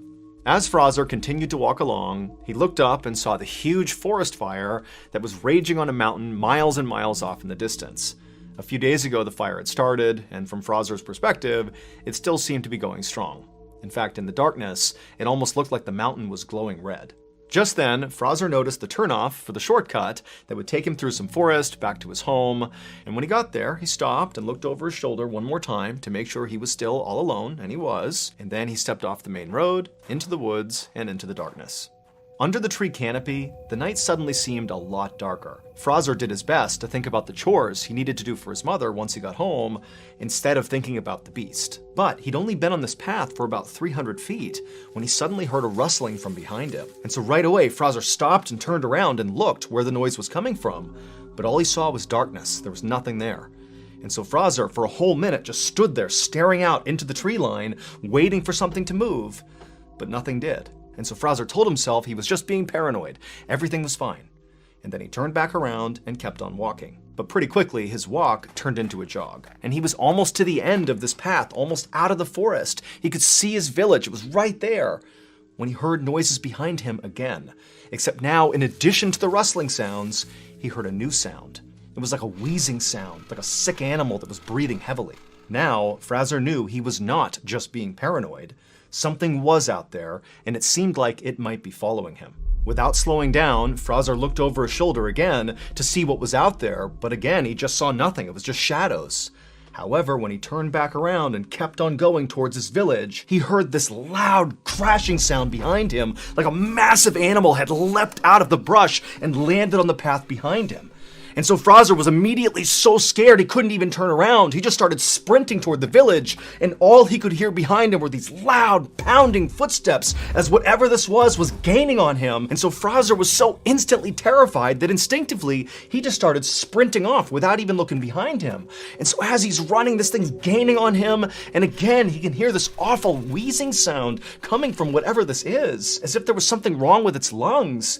And in Fraser's panic, as he's sprinting through the forest, Fraser's telling himself it's just gotta be a rabid dog, that's why it's making those sounds. But he knew that didn't track. This thing is huge. This can't just be a rabid dog. And so Fraser just kept on running, and finally he got out of the trees, back into his village, and at the exact same moment, the pounding footsteps behind him came to a stop. But again, Fraser, he didn't turn around. He's too scared. He just ran for his door. His house was right there in front of him, and he gets to his door. He's about to open it up, and right as he does, he feels this searing pain in his neck. This creature, whatever it was, had leapt and grabbed onto him and bit down on the back of his neck. And so Fraser crumpled to the ground and threw his arms up over his head to protect himself, and with one eye, he can see it's this massive black creature on top of him, chewing on the lower half of his face. And so Fraser, he couldn't even feel any pain. He just began screaming for help, and he tried to push it off of him, but he couldn't. And then a second later, a flash of metal came across his eye as his mother and other villagers who had seen this happening and heard him screaming came out and began smashing whatever this was with shovels. And so a second later, Fraser's pulled away and dragged towards his house, and this huge black creature, it marched over to the edge of the tree line and just stopped, turned, and looked back at Fraser and his mother and the neighbors. And Fraser, as he's sitting there in total shock, he can tell that whatever this thing is, this enormous dog-like creature, this had to be the beast. That's what just attacked him. And in this moment, Fraser realized, this creature may have the shape of a dog, but it was not a dog. South Africa has its share of wild dogs, jackals, and hyenas, and typically they're multicolored and fairly small. And this thing was jet black, pitch black, and gigantic. And when this thing first started chasing Fraser, he'd had that panicked thought that maybe it was a rabid dog. But rabid animals are typically lethargic and confused. And this thing that was 15 feet away from them was absolutely alert and calm. The only thing sick about it was that horrible wheezing sound it would make as it breathed. And as Fraser and his mother and the neighbors just stood there staring at this thing, this creature just continued to stare back at them with piercing eyes, and its eyes were not normal. These were not like animal eyes or dog eyes. They were too small and set at the wrong angle, and there was real sentience behind them. They were human eyes. Just then, Fraser's mother grabbed Fraser and yanked him, kind of jerking him back to reality, and he scrambled to his feet, and he and his mother and the two neighbors, they took off running back into their respective homes. All the while, this creature just sat there on the edge of the forest, staring still in the direction of Fraser and his home. Once inside of Fraser's house, his mother immediately dialed the emergency number to tell the police about what had just happened, but the police told her they were not going to send people out there to deal with some dog. And so Fraser's mother decided she would just treat her son's wounds on her own until this dog-like creature had left, and then once it had, she would get him a ride to the hospital. However, as Fraser and his mother stared out the window at this creature, it didn't leave. It just sat there staring back at Fraser and his mother with these hideous human eyes for hours and hours. Finally, in the morning, it was gone. The attack on Fraser was the last straw for the people of his village. They believed the creature that had bit his face was the demon beast that had hurt so many other people. And so the elders of Fraser's village came up with a plan of how to deal with this beast. And so a few days after the attack on Fraser, this group of elders went off on a journey up into that mountain that Fraser had seen off in the distance that had that huge forest fire on it. And they were there for 2 whole days before returning to the village and telling everyone that they had successfully performed a ritual that had appeased their ancestors, and so hopefully now the attacks would stop. And sure enough, they did. They did not see the beast again. At least 40 people in Limpopo had encountered the beast at some point, either because they were attacked or they helped fend it off, like the neighbors did with Fraser. But because this beast was never caught, and it did stop attacking the village and just kind of disappeared, nobody ever actually figured out what it was. To this day, people in Fraser's village maintain that this creature was a demon and that it came down from the burning mountain, because every person, including Fraser, who had encountered this beast, noted its wheezing, heavy breathing, as if its lungs had been damaged by smoke. In all, at least 40 people in Limpopo encountered this beast, either because they were attacked or they helped fend it off. But because it was never caught, there is no definitive proof of what it actually was. As many of you may know, the biggest event to ever come out of Ballen Studios is fast approaching. Starting September 26th to October 20th, I will be on tour. I'll be visiting 15 different cities across the country, delivering the strange, dark, and mysterious to you all, live and in person. We did one sold-out show last year in Austin, Texas at the Paramount Theater. It was sort of like to see if people liked it, and it seemed like people loved it, so we decided to take that format and run with it. On this year's tour, just like in Austin, Texas last year, there will be some OG classic MrBallen stories and some brand new stories that nobody has heard yet. They're going to be really good. Now, tickets for these 15 different stops have been selling really quickly, but there are still tickets available in cities like DC, Chicago, and Houston. So if you have not gotten your tickets yet, go to tour.ballenstudios.com to see if there are tickets available in a city near you. Again, to get your tickets to see me tell stories live and in person, go to tour.ballenstudios.com. Thank you, and I hope to see you all at one of my shows. Wait, don't go anywhere. If you're looking for more strange, dark, and mysterious videos, click here. Today we have a special bonus video for you guys. It's a collection of 5 fan favorite episodes that are all about places you can't go and people who went there anyways. They have all been totally remastered, so even if you have seen or heard any of these stories before, this will be like a brand new viewing experience. But before we get into those 5 stories, if you're a fan of the strange, dark, and mysterious delivered in story format, then you've come to the right place because that's all we do, and we upload once a week. So, if that's of interest to you, please secretly paint over the like button's iPhone camera with see-through paint so their Face ID never works. Also, please subscribe to our channel and turn on all notifications so you don't miss any of our weekly uploads. Okay, let's get into today's stories.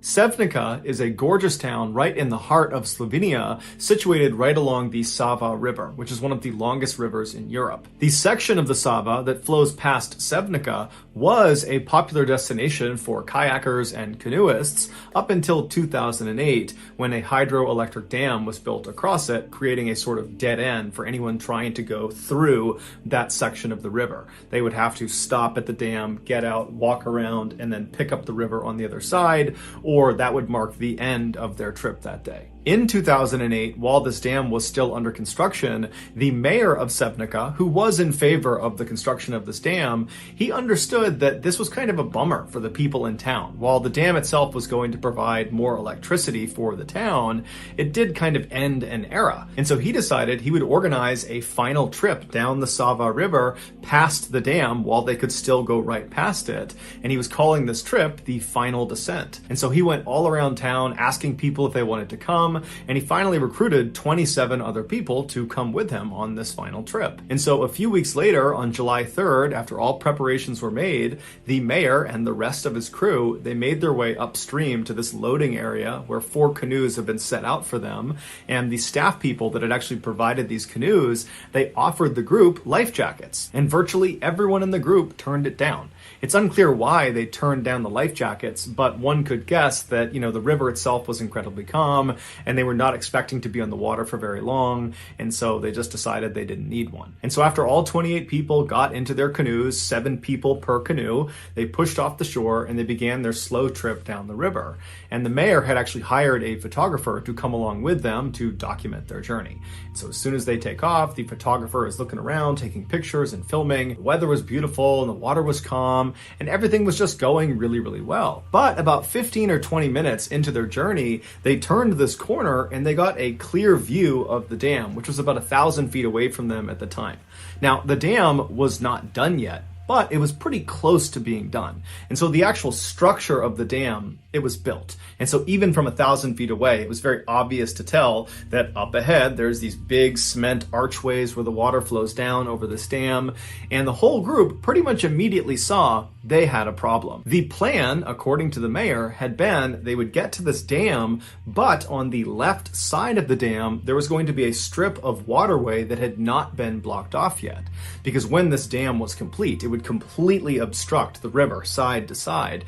But because it wasn't actually done yet, the construction crew had told the mayor that, yep, the left side, there's going to be an area where you can basically just casually go right past. You won't go down the dam. It's totally safe. But here this group is on the water looking at the dam, and even from 1,000 feet away, it was obvious there was no side way to get around the dam. You clearly had to go through the dam, or you had to get out and go around the dam. Now, the river was moving very, very slowly. There wasn't a strong current, and so there wasn't some urgent decision that needed to be made about what they were going to do. The group intuitively knew that the right choice here is to, go to the side, get out of your canoes, and either go around or just end the trip right there. But the mayor and a few of the other people in the other canoes got the idea that, hey, why don't we just go over the dam. I know we're not supposed to, and the construction crew explicitly said, don't go over the dam, it's extremely dangerous. But from the looks of it, it doesn't look that bad. And truthfully, it did not look too bad. This was not some enormous dam with some huge drop off. It was actually a pretty small dam where the water kind of went down this fairly small embankment that was maybe 10 or 15 feet long. And at the bottom of this embankment was some semi-rough water. But overall, it just looked like it might be kind of fun to go down this dam, like you'd be going down a slide with your canoe. And so the mayor was really keen on doing this. He made it seem like it was going to be fun, it was going to be an adventure. So before long, 3 of the 4 canoes were fully on board with the idea of just going over the dam. The 4th canoe that was not prepared to go over the dam had the photographer in it. And they said, we're not comfortable with this, but we'll pull up next to the dam and we'll just film you guys going over the dam. It'll be really cool. And so after making their plans about who was going to do what, the 4 canoes continued down the river. And when they got about maybe 100 or 200 feet away from the entrance to this dam, the 4th canoe with the photographer pulled off on the left side of the river. They got out and the photographer lifted up his camera and he began filming the other 3 canoes as they made their approach into the dam. Now, the video from this photographer that was released to the public, it shows the first of these 3 canoes actually going into the dam.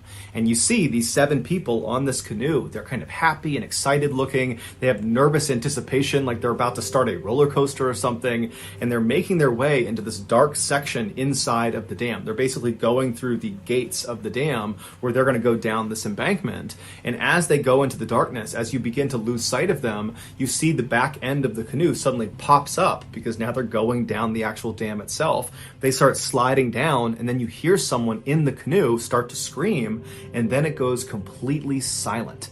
And then the video just ends. That canoe, right after it slid down that downslope, it would reach the waters below, but the canoe would capsize, throwing everyone on board into the water. And these 7 people, they didn't even have a chance to catch their breath before they were sucked under. Not only because the water was rough at the bottom of the dam and kind of was churning and pulling them under, but also because this is a hydroelectric dam. And at the bottom of the dam, underneath the water where they were all these big openings to underwater tunnels. And these tunnels functioned like vacuums. It pulled water down inside and then ran the water past a turbine, causing it to spin, and that would generate the electricity. That's what the dam actually did. And so after the water was pushed past this turbine, it would be jettisoned out somewhere else downstream. Now, even though this dam was not fully operational yet, these tunnels and the turbines at the bottom of them, they were operational. So as these 7 people are dumped into these incredibly dangerous waters and they're getting pulled down towards these tunnels, the other 2 canoes, they have no idea what's going on with this first canoe. And so they just continue on and they go over the dam. The second canoe that went down the dam, they also capsized at the bottom. All 7 occupants were thrown out and they were sucked down underwater almost immediately. The third canoe that went over the dam, they did not capsize, and so after they cleared the dam and kind of paddled away, they began looking around for the other 2 canoes that should have already been down there. And there was nobody out in front of them, and so they turned around thinking maybe they're closer to the dam, and they don't see anyone, but they see one of the canoes is completely flipped over, and the other canoe has been broken apart in the churning waters right at the base of the dam, and they see the wood from this canoe just getting tumbled around. And so this third canoe immediately turns and tries to paddle over to the base of this dam to try to start pulling people out of the water. But when they get over there, there's no one there. The 14 people that had been in these 2 canoes, they're gone. Ultimately, 13 of the 14 people that fell in the water that day would perish, and one of the fatalities was the mayor. The only person who survived who fell in the water was actually the mayor's wife, who by some miracle managed to swim out of the grasp of these tunnels under the water and made it to shore. Over the next several days and weeks, police divers were able to eventually find all 13 bodies, one of which had traveled 25 miles away to Croatia. No information was given about the state of the bodies when they were found, and so we don't know if having been sucked down through these tunnels and forced past these underwater turbines played a role in their death. All the public knows is that all or most of these 13 people were sucked down into these tunnels and then they died.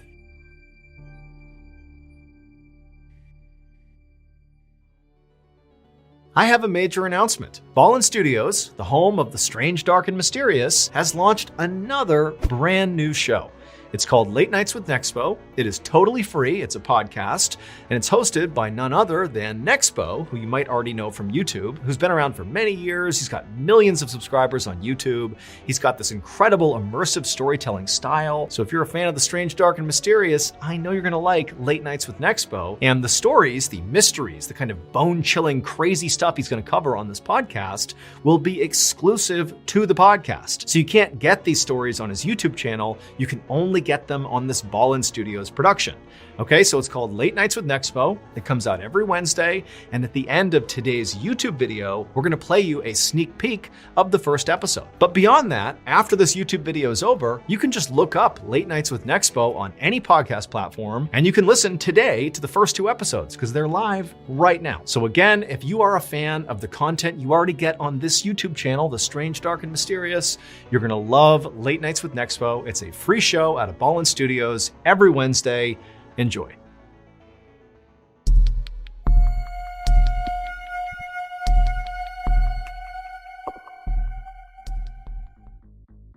In the early 1980s, John Harder was the classic, athletic, popular kid at his high school in Delaware, Ohio, which is a relatively small town just outside of the state's capital. But unlike most stereotypes that paint high school jocks as being these total jerks that bully people and they're kind of stupid, John was none of those things. He was incredibly friendly and very warm-hearted and seemed to get along with everyone. John also was known for having a great sense of humor. In particular, he liked to play these kind of harmless pranks that would make people smile, like the time he very enthusiastically joined the cheerleaders during a high school pep rally, despite not actually being a cheerleader himself. John was set to graduate from high school on June 5th, 1983, and his plan was to study accounting at Kent State University the following year. A few weeks before his graduation, John's high school began selling these tickets to a grad night at a huge amusement park called Kings Island. Kings Island was located about 2 hours west of John's high school, and it was home to dozens of roller coasters, water slides, and many other attractions. During their so-called grad nights, this amusement park would shut down their public operations and not let anybody into the park that did not have these special student tickets that they gave to local area high schools. John, who was 17 years old at the time, was very excited at the idea of going to this grad night, and so he went and purchased tickets along with about 20 other students from his high school. At about 3:30 p.m. on Friday, May 13th, John and the other students who had bought grad night tickets met up outside of their high school. While this was a school-sponsored trip, the students were responsible for driving themselves to the park. And so after all the students were accounted for, they all piled into a couple of their cars and they began their journey to the park. After a few stops along the way to get food and go to the bathroom, the students finally arrived at the park at about 7 p.m. And on the drive, John, who had been a passenger, had drank half a bottle of rum and about 3 to 6 beers. And so when he got out, he could barely stand. He was so drunk. And so the students made their way over to the front gate. They showed the attendant their grad night ticket, and they were allowed inside. And surprisingly, despite it being this special night where only people with these tickets were allowed in, it was still pretty crowded. There were lots of students that apparently wanted to come to this event. Once John and the rest of the students from the Delaware High School had come inside the park, there was no rule that they had to stick together for the duration of their time there, and so they all kind of broke into their separate groups and went their separate ways. In John's particular group was his girlfriend Pam, and for the first hour they were in the park together, all they did was bicker and fight. Onlookers would say John looked visibly upset and very emotional and very drunk. By 8:30 p.m., when John's group had gotten in line for this roller coaster, John was now openly saying, "I don't want to be here anymore, I just want to go home." It was pretty obvious he was still just mad at Pam, and that's why he was saying all this, was just trying to make Pam feel bad. And so some of the group members told John, just, "Hey man, calm down, you're overreacting, just try to enjoy this ride, and then afterwards we'll get some food, it'll be fine." But it was pretty clear that John was really worked up and seemed incapable of having a good time at this point. But regardless, John and the rest of the group, they got on this ride at about 9 p.m. and then after the ride was over, they disembarked and they walked away from the ride to regroup and figure out what was next, and they're looking around and John is nowhere to be found. And so after waiting for a few minutes and actually walking around looking for him, they decided that, you know what, he was really upset before he got on this ride. He probably just wanted to walk away and be by himself for a bit. I'm sure we'll see him later in the night. So John's group, without John, just continued going around the park, going on different rides, and for the next few hours, they kind of forgot about John John. It wasn't until the end of the night when over the loudspeaker the park officials said, okay, we're closing the park now, that they started walking out and wondering where John was. And they were convinced, you know what, I'm sure he's back at the cars. He's probably waiting for us because he just wants to go home. And so they leave the park, they get out to their cars in the lot, and John's not there. And so at this point, the group's starting to get a little bit concerned because no one knows where he is. They're meeting up with the other groups from their high school. No one's seen John. And so they're all just kind of staring at the front gate, waiting for John to come out, but he doesn't. And then eventually the lights in the park start shutting down and the security guard comes out front and locks the front gate.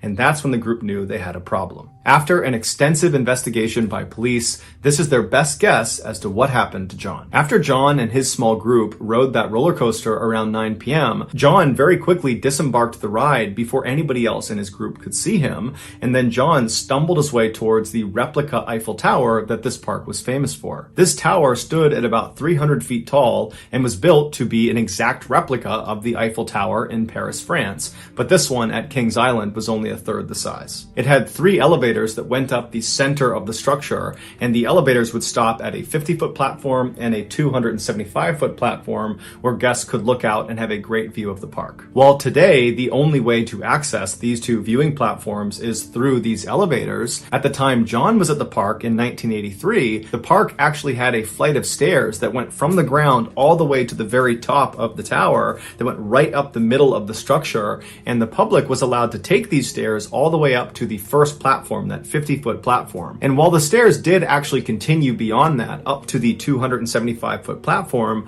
the public was not allowed to go any higher on the stairs than that first platform. And so if you took these stairs, once you got to the 50-foot platform, there would be a big fence right on the stairwell preventing you from going any farther. And it says authorized personnel only, don't go any farther. And so the only people that would walk up those additional flights of stairs were staff that had a special key. When John stumbled his way over to the base of this replica tower, he did not get on an elevator. Instead, he took the stairs. So he made his way up to the 50-foot platform, and then when he got to this 6-foot tall gate preventing him from going any farther, he just climbed up and over it and continued walking up the stairs, and nobody stopped him. He finally came to a stop just below the 275-foot mark, and so he's on the stairwell, and at this point he turns and faces the inside of the tower. It's all these metal beams all over the place, and he climbs over the railing of the stairs he's on, and he climbs onto this narrow beam that's actually a part of the support structure of this tower, and he grabs onto the beam above him and just begins walking along this beam towards the center of the tower where the 3 elevator shafts are. Now, there's no safety net on either side of John, so if he slips and falls, he's falling hundreds of feet to the ground. And if he keeps walking and actually gets into the elevator shaft,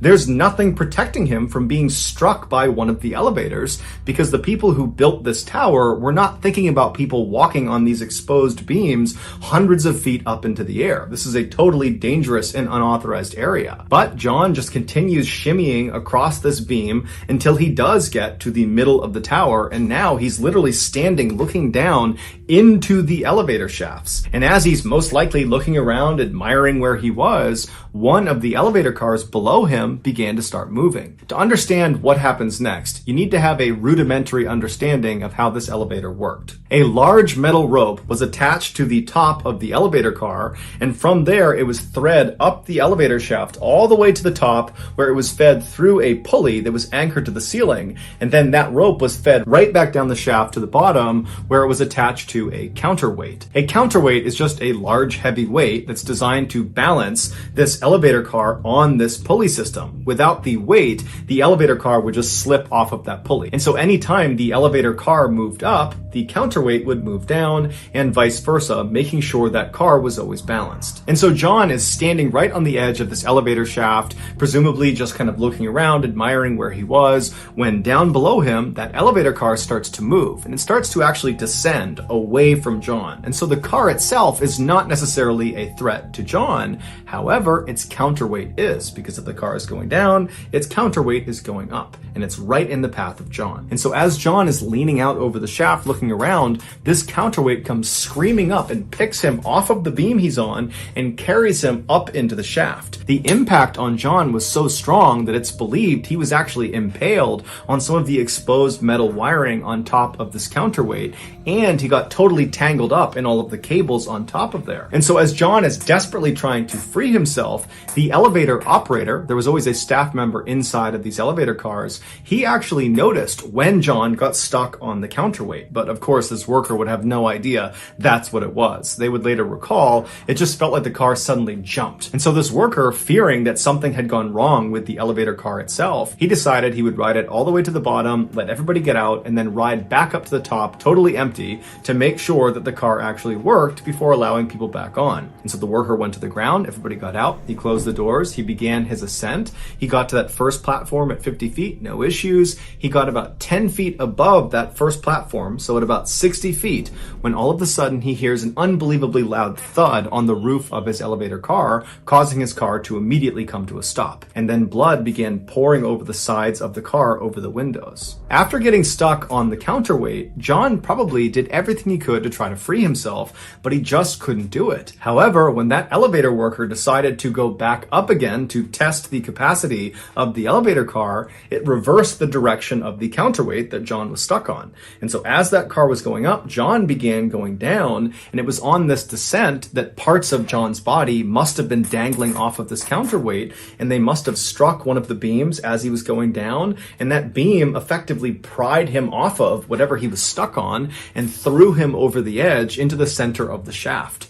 And so John would fall 200 feet and he would land on top of that elevator car, dying instantly. The park was very quick to block off the ride and the whole scene and got police involved very quickly. So only a very small number of guests and employees were aware an accident had even happened, and very few of them were aware that it had been a fatal accident. As for the police, they knew they had a dead body, but they had no way to identify the body. There was no ID cards on John, and so they had no way to let his friends know that were in the park or to tell his family. And so it wasn't until that night, when John's friends are out in the parking lot waiting for John to come out again, that they got really worried, and they went up and spoke to a security guard at the front of the park. And that security guard, after hearing their story, would tell them that actually there had been an accident in the park and there was a body, and the police are still trying to identify this body. And so maybe you guys want to go over to the hospital and see if it's your friend. So sure enough, the friends went to the hospital and they would confirm that the body was John Harder. To this day, no one knows for sure why John did what he did. Some say he was just drunk and it was a dumb decision that led to his death. Others say he was suicidal, but many of the people that were close to him say, no way, he was not suicidal. And other people say, John, he loved attention, and so perhaps this was a dangerous stunt gone too far. But regardless of his reasons, John had clearly intentionally entered an area that was off limits, and it got him killed.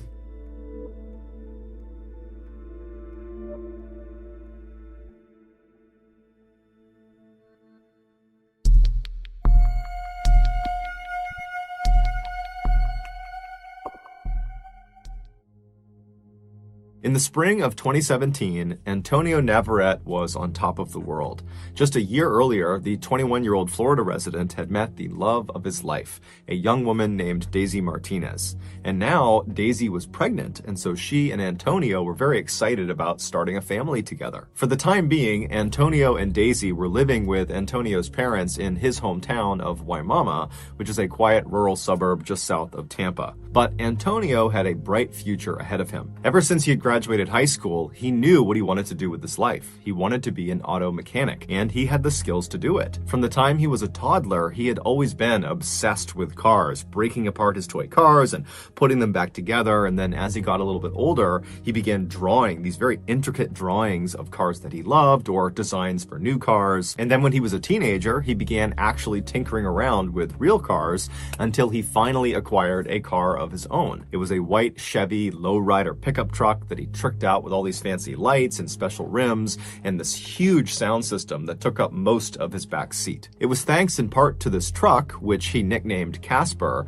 that Antonio, who was too shy to be much of a ladies' man, met up with Daisy in the first place. Antonio had driven Casper to a local car meetup for other car enthusiasts, where you could basically park your vehicle and you could walk around and see what other people did to upgrade or enhance their vehicles. And so while Antonio was there, he was walking around when he saw on the far side of this meetup, there was this unbelievably beautiful young woman, and he found himself just staring at her. He couldn't help it. And this young woman, who was Daisy, she eventually would look up and she would smile at him, and the rest, as they say, was history. 6 months later, not long after Daisy had moved in with Antonio at his parents' house and the couple had announced to their delighted families that they were going to have a baby, Antonio got yet another good piece of news. He'd landed a good job with a company that did maintenance work for Tampa Electric Company's Big Bend power plant, which was located in Apollo, Florida, which was about 10 miles to the east of Antonio's parents' home. Now, this was not Antonio's dream job. He still very much wanted to eventually become an auto mechanic,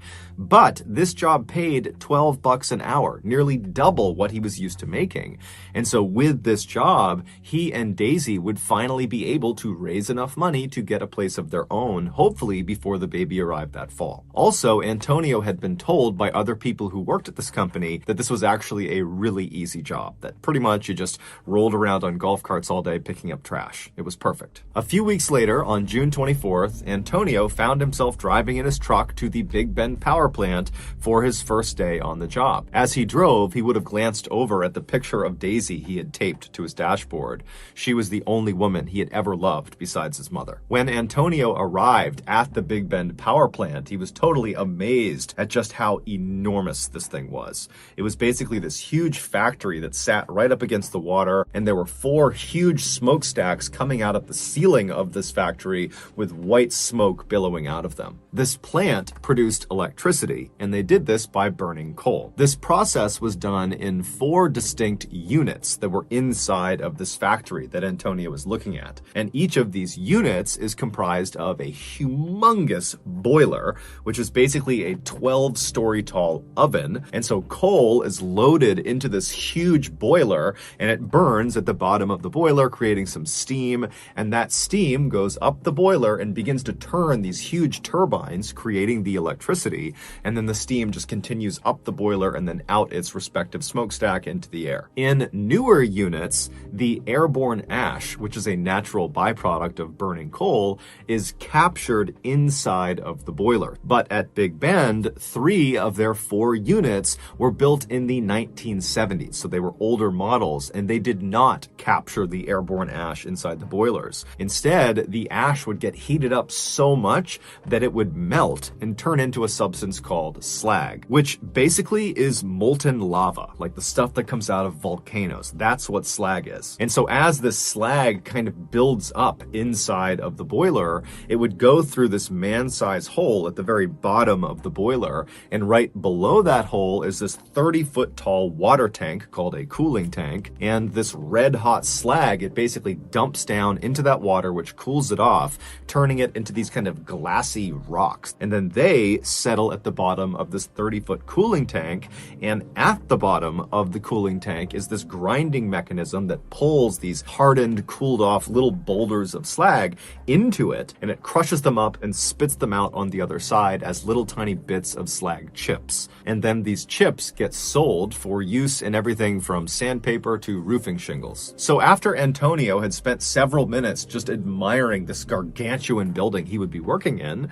he gathered up his things, he hopped out of his truck, and he headed toward the front doors. That day, and the next couple of days, were very uneventful for Antonio. He basically just sat in a break room and watched videos about safety and training, and then when he wasn't doing that, he was out trying to navigate around the inside of this huge factory, which was basically this huge maze. And he found very quickly that it was a very hazardous place to work, as there were huge trucks moving around inside of it, it was super loud, and there was just heavy machinery operating constantly all around you. But after several days of just kind of walking around and asking people what things were, Antonio felt like he had a pretty good handle on the layout and also on what his job would entail. On Thursday, June 29th, so just 4 days into doing this new job, Antonio woke up in his parents' house in a really good mood because the next day, that Friday, Daisy was going in for an ultrasound and they were going to find out whether their baby was a boy or a girl. And he was very excited about this. And so Antonio came downstairs, he grabbed a quick bite to eat, and then he kissed Daisy on the cheek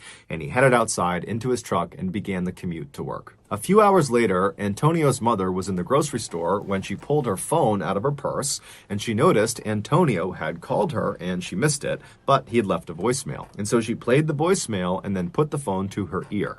And what she heard was quite possibly the most traumatic thing a mother could ever hear from their child. After leaving the house that morning, Antonio drove all the way to work, no problem. He parked in the lot, he went inside the building, and initially the day was like any other day. He just kind of drove around the facility and picked up trash, and that was it. But just a couple of hours into his shift, two fairly significant issues arose simultaneously inside of Unit 2. In the boiler, the slag that was building up had somehow created a sort of plug over that man-sized hole where the slag was supposed to dump into the water chamber. And so as more and more slag was being created as the ash melted, it wasn't draining into that chamber. And so all of this slag was just building up on top of itself inside of the boiler.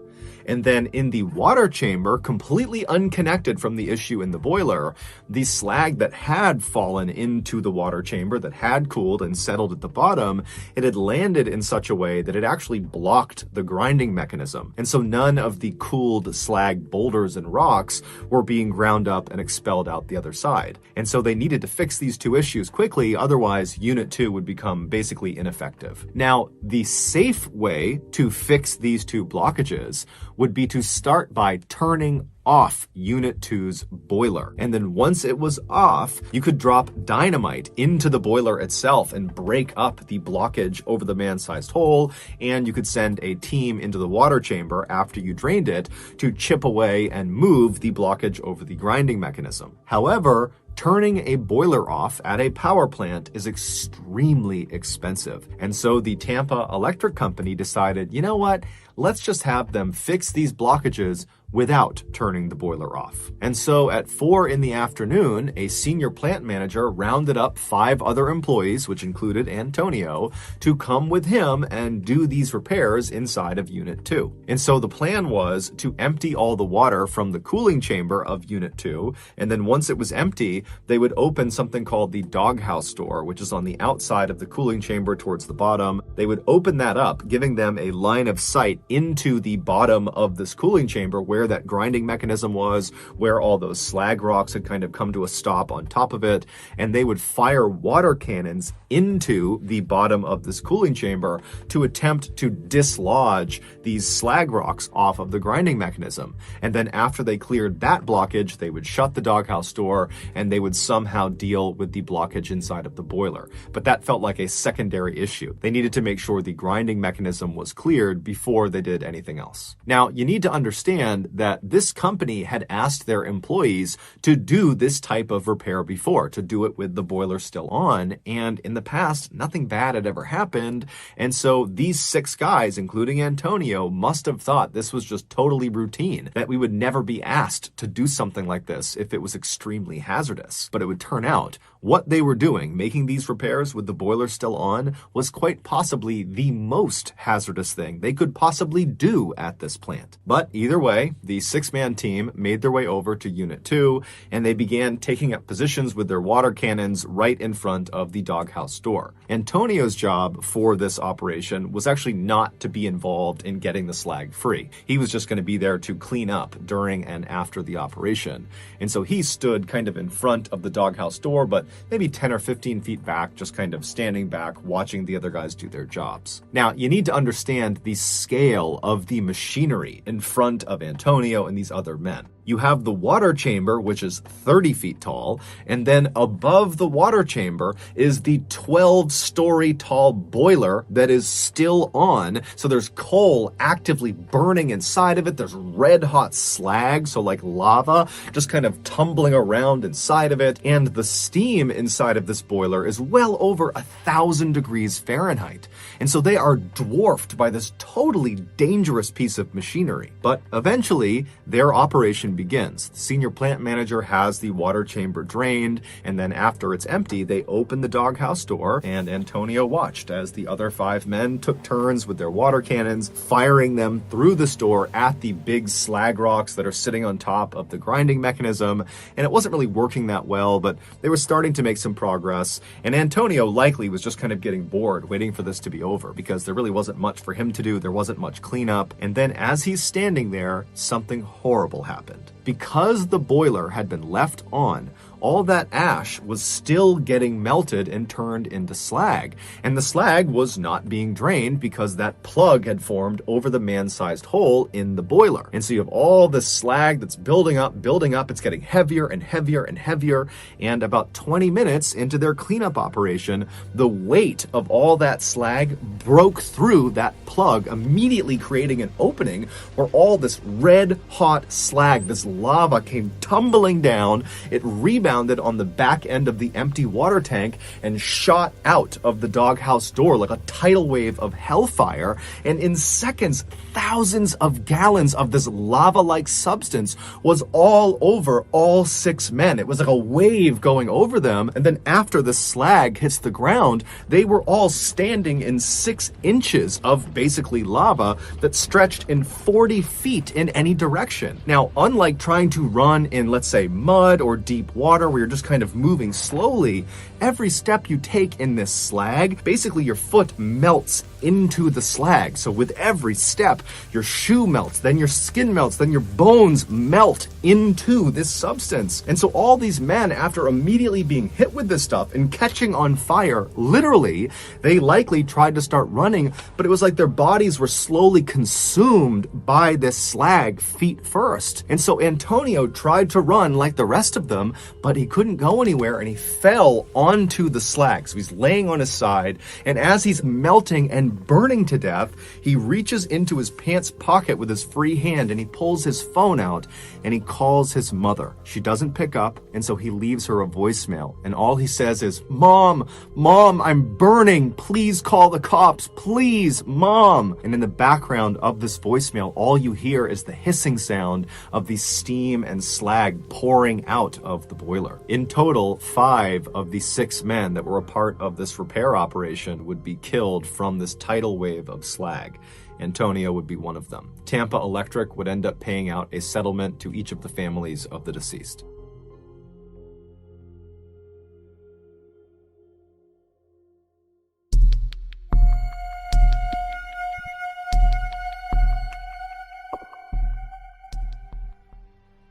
Something most people don't know is you can't just put scuba tanks on and then dive down to any depth and come right back up again. The compressed air inside of those scuba tanks would be a mixture of oxygen as well as most likely helium and nitrogen. And when you're breathing that compressed air, the oxygen would get breathed up and then not linger inside of your body. But the other inert gases, the helium and the nitrogen, they would be breathed up and then absorbed into your bloodstream, and they would stay there until you resurfaced. Now, it's completely harmless as long as you understand how it works getting those gases out of your body. In a nutshell, as you ascend, these inert gases will leave your body on their own, but it's a gradual process. If you rocket to the surface before this takes place, these inert gases will not leave your body and they'll expand inside of you, and your body will become the equivalent of a shaken up soda can. And so at best, having all these bubbles inside of you is very painful. At worst, it's lethal. The term for this condition is decompression sickness, but it's better known as the bends. The way divers protect themselves from getting the bends is on their ascent, they do what's called a decompression stop. This is something that is planned into the dive,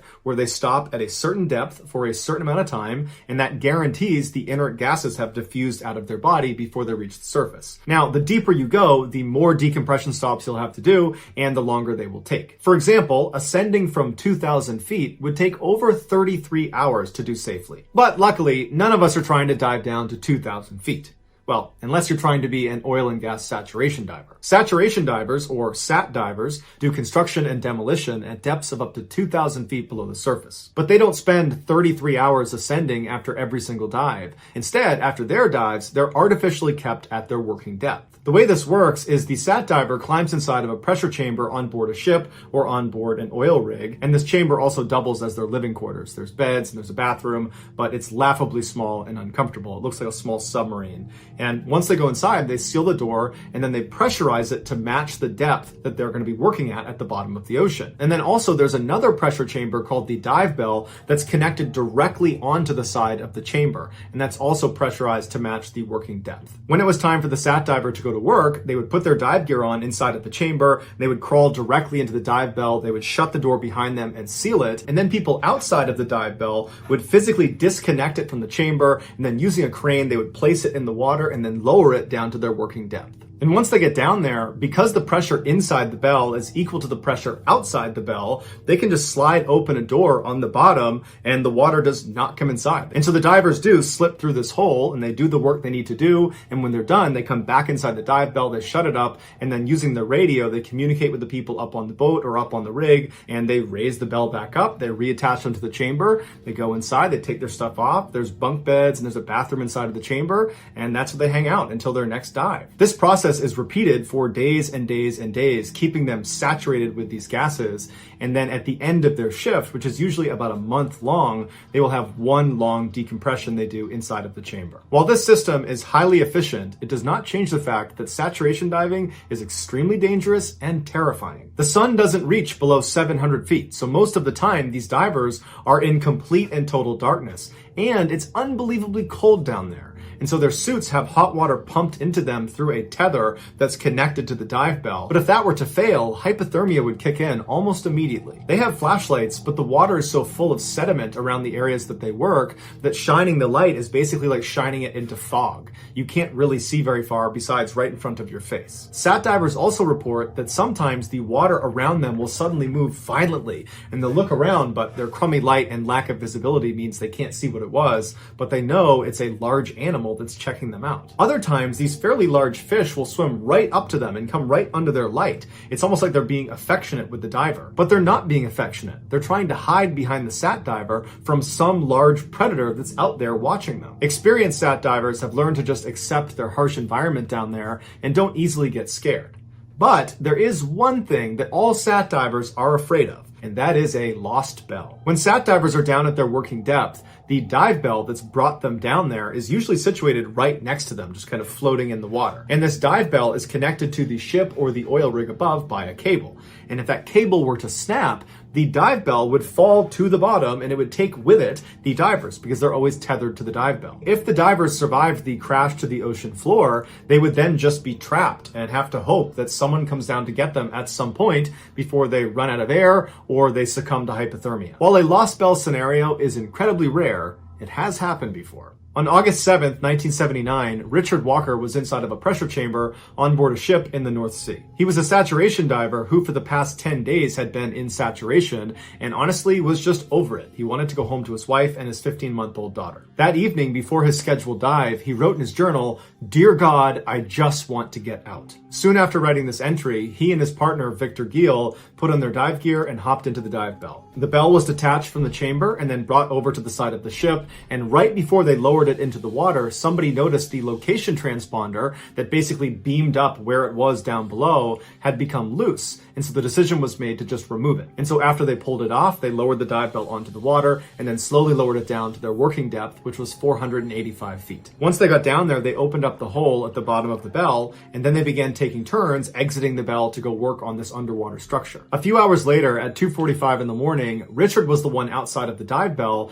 and he heard something behind him, and he turned around and he saw the dive bell had slightly tilted on its side. Right as he noticed this, the radio in his helmet kicked on and told him he needed to go back inside the dive bell immediately, and they were going to try to pull them back up. And so Richard went inside the bell, he closed the hole behind him, and then he and Victor listened to the radio as they told them that the main cable holding the dive bell had slipped out. Now, this main cable was not the only thing connecting the dive bell up to the ship. There was also another clump of wires and tubes that was called the umbilical that ran all their power and hot water and their comms down to the dive bell. But this umbilical was not meant to be load-bearing. But as it stood with this main cable gone, the umbilical was holding the dive bell from slipping to the bottom of the ocean. And so the crew up on the ship decided their only choice was to use the umbilical to reel this dive bell back in.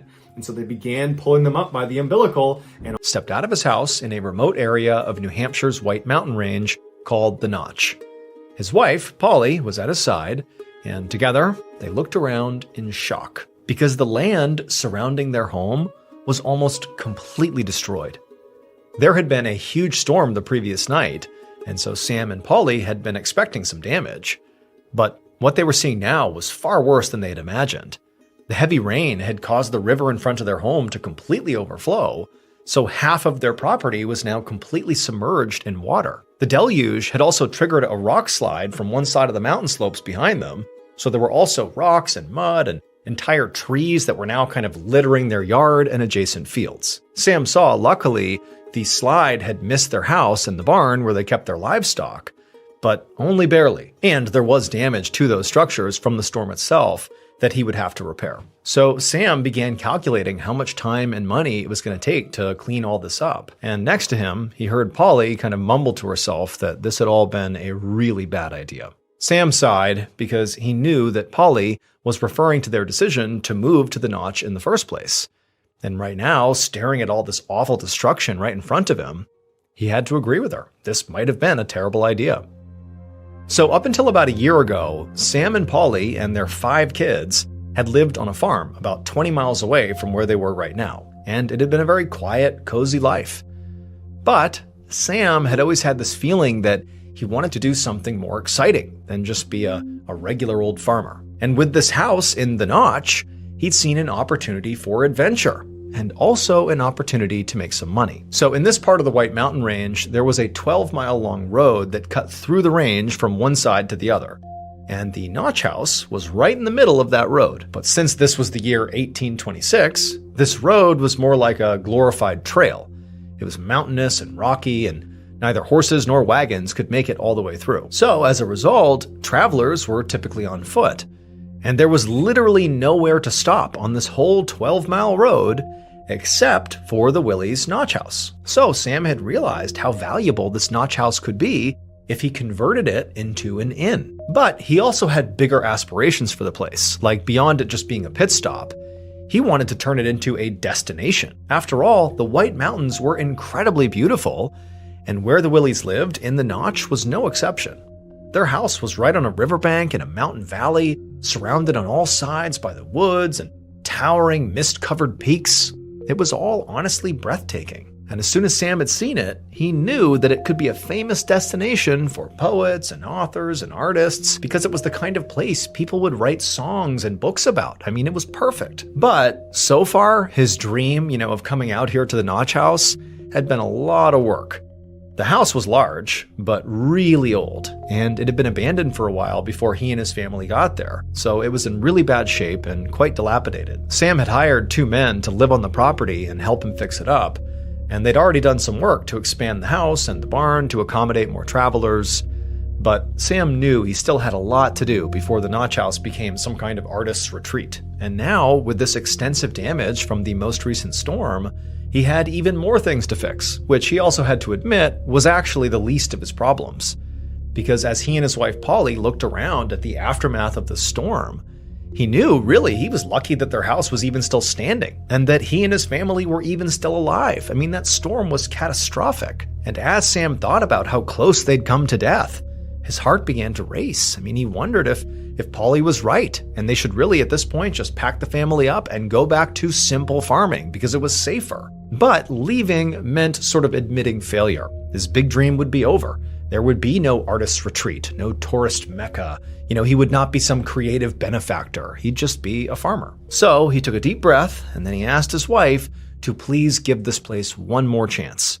He promised he would do everything he possibly could to not just repair the property, but also make it safe and secure so it could withstand whatever the mountain threw at them. And Polly hesitated, but ultimately she believed in her husband, and she nodded in agreement. For the next 2 months, Sam and his 2 hired workers worked practically around the clock repairing the damage from the storm. They fixed up windows and shingles and cleared away all the debris, which took forever. And then once all the repairs were done, Sam continued working, but now he focused on improving the property.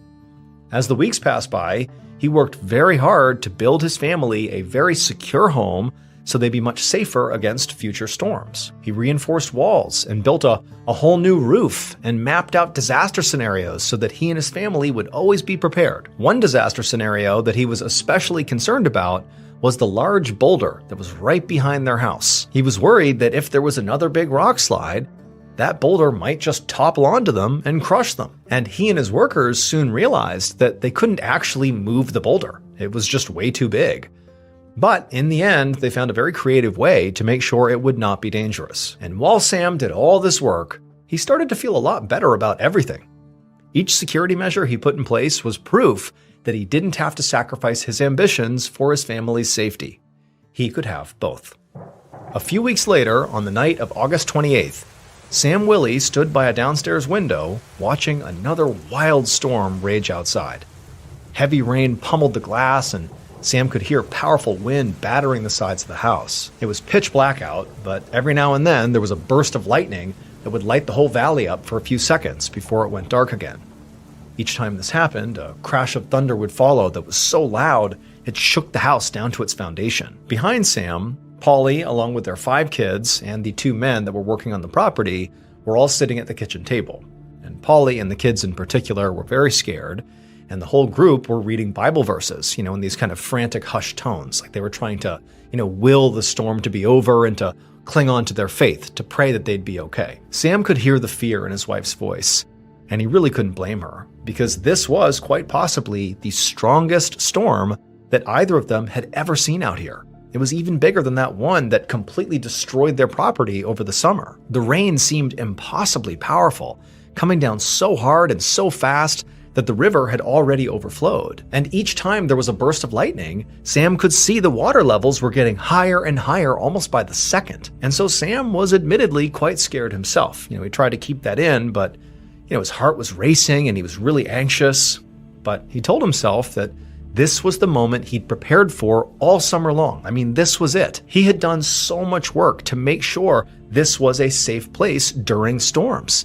And he felt like they'd be okay. But at the same time, the deafening sounds outside and the terrified voices of Polly and his kids were making it really hard to believe that was actually true, that they were really okay here. So for a little while, Sam just kept looking out the window, listening to his family behind him. But then eventually he turned around, and as calm as he could, he told them all to go to bed. It was going to be fine. He would stay up and keep watch. Polly, who was visibly still very scared, nodded and got up and went off with the kids. And for the next few hours, Sam stayed at his post by the window and watched the storm. And for the most part, there wasn't a whole lot of drama. I mean, it was very loud and windy. It was obvious the river was flooding. I mean, there was going to be damage tomorrow, but Sam was thinking that, maybe we're going to get through this thing. But a little after midnight, Sam heard this sudden, extremely loud banging sound outside, and he froze because he knew it was not thunder. It sounded more like an explosion. Almost immediately, Sam knew what it had to have been. The barn must have collapsed. And thinking that this storm had just taken out an entire building that he had reinforced for a storm, turned Sam's worry into outright panic. And so Sam screams for his wife and the workers and his kids to wake up, that it's not safe, get away from the windows, we have to find cover. And so for the next few seconds, the family and the workers, everyone's frantically scrambling around, trying to find a safe spot, but they don't know where it is. But as they're sort of navigating, trying to find the right place to go to weather the storm, Sam heard an even louder bang, and then there were screams all around him, and then he felt himself go airborne as a heavy object slammed into his back.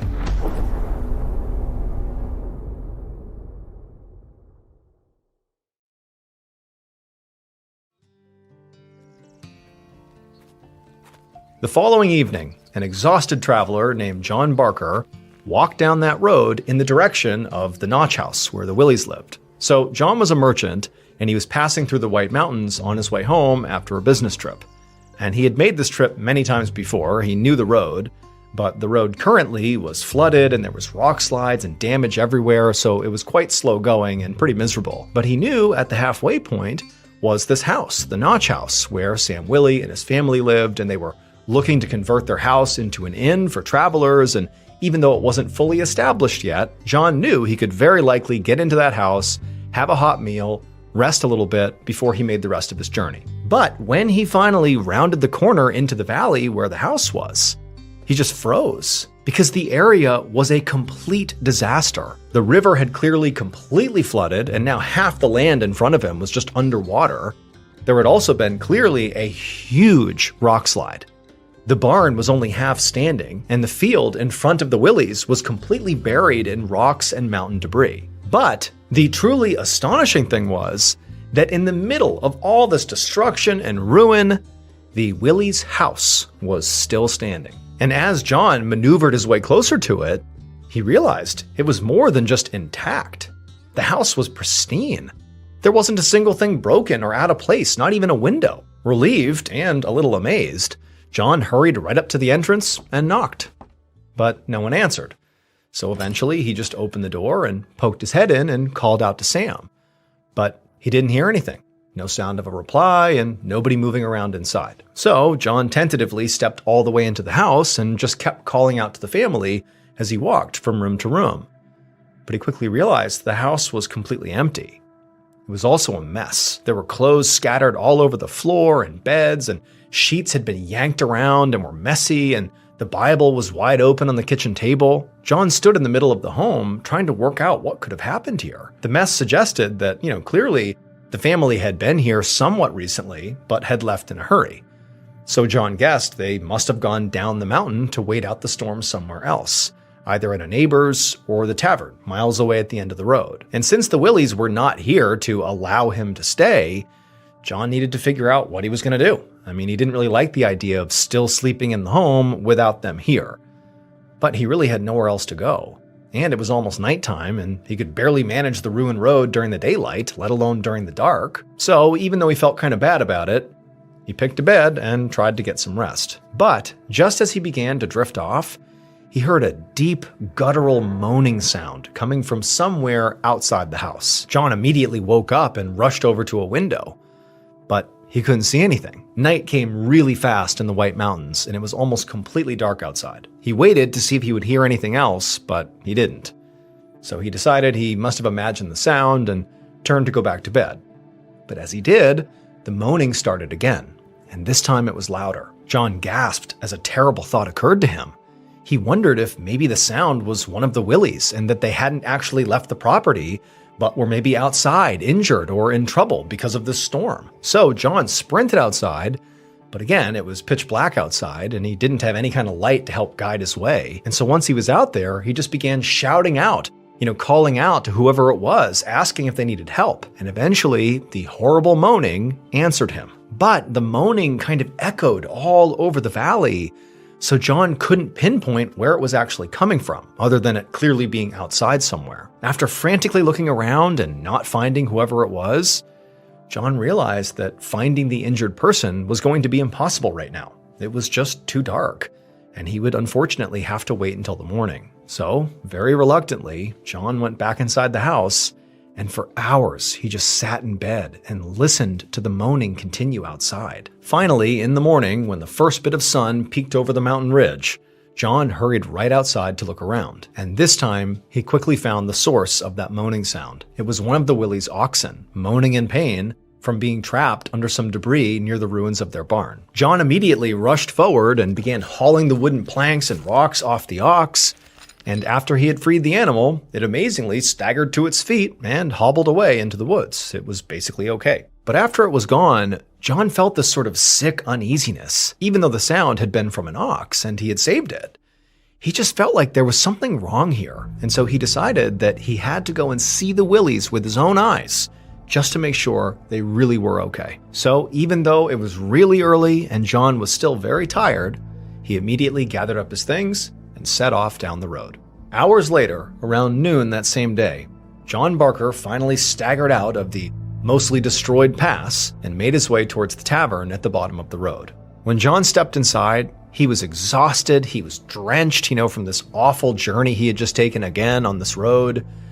But more than that, he was really worried about the Willies, because as he made that trip down the road, he saw neighbors' homes along the way and kind of expected to see the Willies in one of them.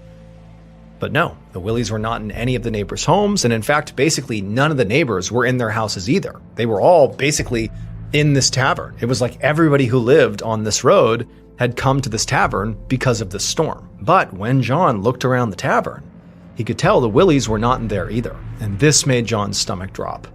Because if they weren't at their house, and they weren't in any of the neighbors' homes, and now they were not in this tavern with the rest of their neighbors, that had to mean something was wrong. And so John actually called out to the entire room and asked if anyone had seen the Willies since the storm. And the tavern got really quiet as its occupants all began looking around at each other, seeing if anybody had, but eventually everyone just shook their head and said, no, we don't know where they are. And that's when John said to the crowd that, well, the Willies are missing.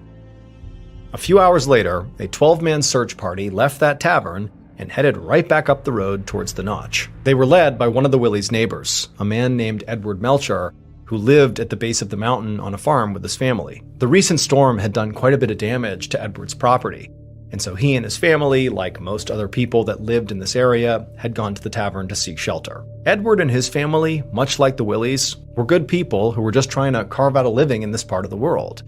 And there were not a lot of people doing that. I mean, this was a very small community, and so they always helped each other out whenever they could. And so this was no exception. But as desperately as Edward and the rest of the search party wanted to get to the Willies' property and find these people, it took so long to navigate the road that by the time they actually got to the property, it was after midnight and really too dark to look for anything. So they just went right into the Willies' house to wait until morning. Once he was inside, Edward could see, the home really was just as John described. It was sort of a mess, but there was absolutely no damage to it from the storm.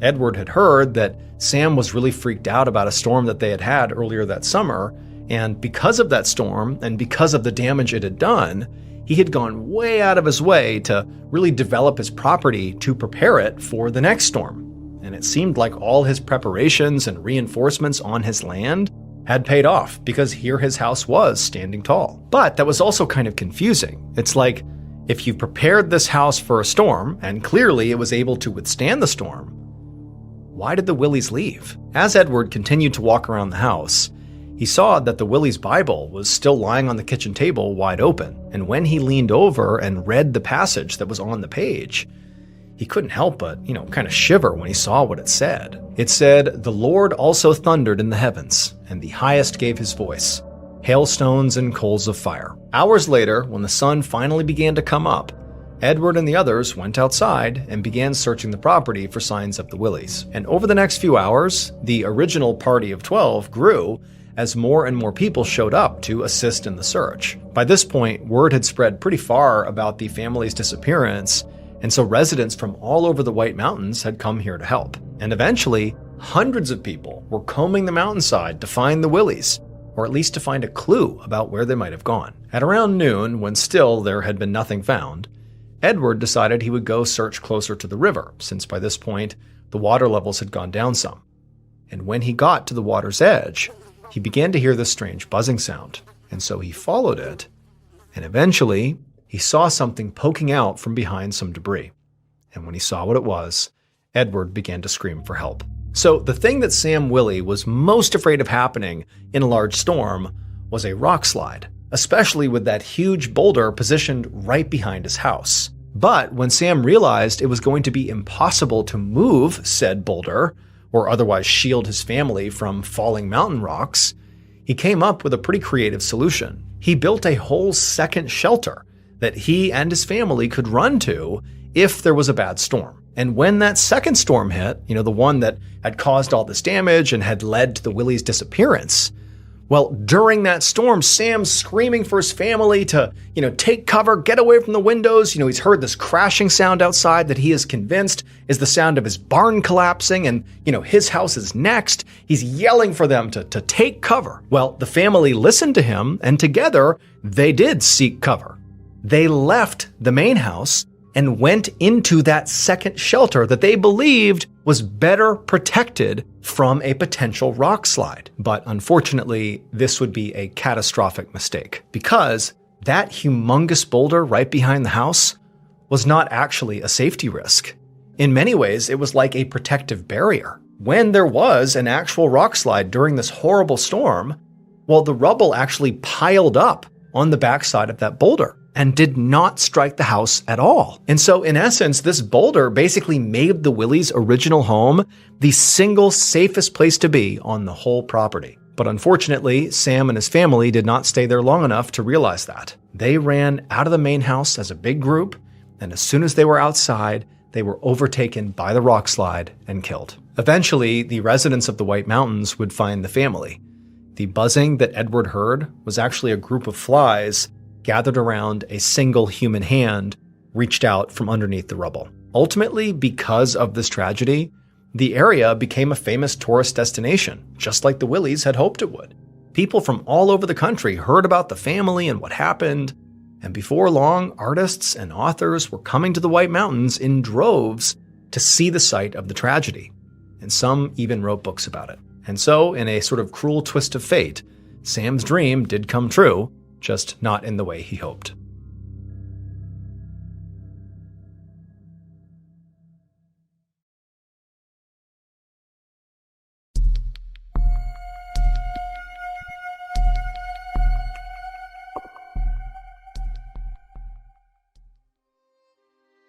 On one of the last nights in December of 1678, Marie Bosse sat at a large table at a friend's dinner party in the city of Paris, France.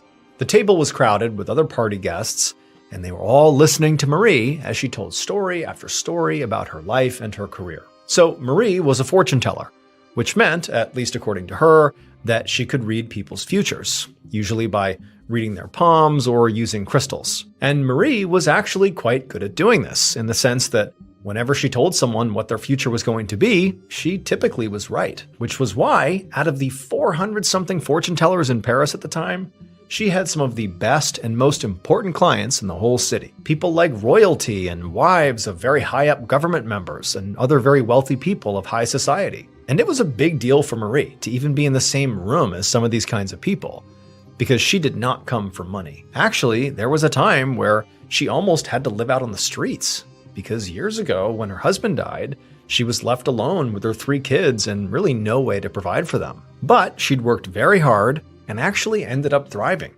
Her kids had grown up, and she turned her fortune-telling talents into a real business. She'd been so successful that she really was maybe about 3 clients away from being able to retire. And Marie was not one to just sit back and let those clients magically find her. She was a self-made woman and knew it was very important to go out and find those clients herself. And so that's why she was at this party now. It was being hosted by a friend of hers who was also in the fortune-telling scene, and so many of the guests at this table were new potential clients that Marie really hoped to impress. So that's what Marie was trying to do now, to try to be very impressive. She was telling the other guests all these incredible tales about working with the rich and the famous. But the problem was, in addition to these fabulous stories she was telling, what was also coming through very clearly to the audience was that Marie was very drunk. So Marie was loud and talkative in general, and that extroverted attitude really helped her get clients typically. But when she got drunk, she was even more talkative than normal.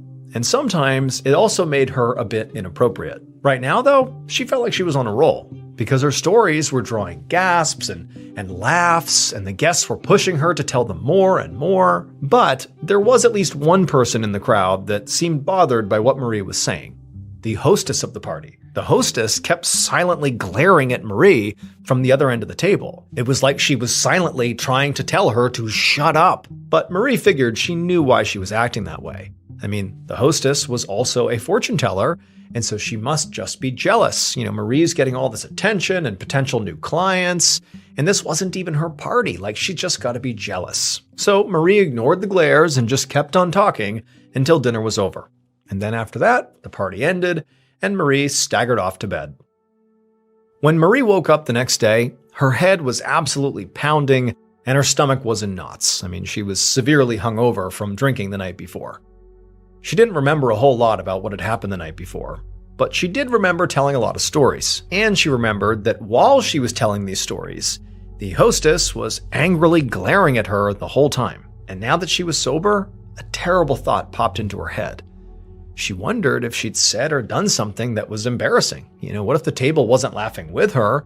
What if they were laughing at her? And what if, the hostess glaring at her was some sort of signal to stop because she was hurting herself? And so this thought that, somehow she had done real damage to her reputation, her career, from being too drunk, continued to weigh on her throughout the entire day and into the following evening, until that night when she was in her kitchen making some dinner with her adult daughter, and there was a knock at her door. Marie hurried to open it up, and when she did, she found a young woman standing on her front steps. The woman seemed incredibly nervous and kept fidgeting and smoothing her hair, and she told Marie that she had gotten her name from someone Marie had met at that dinner party and was hoping that Marie could help her. And when she heard this, Marie smiled and exhaled out all the tension she'd been holding up over the last day.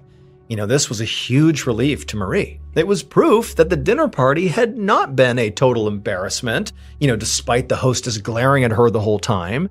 That clearly, here she is getting a new client. She must have impressed at least this woman, and maybe there were more, like it had been a success. So very excitedly, she invited the young woman inside and led her to the area of her home where Marie conducted her business and read people's fortunes. This room had lots of strange objects placed all around it, like jars and crystals and bottles of potions and decks of cards to make the area feel mystical and authentic. The two of them eventually sat down at Marie's small table in the middle of this room, and once they were sitting, the woman told Marie that she did want her fortune told because she had a terribly abusive husband, and she wanted to know how much longer she would have to put up with his cruelty. This didn't surprise Marie. She'd seen a lot of nervous, frail women like this one who were completely trapped in their marriages. In France at this time, divorce wasn't even legal, which meant you were stuck with your partner even if they were abusive. And so a lot of these women that were in this position turned to Marie, desperate to be told what the rest of their lives looked like, and if their lives would continue to be terrible and hard because of their partner. Marie knew that really what these women were looking for was control. They hoped that if they just knew what their future looked like, even if it was bad, they could somehow do something to change it. And so Marie, she reached out and she grabbed this woman's hand and she turned it around and she began to study her palm. Marie was trying to get a sense of what the future held for this woman by reading her palm. And pretty soon, Marie got this feeling in her gut. She felt sure that this woman actually was going to be okay. And Marie told the woman that her husband's abuse would end soon. Then she gave her some tips on what to do in the meantime. The woman was visibly relieved and thanked Marie profusely, and then when she was gone, Marie smiled. Not just because she had helped this woman, but also because, after this job, Marie would only need 2 more clients before she had enough money to retire. A few days later, on January 4th, Marie woke up to somebody banging on her door. She figured it must be a very desperate client, so she rolled out of bed and started walking to go answer it. But before she could get there, the door flew open and the Parisian police poured inside. Marie staggered back and just stared at them in complete shock. She had no idea what they were doing there, but they immediately just grabbed her and said she was under arrest. Marie screamed in protest and said there had to be some mistake here. She hadn't done anything wrong. And when they didn't listen to her, she got furious and demanded to be released. She told them that she was Marie Boss, and she had friends in high places like Parliament and noble circles. They could vouch for her and say that she was an honest person who just worked hard and was good for her clients and good for the city. But as she was ranting and raving, one of the officers stepped in front of her, and without reacting to what she was saying, they just showed her an object that Marie instantly recognized as having come from her fortune-telling room. And at this, her heart sank and she stopped struggling, because Marie knew that she was now in very, very big trouble. And if she was in trouble, then so were many, many other people in Paris. After Marie was arrested, she was brought to a prison in Paris called the Bastille, where she was interrogated by torture. And since Marie was already a talker, she quickly told the police everything they wanted to know. And after Marie did that, all hell broke loose. Hordes of police officers fanned out through the whole city, charging into homes and businesses all around Paris, arresting civilians, business owners, and housewives. Then they flooded the hall of the city's government and demanded high-ranking officials in parliament surrender their wives to authorities, throwing the Parisian government into absolute chaos. And even after all of that, the authorities still weren't finished. They left the city and began forcing the French nobility out of their castles to go face charges in the city. Months turned into years, and the arrests continued to pile up, and each one was more shocking than the last, until the investigation led authorities to the actual royal palace in Paris and to the king's favorite mistress. By the time the police finished their investigation, hundreds of people all across France, ranging from commoners to literal royalty, were either facing charges or sitting in jail cells. And screams filled the halls of these prisons as the arrested were tortured for whatever information they might have. Scores of people fled the country, and then eventually, all around Paris, these enormous pyres were built in the public squares. And one by one, dozens and dozens of people were led out to these pyres, strapped to the poles in the middle of them, and then burned to death in front of thousands of Parisian spectators. And it was all because of Marie. So Marie Bosse was not just a fortune teller. She made her real money by making and selling poison. And it would turn out that she was not the only one.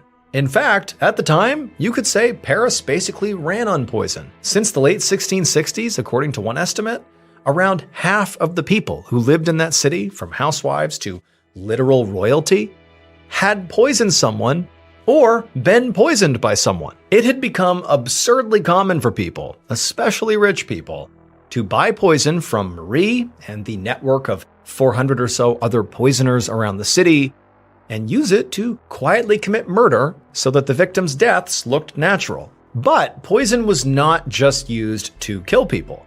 It was sort of used like a solution for many kinds of problems, like people who wanted their romantic interests to be easier to seduce, well, they'd buy poison and poison them.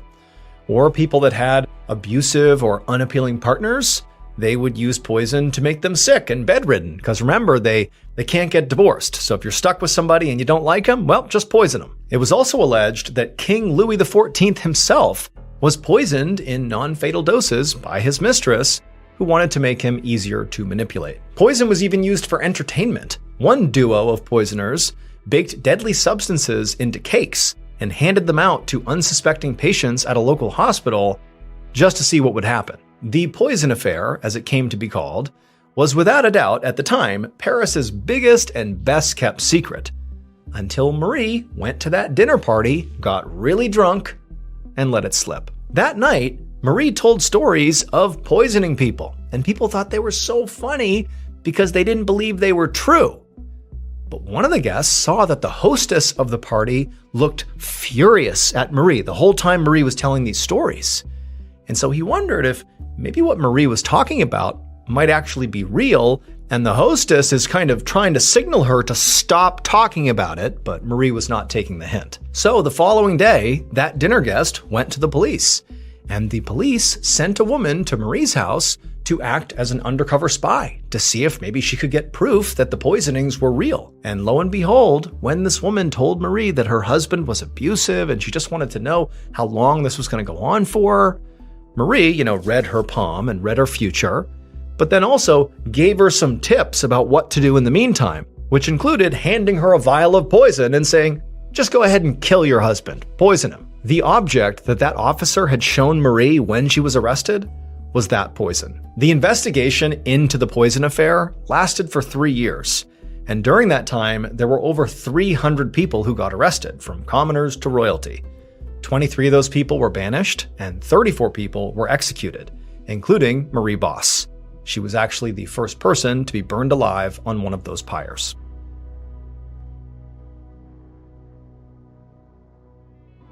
Thank you so much for watching today's episode. Let me know what you thought of it in the comments below. And remember, we have a whole playlist of Places You Can't Go episodes ready for you to binge right now. So go ahead and click here and give them a watch. All right, until next time, see ya. Today, we're going to look at 3 stories about real people who at some point in their lives made choices.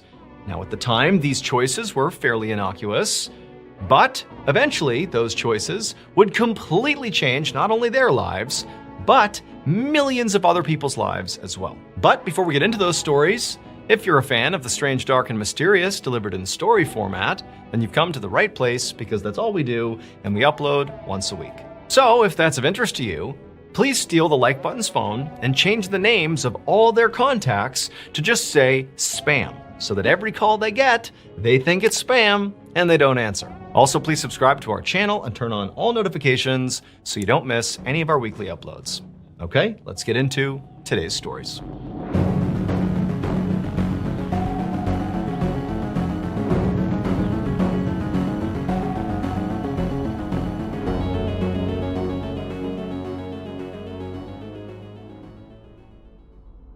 On January 17, 1977, a 36-year-old man named Gary Gilmore walked towards an abandoned canned food factory in Draper, Utah. Gary was surrounded on all sides by guards because they were afraid that Gary might try to run and not go inside of this factory.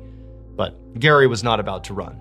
He'd been waiting for months for this, and he was ready. So Gary, along with the guards at his sides, made their way towards the factory, and then without any hesitation, Gary stepped inside. And what he saw was this big, cavernous, open space with no equipment in it, nothing. It was just basically this massive empty space and one chair pushed up against the far back wall. Gary knew he was supposed to sit in that chair. So without even being told, he just began walking across the floor towards it. And then when he reached the chair, he sat down. And once Gary was sitting, the guards that had walked him in began strapping his wrists and his ankles to this chair so he couldn't move. And as they did this, Gary didn't put up a fight. He just sat there staring straight across to the other side of this factory. And on the far side of this factory was one other thing inside of the space. It was like this big curtain, like somebody had wheeled out like this massive curtain that was protecting something on the other side. And as he was staring at this curtain that was sort of perpendicular to him, he saw there were 5 evenly spaced cutouts across the curtain. And even though Gary couldn't actually see anything in any of these cutouts, he knew what was behind them. He knew that at each station, there was a police officer armed with a rifle. They were the firing squad that Gary himself had requested. So Gary was a convicted murderer, and he had been sentenced to death just a few months earlier. His death sentence had gotten a lot of media coverage, and immediately after the sentencing, his mother, along with the American Civil Liberties Union, had lobbied to try to change the sentence and make it a life sentence instead. But while Gary appreciated their efforts, he actually did not want that. He did not want, to spend the rest of his life in prison. That was the only alternative to the death sentence, is life without parole. And that sounded horrible. And so instead, he had basically pushed to go forward with his execution, and he was very specific about how he wanted to die. He wanted to die by firing squad, and that had been granted to him. And so after the guards had finished strapping Gary into the chair, they backed off, and then the chaplain came over and read Gary his last rites. And then after that, he asked Gary if he had anything else he wanted to say. And Gary looked up at the chaplain and just said, "Let's do it." And so the chaplain backed off, signaled to the firing squad that Gary was ready. And then once everything was in place, rifles poked through the 5 holes in the curtain and they fired. Shortly after, Gary was dead. 10 years after Gary's execution in 1987, a young marketing executive named Dan Wyden was having a meeting with his colleagues at his company's headquarters in Portland, Oregon. So Dan actually owned this marketing agency, and his company had recently signed this new client. It was a small business with a lot of promise who was hopefully looking to expand, and they were leaning on Dan and his team to help them do that. And while Dan certainly believed that this company had the chance to be huge, he just felt like they lacked something. They needed a strong marketing campaign to really get them off the ground and sort of begin to make them a household name. And so this meeting that Dan was having right now with his colleagues was their attempts at coming up with, what can we do? What kind of campaign can we run for this company? And so for hours, they sat there pitching different ideas, different concepts of how we can elevate this brand. But it was like, even though a lot of ideas seemed promising, nothing really felt right. Everything just sort of felt like, maybe that would help. There was no slam dunk idea, at least not yet. And so as Dan is beginning to get frustrated, realizing he really doesn't have any great ideas yet, he suddenly has this epiphany. Now, Dan does not understand why he had this epiphany. He had not been thinking about this information until it just popped into his head. Instead, this idea really just kind of suddenly came to him. As he's sitting there with his colleagues, feeling frustrated, not knowing what to do, he just randomly found himself thinking about the execution of Gary Gilmore 10 years earlier, death by firing squad. It was all over the news. And Dan, like his colleagues, had certainly kept up with that story. It was a big deal at the time. And as Dan is sitting there just thinking about that execution, he remembered a very particular detail about the execution that for whatever reason just felt like, oh my goodness, We can use that to market this brand. Dan would take a well-known detail from the execution of Gary Gilmore, he would tweak it slightly, and he would use it to fuel this advertising campaign for the small business. And it would work amazingly. In fact, this campaign was so successful, it literally doubled this company's business practically overnight. And this campaign, it featured a slogan that has since become arguably one of, if not the most famous slogans for any business in the entire world. The slogan that Dan created as part of this very famous campaign was based directly on Gary Gilmore's final words. Just do it. Dan's client, that small business, was Nike.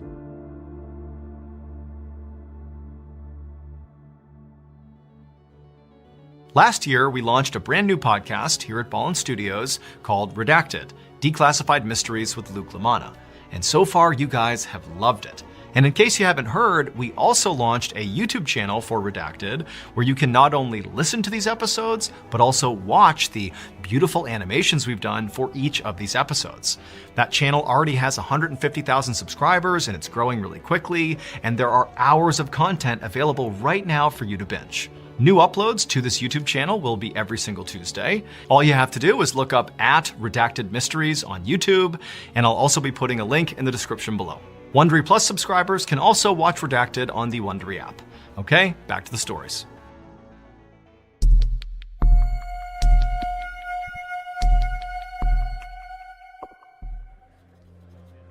One night in 2009, a 23-year-old man named Chris, along with his date, walked into a McDonald's in London, England. The following day, Chris had a very important job interview in the morning, and so this dinner in McDonald's was going to be the last part of the date. There were no plans beyond this. This McDonald's was dirty, it was loud, it was packed with people, so not exactly a romantic location for a date, but this was all Chris could afford. In fact, he really needed that job the next day because he just didn't have much money. But for now, this was the best he could do, and so he put on, his best smile and looked at his date like, "Is this okay?" And she kind of looked back and smiled like, "I get it, it's fine, we can eat here." So they hopped in line and they waited, finally got to the counter, they ordered their food and their drinks, and then after receiving them, they turned around and looked for a place to sit down. But as they looked around, they saw every table was taken, literally every one. And so Chris and his date began looking for tables where, there were at least a couple of empty seats.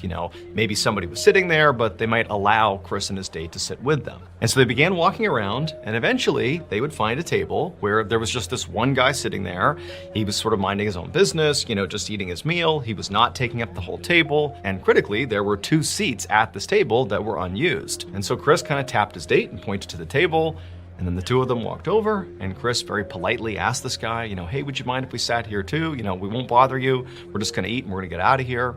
And the guy just kind of looked at him and he was like, "Sure, go ahead." And so Chris and his date, they sat down and they began eating and chatting, and it was all fine. But as they were eating and chatting, Chris, his mind kept going to the next day. He had that big job interview the next morning, and it was just really the only thing he could think about. In fact, he tried hard to focus on his date, but he was just so anxious about this interview that he just couldn't, and so he found himself not really eating and just kind of waiting for the date to be over so he could just go home, go to bed, and, focus on tomorrow. But as he's sort of distracted and his date's chatting about whatever she's chatting about, he realizes the guy they're sitting with is no longer just looking at his food.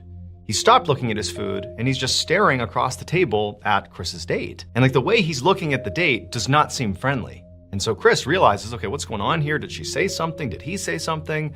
And so Chris kind of snaps out of his anxiety about the interview, and he looks at this guy and he's like, "What's going on?" Because again, this guy's just staring at his date. And this guy, sort of unprompted, without even looking at Chris, just begins insulting Chris's date, insulting the way she looked, insulting the way she talked. And Chris is like, "What's going on here?" He's looking at his date like, did I miss something? Remember, he was sort of distracted a minute ago. But then eventually this guy, he says to Chris's date, "You're an ugly pig." And at this, Chris is like, "I can't just sit here." And so Chris, who had actually never been in a fight in his whole life, just sort of reflexively stood up and he was like, "Hey man, get up." Like he's gonna fight him here. But as soon as he did that, Chris realized he had made a horrible mistake, because Chris, he was only about 5'8" tall. And this guy, just the way he'd been sitting at the table, Chris hadn't really seen his full stature. And this guy, when he stood up, towered over Chris.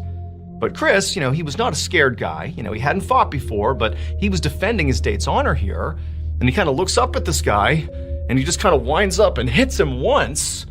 But then this huge guy just proceeds to beat the living crap out of Chris right there in the McDonald's. The next morning, Chris walked up to this big fancy building in London for his job interview. And Chris was doing his best to be confident, but it was really hard given the circumstances. So the previous night, after Chris had been battered by this total jerk, eventually the guy had stopped and stepped off of Chris, and Chris had gotten back up again, and the guy kind of wandered off and was not held to account in any way. He just kind of left the restaurant and vanished. But Chris, he got to his feet and he looked at his date, and she was totally rattled by it. And Chris was super embarrassed at this point, and he kept apologizing to his date, and she's like, no, it's fine.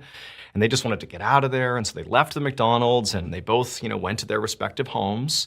And Chris just went to bed. And then the next morning, when Chris got up early because he has this big job interview, he went into the bathroom and he looked in the mirror and he saw he had this enormous black eye. But even though Chris understood that this very well could affect his chances of getting this job, they're gonna ask about his black eye, and what's he gonna say? Oh yeah, I got in a big fight at the McDonald's last night. There wasn't really a good excuse for it, and he wondered what they would think of him if he showed up looking like this ruffian, But he was like, you know what?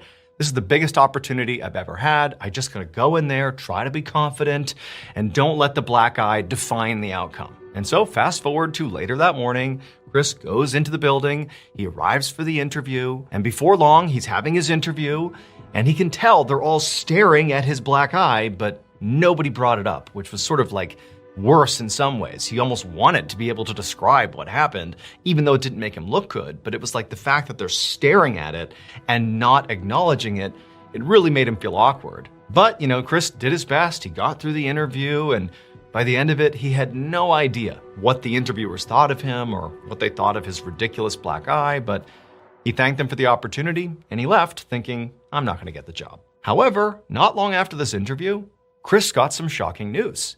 He had gotten the job, and it actually might have been because of his black eye. Because this job interview was actually an audition for a starring role in an upcoming TV show. And the character that Chris was auditioning for was this guy who sort of got into fights. And so Chris rolls in here looking like a guy who gets into fights, and they're thinking, oh my goodness, he can hit his lines, he's got the charisma, and look at him. He's even a ruffian himself. He fits the character perfectly.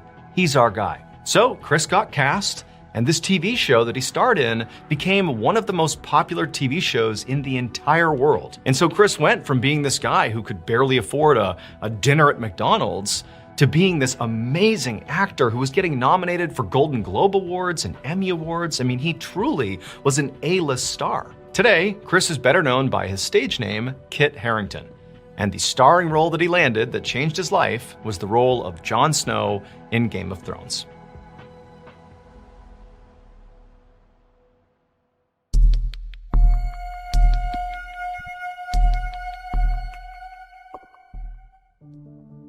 One night in 1925, a 21-year-old college student named Ted was inside of his dorm room at Dartmouth College in New Hampshire, surrounded by his friends. Ted and his friends had gotten their hands on a bottle of gin, and so tonight they were just sitting around, drinking this gin, and having a great time. Now, Ted and his friends knew this was not allowed. Literally they knew this was illegal. It didn't matter that they were 21 years old. At the time, in the United States in 1925, the country was in the middle of prohibition, which meant no one was allowed to possess or consume alcohol. It was actually illegal. But Ted specifically was willing to take that risk because tonight he wanted to celebrate. Ted was a senior in college and was getting ready to graduate with honors. And also, he had recently been named the editor-in-chief of Dartmouth's humor magazine called Jack-O-Lantern. This was a big deal for Ted. He had aspirations of graduating and becoming a professional writer and publisher, and it just felt like everything was falling into place, getting this job as editor-in-chief. It was a huge accomplishment. So Ted took a swig from the bottle and passed it around the circle, and before long, he and his friends were all pretty drunk and having a great time, laughing and joking and telling stories. It was a lot of fun, but at some point, they heard a knock on their door. And right away, Ted and his friends went silent, remembering that, oh my God, are we in trouble now? Ted said, no, it's fine. I'm sure it's just, more friends coming to stop by and hang out with us. And so Ted, he gets up, he goes to the door, and his heart's racing a little bit because he doesn't know who's there. He opens the door, and it's not friends. It's 2 police officers. And so Ted and his friends all got busted for drinking alcohol. However, fortunately for them, the police did not press charges, and so nobody went to jail. And also the school, Dartmouth, decided not to expel Ted or any of his friends. However, they were dealt some pretty severe punishments. Specifically, Dartmouth stripped Ted of all of his academic honors and extracurriculars, which meant he was no longer the editor-in-chief of the Jack-o'-lantern magazine. In fact, he was told by the school that not only was he no longer the editor-in-chief, but he couldn't even submit to put anything in writing into that magazine. He was totally banned. Ted was heartbroken. Less so about the academic honors and much more so about being, cut off from the Jack-o'-lantern magazine.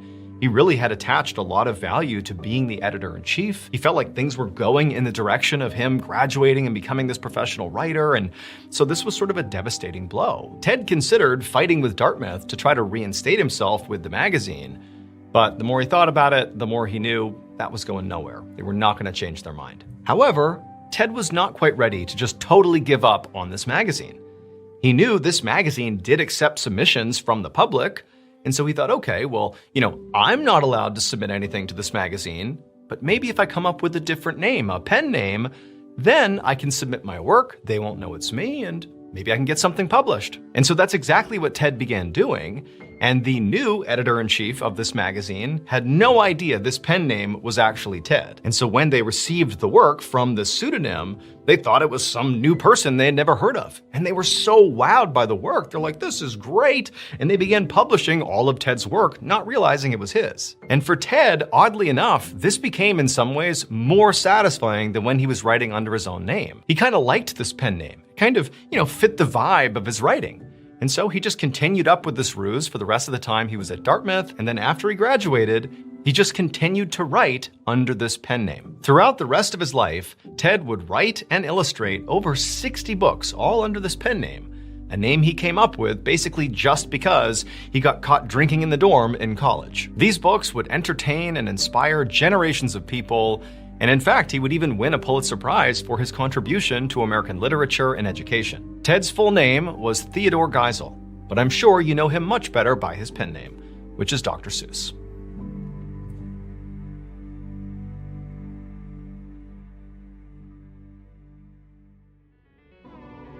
In case you haven't heard yet, our newest graphic novel, MrBallen Presents Where Nightmares Live, is available for pre-order right now. It contains another 9 heart-stopping, strange, dark, and mysterious stories, all based on real events.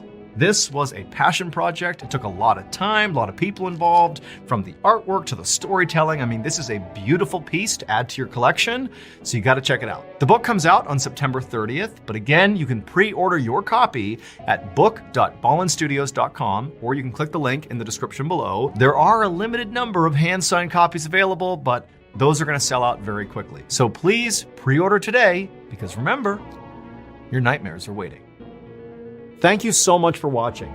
Let me know what you thought of today's episode in the comments. And remember, we have hundreds of videos for you to binge right now. But if you're looking for a recommendation from me of that one video that's worth your time, well, it's this one right here. So give it a watch. All right, until next time, see ya. We rarely cover stories that are still developing because we like to wait to get all the information before we present the story. But when we heard about today's story, we knew right away we had to make an exception and post the story right now. The plot of this story you're going to hear today is so absurd, it just sounds like fiction, bad fiction, like badly written, unrelatable fiction. But it's not fiction. It's true. It really happened. But before we get into this totally absurd story, if you're a fan of the strange, dark, and mysterious delivered in story format, then you've come to the right place because that's all we do, and we upload once a week. So if that's of interest to you, please replace the like button's toilet paper with the kind that doesn't have a good seam on the outside, and you end up ripping it to pieces just to get it started. Also, please subscribe to our channel and turn on all notifications so you don't miss any of our weekly uploads. Okay, let's get into today's story.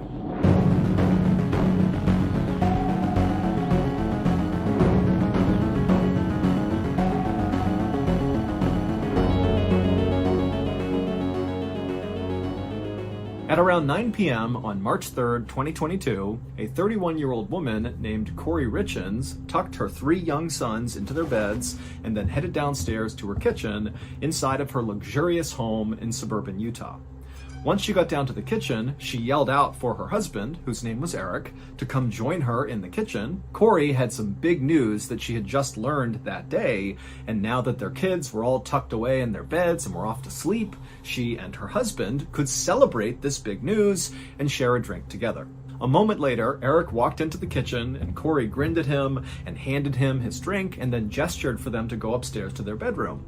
And so the two of them went upstairs, they sat down on the bed, and then Corey broke the big news. Corey's tiny real estate company had just found out that day that they were very likely going to close on a deal for this gorgeous 20,000 square foot mansion in Utah for $2 million.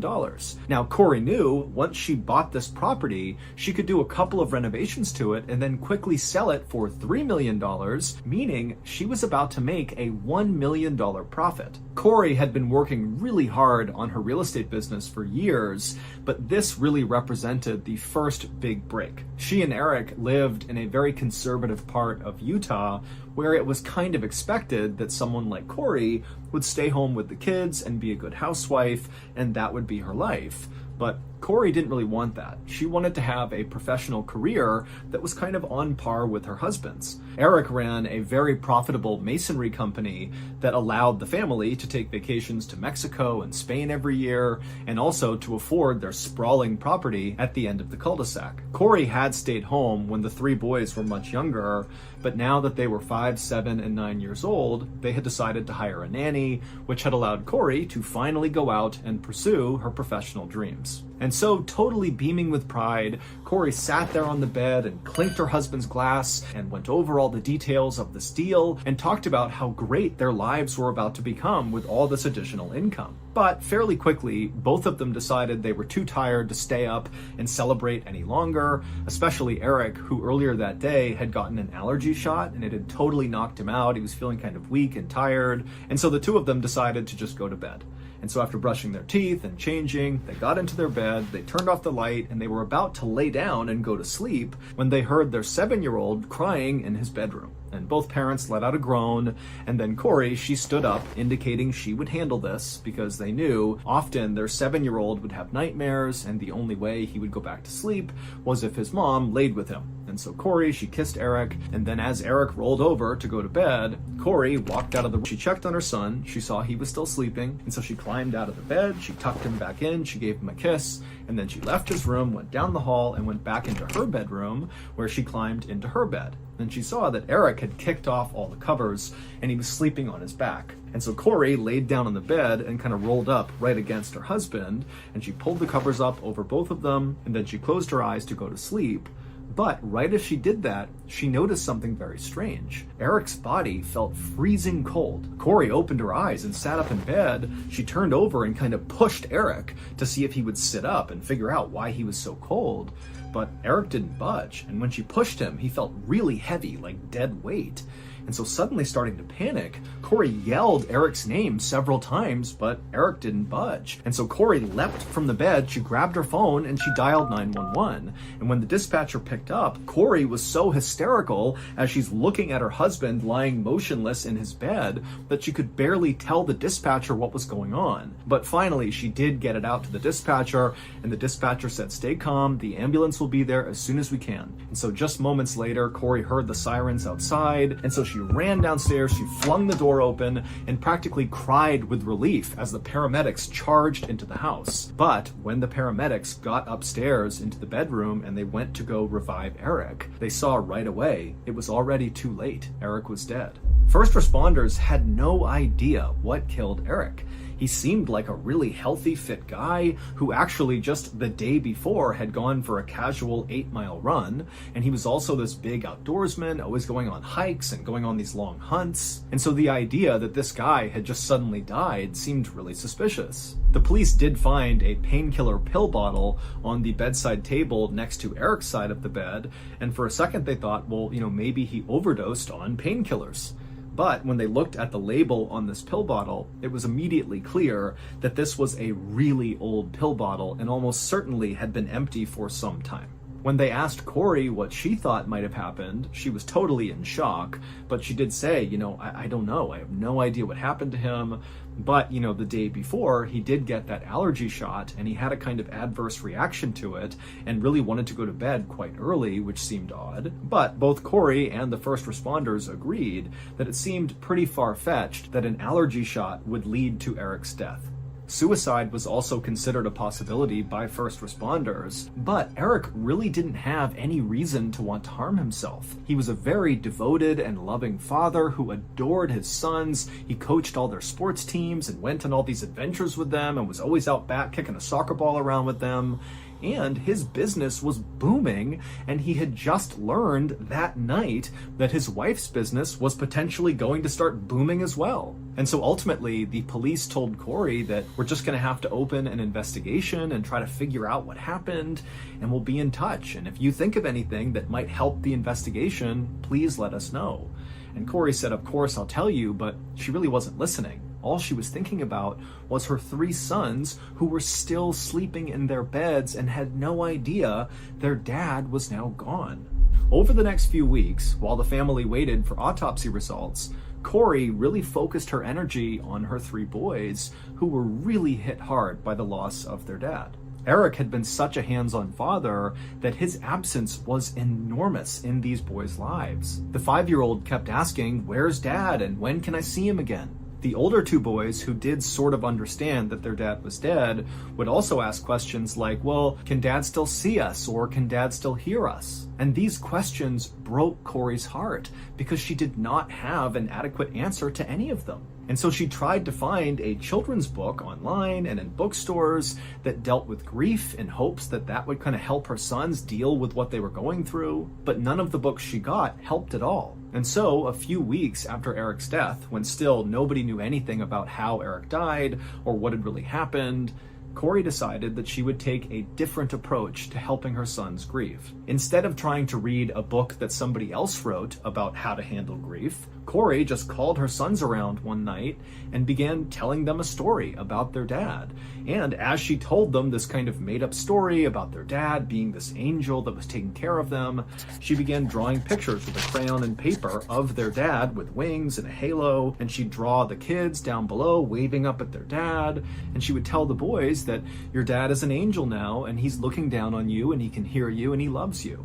And this really seemed to work for the boys. It was like for the first time since his passing that the boys kind of connected with the fact that their dad was gone, but they still had this meaningful connection with him. And so very quickly, Corey's stories about their dad and the illustrations that would go with them became a ritual. Every night, Corey would tell these stories and draw these pictures. And so, as the days and weeks went by, with still no word and no closure about what happened to their dad, Corey had a sort of epiphany. These stories Corey told her kids about their dad and how now he was this angel looking out for them, she could see firsthand how powerful it was and how really it was helping her sons cope with this loss. And she thought, why don't we turn our stories and all these illustrations into an actual grief book for kids? That way other families whose children are dealing with loss can read these stories as well and find some comfort. After all, Corey knew firsthand there really weren't any good grief books on the market. And so she knew for those that needed this, this would be huge. On April 13th, so 6 weeks after Eric had died and several weeks after Corey and her kids had begun officially writing this kid's grief book, Corey was backing out of her driveway when from the other end of the cul-de-sac, she saw a police car coming down the way, and it was the lead detective on Eric's case, Detective Woody. It amazes me how many people tell me they have binge-watched all 300 plus of our YouTube episodes, and now they wait anxiously every single week for new, strange, dark, and mysterious content. And while this is totally awesome and very flattering, I usually respond with, Well, don't you know we have another library of strange, dark, and mysterious content outside of YouTube that can be consumed anytime you want? As of this moment, there are over 140 strange, dark, and mysterious tales on our podcast, the MrBallen podcast. We release 2 episodes every single week. On Mondays, it's brand new content exclusive to the podcast, and then on Thursdays, we upload remastered versions of our best YouTube stories. You can listen to the MrBallen podcast, available exclusively on Amazon Music with your Prime membership. If you're not a Prime member, you can still listen to the MrBallen podcast by subscribing to Amazon Music Unlimited in the Amazon Music app.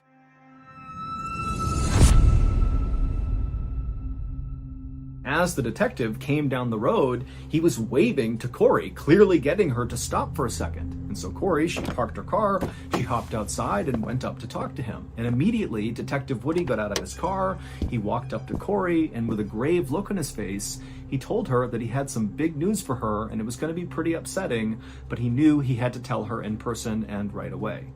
He told her that the autopsy results were in, and they determined that Eric had not died of natural causes. He had actually died from a fentanyl overdose. Fentanyl is a very powerful opioid that's often mixed with heroin, and just a little bit of fentanyl can kill someone. And Eric, it would turn out, had 5 times the lethal dose of fentanyl in his system. Corey was totally shocked at this news and told the detective that Eric didn't do drugs. The only drug he did was periodically he would eat a marijuana gummy before bed, but that was it. So this really didn't make any sense. The detective was respectful and kind of nodded his head and said, "I totally understand that, but these are the results, and we need to find out where he got fentanyl from, and so we're going to need to search all of the electronic devices in your house to see if we can find communication between your husband and whoever got him the fentanyl." Corey told the detective that of course they could do that, but as she began thinking about all of their devices, she suddenly remembered that Eric's business partner, Cody Wright, had actually taken Eric's laptop very shortly after Eric had passed away. Now, Corey didn't know why Cody had taken the laptop, but Cody had been a thorn in both Corey and Eric's side for several years now. Eric and Cody had been very close friends when they had started their masonry business together about a decade earlier, but they'd had a serious falling out a few years back. The 2 men had been on this elk hunting trip, and at one point Eric had illegally shot and killed a bull elk, and Cody had actually reported Eric after this hunting trip to the game wardens, and as a result, Eric got in a lot of trouble and was temporarily banned from hunting anywhere in Utah. The 2 men still managed to continue to work together and build their masonry business, but it was very clear their relationship was totally fractured and would never be repaired. Now, Corey didn't get into all the details of the tensions with Cody, but she did tell Detective Woody that, if you want access to Eric's laptop, you got to go talk to Cody because he took it for some reason. And also, you really just ought to talk to Cody in general because, maybe he has more to do with what happened to Eric and this whole fentanyl thing than he's letting on. The detective told Corey that he appreciated the information and he appreciated being allowed to go in and collect all the devices, and that he would go talk to Cody and try to retrieve Eric's laptop. And then after that, the detective thanked Corey and said they'd be in touch soon. But after this conversation with Corey, the investigation into Eric's death kind of stalled out. When police did follow up with Cody, they didn't find anything really worth pursuing. And outside of talking to Cody, no new information came in about Eric's death or about, his connection to fentanyl. And so really there was nothing for police to operate on. And so while the family just kind of waited for more information to come out about whatever happened to Eric, Corey just focused her energy on taking care of her 3 boys and writing this grief book with them. And finally, on March 5th, 2023, so almost exactly a year after Eric has died, and still police have no idea what happened to him, the grief book was finally done, and Corey self-published it on Amazon under the title, Are You With Me? And right away, the book was a total hit with parents of grieving children. And as the 5-star reviews poured in, so too did requests from local media for Corey to be interviewed and talk about this book and why she wrote it and how her kids are doing. Corey had no idea her book would be this successful, and so at first she was really terrified to do any of these interviews. But eventually she decided she would just say yes to all the interviews because she was very proud of what her and her kids had created, and she knew Eric would be proud too. However, what Corey didn't know was there was going to be a massive unintended consequence from publishing this book.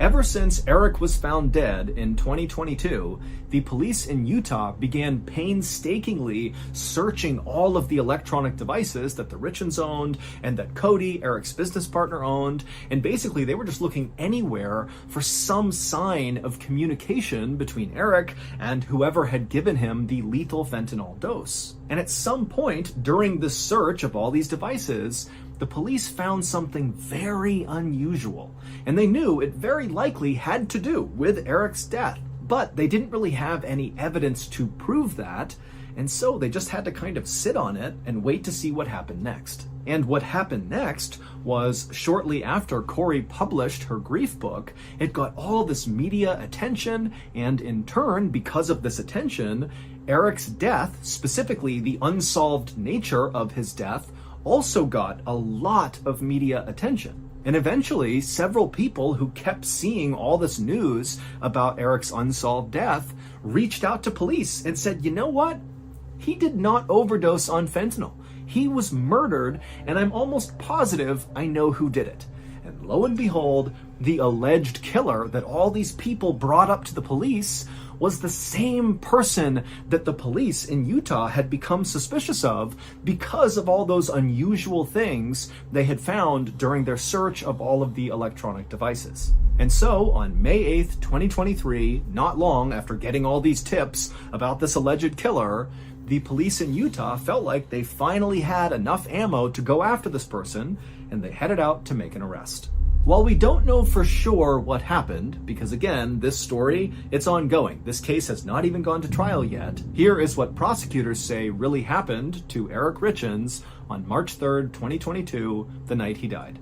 That night, Eric was upstairs when he heard Corey down in the kitchen calling for him, saying to come down and join her. And so he went downstairs, he went into the kitchen, and immediately he saw his wife grinning ear to ear, and she promptly handed him a drink and said, I have big news and we're going to celebrate. And after the two of them went up to their bedroom, Corey told Eric all about this big real estate deal and how their company was about to profit $1 million. And then after that, they clinked their glasses together, said cheers, and took a sip from their cups. The drink that Corey made for both of them was called a Moscow Mule. It's made with ginger beer, vodka, and lime. But when Corey mixed Eric's Moscow Mule, she added one additional ingredient, a lethal dose of fentanyl. It would turn out Corey had been stealing money from Eric's bank accounts, and he had found out. Eric also had discovered that Corey had been taking out these massive loans in their family's name, which Eric was really upset about. In fact, Eric was so upset with Corey that he wanted a divorce and was talking to a divorce lawyer and making sure after the divorce was finalized that Corey could not touch his money. But perhaps sensing that a divorce was imminent and the money faucet would be turned off, Corey simply took out a $2 million policy on Eric and then killed him. And then shortly after that, in order to help her sons deal with the loss of their father, who she killed, she wrote a grief book about it and sold it for a profit. Police say Corey had been working for weeks to figure out the right fentanyl dose to give to her husband. On Valentine's Day that year, Corey had given Eric a poisoned sandwich that had fentanyl in it that she attached a love note to, but it obviously did not kill Eric. He just broke out in hives. So Corey got a stronger dose of fentanyl, she put it in his drink on March 3rd, and this time it worked. The story that Corey told first responders when they arrived to hopefully try to save Eric was that, they had had this celebratory drink, and then they went to bed, and then she had gotten up to see her son, and then, when she came back at 3 a.m., Eric was cold to the touch, and she called 911. But in reality, after she poisoned her husband and he's laying there still on the bed, slowly dying from this overdose, she just got up and paced around the house for several hours, Googling things like how to destroy electronic evidence and luxury prisons for the rich in America. These searches were, of course, the highly unusual and suspicious things that the police saw when they looked through all those devices during the initial part of the search. But as much as it made them think Corey likely had something to do with this, they didn't have enough to actually arrest her. However, after Corey published her grief book and went on this big tour promoting her grief book, Eric's family, who's watching this happen on TV and listening to the radios, they just couldn't take it. It disgusted them because they secretly believed that Corey had killed Eric over money. They didn't like Corey to begin with, and it just felt like she did this, and now she's profiting on Eric's death. And so family members began reaching out to police in Utah, and they said, you really need to look into Corey. We think she killed Eric. This whole grief book thing is a joke. She's a killer.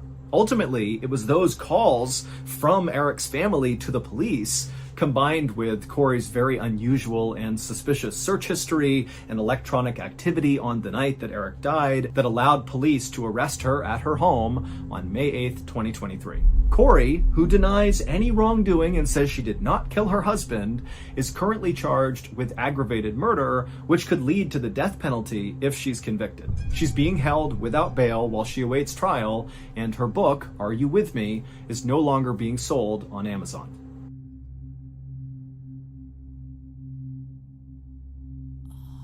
On June 8, 1989, in Pikeville, Kentucky, a young woman stood outside on the second-floor balcony of a motel room, smoking a cigarette and staring down anxiously at the parking lot below. A few minutes later, a little Ford Tempo car pulled into the lot, and the driver got out and started walking towards the first floor of the motel. When the woman saw who the driver was, she instantly flicked her cigarette and began charging down the outside stairs 2 at a time to go cut the driver off. Moments later, the young woman and the driver would be inside of that little Ford Tempo car together, speeding down a dark mountain road, screaming at each other about what the heck they were going to do now. What happened that night inside of that little car after the driver had finally pulled over on that dark road would be so rare and so terrible that the FBI would actually report that it literally, in its entire history, had never seen a case like this before. So that's going to do it. If you got something out of today's story, be sure to check out our podcast called the MrBallen Podcast, where we have literally hundreds more stories just like this one, many of which are exclusive to the podcast, so they're not on YouTube. Again, it's called the MrBallen Podcast, and it's available exclusively on Amazon Music. Today, I'm going to tell you 2 stories. The first story is about this woman in China who goes on a hike into this beautiful forest, and it quickly spirals into a complete nightmare. And the second story is about this small village in Taiwan where this very strange event happens. And it spooks the villagers so badly that the Taiwanese government actually investigated. And what they discovered defies any logical explanation. But before we get into those stories, if you're a fan of the strange, dark, and mysterious delivered in story format, then you've come to the right place because that's all we do, and we upload once a week. So if that's of interest to you, on the like button's birthday, offer to bring the cake. But when you sing them happy birthday, make sure you replace the candles with TNT. Also, please subscribe to our channel and turn on all notifications so you don't miss any of our weekly uploads. Okay, let's get into today's stories.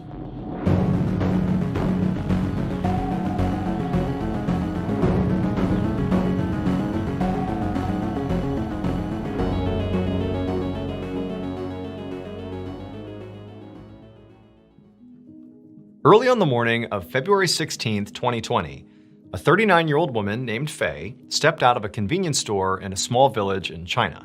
She was wearing a bright red distinctive coat, and in her hands were a whole bunch of snacks that she had just purchased. So Faye had lived in this village her whole life. She was a very simple person, and she had a really specific daily schedule that she basically always adhered to. And it was, she would get up early, she would throw on her jacket, and she would head out to this convenience store, get some snacks, and then she would either go back home where she lived with her husband, or she would go to her parents' house or her sister's house to pay them a visit. And that was basically what she did every single day. And so this day had started exactly the same as every other day. And after she left the store and she began eating some snacks and, thinking about where she was gonna go next, whether it was her house or a relative's house, she's walking down this road when suddenly she hears people calling out to her. And so she stops and she turns, and there are these 5 people that are clustered together standing at the top of this trailhead. So Faye's village was home to this beautiful hiking trail that started right where these people were standing. The trail went up this mountainside and up into this huge forest where there were all these ponds and waterfalls. I mean, it was strikingly beautiful.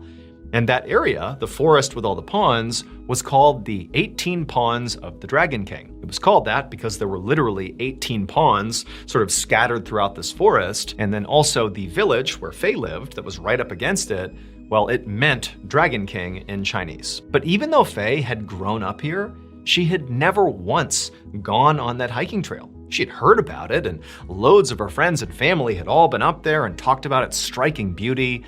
But Faye, she had always stayed away. But there was actually a pretty good reason for that. So Faye, when she was younger, she had this tumor. And in order to get rid of it, she had to take all this medication that was pretty physically harmful and left her with some pretty serious long-term effects. And even though the tumor, did go away and she recovered, that process of recovering and taking all those medications and going to the doctor, it sort of instilled in her this mentality that she was frail and delicate and that she shouldn't take any chances and risk getting hurt. And so she really never did anything that was even remotely risky or even perceived to be risky. Like, for example, hiking up into the mountains. Too risky for her, and so she avoided it. And instead, she kind of developed this really simple, safe daily routine of getting snacks and visiting family, and that's all she ever did. And while in some ways this did, keep Faye safe, it also made her very isolated and lonely. She didn't really have any friends or do anything. She was just kind of stuck in her ways. And so Faye is on this road, and these villagers, these 5 villagers over at the trailhead, have just deliberately called to her by name. They're saying, "Hey, Faye, over here." And Faye's turned and she's looking at them, and they're clearly getting ready to go hike up into the 18 Ponds of the Dragon King. And they tell her, "Hey, come with us, come hiking with us, come check it out." And for Faye, this was so unusual. This was not even remotely how her life went, that there was something in her that for a second just felt really excited. I mean, she did sort of rely on her schedule and her discipline of doing the same thing every day. It kept her safe. But this sudden invitation from these people, these villagers, it just felt like, why not? Why not do something different for once? And she's also thinking, how dangerous can it be? I'm with other people. They seem really competent.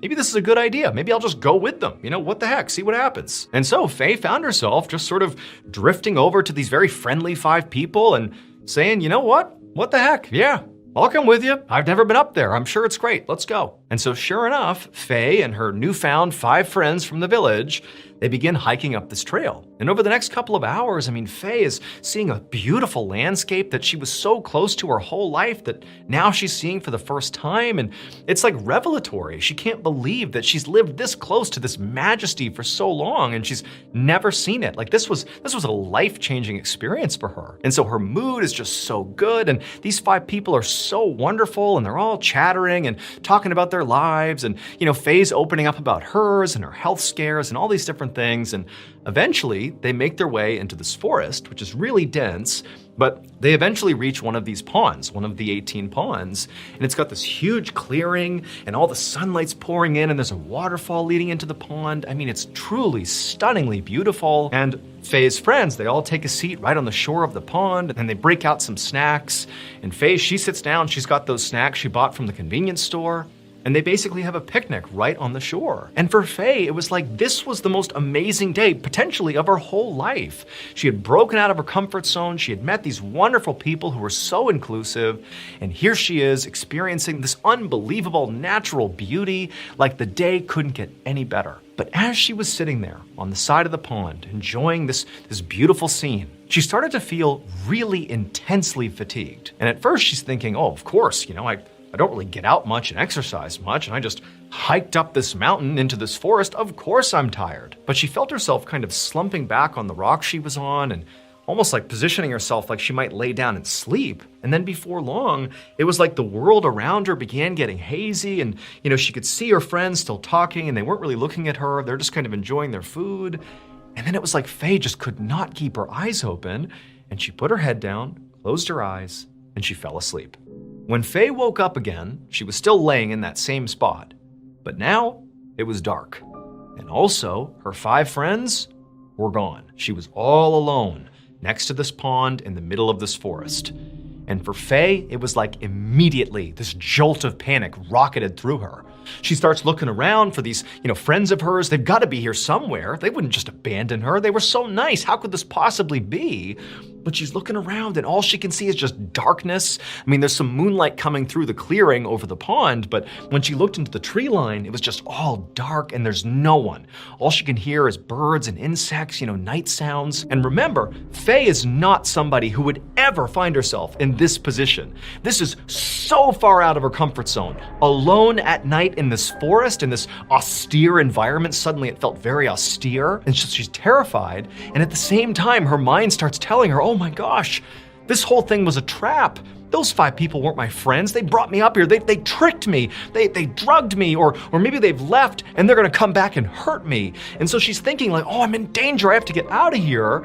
And she turns and she looks at the trail that brought them up here. And all she sees is just this dark tree line. And there's this cut path through the trees that's basically pitch black. And she's thinking, I have to walk through that alone in the middle of the night. She didn't have a light or anything that would help guide her way out of here. But as she's sitting there panicking, she's thinking, I have to go right now, like it's life or death. And so she stands up and immediately she feels really weak on her feet. Like she's super fatigued still, but it's like adrenaline is coursing through her body. She's got to get out of here. And she starts stumbling her way into the tree line where it's super dark. And she's trying to stay on this trail, but she keeps deviating because it's so dark. And she's bumping into trees and she keeps hearing noises all around her that she's convinced are these 5 people coming back to hurt her, or animals, or she doesn't know what. I mean, she is in full panic mode here, but just for hours, or what felt like hours, she just stumbled through these trails, getting completely disoriented, and finally she comes to the stream, and she just stops, and she's sitting there, and she realizes, the sun is starting to come up.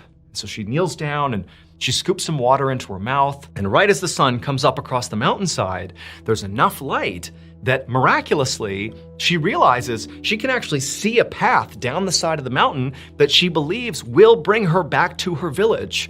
Like she's gonna get out of here unscathed, presumably. And so she kind of catches her breath, she gets another sip from the stream, and then with the help of the sunlight, she navigated her way to this trail that she could see, and down the mountain she went. And as she was going down this mountain, she looked down towards her village, and she saw clearly there was a big group of people, presumably villagers, out looking for her, that were right down on the trail, sort of like the beginning of the trail. And Faye, she's waving and calling out to them, and a few of the people in the crowd, they're looking up at her, and maybe from the distance they couldn't really tell who she was or what she was doing, but there was some level of recognition, but she couldn't really tell what the reaction of the crowd was. But she had gotten their attention, and Faye's so excited, and down the hill she goes. Suddenly she feels totally rejuvenated because she's gonna be okay, and she gets closer to this big crowd of people, and she sees now it's friends, it's family, it's definitely her people. But the looks on their faces are not the looks that Faye is expecting. I mean, she did understand that, clearly I've been out here at least for several hours. They must have organized the search party. They've been worried about me, but here I am. Like, they gotta be relieved now, right? Like, they found me. But no, the looks on all these people's faces were of shock, were of horror, not really sure what to make of Faye coming down the mountainside toward them. And then, when Faye got close enough to the group that she could actually make out individual faces, Faye saw her sister in the crowd. And she waved to her sister and said, hey, I'm okay, it's okay, everything's fine, like, come on, everything's fine. And Faye's sister kind of broke ranks very hesitantly, and then she finally jogs up to Faye, and the two embrace, and it's this really emotional moment. And Faye's sister says to Faye, where have you been? And Faye kind of steps back from her and says, oh, yesterday or a few hours ago, I don't know, I kind of lost track of time, but I think it was yesterday.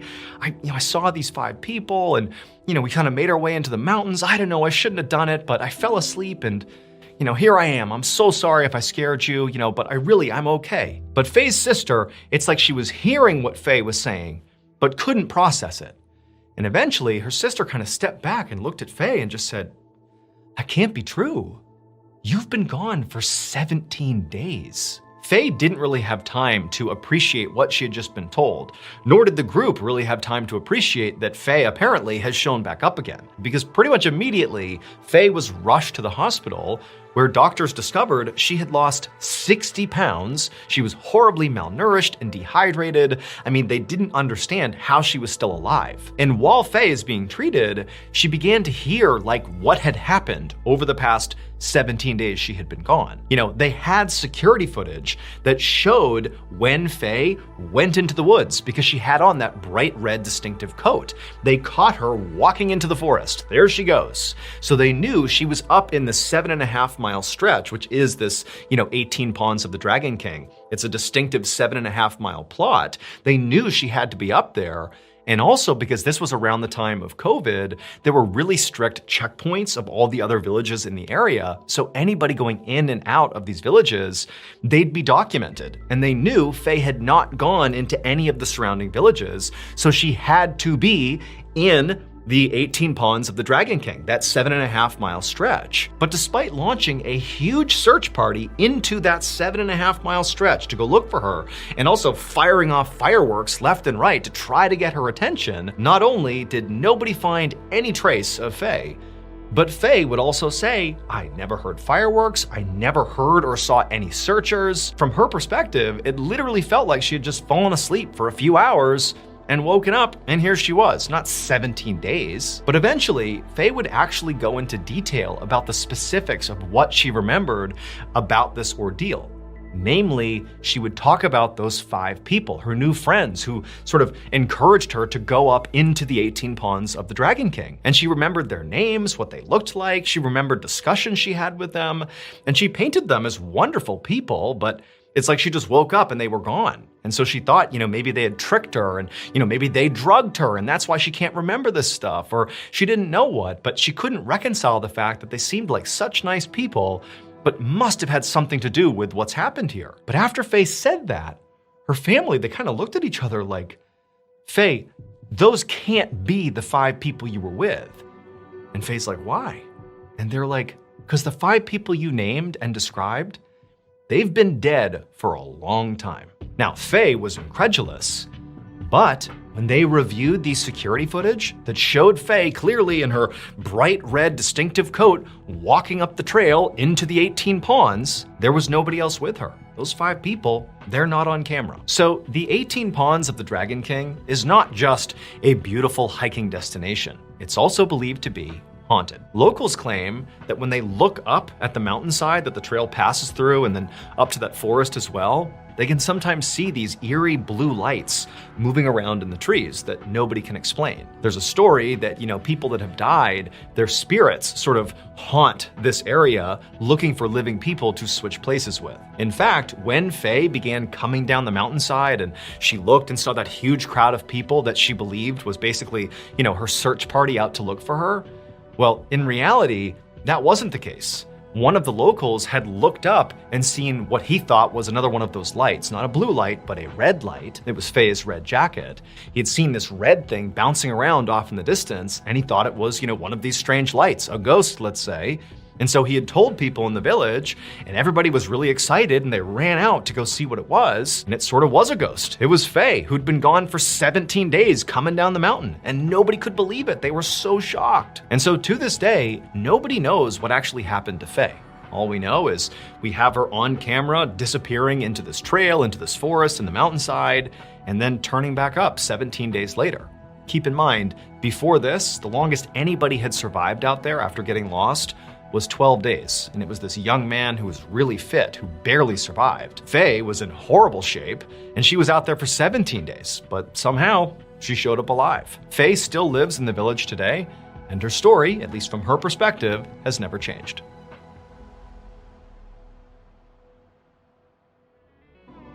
Thank you to BetterHelp for sponsoring this video, and for allowing me to talk about therapy and how it helped get me to where I am today. When I got out of the military in 2017, that was arguably one of the hardest times in my entire life. Even though I was surrounded by friends and family and everybody wanted me to be successful as a civilian, I just wasn't able to kind of reacclimate back into the civilian world. It was like my mindset was still trapped in the military and I just couldn't make the jump. And so as a result, I kind of bottled up my emotions and sort of got easily frustrated with everybody around me. I was mad all the time. But I was kind of blind to it. I actually thought I was just fine. It was not until my friends and family intervened and told me, like, you really need to get some serious help here. Like, you're kind of falling apart. You need some help. And I took their advice and I did go see a therapist, and honestly, that changed my life. In early 2018, when I actually saw a therapist, the thing that really did make the change in me was the therapist was able to kind of give me perspective on my life and kind of show me really kind of where I stand and what was going for me and what I needed to work on. And it really helped guide me towards making better decisions. And today, I still rely on therapy because, I'm in this world of content creation where there's so much pressure on you to, keep your views up and look the part and be happy and successful and all these different things. But I'm a human. I have a lot of stuff going on behind the scenes that I need to work out as well. And luckily, my therapist kind of keeps me grounded and keeps giving me the perspective that I need to keep me grounded. And so if you're struggling right now, either because you are, or because maybe your circle of friends and family have kind of clued you in that maybe you could use some help, consider giving therapy a try. And a great starting point for therapy is BetterHelp. If this sounds helpful, you can go to betterhelp.com/MrBallen to get 10% off your first month of therapy.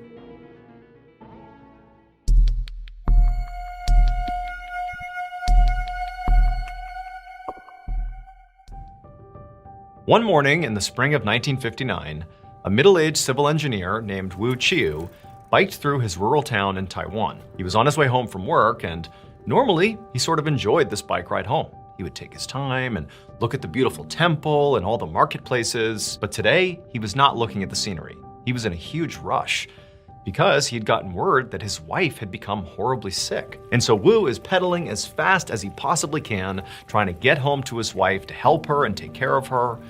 But as he got to his neighborhood, he started to realize that he was really gassed. Like, literally pedaling to his house was just unbelievably exhausting. Now, he was sort of sprinting, but at the same time, Wu was a pretty athletic guy. And so this type of a ride was something that he should have been able to handle.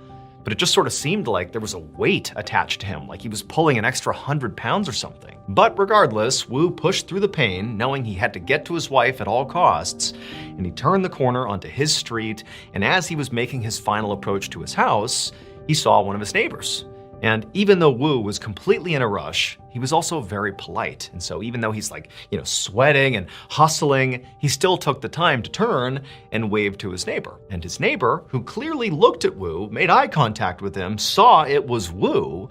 Instead of waving back, they kind of scowled at Wu, like they were disgusted by him. They didn't wave back and they turned and just went the other way. And Wu's like, what was that about? What did I do? But again, Wu has to get home. So he sort of wrote that off and he's like, okay, keep on pedaling. He gets even closer to his house. And then it just so happens another neighbor comes outside. And again, Wu's politeness comes through and he's like sweating profusely. He's like, hey, how are you? And this neighbor as well looks at Wu with this look of total disdain on their face. Like there's something wrong with Wu.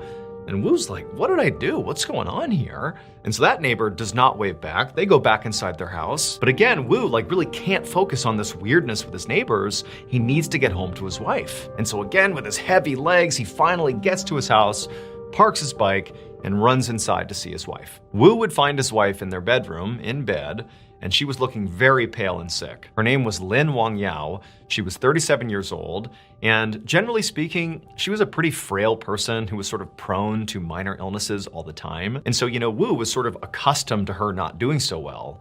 But as soon as he saw his wife, he could tell that whatever was going on with her was serious. This was not one of her typical bouts of, minor illnesses. Something was wrong here. And so Wu immediately began to tend to his wife.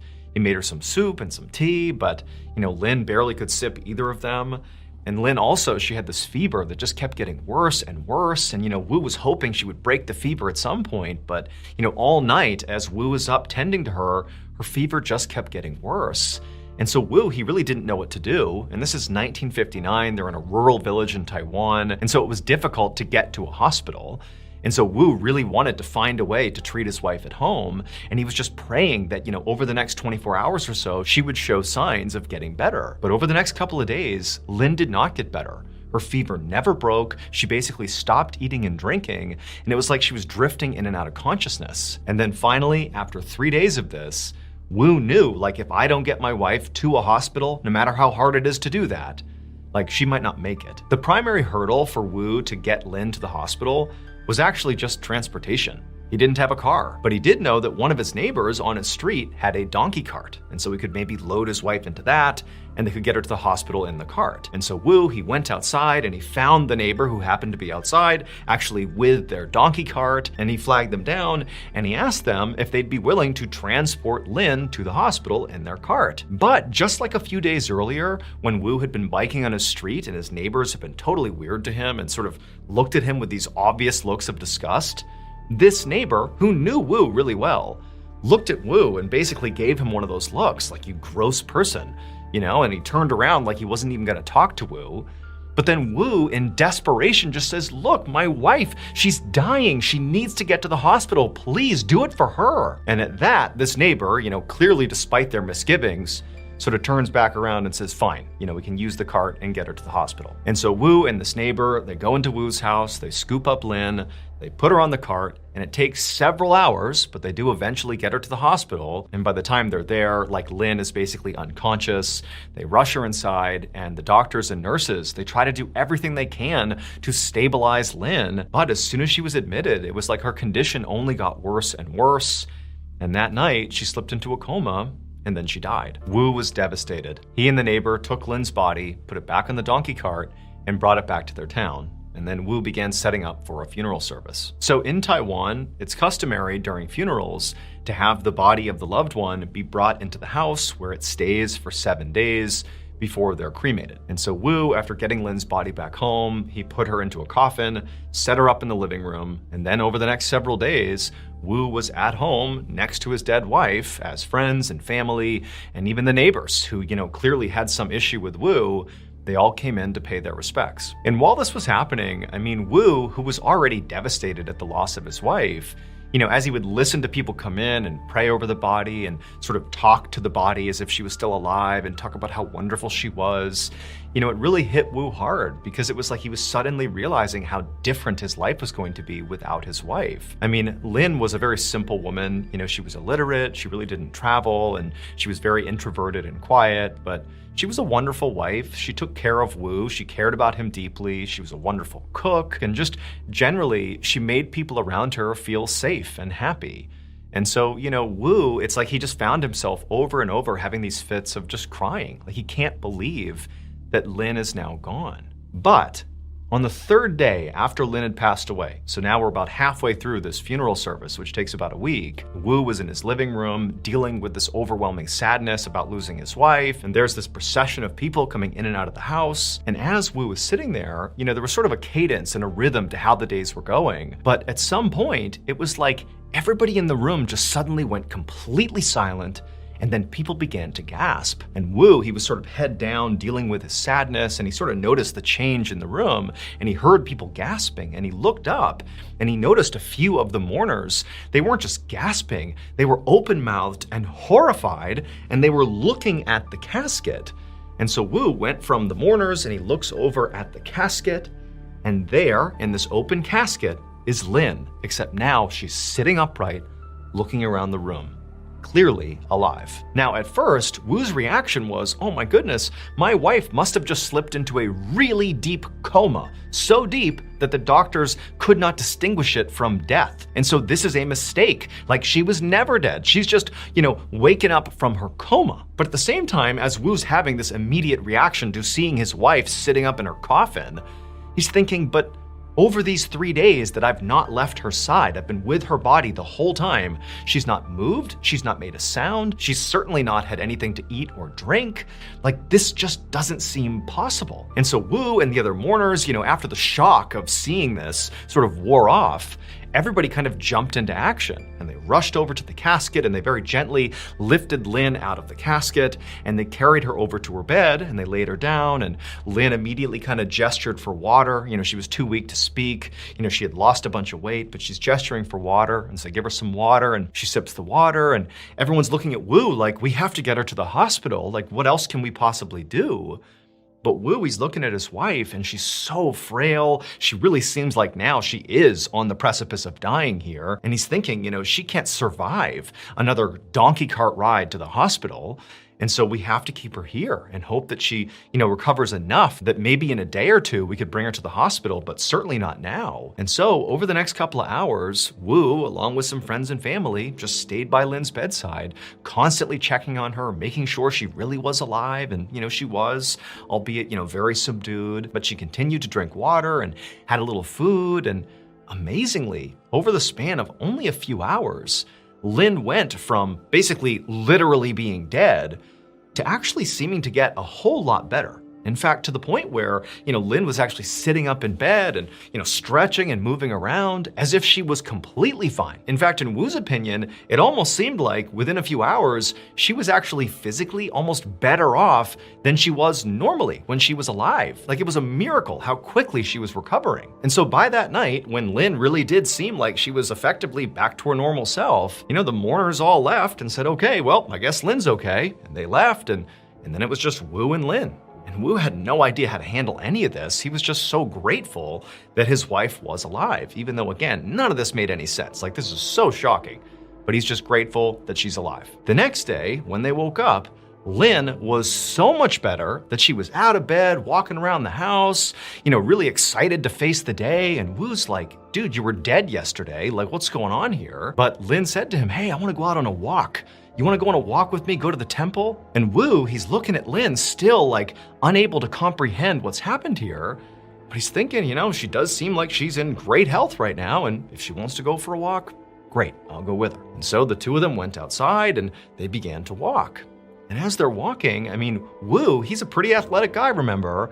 He found himself barely able to keep pace with Lin, who was like speed walking towards the temple. And on top of that, as they're walking and Wu's like, gassed as he's trying to keep up with his wife, periodically neighbors would, wave to Lin and Wu, and for just a brief second they would chat. And as Wu listened to Lin speak, he began to notice something really strange. That Lin, maybe he didn't notice it before, but he was definitely noticing it when she was speaking to other people. She just sounded different, like her accent was different. It did not sound like his wife. And the weirdness around Lin's miraculous recovery only got more weird over time. Before Lin died and came back to life, she had been illiterate. But now, she was not only able to read, but she could also read and speak fluent Mandarin, a language she didn't know before she died. Also, Lin used to be a really skilled cook who loved cooking meat dishes in particular. But now that Lin has recovered, she no longer wanted to eat meat. She said she was a vegetarian and basically stopped cooking. Also, Lin began speaking with real authority about the professions of accounting and bookkeeping. And then also she advised her husband to quit his job as an engineer and open up a building materials shop in town because there was a real need for it and he'd make real money that way. And believe it or not, like Wu, he doesn't understand what's going on with his wife, but she really seemed like a force to be reckoned with now. And however she had gained all this extra knowledge, it really seemed like she was sharp these days. And so he was like, all right. And he quits his job as an engineer, opens up this building materials shop, and really quickly, he and his wife began making real money, more money than they had ever made before. And while all this was happening, Wu and Lin became the biggest curiosity in town. The story of how Lin had miraculously come back to life with all these bizarre personality changes, not only was that spreading all around town, but it eventually spread all across the country. It was like everybody was talking about Lin. In fact, this story spread so far that it eventually reached the Taiwanese government. And when they heard about it, they were so intrigued, they decided they would investigate. And so on March 17th, 1962, the Taiwanese government sent for Lin. And Lin was very happy to go. She was ready to tell her story and answer any questions they had. This was all just kind of exciting. The idea that the government wanted to know how she had made this unbelievable recovery. And so the government, they scoop her up and they bring her to this army hospital and they tell her she's going to be meeting with the chief physician there. And so the chief physician, he's inside of the room, he's waiting for Lin. He's never met her before. He's only been told roughly what the story is. There's this woman who's acting really funny after coming back from the dead, and okay, fine, I'm going to talk to her and see what's going on. And so Lin, she walks in the room and the chief physician, he looks at her, she's an ordinary looking woman, and she walks over to him, and before he can even begin a line of questioning, Lin looks at him like with a double take, like there's a moment of recognition, and she says to the chief physician, "Uncle?" And the chief physician is like, "Why are you calling me uncle?" And then Lin would go on to explain why she had just called him uncle. And the chief physician was so shocked by her story that he left the room and he called for his wife. And then when his wife came to the hospital, he didn't tell her what was going on. He just said, "Come with me." She walks into the room with the chief physician, he and his wife, and Lynn, who's never met this woman, and the woman has never met Lynn, they see each other for the first time, and Lynn looks at her and just goes, "Auntie." And it was at this point that Lynn revealed to the chief physician and his wife that Lynn really was not her name. That's what people called her, but that wasn't who she was. Her real name was Zhu Shuhua, and the chief physician and his wife literally couldn't believe it, because they had not given any information about their personal lives to Lynn. They've only listened to her story, and she's just offered up what she claims her name is. She's called them uncle and auntie, and wouldn't you know it, the chief physician and his wife, they did have a niece whose name was Zhu Shuhua, and a year earlier, she, their niece, had gone missing. She'd gone missing during the Chinese Civil War, and she had been presumed dead, but nobody had ever found her body. According to Lynn, Zhu did die during that war. She was robbed and murdered by a group of fishermen. And then after she was killed, her spirit was sort of stuck in this purgatory for some time. But then, a year after Zhu's death, when Lynn died, Lynn said that Zhu's spirit entered Lynn's body, and thus, she came back to life, Zhu did, but in a different body. And so Lynn basically was telling the chief physician and his wife that she was Zhu. She had been reincarnated in Lynn's body. And as crazy as this story sounded, the chief physician and his wife couldn't help but notice that as Lynn was speaking, her accent was exactly like Zhu's. In fact, just generally speaking, Lynn was acting exactly like their niece. She really did seem like the reincarnated version of Zhu. And then when they dug deeper and spoke more to Lynn and also her husband Wu, the physician and his wife learned that, Lynn, when she woke up and was reincarnated, suddenly she was a vegetarian, just like Zhu. Suddenly, Lynn was interested in accounting and bookkeeping. Well, that was something that Zhu was interested in. And also, the biggest one was that Lynn had been illiterate, but then she wakes up and suddenly she reads and speaks Mandarin fluently, the language that Zhu read and spoke. And so the chief physician, he couldn't help but start to believe that maybe Lynn was telling the truth here. Maybe this really was his niece's reincarnated spirit. And so, as sort of strange as it was, he told the Taiwanese government that, you know what, there's something weird happening here, and, I can't help but believe that maybe there's some truth to this story. But if we really want to pressure test it, Lynn claims that she knows who killed my niece. Like, she knows who killed her, because now she's Zhu. She said it was this particular group of fishermen. And actually, Lynn had given the names of these fishermen that apparently robbed and killed Zhu. And so the chief physician told the government, why don't we investigate my niece's disappearance as a murder and go talk to those fishermen and see if that holds up. And so that's what the government did. They tracked these fishermen down, but unfortunately, only one of them was still alive. But they interviewed this guy, and Lynn would actually say that particular fisherman, he was not one of the aggressors. He was actually the only fisherman in the group who tried to save Zhu, even though obviously she did get killed, but that fisherman had tried to stop what was happening to her. And when the government talked to him, he would say that, yes, unfortunately, she was killed, and I did try to stop it, but I just couldn't. Keep in mind, this fisherman had not been given any information. This is entirely like a brand new investigation. He has no idea what they know. But he basically exactly mirrored what Lynn said happened. And so based on this, they actually closed Zhu Shuhua's case. It was labeled a disappearance. They changed it to a murder, and they labeled her killers as the fishermen who were deceased at the time. But they were labeled as her killers, and they closed the case based entirely on, a reincarnated spirit's testimony. And there's one more thing. Back in the beginning of the story, when Wu is hustling home, biking as fast as he can to get to his sick wife, and he has those weird encounters with his neighbors, well, it would turn out when those neighbors were interviewed, they would say that the reason they gave those looks to Wu, those looks of disgust and disdain, is because, one, they knew Wu was married to Lynn, and they were also aware that she was sick in bed. But here comes Wu pedaling up the road, and he's got this woman sitting on the back of his bike that is clearly not his wife.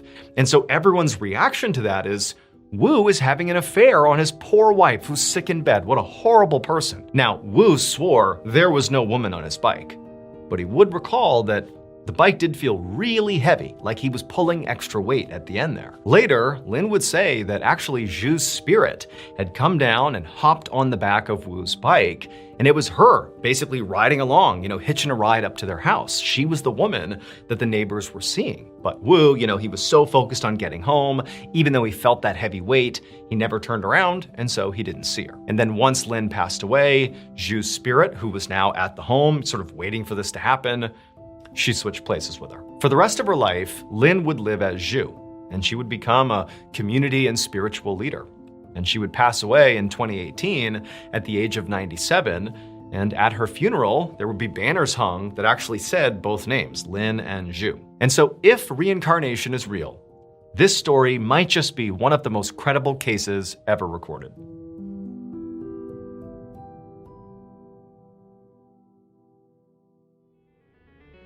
Thank you so much for watching. Let me know what you thought of today's episode in the comments. And remember, we have hundreds of videos for you to binge right now. But if you're looking for a recommendation from me of that one video that's worth your time, well, it's this one right here.